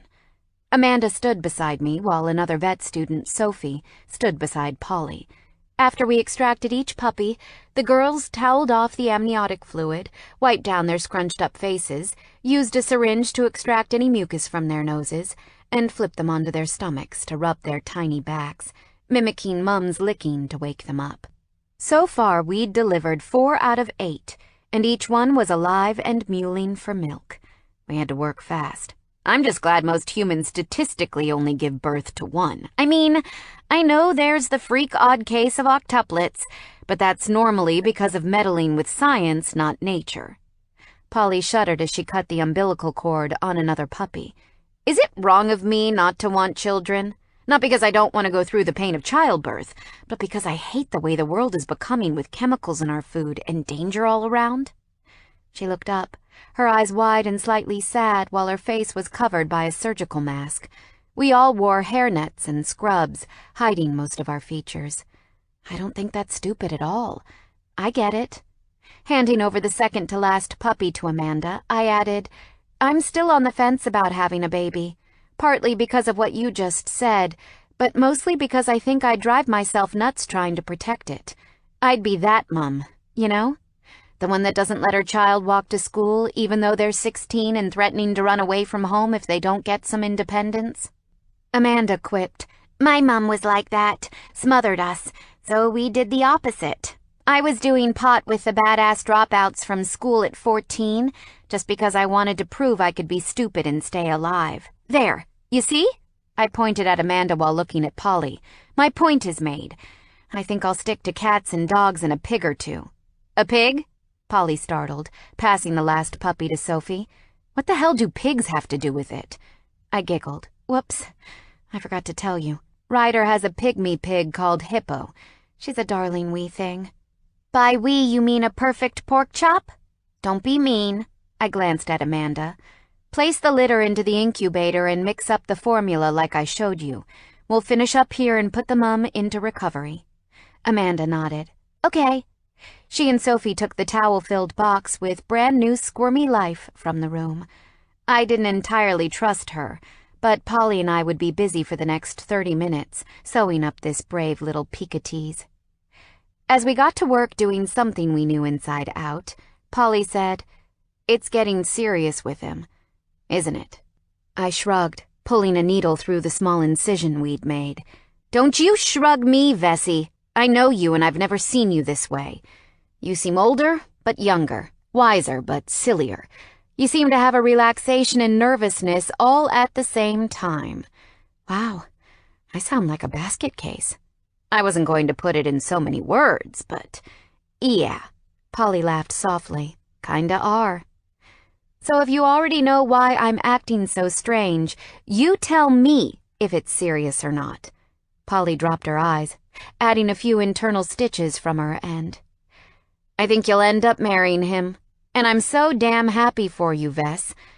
But I'm freaking terrified at the same time. It wasn't the word marriage that made me gasp, but the fact my best friend was afraid. The needle slipped from my hands. What? Why? I know I should be supportive and see the glass half full and gaining a brother-in-law from my sister from another mister. But I don't. I feel a little lost, because you've got a life outside of me in this practice now. And I knew it would happen eventually. I kinda hoped it would be me doing the nesting thing first, but whatever. She laughed again, not quite pulling it off. Her gaze dropped to our patient and her steady hands. I don't know what I'm trying to say. I love you, that's all, and I miss you, even though you're standing right there. It wasn't protocol, and I sure as well wouldn't put up with it if it was anyone else but me and Polly. But I skirted around the operating table and hugged her. We stood there for a few seconds, leaning into each other before separating and returning to work. No words were needed, and concentration on something bigger than ourselves kept our thoughts centered and calm. Once we'd finished our task and sewed up the snow-white picotees in companionable silence, we added gauze and placed a cone around the slowly rousing doggie's head so she couldn't get to the stitches. I sighed, rolling my shoulders as we washed our instruments. I love you, Paul, and there will always be a place for you in my life, whether I marry this one or another, or end up a spinster with piglets. And I'm not seeing Ryder tonight. Come around. We'll have a sleepover like old times. We'll get drunk, watch movies, and be single together. Polly's spine slouched in utter gratefulness. You mean that? Truly? It was her turn to drop her scalpel into disinfectant and squeeze me. Thank you, Vessie. It's been... Well, I'll tell you when we hang out tonight. But it's been lonely without you. Pecking my cheek, she helped me wheel our brand-new puppy Mummy into recovery. That night, when the doorbell chimed, my heart leapt for an entirely different reason. It wasn't because of Ryder or anticipation of kinky sexy time. It was because I'd missed my best friend. I'd been selfish for not giving her a second thought while I was in my love bubble with my sexy man. I'm a bad friend. But tonight, I would make up for it with sugar overload, awful viewing material, and juicy gossip. I would fully break the rules of secrecy about what Ryder and I had been up to in the bedroom, if it made her feel better. Opening the door, I squealed, letting my inner wild child come out. Girls, unite! You're such a dork. Polly stood with her arms full of blankets, pillows, and junk food. Get me inside before your neighbors think I'm moving in and increase your rent. Taking some of her hoard, I skipped into the lounge and threw the lot onto the couch. I'd already pushed aside the coffee table and rolled out a few yoga mats onto the carpet so we could lie down and Netflix for hours. Last night, the thought of not spending the evening with Ryder had crushed me. Now, I was glad his brother was in town because it meant me and Polly had some quality time. However, while I bounced like a loon and headed into the kitchen to grab the overly buttered popcorn, fizzy bubbly, and a mixed bag of sweeties that I could afford from the discount aisle, Polly sat heavily on the couch and grabbed Visa in a bear hug. Barb crawled over to her too, pampered and warm in her woolly jumper that I'd bought her when I was in the pet store with Ryder. Paul, what is it? Abandoning the snacks on the kitchen table, I dashed to her, taking her hand. I pulled her into me while she buried her face into Visa's marmalade scruff. Visa adored Polly, sometimes more than I thought she loved me. Perhaps I should let her take her home. She needed a pet. I kept telling her that, but in all years together, she'd not once gotten a little soul to cuddle. She said she would love that little animal too damn much, and when the inevitable came to say goodbye, it would destroy her. I got that.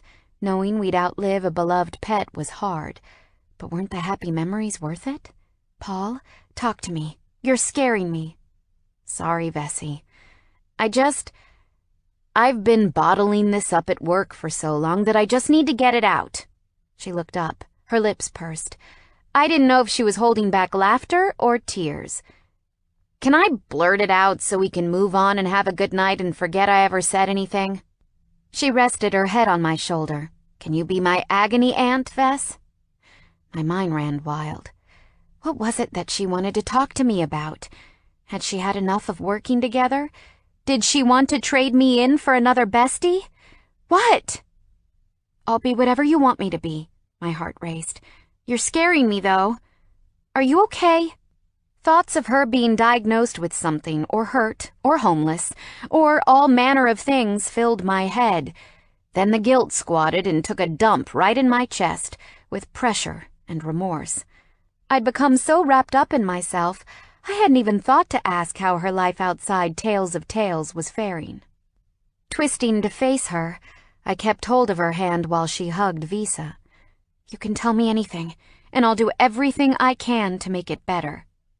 My phone decided to cock-a-doodle-doo at me, vibrating on the couch where I'd thrown it. I looked down, too disciplined with work and emergencies to ignore it. I was the vet on call tonight. However, it wasn't a call-out. It was Ryder. My heart flipped to answer it, but common decency made me put it on silent and ignore the call. He would understand. Polly was my first priority tonight. She narrowed her eyes as if expecting me to pick up. When I didn't, her face contorted with a torrent of confession. When you slept with Ryder that first time, I knew something had changed. I saw how happy you were and I was ecstatic for you. You've been on your own for so long. Your parents are jerks and I always wanted you to be loved like I loved you. So I wanted to give you space. I wanted you to feel like you could move on with him without worrying about me. When she didn't continue, I encouraged. And you were the best in giving that support. She sucked in a deep breath. I didn't want you to feel pressured to split your time with me, so I decided to put myself out there. She gulped. I went back on that dating website. I made a new profile. I met someone. I wasn't stupid, and we chatted a bit at first when I arranged a public date. Seeing as this is such a small town, I had to drive 2 hours to meet him, as there was no one close by. Her eyes glazed, taking a trip back to the past. When I got there, he was sweet. We made small talk, we ordered. It was going okay, but then something happened. My heart sprang out of my chest and scurried to hide because as a woman, as her best friend, I already knew where this was going. Oh no, Paul, no! Tears pricked my eyes. He didn't hurt you, did he? I clutched her hand. Did he rape you? Her lips thinned, her body shuddered. Then she exploded with cackles. I love you for leaping to the worst. You should see your face. You're ready to murder someone. Temper raced through my blood. Damn right, I'm ready to murder someone. If anyone touched you wrong, bang, he'd be dead. I mimicked firing a gun with my thumb and forefinger. So, what happened? Why the hell are you laughing? Is this one of those things where you've repressed the bad and become hysterical? My mind tripped over itself, trying to remember what to do in cases such as these. We'd had rape rallies at university. What to do, what doctor to see, what police report to fill out. I'd hoped to God none of us needed to know such awful information. However, Polly was scaring me. What the hell happened? She patted my hand that curled into a fist. It was awful, Vess. Dating is the worst. Wait, what? My heart rate slowly stopped, pretending it was a pile driver trying to pulverize my ribs, and paused. Spit it out! You're annoying me. She laughed again. You're adorable. You're being a douche. Okay. I didn't want to moan because you found the most perfect male specimen in history. I didn't want to share my disaster in case I sounded jealous. I relaxed a smidgen. Go on. She sighed dramatically. Oh, God, Vess. It was terrible. He was good-looking enough, charming enough. We'd gotten along okay online. There were no glitter cannons or party poppers when we met, but I was happy to give him a chance, you know?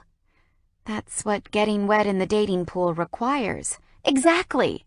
She nodded importantly. So, I figured if Vess can overlook Ryder being a jerk and his bossy commands at the start, I can look past the occasional burp or finger-clicking at the waitress. He did that? Wow, that's rude. She agreed. I know, right? Very rude. Anywho, there we were, food ordered and waiting, trying to keep small talk going while our dinner arrived. When it did arrive, that's when things got weird. I leaned forward, hooked on her story, desperate to know what happened. I still wasn't convinced this didn't have a bad ending, but I was willing to let her lead me down the rabbit hole. What? What got weird? She tickled Visa as the cat pawed her loose chestnut hair. I had gnocchi and he had fettuccine. At first, he ate the garlic bread with his hands. Seems normal. How else do you eat bread? But then, she gulped for dramatics. Then he picked up his creamy, slurpy noodles, with his fingers and proceeded to dangle them over his mouth in the middle of the restaurant. Her eyes widened in horror. The sauce, Vess. It ended up everywhere. His tongue was out trying to catch the end of the slippery sucker. His face was splashed with cream, making him look like he'd jizzed all over himself. She groaned. I couldn't eat. My appetite went poof, and I wanted to vanish in mortification as he dropped some pasta onto the floor and picked up and— No, I gasped. He didn't. He did. He picked it up and ate it. There was lint on it. Lint!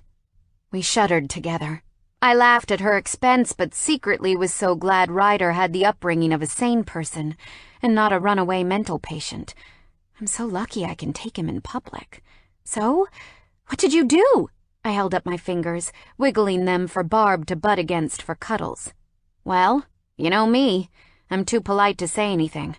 So I sat there as he slurped up the entire bowl, wiped his mouth with his tie, and proceeded to ask to split the check, but only had a $10 bill on him and no credit cards and made me pick up the rest.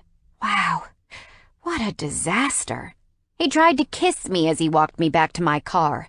However, my politeness snapped and I hopped in, locked the door, and peeled out of there as if I were a rally driver in the Brisbane Derby. Good for you.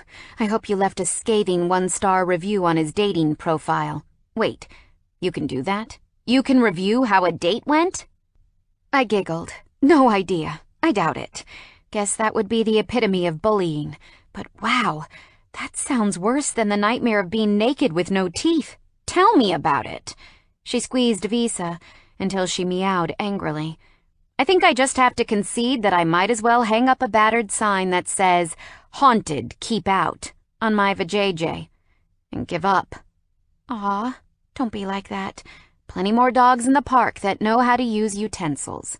Yes, but how many mutts do I have to go through to find a pedigree? I nudged her. Oh, good analogy. She grinned. Thanks. I try. You can't let this stop you from trying. True love is worth it. She buried her face into Visa's fur. Ugh, I hate you all preachy. Stop being all loved up for a second and admit that you struck gold while I'm still panning for rocks. Can't. I'm too high on orgasms. She pinched me. One of these days, I'm going to be just as smug as you and shove your nose in it. There's the spirit. Don't give up. I laughed. Besides, I'll never be jealous as I'm never letting Ryder stray from my honey trap, so we'll both be smug together. Does he know he's a prisoner for life? He has an inkling. She sighed, letting Visa leap from her lap and draping her arms over the back of the couch. Man, it feels good to tell you, though. I've been holding that in. Why didn't you tell me? I did my best to hide the hurt in my tone. We tell each other everything. Crap. You should have texted me while on the date and sent a picture of the buffoon with pasta face. That would have been rude. True. And that would be bad because we are respectable, tolerant women who don't judge. We burst into laughter. Leaning over, I kissed her cheek. Well, he doesn't know what he missed out on. Lucky for me, you're still all mine. Polly cracked a smile. Is it wrong that while at dinner I fantasized that he choked on his pasta and some sexy waiter came up, gave him the Heimlich, and then took one look at me and ordered me into the supply closet to make up for the gorilla I was on a date with? Nope. It means you have a healthy libido and one day soon, some guy is going to be very, very lucky. She hugged me. I love you, Vessie. Somehow you've already made me feel better. I know I'm in for a world of pain finding the one, but I'm glad I can share my disastrous attempts with you. You'll always have me. Even when you're preggers and shacked up? I thought we agreed that multiplying with our own children wasn't going to happen. Creatures that need adopting will be my babies of choice. In that case, I'll offer my services as animal nanny. I shook my head. You'll be too busy looking after your own brood and beyond sexy, awesome husband. Polly sighed. Finding a man I can trust and could fall in love with seems less likely than me flying to Jupiter and finding a handsome alien to probe. I laughed. I think you'll find the aliens do the probing, not the humans. She grinned coyly. Not if he wants to go with me. I have a sudden fascination of sampling my dominatrix side. I couldn't help it. I blurted in one running sentence. I did that the other night while Ryder wore a dog collar, and I ordered him around the bedroom, and oh my God, it was the hottest thing, and wow, I want to do it again. She froze. I had no idea you were so kinky. Neither did I. Until him. Seems he's made you open doors you'd kept locked, huh? I shrugged. Seems that way. And unlocked your heart. I turned into a gooey mess. And definitely unlocked my heart. Okay, I've had enough of this conversation. Untangling herself and pushing away a demanding cat and dog, Polly said, time for vodka, bad food, and silly movies. I'm down. 10 minutes later, we had our adult juices and hands full of popcorn. Settling on the floor, we draped our legs with the blanket Polly had brought and turned on a Disney cartoon courtesy of Netflix and vegged. Ryder, I miss you so goddamn much. My brother is fun, but he's not you. Me. I miss you too. It's been an enlightening evening, and I'm even more grateful for what we have. Ryder, I like hearing that. Just how grateful are we talking, exactly? Me. Blowjob every day for a week and then any position you want, grateful. Ryder, wow, that much? I might have to oblige with your needs. Me. I have so many needs. Ryder. And I'll do everything in my power to satisfy each and every itch. Me. If you do, I'll feel guilty. I already feel guilty. Ryder. What on earth for? If anyone deserves some sexy pampering, it's you. Me. Polly struck an ignoramus on her last foray into the dating cesspool. She has no one while I have. Ryder. Me? You have me. You can say it. And everyone encounters a dickhead or bitch while searching for the perfect ending. Hell, I had one that made the devil seem like a nice guy. Okay, didn't really want to discuss exes while talking about our naughty bits getting it on. But, whatever. I could ignore it and continue with a happier thread. Me. I was going to say I have the most wonderful, incredible, downright sexy man ever created, but yeah, I guess just a simple answer would suffice. Ryder, my brother is passed out from beer. Come here. I need to start redeeming these grateful gifts you want to give me. My cock heard the word blowjob and is insanely interested. Me. Would love to, but can't. Polly needs me. She hates anyone with a deep voice and a third leg right now. Ryder. Well, bring her here too. My brother gets bored easily. He'll need entertaining. Both of you spend the day with us tomorrow. Me. I'm not so sure that would be a good idea. God, what time is it? Polly turned over, covering her eyes from the glare of my phone. We'd fallen asleep thanks to too many vodkas and binge-watching on the floor. Almost 3 a.m. Go back to sleep. My fingers hovered over the keypad, ready to tell my man that he needed to respect girl time. However, she murmured, Are you messaging Ryder? Yes. Is he calling for booty? I smiled, glad she could still make a joke while dealing with dating disappointment. No, he's badgering me to bring you around to his place tomorrow. Sleep left her gaze. Really? I nodded. His older brother is in town. He's offered us to go over together. Apprehension filled her gaze. Oh no. Another male. You haven't met his brother, right? Can you confirm he's not an imbecile with nose-picking fetishes or strange eating customs? Oh, Paul, I can't. But if he's anything like Ryder, he's going to be a gruff, sarcastic teddy bear with a heart of gold. Polly bit her lower lip. And he's invited me. You sure you didn't invite me? Nope. I showed her the screen, making her squint again. All him. Her eyes scanned my messages. I agree with him that you shouldn't feel guilty for being happy. She leaned up, placing a kiss on my cheek. You're the best. And this is exactly what I needed, Vess. You're awesome.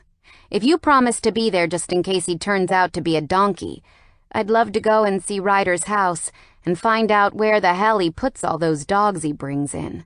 She laughed. He doesn't boil them into a soup, does he? 'Cause that would be the worst thing ever. I giggled. No, he has this amazing barn conversion. And the river, Paul? Wow. My heart swooned even as my body melted at the memory of what we did at said river. She rolled onto her back. I know this is a stupid, crazy idea, but how about we close the practice tomorrow? Pet Curers up the road can take any slack. We'll put his number on the answer machine for any emergencies and still take any calls that are urgent. Her hand found mine in the dark. I just really need this with you. I need to be with other people who are normal, away from work and home. I need a good laugh. Would that be okay? It would be more than okay. I didn't care about the loss of potential income. I did worry that pet owners would be stressed, but as long as the other vet across town was open and they knew it was only for one day, then I couldn't see the harm. There was a thing called workaholism, and unfortunately, Paul and I had reached that threshold. Text him back. She tapped my phone. Tell him he has a date. Are you sure? I'm sure. Me. Polly will accept your date. She says it's a good idea, after all. When should we come over? I'm taking your other unsolicited advice from when we first started chatting and playing hooky all day. Ryder. I love that my bad influence is rubbing off on you. Me. I'll be rubbing off something else tomorrow. Ryder. I'll hold you to that. Me. So, time? What should we bring? Ryder. Just your beautiful self and your business partner. Roop and I will take care of the rest. Me. You've got yourself a party. Ryder. Is it in my pants? Me. The one with exclusive invitation just for the two of us is. Ryder. I'm glad Rupert isn't invited. I have a confession to make. Me. Oh? Ryder. I was nervous about you meeting Rupert, as I didn't want you to think he was the better model and trade me in. With Polly there, you'll be forced to stay with me because that would just be awkward stepping on your friend's playing field. Me. Somehow I don't think Polly will be looking for a hookup. She's scarred for life from the last one. Ryder. Roop won't either, but he's a sucker for a damsel in distress. Me. Polly isn't a damsel. She's a freaking ninja. Ryder. She's a girl who will be left alone at some point in our festivities while I go and do bad things to you. Ergo, damsel. Believe me, he'll take good care of her. Me. That gives me mixed feelings. Ryder. About the bad things or Roop's exemplary care? Me. Both. Ryder. Guess we better discuss the rules in the morning. Me. I guess. Ryder. Bess. Me. Yes. Ryder. I'm really looking forward to seeing you tomorrow. I've missed you. Me. I swear you say things like that to keep me in a permanent state of puddle-like infatuation. Ryder. I like you in a puddle. It means I made you wet. Me. No disputing that. Ryder. Fuck. Is it tomorrow yet? Me. If you let me go to sleep, it will be. Ryder. Fine. Best vet in the world. Go to bed. Without me. I'll make sure you make it up to me when we see each other. Me. Deal. Good night. Ryder. Sleep tight. Locking my phone, I caught Polly watching me. Her lips stretched into a sleepy smile. That man is seriously addicted to you. Or just having a good time.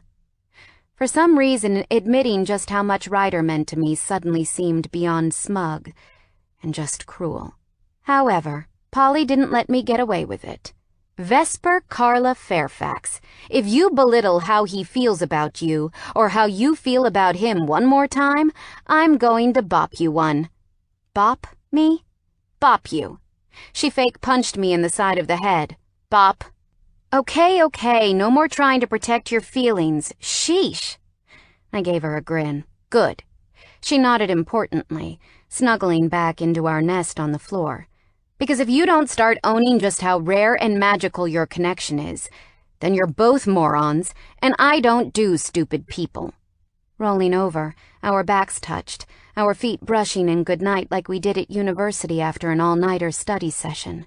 Got it. No more stupidness. That's my girl. Polly yawned. Now go to sleep, so we're not haggard hoe bags for our double date tomorrow. I smiled in the dark. You do realize the Urban Dictionary elaborates on that word rather well. Polly asked sleepily. It does? Yep. The exact definition is a person, preferably a woman, who is such a hoe that their vagina has been stretched to such an extent that it can be used as a bag to carry things such as mail, yoga balls, iPods, and crayons. Look it up. That stuff is on Google. Polly rolled over, her eyes bugging. Crayons. There are women who put crayons and iPods up their twat waffles? Apparently. Well, I'll use another turn of phrase then, because I sure as hell don't want household equipment up there. We burst out laughing before falling asleep, with images of things going in girly places that should never be used in such ways, unless it was with Ryder, and it was his perfect package. I slept with a smile on my face. Chapter 33. Ryder. Now you better be on your best fucking behavior, Roop, got it? My brother groaned for the millionth time since I'd barged into his guest room where I'd plonked him last night after too many beers. We'd had a great night catching up, chatting about Singapore, his business, and any tale he'd recently tapped. To my surprise, he'd been as dry in that area as I had been. And after one too many Coronas, he'd even admitted that he was sick of sleeping around and lying about his name and bank balance. The next girl he shacked up with would be the one. He successfully shoved me over with a feather at that confession. My brother, the monogamous leper, suddenly wanted a wife. Go figure. Well, he can't have mine. You don't have a wife. Shut up. I'm working on it. Oh shit, I'm talking to myself. I hadn't been this nervous hosting a small gathering since I was 16 and threw an illegal party in one of my parents' renovation rentals. It had ended up way out of control. Police were called, damages were paid for out of my measly farmhand wage, and I swore partying was for losers who put booze above careers. What's got up your butt? Afraid I'm going to chase away your girlfriend? Rupert raked his hands through his thick, dark hair that, if I was honest, needed a cut. The scruffy bad boy image screamed, I have a surfboard and $10 to my name, wanna blow me? Instead of what some scissors and a razor blade could deliver with, I'm worth more than a small country and wanna settle down with a wholesome, sweet woman. Dinner? Perhaps while he was in town, I'd help straighten him out in more areas than just helping him de-stress from working too much. Clearing my throat, I said, Afraid, nope. Terrified, yep. Don't be such a pussy. I'm being rational. You have this uncanny ability to screw things up. Rupert grinned as he poured himself a mug of caffeine from the instant coffee pot. I preferred gourmet lattes, but we had a late start today and just got back from a mad rush around the store to get a shitload of food for a barbecue. Despite having lots of animals on the property and loving every creature great and small, I still ate meat. However, there was one animal I just couldn't eat now I knew how kick-ass their personalities were and how lovable they could be when breaking the rules and snuggling in bed with you. Pigs. Pork, bacon, chops, anything that oinked was off the menu forever. I'd never forgive myself if Hippo figured out I was eating her kin. Relax already. I know you motherfucking sighed over this girl. I know you've handed over your balls already candy-wrapped and bow-tied. And I know you've most likely already fallen dick over heels for her, so... Roop drew a cross over his heart with a spatula he'd plucked from the drawer. Scott's honor. I won't fuck it up for you. I didn't feel any twinge of relief. And you'll be nice to her friend Polly, right? You messed that up and I'm single again for sure. Vesper is very loyal to her. Loyal, huh? Is that a good quality in a woman? Roop rested both elbows on the bench, blinking dramatically as if I was Buddha with the gospel of life. Loyalty is paramount, as are laughing together, hot as hell sex, and mountains of trust. Spoken like a true besotted, ballless lover boy. Shut! The doorbell went. Scar barked and Hippo's bell tinkled from somewhere in the house as she raced to the door. She had a fascination of greeting new guests before I could get there. Rupert chuckled. Let's get this show on the road, little bro.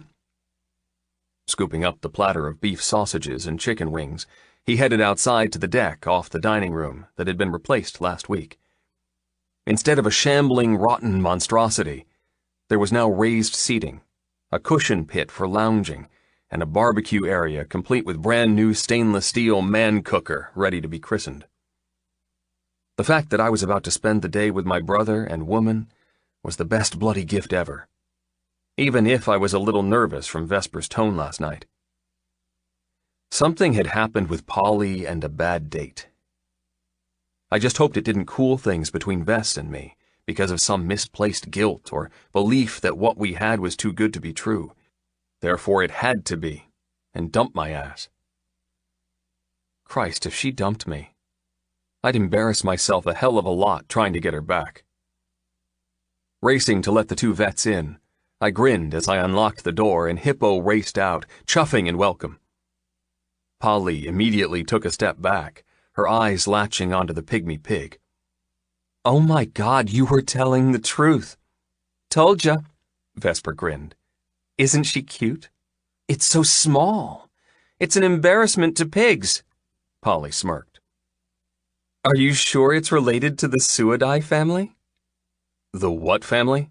I asked, holding the door. "Suidae." Polly rolled her eyes at Vesper.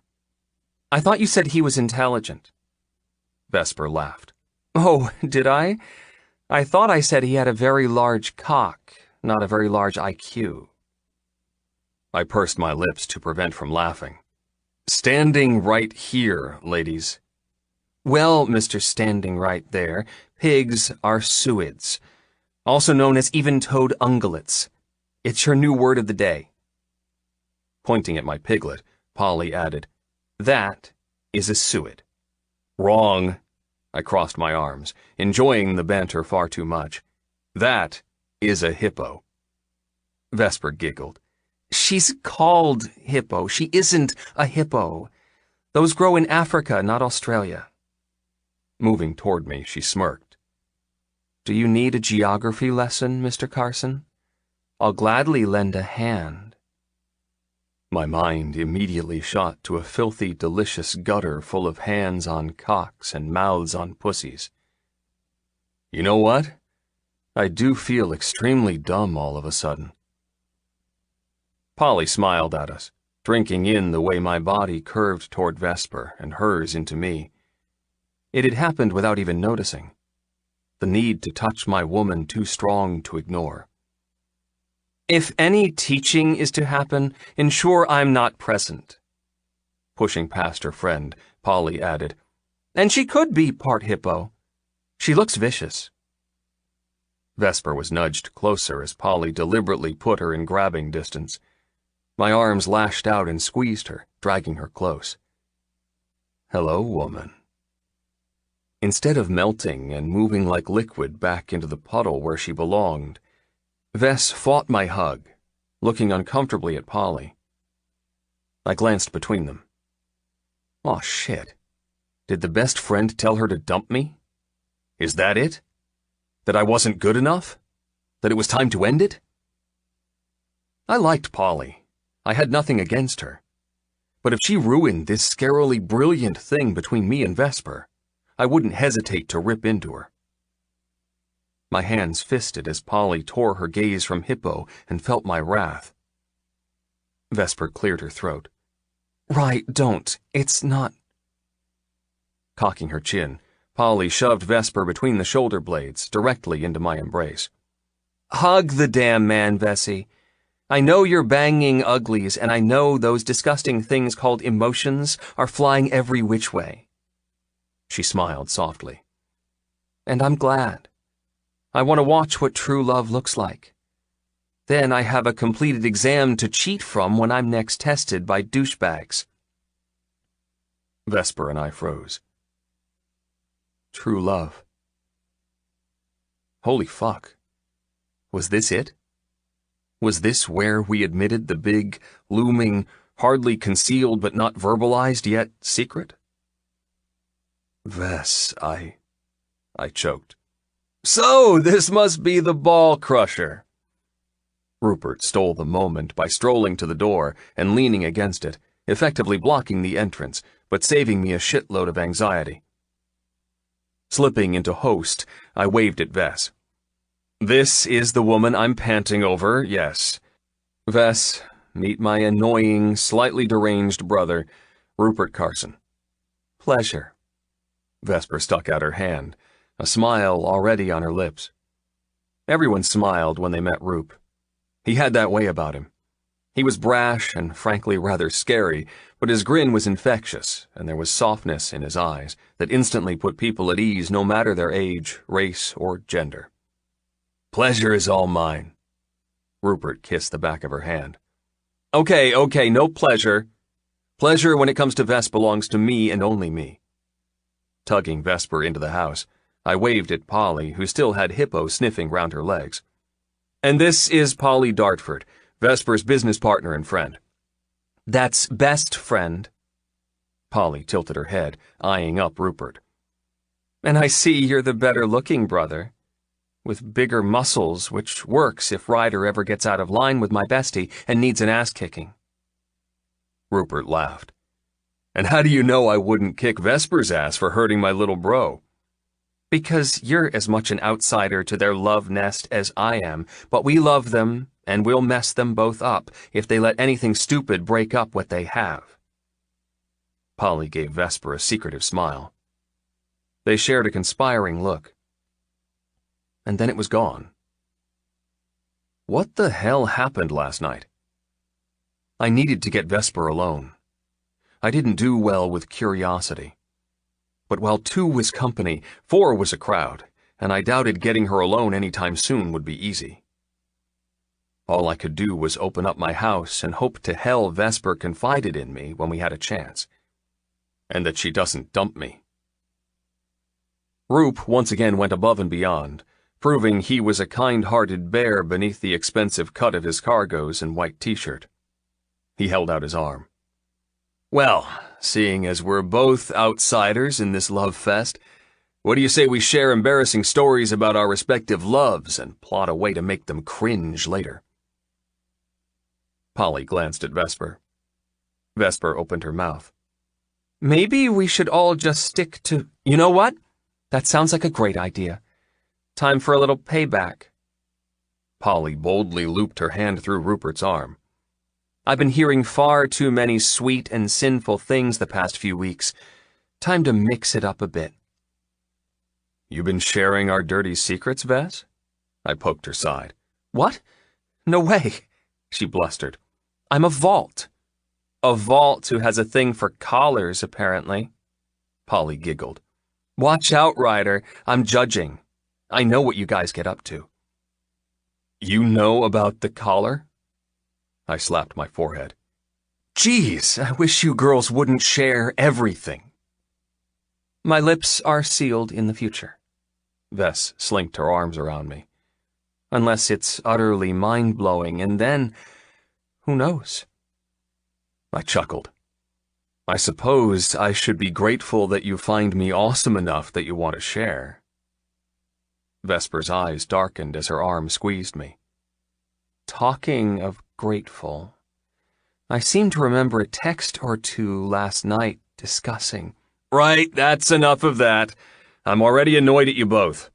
Rupert laughed. "I just got a cavity watching this sweet gag fest." "Oh, you too?" Polly batted her eyelashes. "I'd made a dentist appointment for next week. You're welcome to come if you need help." Rupert's face split into a wide grin. "You know, I'm not so happy with your friend over there, but I already like you." "I'm reserving judgment for now, but I appreciate the compliment." Polly smiled. Oh shit. Rupert had once again turned on the charm. "Time to move this party inside." Wrapping my arm around Vesper's shoulders, I said, "Enough, all of you. This was supposed to be a sensible luncheon, not a pick on Vesper and Ryder fest." "You brought it upon yourself, dude," Rupert pointed at me. "The moment you sighed on the phone that night. This is what you earned." I hung my head. This would be painful. Rupert's ribbing always was. Last time he'd picked on me, it was because a bitch called Michelle spread rumors that I had an STD when I was 16 and proceeded to cover me in whipped cream from a can saying I had bitch cooties. It was a lie, but needless to say, it was not a good day. I still hadn't gotten him back for that. Perhaps today the tides will turn. Roop said, "Righto, all this sarcasm is making me hungry. Who's with me?" Polly put her hand up. "Me." "I'm liking you more and more." Patting her hand wrapped around his arm, he grinned. "Let's put some distance between us and this diabetic couple. We have shameful childhood memories to share." He threw me a smile, escorting the best friend I needed on my good side through the foyer and kitchen, out onto the deck, where warm sunshine already painted the back garden with tree stencils and the rolling happy bodies of 15 dogs. The past week, I've been able to forever home 3 pooches, including the wiener, Pikachu, and the nasty Pomeranian gremlin. Long may her new family rest in peace. Even with the new additions I'd picked up, I missed the terrible mutt. I also had a persistent woman who'd messaged me through my website the past few days, asking to come view my remaining rescues. I hadn't replied. I had more important things to do, such as doing Vesper. Vesper stood on her tiptoes and kissed my cheek. "You know, I love being sweet with you." Twisting my head, I forced her lips from my cheek to my mouth. She moaned as I turned and welded our 2 fronts together, taking the opportunity to slam the door closed and push her against it. "I love being naughty with you." Following her curves, I squeezed her ass, grinding into her as the kiss waltzed from welcome to wanton. Her tongue touched mine, and I forgot about my brother and Polly. I didn't care about lunch or beer or being sociable. All I wanted to do was drag Vess to my bedroom and try that damn pussy tickler we still hadn't used. However, her tongue withdrew, and she slipped from tiptoes to flat. "As much as I want you naked and inside me, I think that would be frowned upon." I groaned. "Naked and inside you are my kryptonite." "Well, you'll just have to continue being strong and withstand my power." She pushed me away. "You invited us. Time to host." Rolling my eyes, I guided her away from the door and toward the lounge. "You know, we could always vanish for a few minutes." "Few minutes, huh?"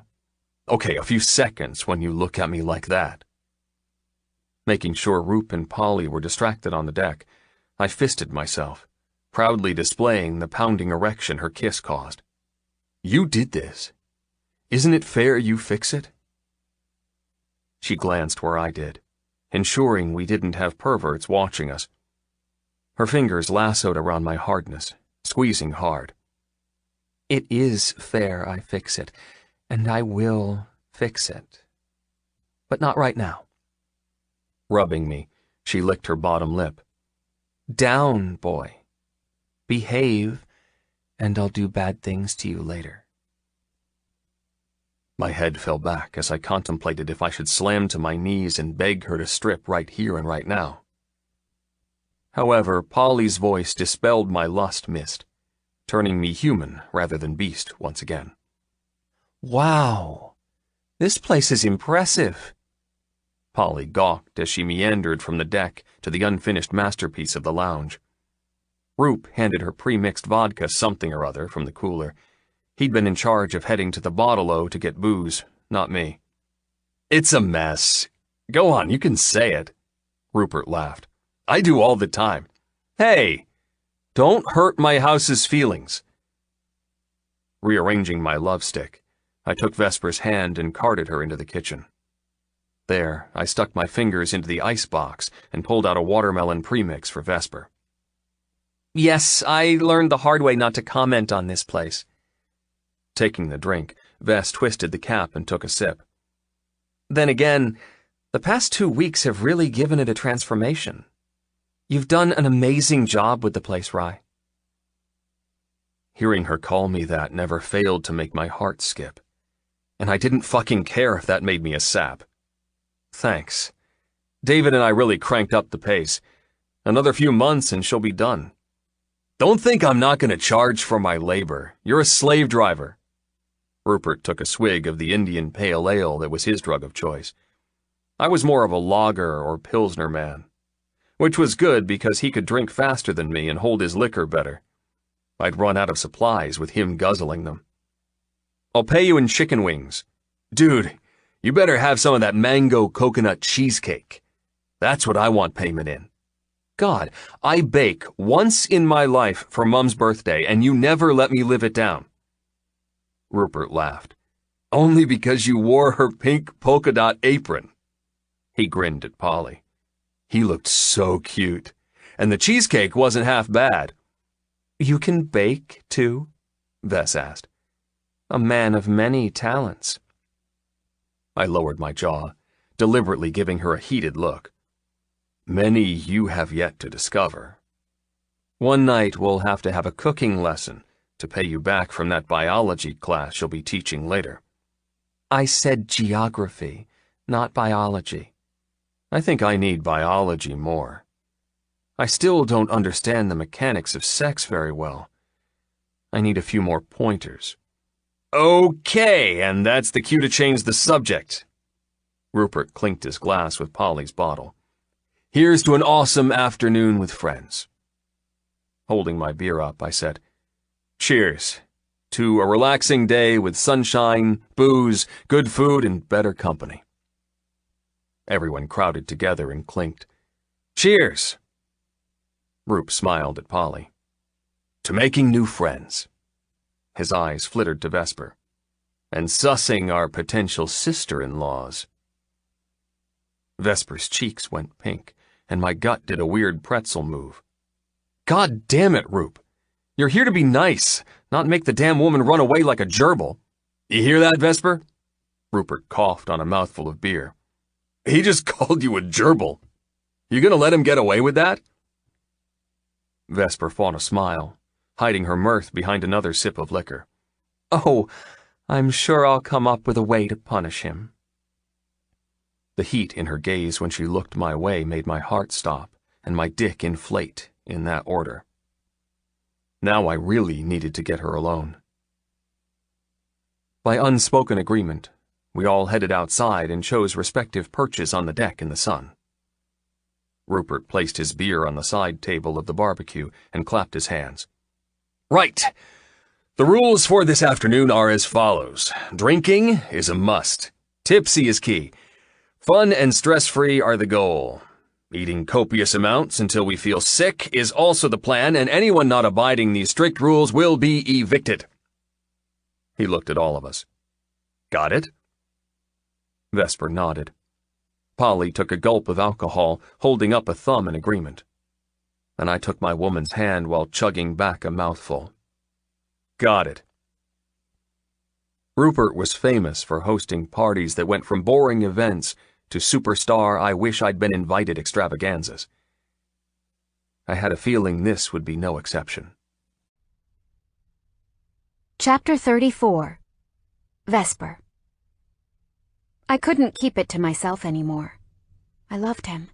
Unequivocally loved him. I loved the way he understood what happened with Polly's date, and didn't make it awkward or demand any more information than the cryptic stuff I'd given last night. I loved the way he ribbed his brother and doted on all of us, as if we each meant the world to him.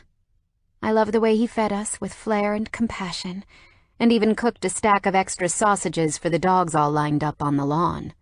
I loved the way he made me welcome on his lap once we'd eaten our fill and done serious damage to the cooler full of alcohol. I could go on, but my point was clear. My heart was made up, my future set in stone. If he loves me back, of course. I loved him. I wanted him.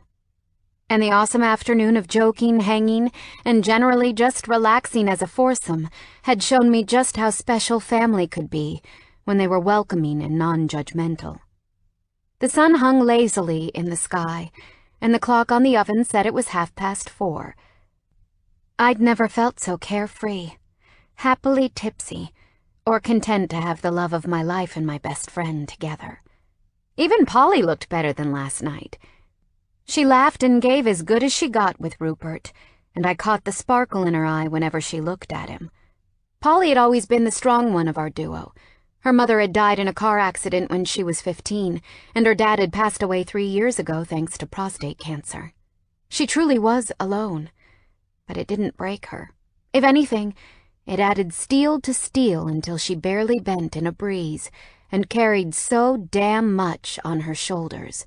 It was too much to hope that she'd find a friend and romantic interest in Rupert, but watching her interact with him made my heart glow with hope. "I have to admit, you're better than the rest," Rupert said, toasting in my direction with his beer. "My little brother has full permission to keep you." "Keep me?" I blinked. "Yep, he said he wasn't letting you go. I see why now." Ryder groaned behind me, pinching the bridge of his nose. "You've done so well up till now, Rupe. All during lunch you behaved. Drinking games, you were good as gold. But now you decide to throw me under the proverbial bus."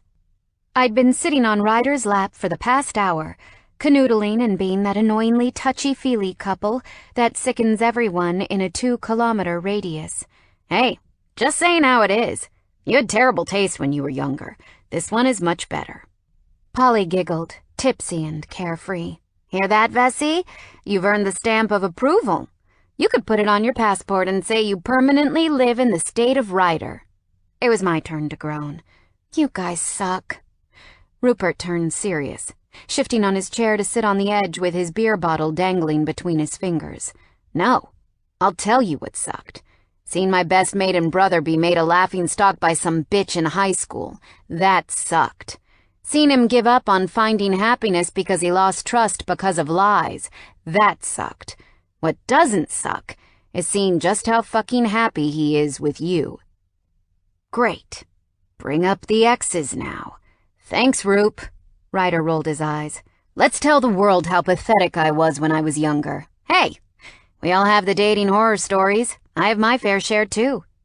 Rupert's lips melted into such a sincere smile, he gave my heart hiccups. "All I'm saying is, you've done well." His gaze landed on me. "Thank you for putting up with him, Vess. He's a good guy, and I'm glad you put a collar on him and made him yours." "God damn it," Ryder growled with mock anger. "Don't mention the collar again, especially not with townfolk listening." "Why not?" Rupe took a swig. "Because everyone thinks Vesper is his cousin and they're having incestual naughtiness." Polly ran her hands through her hair. "It's all over the place. And apparently Ryder is cuckoo." "Can't deny it," Rupert barked with laughter. "The cousin part is new, however. Well, Vess, if you are by some chance related to us, nice to meet you. If not, then welcome to the family." I lowered my gaze, slightly overwhelmed by the welcome. "Thank you, Rupert."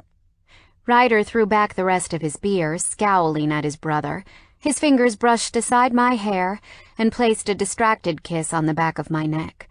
The moment his lips touched my skin, I squirmed on his lap. "Shit, that feels good when you do that." He murmured in my ear just for me, "Your ass on my cock makes me so close to coming. I've been fighting the urge all day." My thighs squeezed together as a sudden throbbing started in my clit. Ryder shifted beneath me as the tip of his tongue replaced his lips. "Something very important just came up," he whispered, arching his hips into me. Something hard poked me. "Are you ready to take care of it now? Or will you give me an even worse case of blue balls?" "Take care of what?" I looked over my shoulder, blinking innocently. Rupert and Polly drifted into the background as they fell back into conversation, leaving us in our own private bubble. "This." Ryder pushed up, prodding my ass again. I shivered, purring. "Oh, that? I think I can guess what that is." "You think? Einstein?" "Do you know Einstein holds a very special place in my heart now?" "What on earth for?" "Because that was the first time you kissed me, on his nose." His forehead furrowed. "Whose nose?" "Einstein's." "Why the hell, and how the hell, could I kiss you while on Einstein's nose?" "At Laser Strike. It was a glow-in-the-dark artwork in the teepee." Ryder laughed. "If you think I remember anything about that place, you have a higher opinion of me than I deserve." His voice dropped as he cupped my chin with beer-cool fingers. "From the moment we stepped inside that acid trip, All I could think about was pressing you up against a wall and shooting you with a different weapon than the one intended. Is that the weapon I feel currently? He winked. You guessed it. In that case, I do agree something important came up. I heard it's bad to store live ammunition for too long. You read my mind, woman. Nuzzling my throat, his arms tensed around me as he helped me to my feet, keeping my body in front of his to hide the fact he had a giant erection. We ambled toward the bifolds leading toward the house. Rupert and Polly were chatting in a mixture of chuckles and murmurs, but of course we didn't get away scot-free. Gonna bang, huh? Rupe laughed. Ryder froze, looking over his shoulder. You always did have a dirty mind. We're off to get some more supplies. Not the way you're walking, you're not, Rupert snickered. Unless you smuggled a sausage down your shorts from the barbecue. You're packing and need relief. He glanced at Vesper unapologetically. Better serve my little brother, Vessie. He so needs your magic touch. The fact he'd used the nickname that only Polly had used up till now seemed to annoy Ryder. He growled, "Back off." Grabbing my wrist, he dragged me over the threshold and into the shady lounge. The relief on my eyes from the hot sun was immediate. I instantly felt guilty for leaving Polly. Untangling myself from his hold, I said, "Wait just a sec." Darting back to the deck, I met Polly's eyes. "You'll be okay, right? I'll only be 5 minutes. I don't see any donkey moments happening in that time." Polly laughed out loud. "Yeah, I'm good. Go be a cowgirl on that very eager pony." Striding back out, Ryder did his best to rearrange his unavoidable condition. Why are we talking about ponies and donkeys? No reason. I bit my lip, snickering with Polly. He scowled, impatience and joking plated in his gaze. Girly secrets are quickly deflating the mood. Could have used a better choice of words, baby bro, Roop chuckled, and from where I'm sitting, nothing's deflated. Ryder slashed a hand over his face. Geez, Roop, give me some remaining respect. Vessie, you better go. I know an animal in pain when I see one. Polly laughed softly. I'll scream if I need you. Are you sure? I glanced at the shadowy house, then back to her. Once again, that damn guilt for being so ecstatically happy and rubbing it in her face swarmed. Ryder rubbed the back of his neck. Vess, don't worry about it. If you two don't leave, I'm going to swat you with the last lamb chop. Now go, Polly ordered. Taking a sip of her 5th watermelon vodka, she smiled. If I don't hear moaning in 3 minutes, I'm coming in there and getting the whip out. I felt as if I'd been given a pass to ditch school on hot summer days. Joy! I swayed toward the house. Okay, then, if you insist. I insist you go get ridden.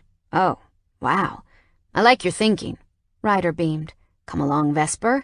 Can't disappoint the woman. Smiling, I clutched Ryder's hand. I agree. She's bossy when she wants to be. Let's sort out this matter of importance of yours. Fucking finally. Our fingers interlocked as we bolted from company, laughing under our breath. We didn't get far. I didn't think we would. The minute we made it to the foyer, we turned at the same time and pounced, stumbling against the wall as our lips collided and body parts tangled. We rolled along the freshly painted surfaces until we left the wide-open entrance and tripped into the gloomy corridor. It would have to do. Because, God, I couldn't stop how much I needed this boy. We would just have to hope no one decided to pop by and appear at the front door, because it was wide open to encourage a breeze through the house, and we couldn't move another step. Ryder slammed me against a wall, his lips on mine hard and demanding, his hips pulsing in time with his raging heartbeat. Christ, it's been the longest day in history wanting you. Luckily, I'd worn a dress today, and his fingers vanished up the billowing red and white material to find my knickers. Do you mind if this is fast? He grunted as he shoved aside my underwear and plunged 2 fingers inside me. Oh, God. No, I scratched his back. Fast is good. Fast is very good. With his right hand up my skirt, he struggled to undo his belt and free himself with his left hand. Here, let me help you. My fingers fumbled with his. I moaned in pleasure as his cock popped free and his legs trembled, positioning himself in just the right place. Removing his fingers, he lined me up with his erection, hoisting one of my legs over his hips. Fuck, Vess. He paused, teasing me.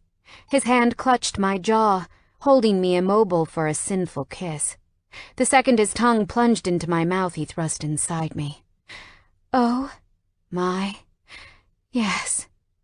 I didn't know what the profanity was for or what he wanted to say afterward, but suddenly, I didn't care as he fucked me fast and deep against the corridor wall. My fingernails latched onto his waist, finding bare skin, loving the way his hips moved. Yes, damn, that feels good. We'd done a good job at christening this house. In his shower, kitchen, lounge, bedroom, even the outside veranda when I'd tried to leave one night, and it proved too much for both of us. The pole holding up the porch had been a great holding place while he took me from behind. But this corridor hadn't been christened yet, and holy hell, it felt amazing. The only thing that wasn't perfect was the open front door had a perfect view to the shadows where we fooled around. It shouldn't have mattered, because Rupert and Polly were chilling on the side of the house away from hearing or seeing our frisky business.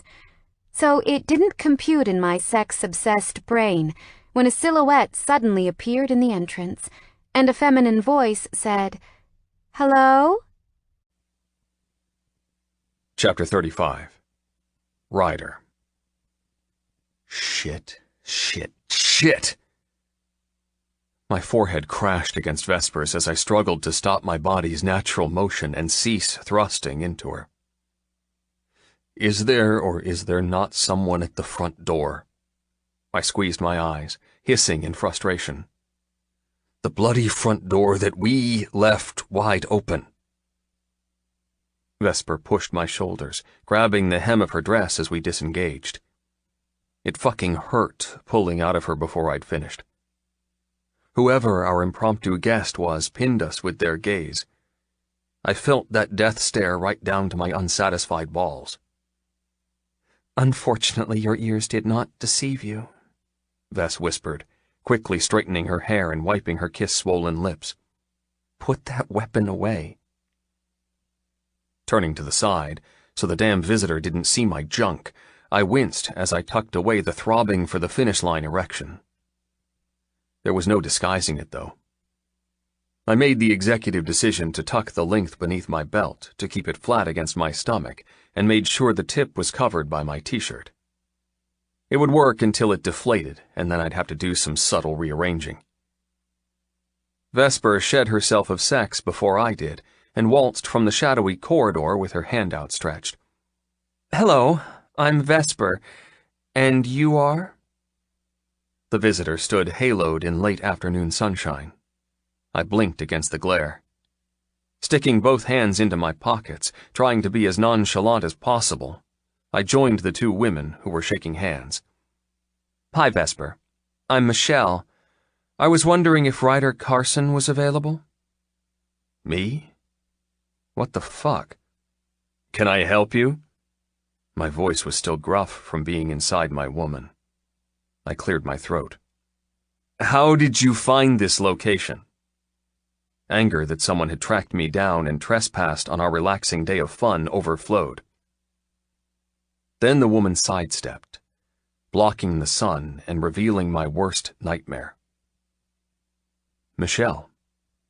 As in my ex, Michelle. Michelle fucking Kalin. The same woman Rupert had been ribbing me about only moments ago. The same woman who'd shot into my thoughts for the first time in years when I told Vess we all had moments of dating mortification. She was my mortification. It had been years, so many years. But she left an imprint on me, and definitely not for the better. This was the girl who took my V-card when I was 16, and then shattered my heart a year later when she decided I was too boring for her.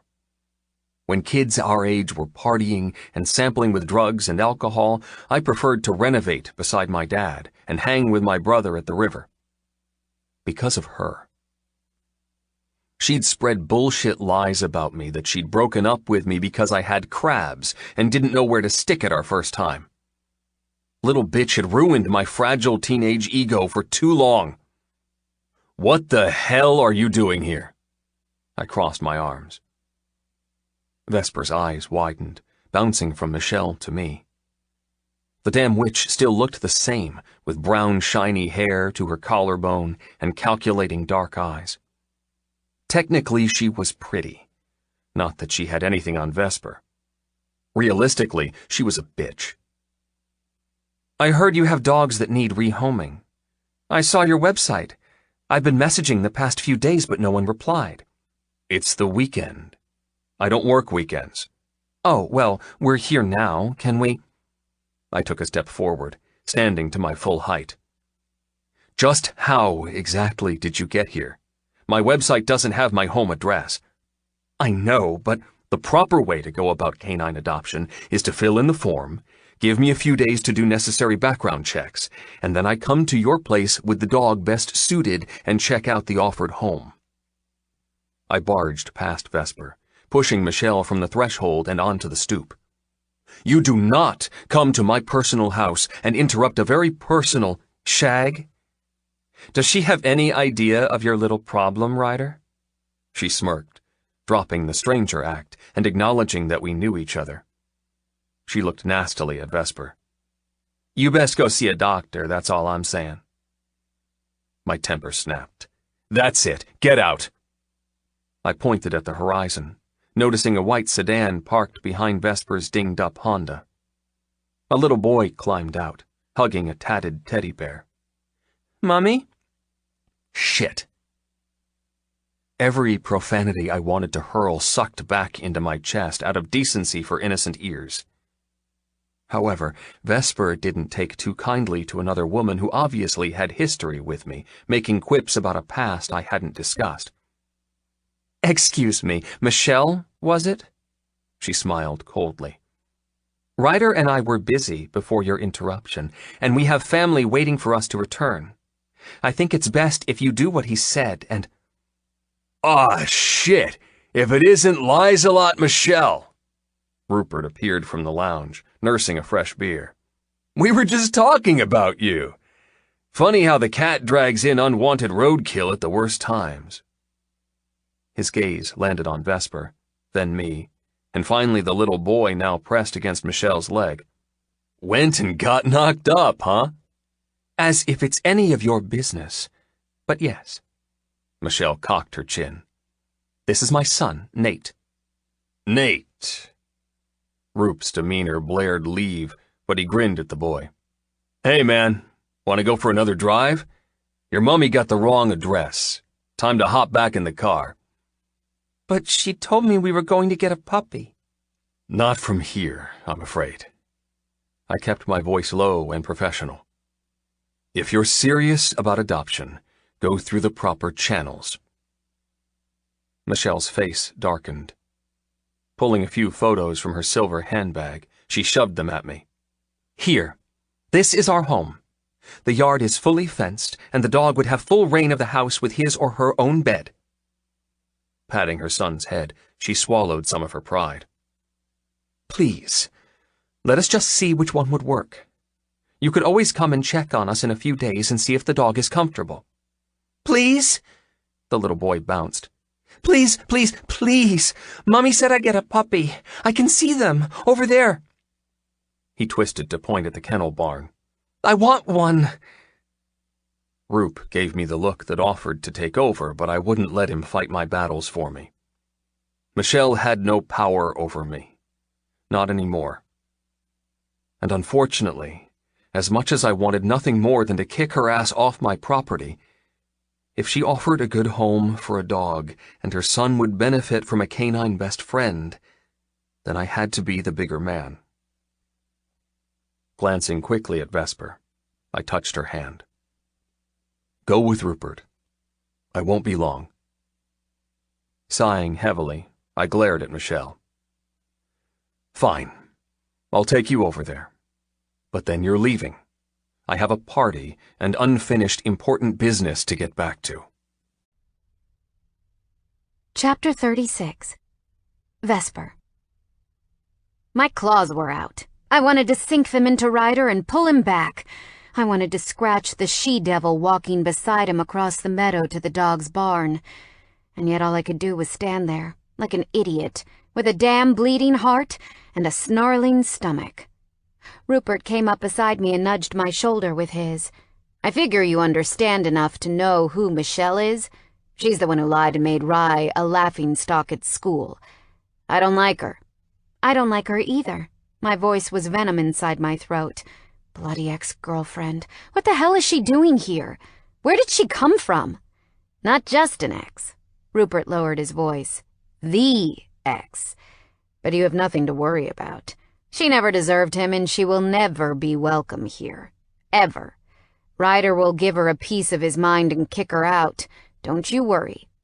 I swallowed my raging pain, howling at how quickly today had gone from perfect to messy. Don't experts say that if you're still pissed at an ex, it means there's unsolved emotions? That if you can look them in the eye and feel nothing, that you're truly over them? Angry tears balled in my throat. Ryder looked at her with rage. Rage is an emotion. Hate is love with a little poison mixed in. Oh, God. Could he still have feelings for her? I didn't see a wedding ring on Michelle's finger, which meant she had a child and was most likely on the prowl for a baby daddy. Rupert took a sip before passing me his beer. I clung to it, even though I didn't like the tangy stuff. Don't torture yourself, Fess. I've never seen my brother with anyone the way he is with you. You gotta know that he cares a lot for you. Cares, but has never come out and said how much. Neither had I. Did that mean we were both uncertain about the longevity of what lived between us? Were we still on the lookout for something better without even knowing it? Without thinking, I tipped the beer bottle to my lips and drank the entire thing. Gross, cold stuff mingled with the buzz from the vodka mixes. The moment the bottle was empty, I threw it at Rupert and sprinted after Michelle and Ryder. Hey! Rupert called, but I didn't turn around. I just kept running like a spy, dodging around the large oak tree and ignoring the way my heart bled at the sight of a little boy walking in the middle of a woman I hated and a man I loved, as if he belonged to both of them. And this is Corn and Chip. They're Cheweenies. Ryder scowled, unwilling to do any more than the bare necessities of introduction. Oh, they're so cute. Nate dropped to his knees and bear-hugged the two tiny critters. Instead of running away, the dogs stayed put. One even tentatively licked the little boy's face. Oh my God. It hurt. It hurt because I'd earned a whine and terror from that little dog when trying to heal him.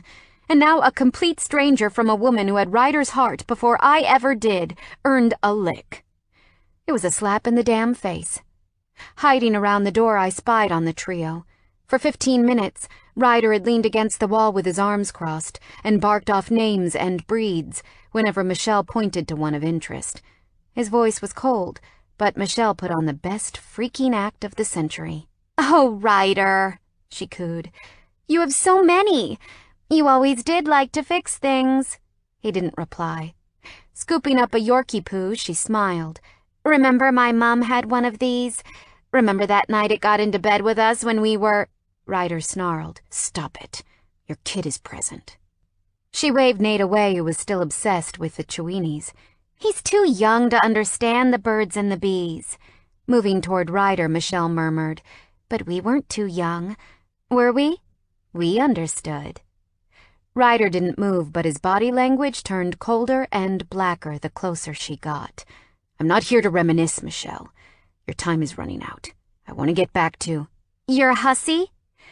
Fucking excuse me? Ryder's voice slipped into menacing growl that I'd never heard before. Don't you ever. Come on already. You were screwing her in the corridor. If you loved her, that's not something you'd do. You'd treat her with kitty gloves, just like you treated me. You protect those you love, not use them. Stop it. No, not until you admit it. You still think about me, about us. She had the audacity to reach out and touch his chest. I do. I fantasize about you at night. I miss how gentle. Ryder grabbed her wrist, tearing her touch from his body. You always did live in a decisional world. Don't touch me. Don't speak to me. You don't know a thing about me. You never did. Time to leave. Michelle bounced on her high heels, swaying into him. In one awful, horrifying moment, she kissed him. She kissed my man. The bitch. The cow. The shock of what happened made time freeze. Then Ryder made everything crumble. He shoved her away. Pick a dog and go. Only if you promise to come and check on him next weekend. We'll pick up where we left off, for old time's sake. Ryder prowled toward her, grabbed her shoulder, and whispered something violent in her ear.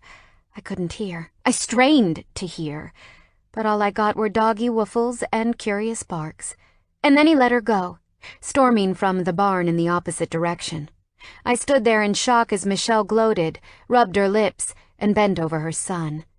You like these two, baby? Yes, yes, yes. They're the best. Can I have two, not one, please? They do look adorable together, and the best things come in pairs, she grinned. Done. Let's take them with us before that grumpy man changes his mind. Nate nodded, hastily scooping up Chip, while Michelle grabbed corn. My heart cried, but I didn't move fast enough, and Michelle strode toward the door where I was hiding and jumped when I stood up straight from peering around to spy. Oh, it's you. I didn't reply, merely glared at the dogs in her and her son's arms. A snarky gleam filled her gaze. You know, he'll never feel the same way about you as he did about me. Nate dashed past, kissing the Chiweenie as it bounced in his arms. Once the boy had flown away, Michelle crowded me against the door. Do you know why I tracked Ryder down? Do you know why I ran the risk of upsetting him by showing up unannounced? My throat was dry. I wanted to know, but I didn't. Just go away. I wanted her to never have existed. I wanted her gone so I could pretend this never happened. Hell, we all had a past. We all had baggage. I just didn't want to be on a carousel that proudly displayed said baggage. It was meant to stay with the skeletons and bad decisions of days gone by. Rather the silent type, aren't you? Michelle smirked. Well, seeing as you're too polite to ask, I'll tell you. Her voice dropped to a secretive whisper. The truth is, and I'm so sorry to say this because you obviously thought you stood a chance with him, but Nate, he's Ryder's. What? My mouth hung open. That can't be. Oh? She tossed her brown hair smugly. Why not? He fucked me. Actually, that's a lie. He made love to me. He loved me. He begged me to stay. If I'd been a little smarter when I was younger, there was no way you'd be shacking up with him as a convenient blow-up doll with a pulse. My hand itched to slap her bitchy face, like literally burned to connect. Hard. Anywho, thought you should know. I'm not going to give up because it's about time he took some responsibility for his own offspring, and not just stray dogs. Don't you think? He's mine. Always has been. So I'd move along and find some other cock to claim. I stumbled. No, this couldn't be happening. Ryder, he wouldn't. But what was wrong about him having a kid to another woman? His relationship with Michelle was before me, before us. His past had every right to make a claim on him. But did I have a right to ask for a future when he already had a ready-made family wanting him back? No, no, no. I can't deal with this. I opened my heart, my soul to him. I'd willingly fallen, believing he'd be at the bottom waiting to catch me. Now I'd found out he'd not only fallen the wrong way, but he would never be there to catch me because he'd be playing house with this cow. Michelle laughed softly. I'm not going to stop until he's mine again. I should never have left it so long, but I didn't know where he'd gone. However, then an old high school friend came into the salon the other day and told me about this awesome place and who ran it. She ran her tongue over her lips. Nate needs a father. I would suggest you stay out of my way. Brushing past me, she headed up the meadow to her car. I stood there, breathing erratic, thoughts colliding. Out of the corner of my eye, I saw Rupert and Polly on the deck to the side of the house. Polly waved, trying to get my attention, and Ryder appeared from the front door, his body facing me and not the woman of his child. He held up his arms in question, probably wanting to know what I was doing out here, why he didn't find me spread-legged and waiting for him to slide back inside me after talking with this hoe bag. And yes, the title was entirely apt. What does he expect will happen now? That I could share him? That I could be stepmom with custody dealings with Michelle freaking homewrecker? Hell no! I just couldn't do it. I loved him. I was in love with him. I thought I could keep him all for myself, minus family gatherings and social engagements. I didn't want to share with anyone, let alone an ex-lover. It hurt so goddamn much. I need to think, to hide, to run. Turning around, I bolted. Chapter 37. Ryder. One moment, Vesper was looking in my direction. The next, she'd vanished into the setting sun. The flick of blonde curls, the last thing I saw of her. My heart lurched. My body moved on its own accord, hurtling me down the stairs to the grass. Everything inside said to charge after her, to fix whatever mess Michelle had caused, but anger didn't let me. Instead, I stalked toward Michelle, who'd chosen the 2 Cheweenies that I'd always remember from the night Vesper was sick and the first night she let me care for her. "You can't have those." I tried to pry Chip from Michelle's arms, but Corn yipped happily from Nate's embrace. The boundary between doing right and wrong crippled me. I didn't want to prevent these 2 awesome creatures from finding a forever home, but I couldn't get past my disgust for this woman. What should I do? Still haven't been able to drop the controlling issues, huh, Rye? Don't you dare call me that. Touché. I glanced toward the river where Vesper had vanished to. My heart pulled me that way, but I had to finish this business first. What did you say to her? Nothing that wasn't true, she smirked. Her gaze landed on Nate. Something itched inside me. Something not nice. Something evil. How old is he? Michelle blinked, not expecting such a question. Nate, he's, Her eyes glazed, either unable to remember her own son's birthday or doing her best to lie about it. Nothing's changed. Once a liar, always a liar. But the kid ruined the day, or saved it, depending on whose point of view. I'm 7. The puppy was my birthday present for yesterday. Oh, wow, buddy. That's awesome. Ignoring the mother entirely, I sank to my hunches by the little guy. And do you know your address? He beamed. Yep, it's 115 Fairview Crescent. I recognized that neighborhood.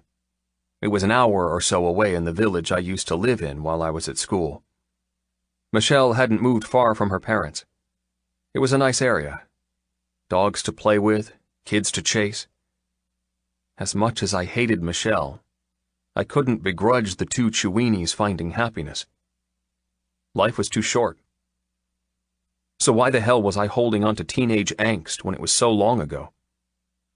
Who the fuck cared what she did when we were kids? I hadn't thought about her in years. She meant nothing to me. The anger I felt was residual hurt from ego, nothing more. I've been an idiot. I was too old for this crap, and too in love with my perfect other to give a toss about incidents that meant nothing to me. Chuckling under my breath, I took a deep, cleansing breath, surprising myself at how easy it was to let go of the past, the lies, and the way Michelle treated me.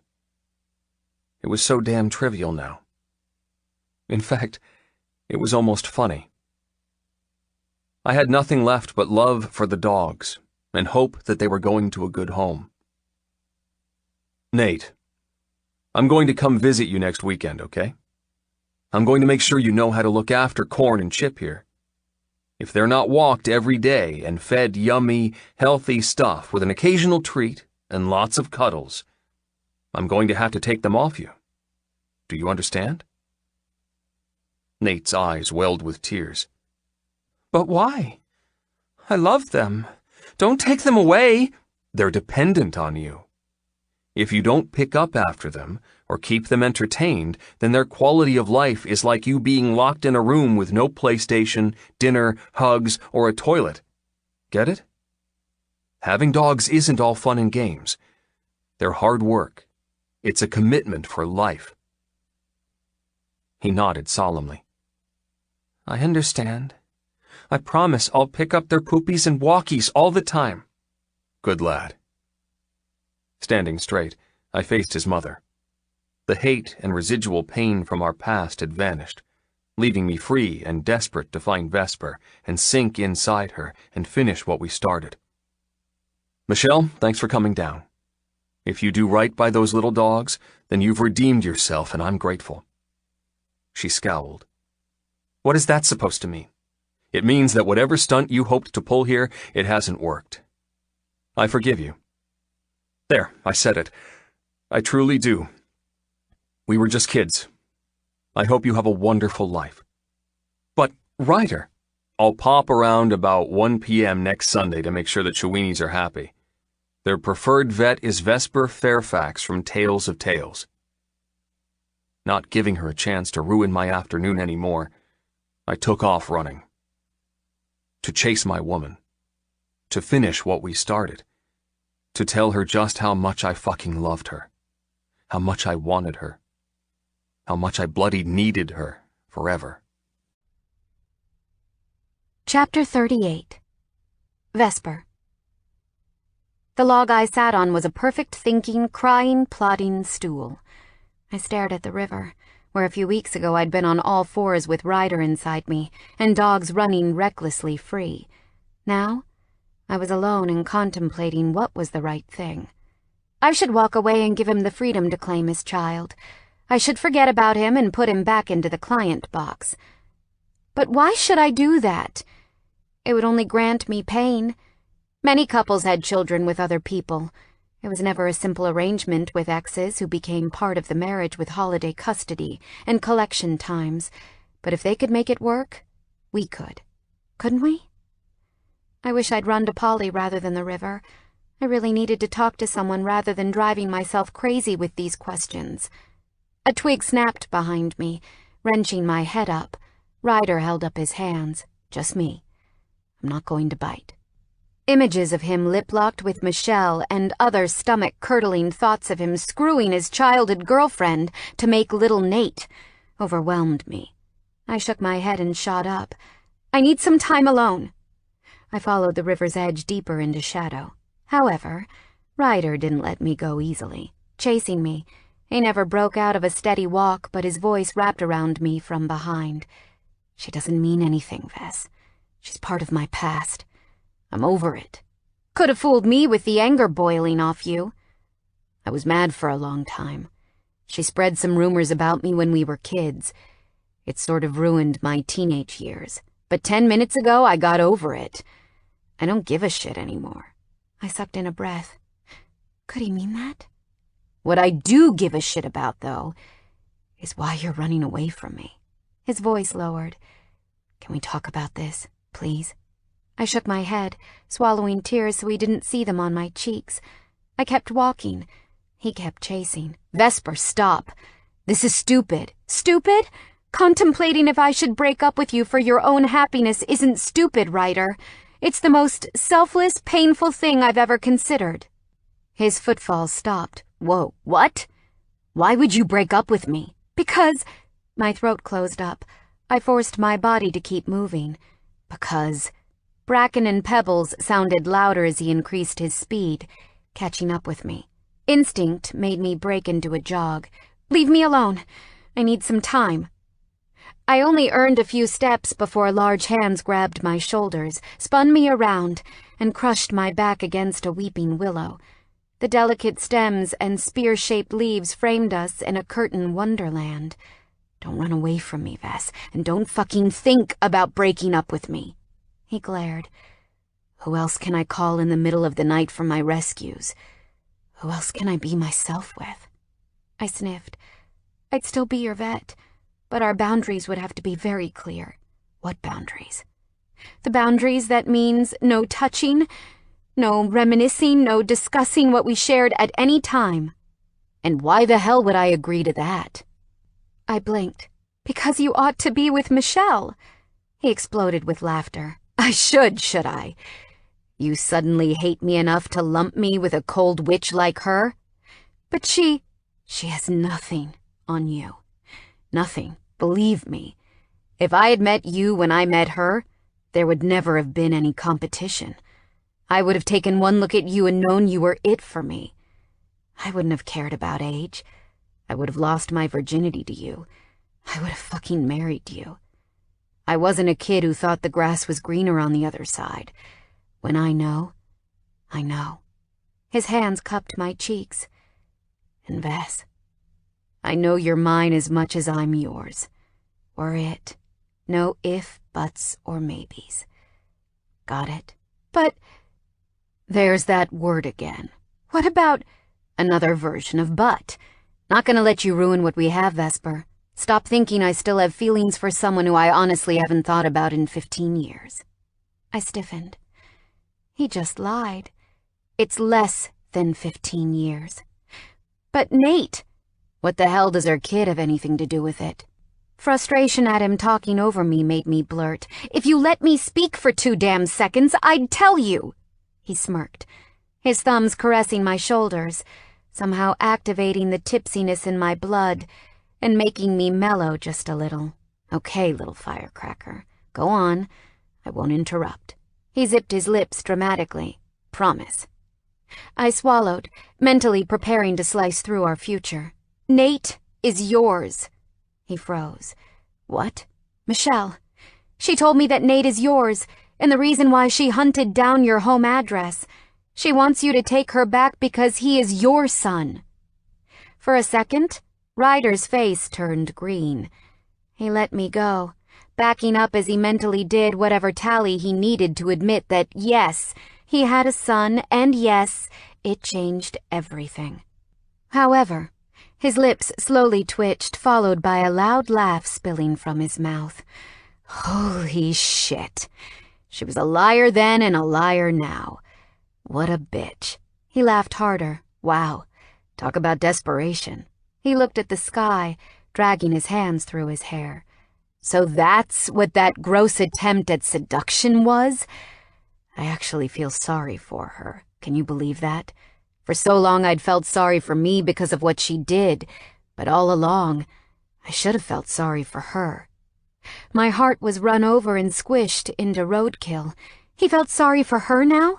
God, when will this day end? Feel sorry for me. I'm the loser in this scenario. My fingernails wedged into my palms in grief. That might be the case, and I'm glad you don't hate her anymore. But what the hell does that have to do with Nate? You don't need to worry about Nate. Nothing's changed. Everything has changed, Rye. Don't you see? You have a kid. She still wants you. Who the hell am I to stand in the way of that? You're my fucking soulmate, that's what you are. Ryder's outburst shocked both of us. He rounded on me, stalking toward me. His hands cupped my cheeks as his body pressed me against the tree. Vesper, you are me. I'm myself with you. I'm free with you. If you think you're going to take that freedom away from me, then you should never have agreed to let me take you home and tend to you while you were sick. I seem to remember you telling, not asking. I had no choice. Just like I had no choice when I fell for you. I bit my lip. You did? He grinned. After everything I've just said, you still doubt that I'm in love with you? My stomach installed a trapeze and swooped like a sky artist.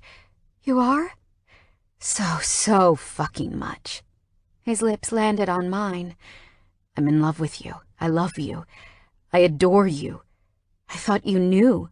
How would I know? Every time I hug you, I tell you. You don't feel it? A small smile pulled from my mouth.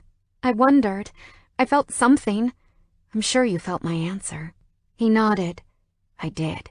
And if it's not too bold of me to say, but you love me too, don't you?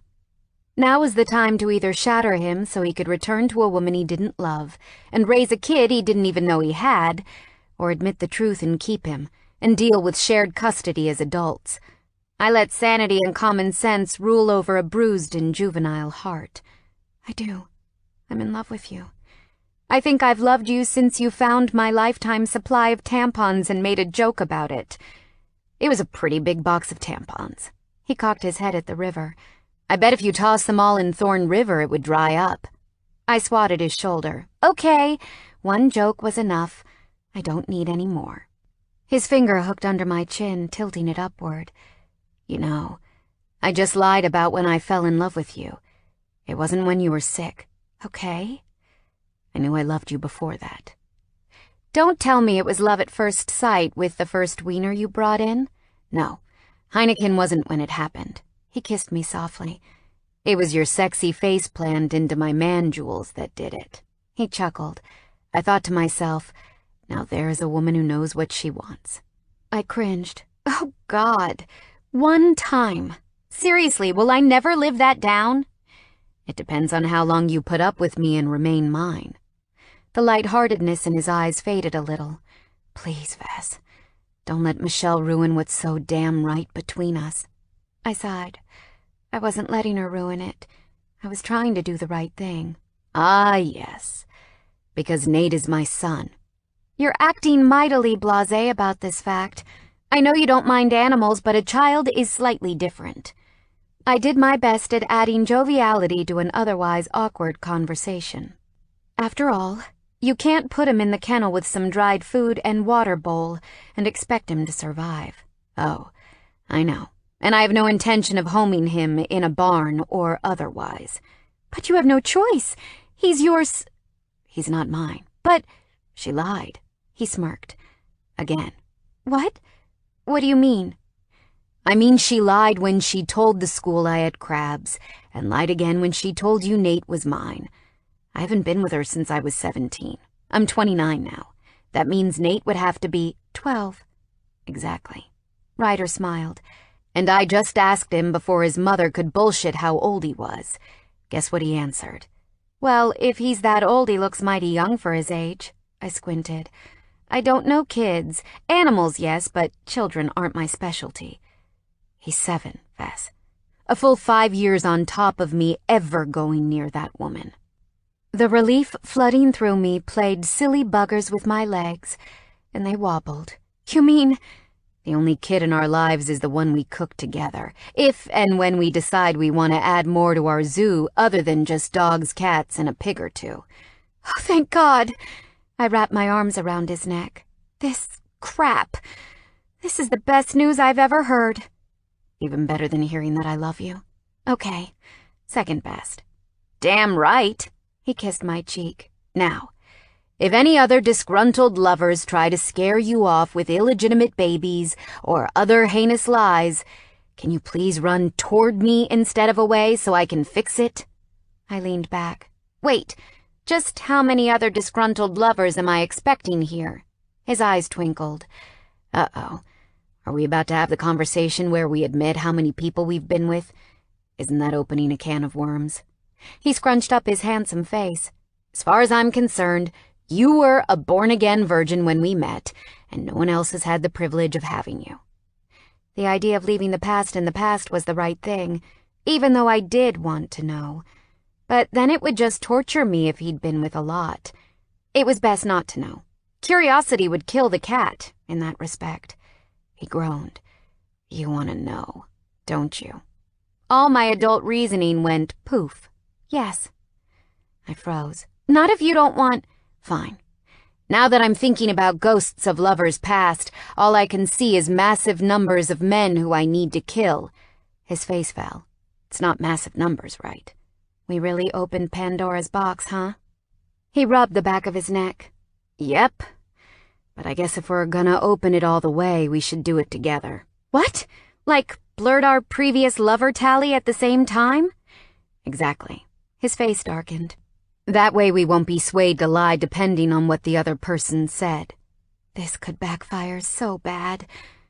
My sexual history was one big dry spell. There'd been Owen, who earned my virginity, John, who lasted 2 months before his failed sex skills annoyed me, and me, myself, and I. Oh, and wait, there'd been Scott at university, but he didn't count as he'd only been one night. You can't lie. Okay, fine. I was 24. 3 men was low, right? Nerves ricocheted down my spine.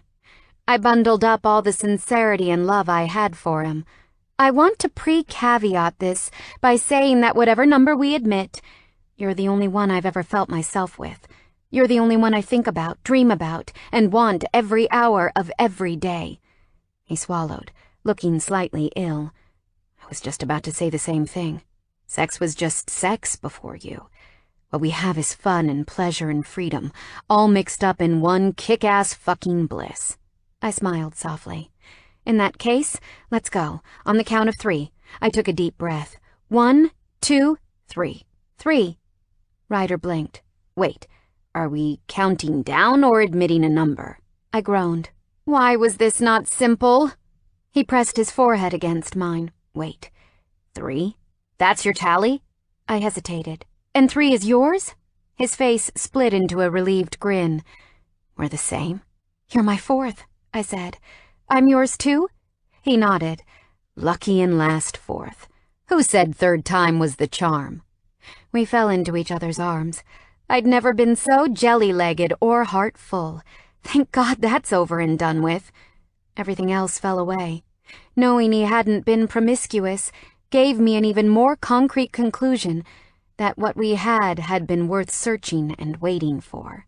However, even if he'd been a man-whore, I doubted I would have been able to stop loving him.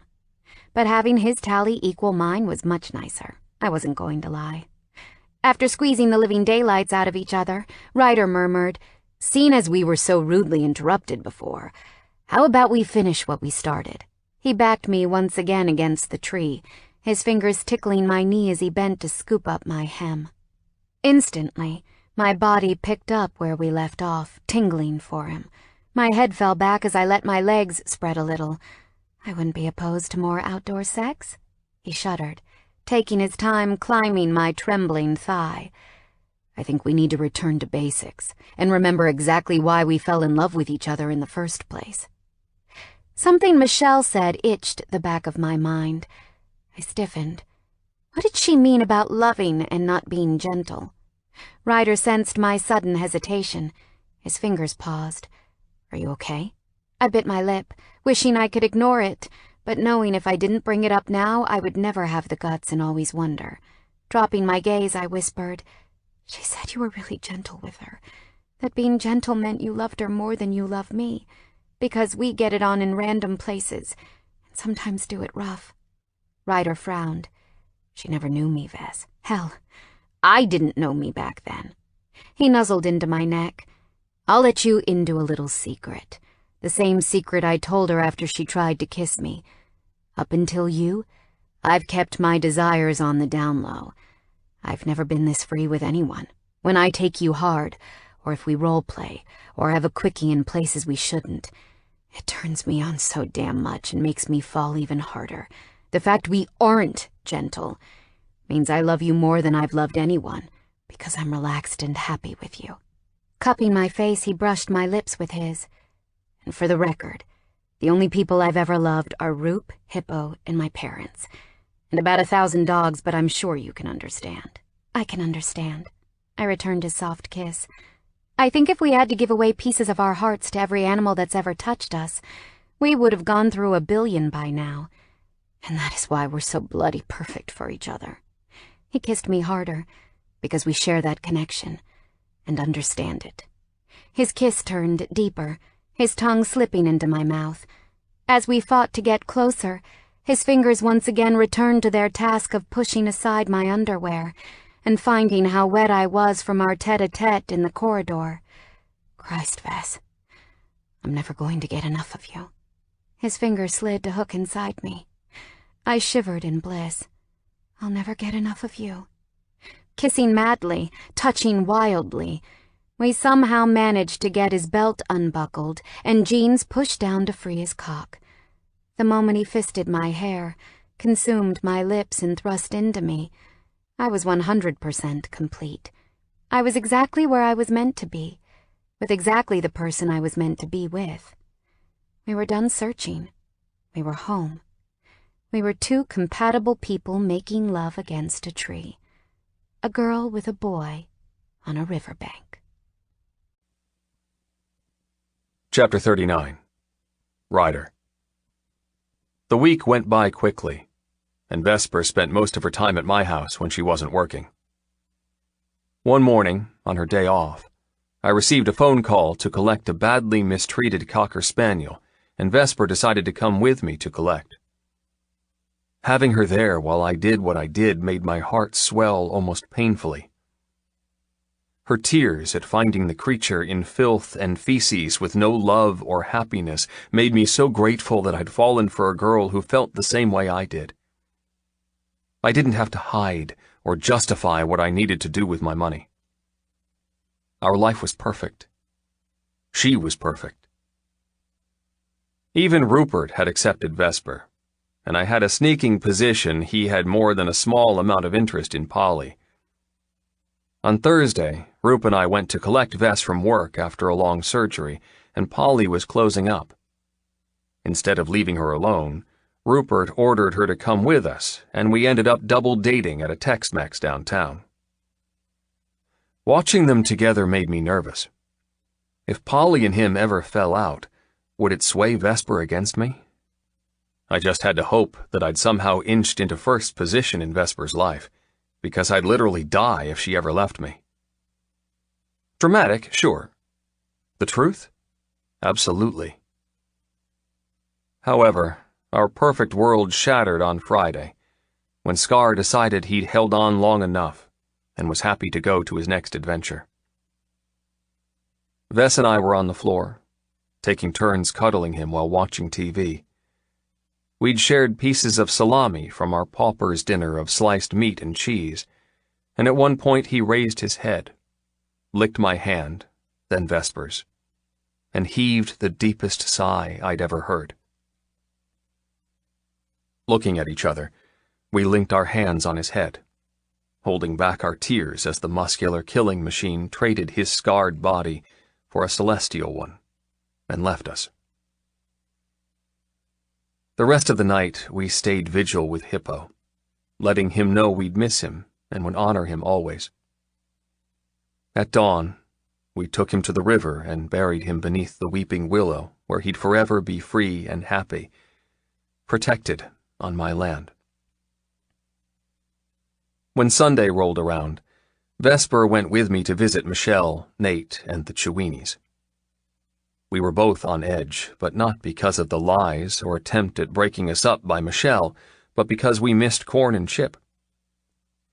The grief of Scar's death hadn't left us, but some happiness was given when we found how happy our other two rescues were. The two dogs sprawled in a kiddie paddling pool, with Nate throwing tennis balls, yapping and playing fetch in the sun. In the lounge sat matching name bowls and colorful leads, and I knew they'd found their forever home. And when Michelle cornered me on our way out, and actually apologized for what she'd done, then physically hugged Vesper with an apology, I left wishing her well, and hoping she either found a perfect man, or could patch up with the guy who was Nate's true father. When we got back that night, Rupert brought up the one subject I'd been trying to avoid, Vesper and her irresponsibility with money. I'd confided in him about her generosity, having an adverse reaction on her life, and he listened like a big brother, but consoled like a lawyer. He'd told me that the only way to stop her being too generous was to take over. I didn't know what he meant by that, and I wasn't about to take charge of her finances like some dictator. But after a few more beers, and a couple more heart-to-hearts before he had to leave, I confessed just how much I fucking loved this girl. He told me that by taking control, he meant marrying her. If I had my ring on her finger, then I was fully within my rights as her husband to keep her housed, fed, and clothed, just like I kept so many other worthy creatures. Meanwhile, she could use the profits from her business and give back to everything she loved. Not to mention, I would donate heavily to whatever charities that struck her heart. In return, I would hopefully gain a wife, and that was bloody priceless. I thought it was the best goddamn idea anyone ever had. It just left asking the terrifying question. Chapter 40. Vesper. Epilogue. Ryder had been cagey for days. He'd brought in a dorgie for a checkup yesterday morning, and apart from a few distracted text messages, he hadn't been in touch. If I was honest, his silence was starting to freak me out. We never went a night without talking or some serious sexting. Even Polly had been distracted and not answering me in complete sentences all day. I'd stepped into a twilight zone and couldn't find my way out of it. Driving myself home, I nursed a small amount of self-pity and decided to confront just how much I loved him and how much I missed him when we weren't together. We'd been together for 3 months, and every night apart was a wasted night in my mind.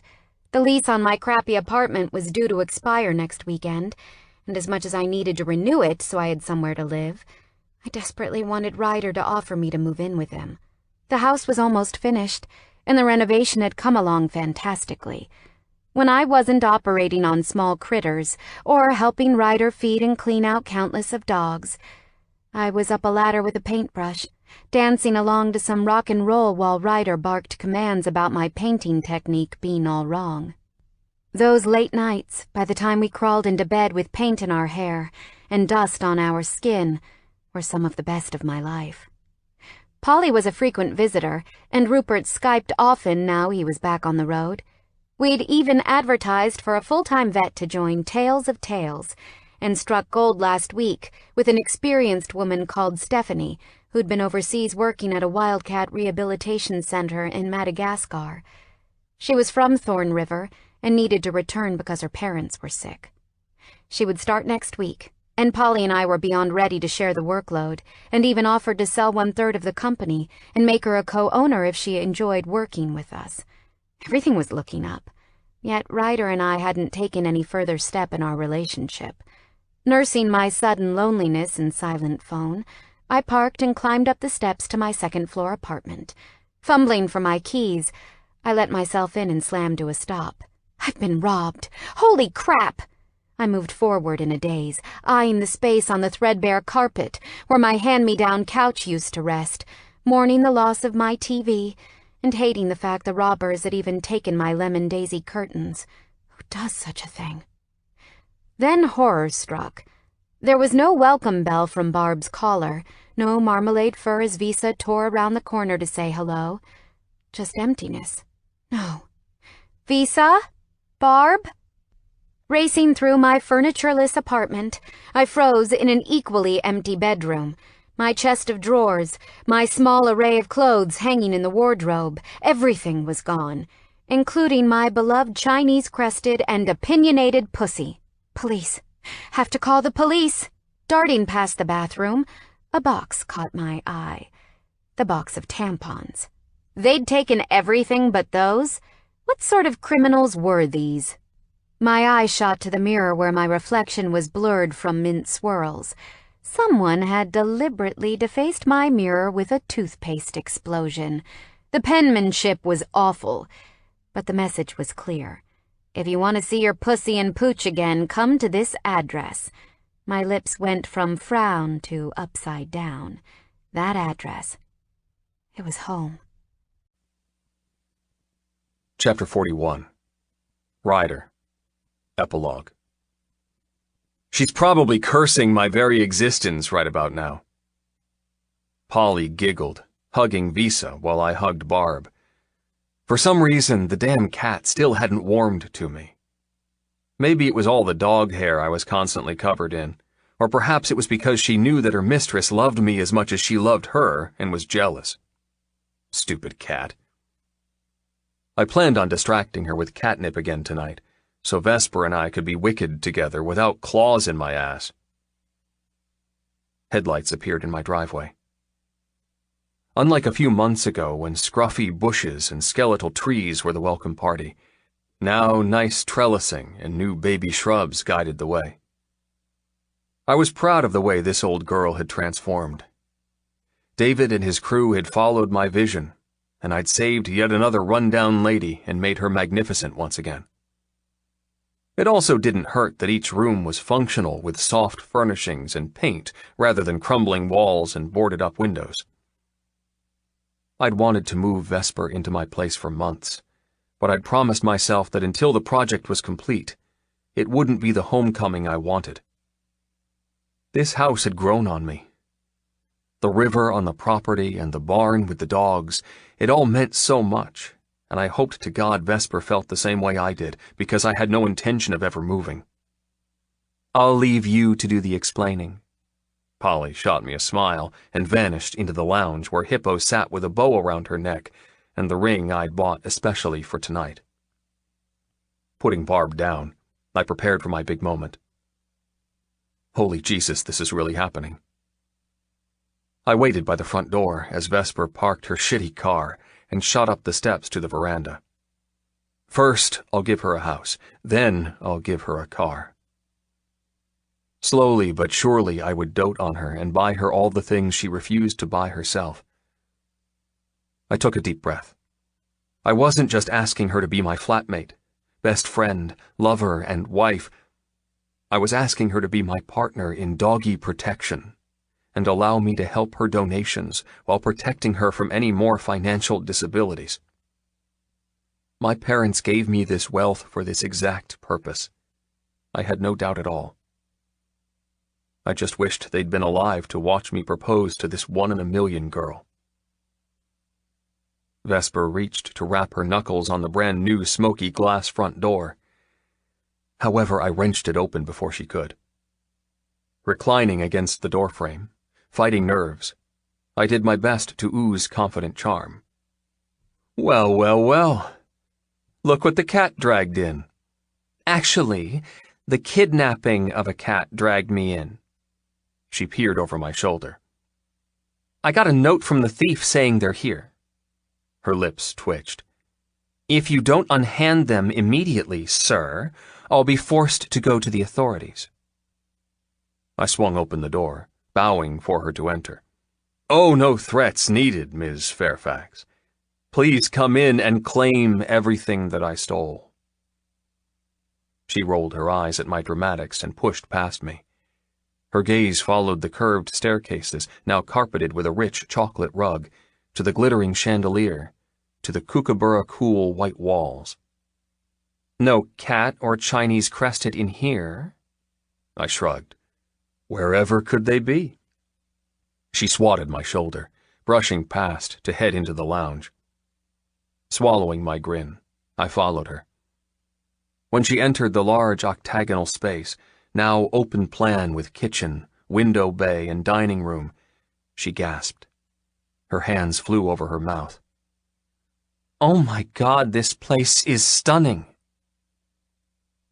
I deliberately left this room until last, knowing when I was ready, I'd hijack her furniture and blend it with mine in the room where we do most of our living. Her pieces sporadically plated with mine, making this ours right from the beginning. After all, her sweat and occasionally blood from a nail or elbow scrape were on these walls, same as me. "You even installed my lemon daisy curtains." I grinned. "Hey, those curtains have good memories. I couldn't leave them behind." They looked ridiculous, hanging too short over the doors leading to the side deck, but hey, fashion could take a flying leap because I fucking loved them. Visa careened from the kitchen, racing toward her owner. "Ah, there you are, titty-tat." Vesper scooped her up, only to be accosted by Barb as she skidded on the marble tiles where she'd been chowing on fresh chicken as a treat. "And you too, little Barbarella. You decided to leave me for this luxury, huh?" She kissed both before setting them on the ground. "Not that I can blame you. Ryder has outdone himself." Hippo trotted forward, shuffling in her signature piggy waddle, pushing both cat and dog out of the way for cuddles. And you! Can't forget about Miss Pigglesworth. Vesper kissed Hippo's pink head. I stiffened as her fingers found the ribbon around the piggy's neck. Vesper's back tensed as she followed the soft pink decoration. Oh! She swiveled in place, looking at me over her shoulder. Ryder? I ducked beside her, untying the ribbon and holding up the diamond and ruby ring. You didn't think I'd just kidnap your furniture and pets and not steal you too, right? The gold and glittering stones caught the light, bouncing rainbows onto the white carpet at our feet. I love you, Vesper. I've loved you all my life, even if you've only been in it this past 6 months. I don't need time to know this is right. I don't need validation from friends or family, and I don't need society to deem it's acceptable to propose. That's what you're doing? Proposing? Shush. I placed my finger over her lips. Let me finish. Her eyes glossed with tears as I took her hand and ever so slowly slipped the engagement ring onto her finger. Vesper Fairfax, you were my vet to start with, a patient the next, and then my soulmate. You are everything I could have ever asked for. Everything I never hoped to dream for. I'm not going to ask you to marry me, because if you said no, I would just make you do it anyway. Your furniture and life is here now. Your pets are here. You're here. I looped my hand behind her head, pulling her forward until our lips met. And that means you're never leaving. She smiled beneath our kiss. And I have no say in this?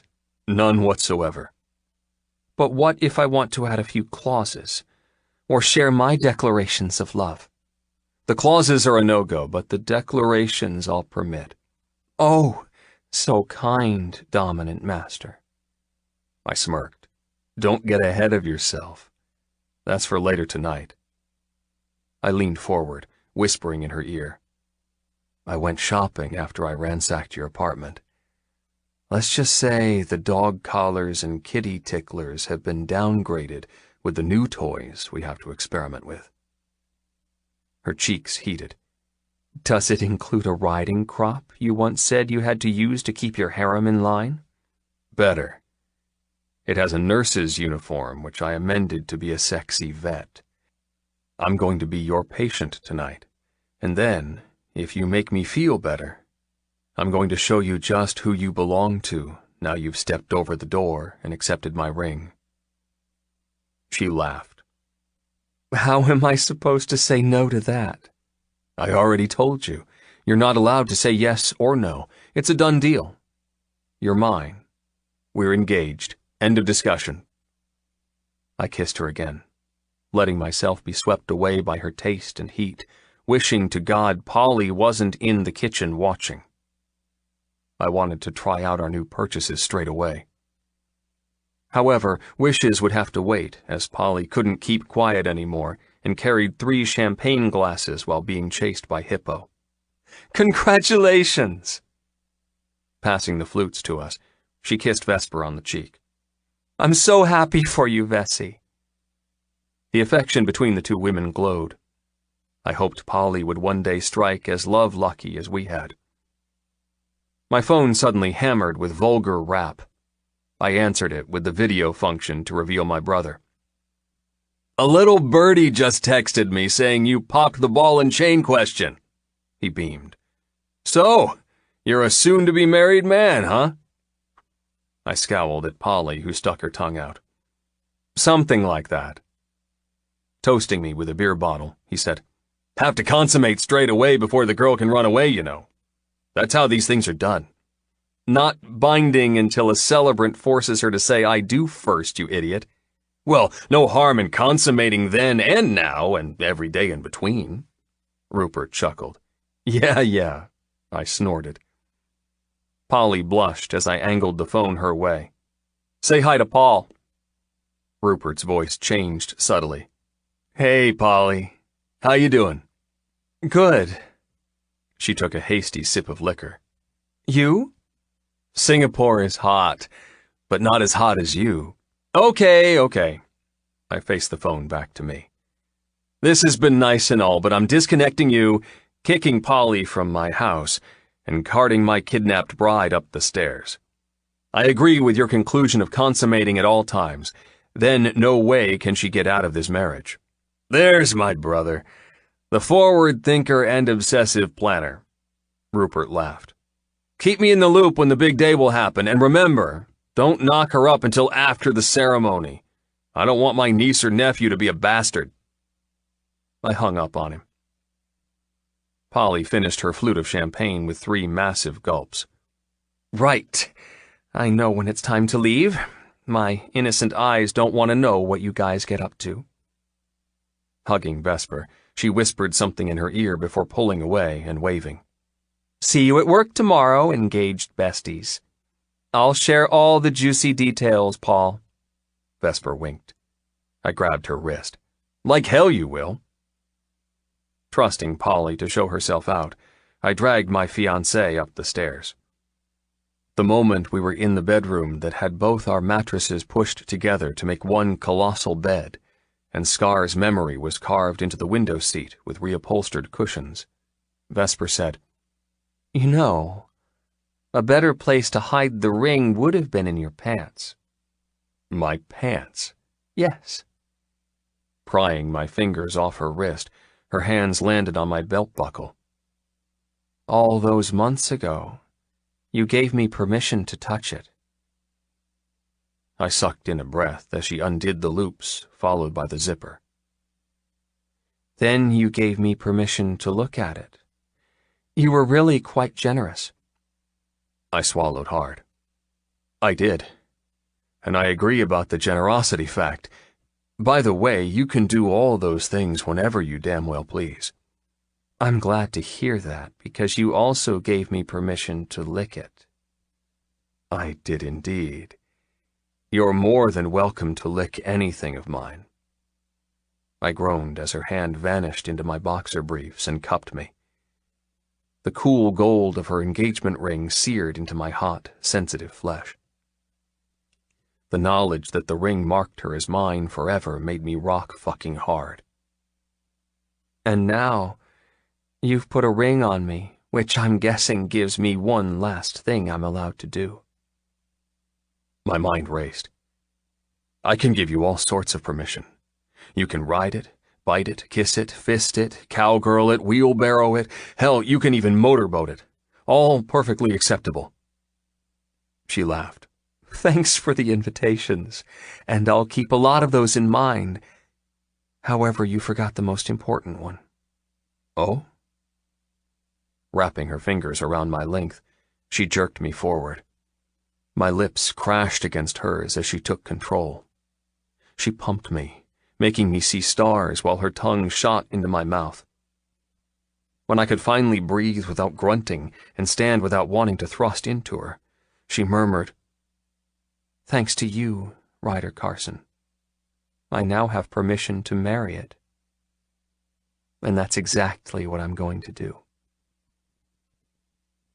This concludes Can't Touch This by Pepper Winters, writing as Tess Hunter. Narrated by C.J. Bloom and Eric Michael Summerer.